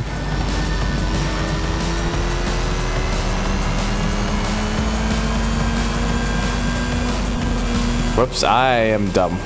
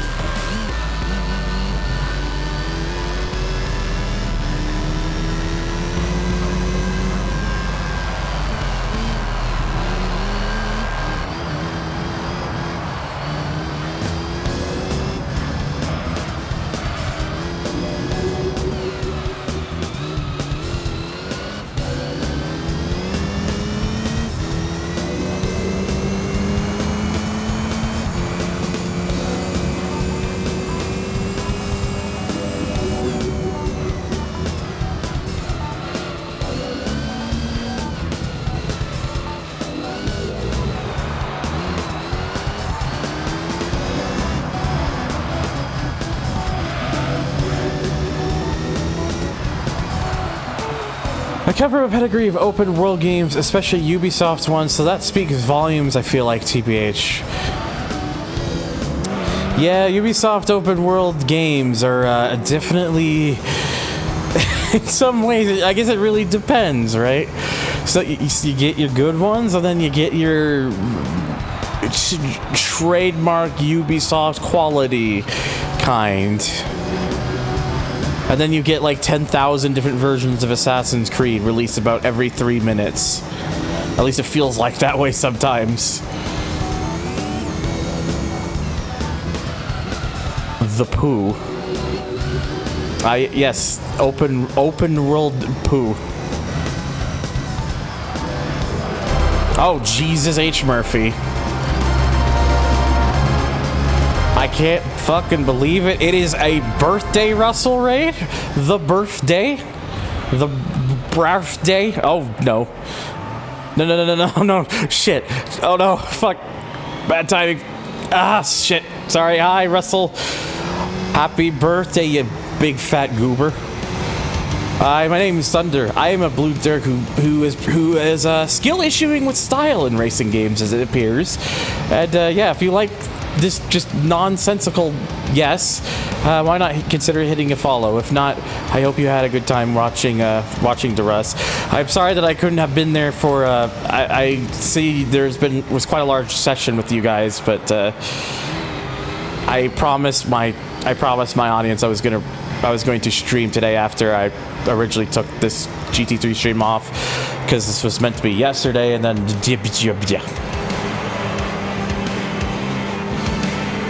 but I appreciate it, buds. I just hope y'all have had a. Yes. I hope y'all have had a good time. You got an ultimate gift sub bomb. Oh boy. How many numbers are we talking about? Oh, that's a big number. That's a big boy.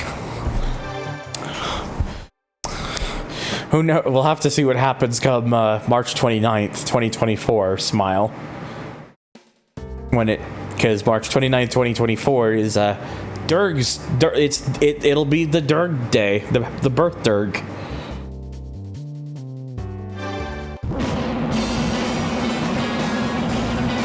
At once, all at once in a row.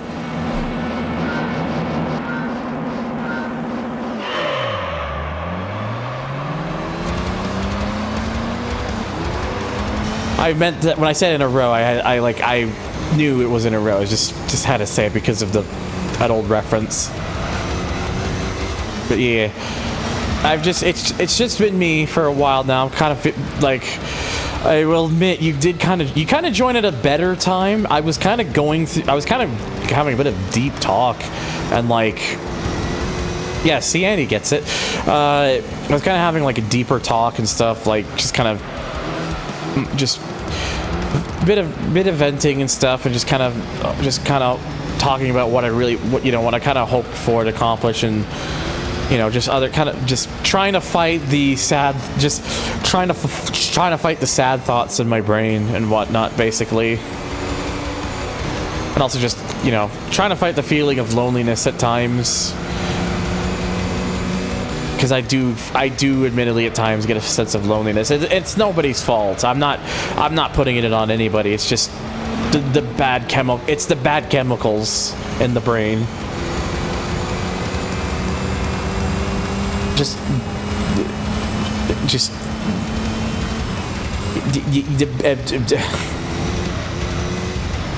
Words are hard.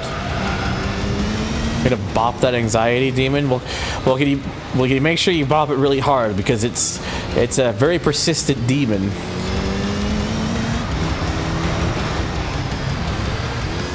The hug's nice though. I will always accept a good hug. Activating my neurons. I'm gonna go into therapist mode.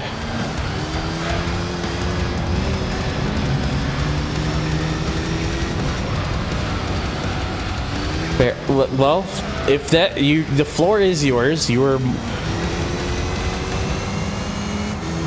and again, just anyone who's from Russell, like, seriously, I do genuinely hope y'all had a good time, because Russell deserves it, and I just want the best for them.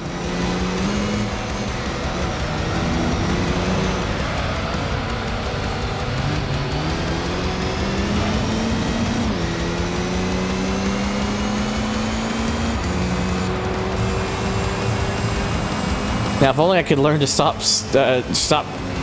skill issuing this race.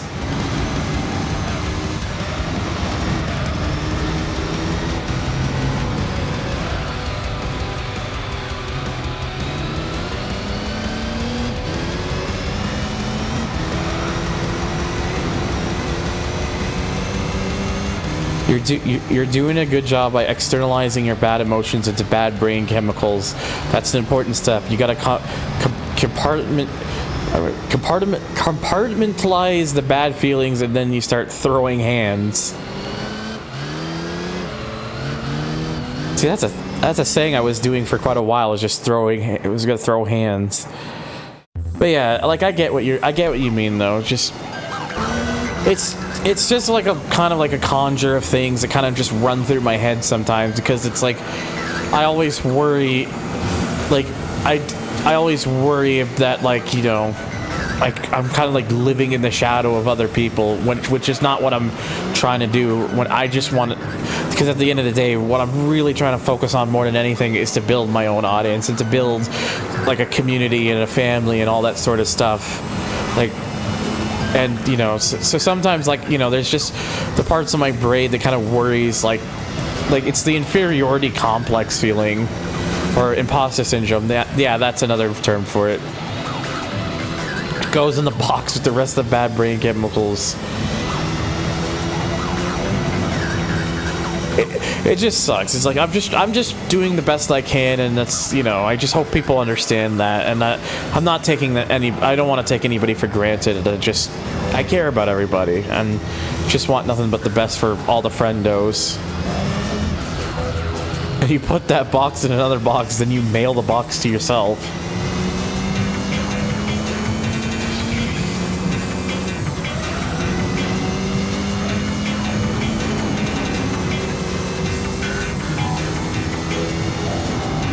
And you smash it with a hammer. Can I use a really large hammer?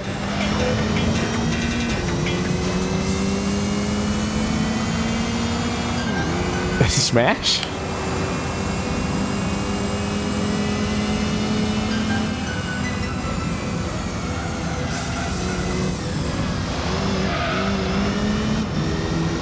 Highly encouraged. Hell yeah. Well, I know what I'm doing then. Smile.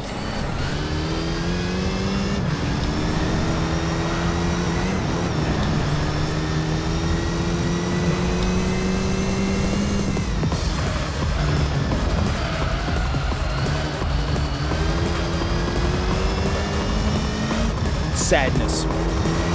Damn it, dang pods, not now. I was trying to escape sadness. Ugh.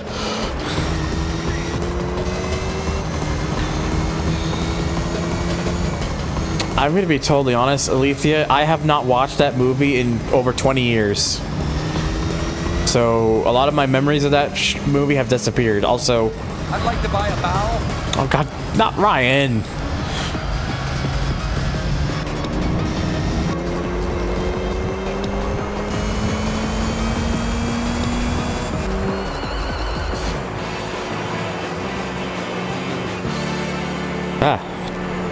Oh, right. Oh, yeah, that's the thing that Vic... Oh, shit. Yeah, that's a good...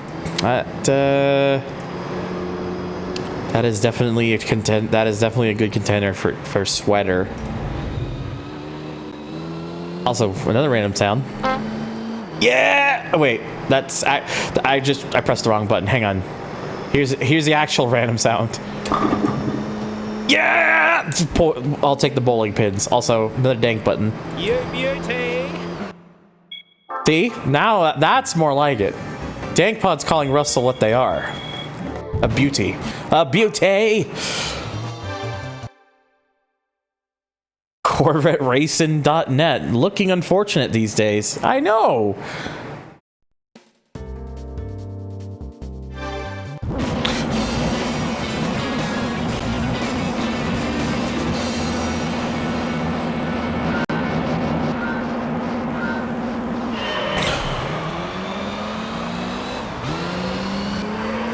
Looks like a squatter got it. Pondering my orb. I mean, Russell is basically an orb. A bright, snowy orb.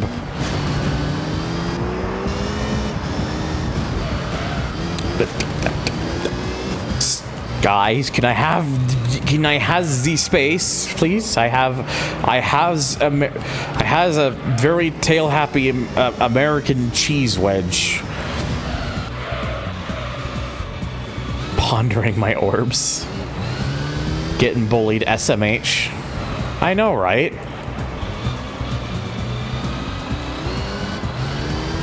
I need to give that Corvette game on the PS2 or whatnot a try, now that you guys made me think. I will be totally honest with you, Goldie. That game is average at best. It's nothing special. It's like it's neato if you really like Corvettes, but it's really not much other than that. It's not a game to really write home about. So it's an interesting footnote, at least, but just, yeah. Yes, basically what I'm telling you, Lotus, is that it is mid.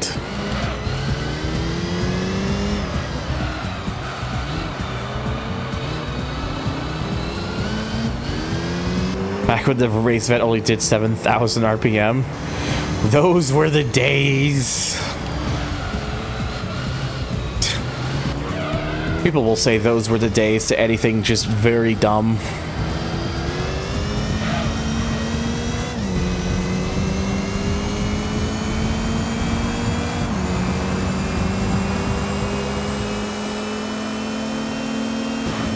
Oh no!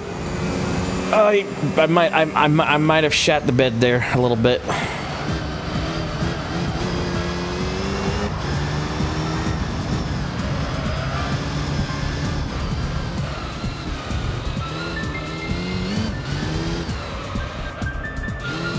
They are neat. Like, I'm not like, it's not like it's a really bad game or anything. It's just compared to like other games and even like other like one make racing games, it's just kind of a game that really exists in a way. It doesn't particularly do anything like better than other games, really. But it's not like it does anything like outlandishly terrible either. So it's just like it's just mid. It's like it's a mid game.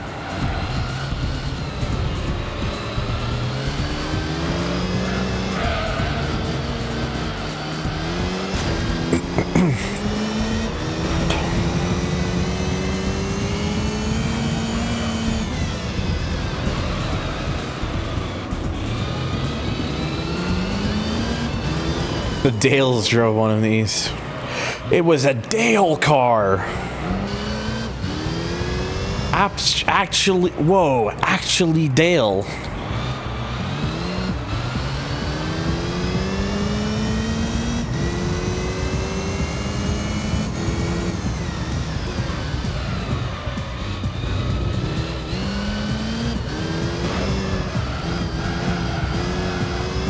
Are you gonna make highlights of this run sponsored by Peanuts Ultra?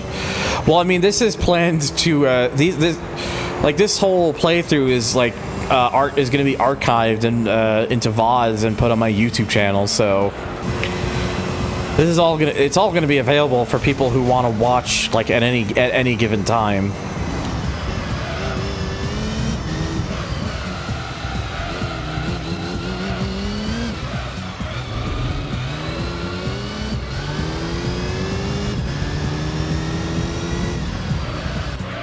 It just feels nice, actually. Like, this is like my third like attempt or something, like actually trying to play through this game on video. And this is easily, I think, the furthest I've gotten in like any of these. So, kind of feel happy about that. Oh God, yeah, right. This has been going for like there's obviously going to be a little bit of cut, but this has been going for like nearly 8.5 hours. Like, once I cut out like the stream starting bit and then like minor like little bits of setup and stuff, yeah, this is probably gonna be around 8.5 hours. My God, anyone who's stuck around this fucking long, thank you. I just looked at the C8Z06 page on the Chevy website on a whim, and it says available 1.22 lateral G-force, and I'm so confused by this word choice. 1.22 lateral G-forces is available if you want 1.22 lateral G-forces. Oh God. YouTube, more like poo-tube. Yeah, YouTube's stinky, but again, I don't want to leave that audience behind. I built an audience there, and you know, I'm still very thankful for those I'm still very thankful for those people who are still there watching to this day, or anyone newer who tunes in. I don't want to leave that behind, because I would just feel immensely guilty. Does the 1LT get 0.99 and the 2LT gets 0.22 or 1.22? If you squint really hard enough, do about 8 rotational spins, and then shout into a boombox. I don't fucking know what I'm saying.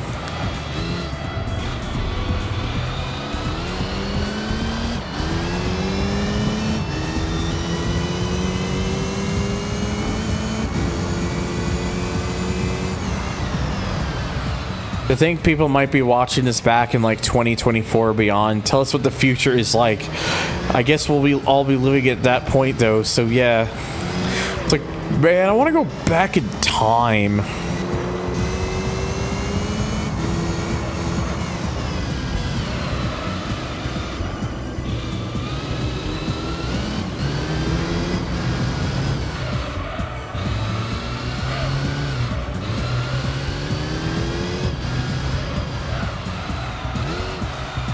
"2024 is great, trust me."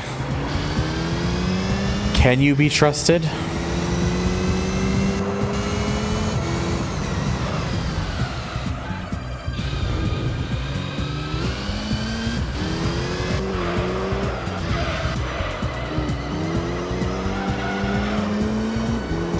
If I had a time machine, I'd tell John Hinckley Jr. to aim better. No, point it here. There's the shot.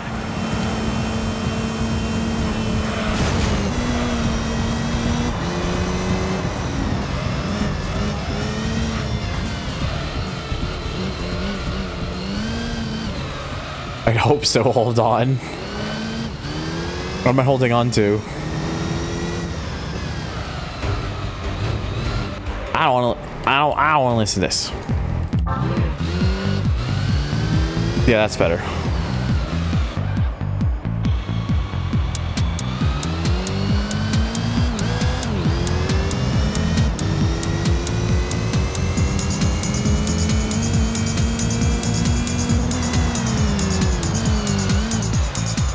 I'm only to be trusted until 2028, as my sources tell me.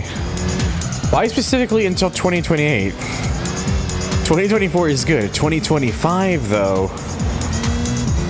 I like the way you worded that. Like it could either mean that 2025 is gonna be the absolute drizzling shits, or it's gonna be a year to remember, and we'll all look back at it and be like, man, 2025, what a year. Well, I guess we'll find out in 2026.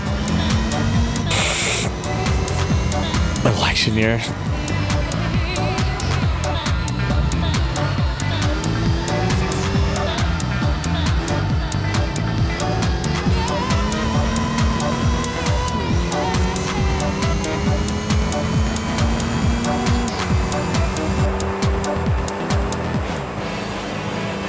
All right, one more race to go.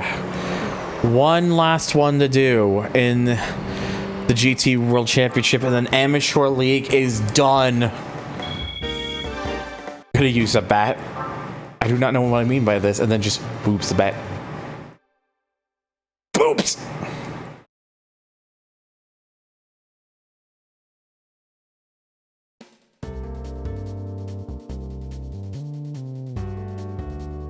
It's gonna be so bad. Another clown show of... Oh yeah, that's Americano things.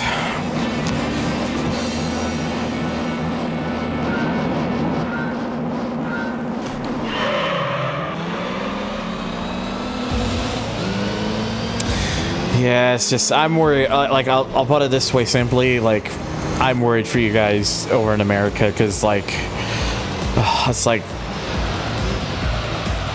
it's just all really bad right now.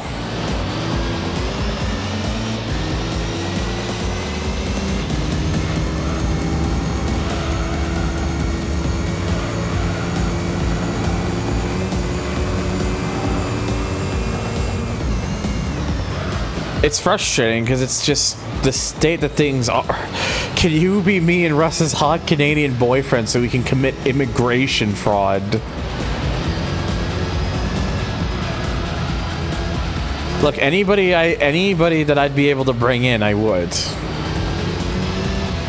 All the beans get a free invitation.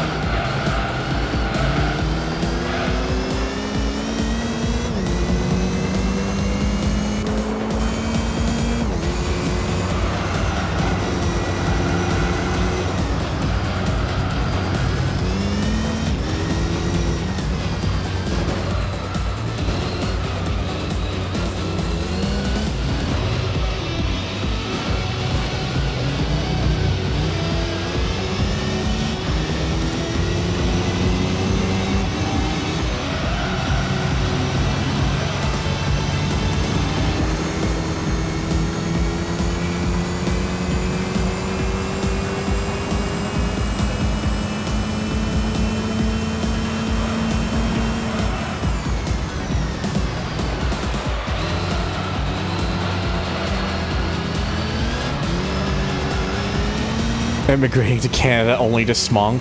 I'm just here for the weed.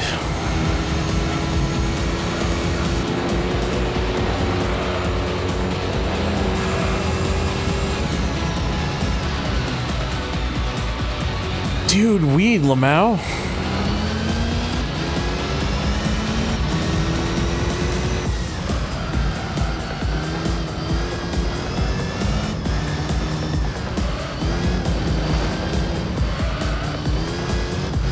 Yeah, I've heard about the whole Forza Motorsport 4 Plus thing. Would be nice to try out.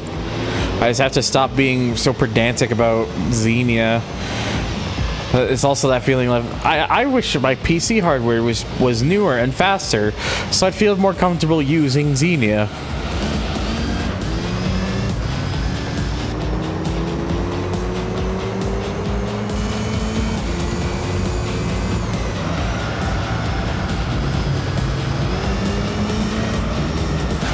Oh, fuck. I clearly meant to do that, except I didn't.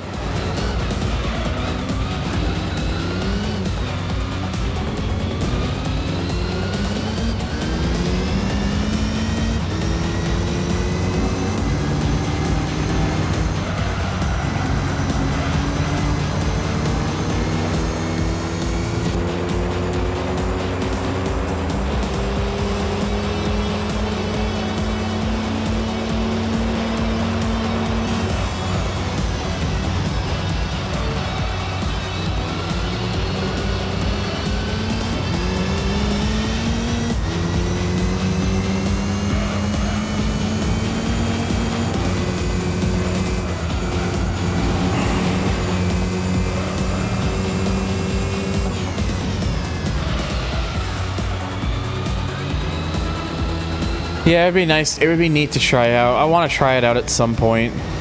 Again, like I mentioned about Xenia, I really just do need to. I need to have a bit more faith in my current builds, but it's like, at the same time, just wish my build was a bit newer and faster. So I would, because if it was, I probably would look into stuff like Xenia a bit more often.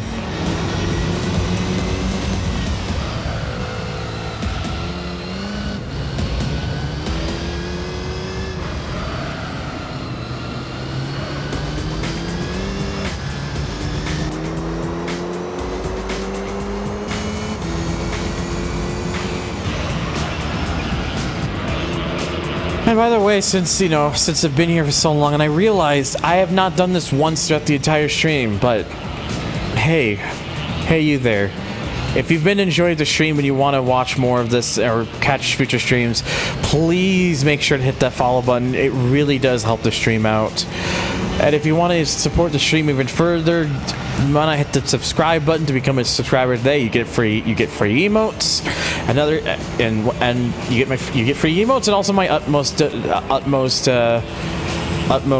hearts to you. You can also check out if you want to support through donations rather than subscriptions by typing !donate in the chat or checking the link down below underneath the stream. You can also check out my throne wish list, again !throne, or check out the throne button again down below the stream, or come join my Discord. There's a link down below that as well, or just type !Discord. But nevertheless, again, if you're just here to watch and nothing more, then again, thank you for watching.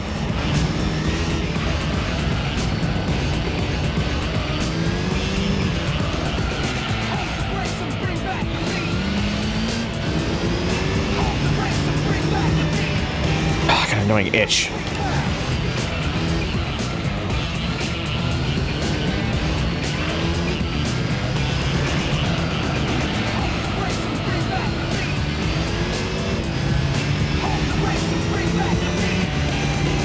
Concern I have is stability TBH. Xenia runs on hardware, but there's just loads of bugs and glitches for certain games in my experience. Yeah, Xenia kind of still needs like a lot of work done to it, and I'm guessing it must not be an easy thing to do, and with like an emulator like that in particular. So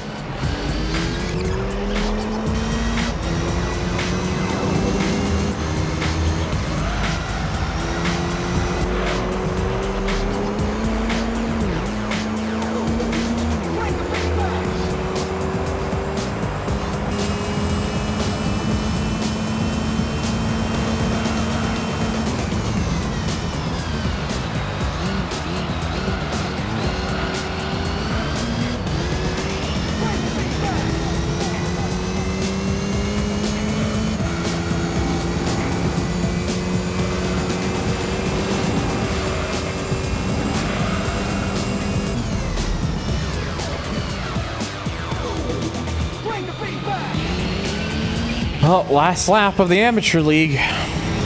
The very last one, and then the Amateur League is done. Dunzo.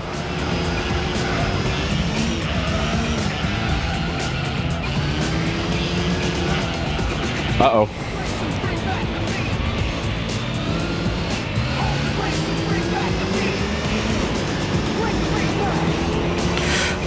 After I'm done with this car, I'm definitely putting it away because this car has not been one of my better ones in terms of getting on with it driving wise.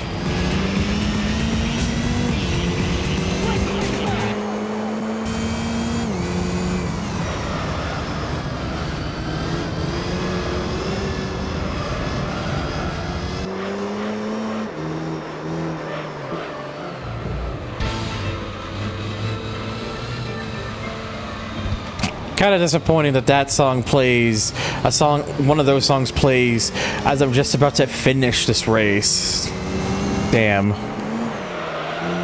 So the timing is not there.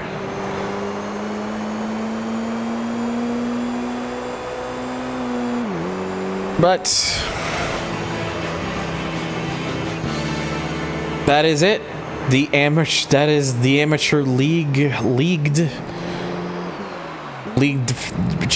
amateur, yes.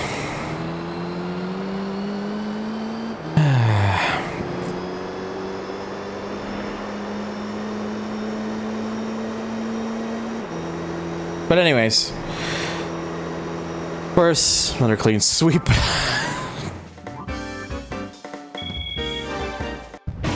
And how much is the total money for doing this?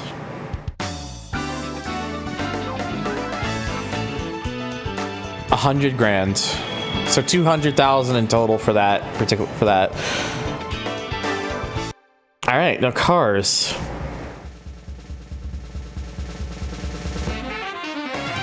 I know what I want already, and it's not that, but that is nice.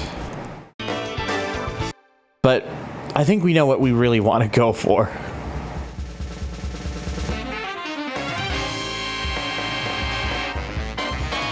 And it's not that either.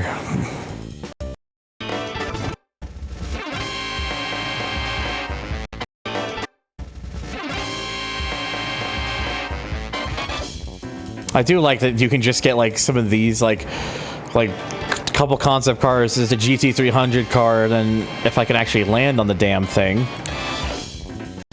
Please. And then if you land on that, you can just get one of these, the fucking road going Toyota GT1. Like, it is such a cock tease. Like, imagine like you didn't know about the old save thing, like saving before the final race and doing it, or if you didn't, or like back because you know this was before like emulator days. Imagine not knowing that you could do that and then missing out on that. That would sting badly. And also, hey, amateur mode's completed and we get the Viper. So we get 2 cars, in fact. Oh no, guys, it's copyrighted music. Oh no. I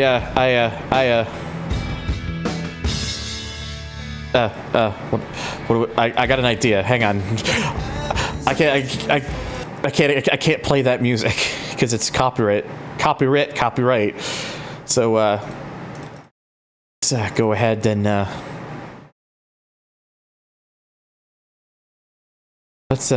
ahead and put some what do I want to put on? Sure, it doesn't really matter.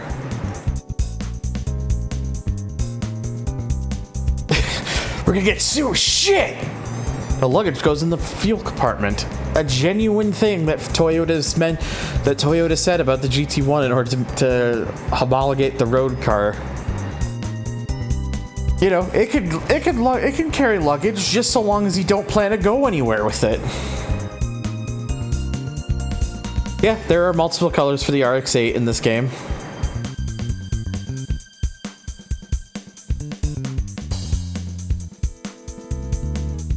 When's the post-credits scene where the GT player character gets invited into the Avengers Initiative? by Samuel Jackson in an eye patch. Ow! Just banged my elbow on my fucking mic arm.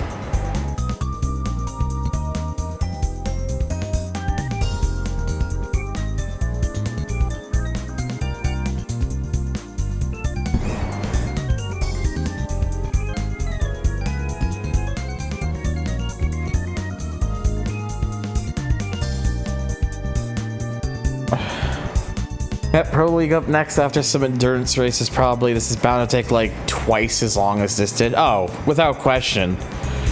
It is going to be the longest part of the playthrough by like a fucking country mile.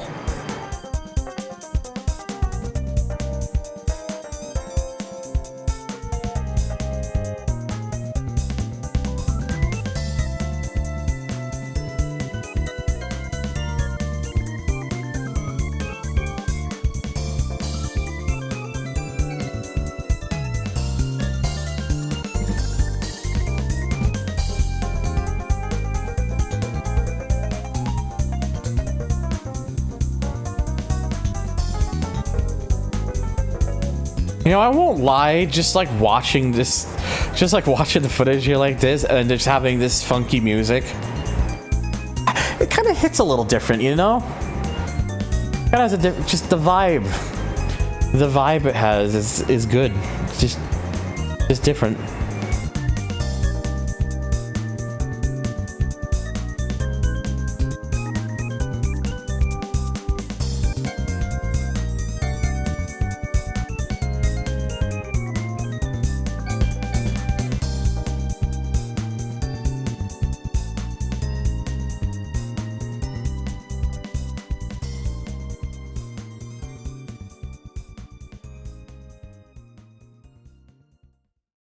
That it? I noticed the things on screen have disappeared, just footage, but yep, okay, that was it. So we nearly timed it okay with the music. It just wasn't quite long enough, but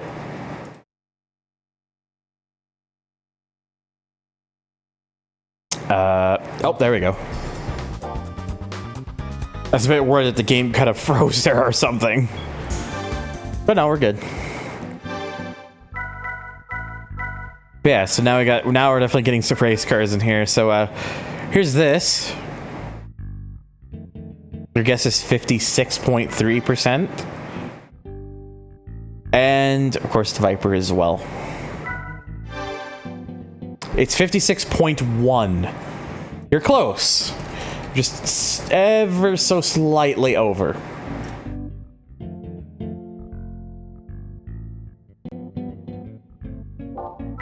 Okay, and with that, we also go ahead and save the game, and there we go.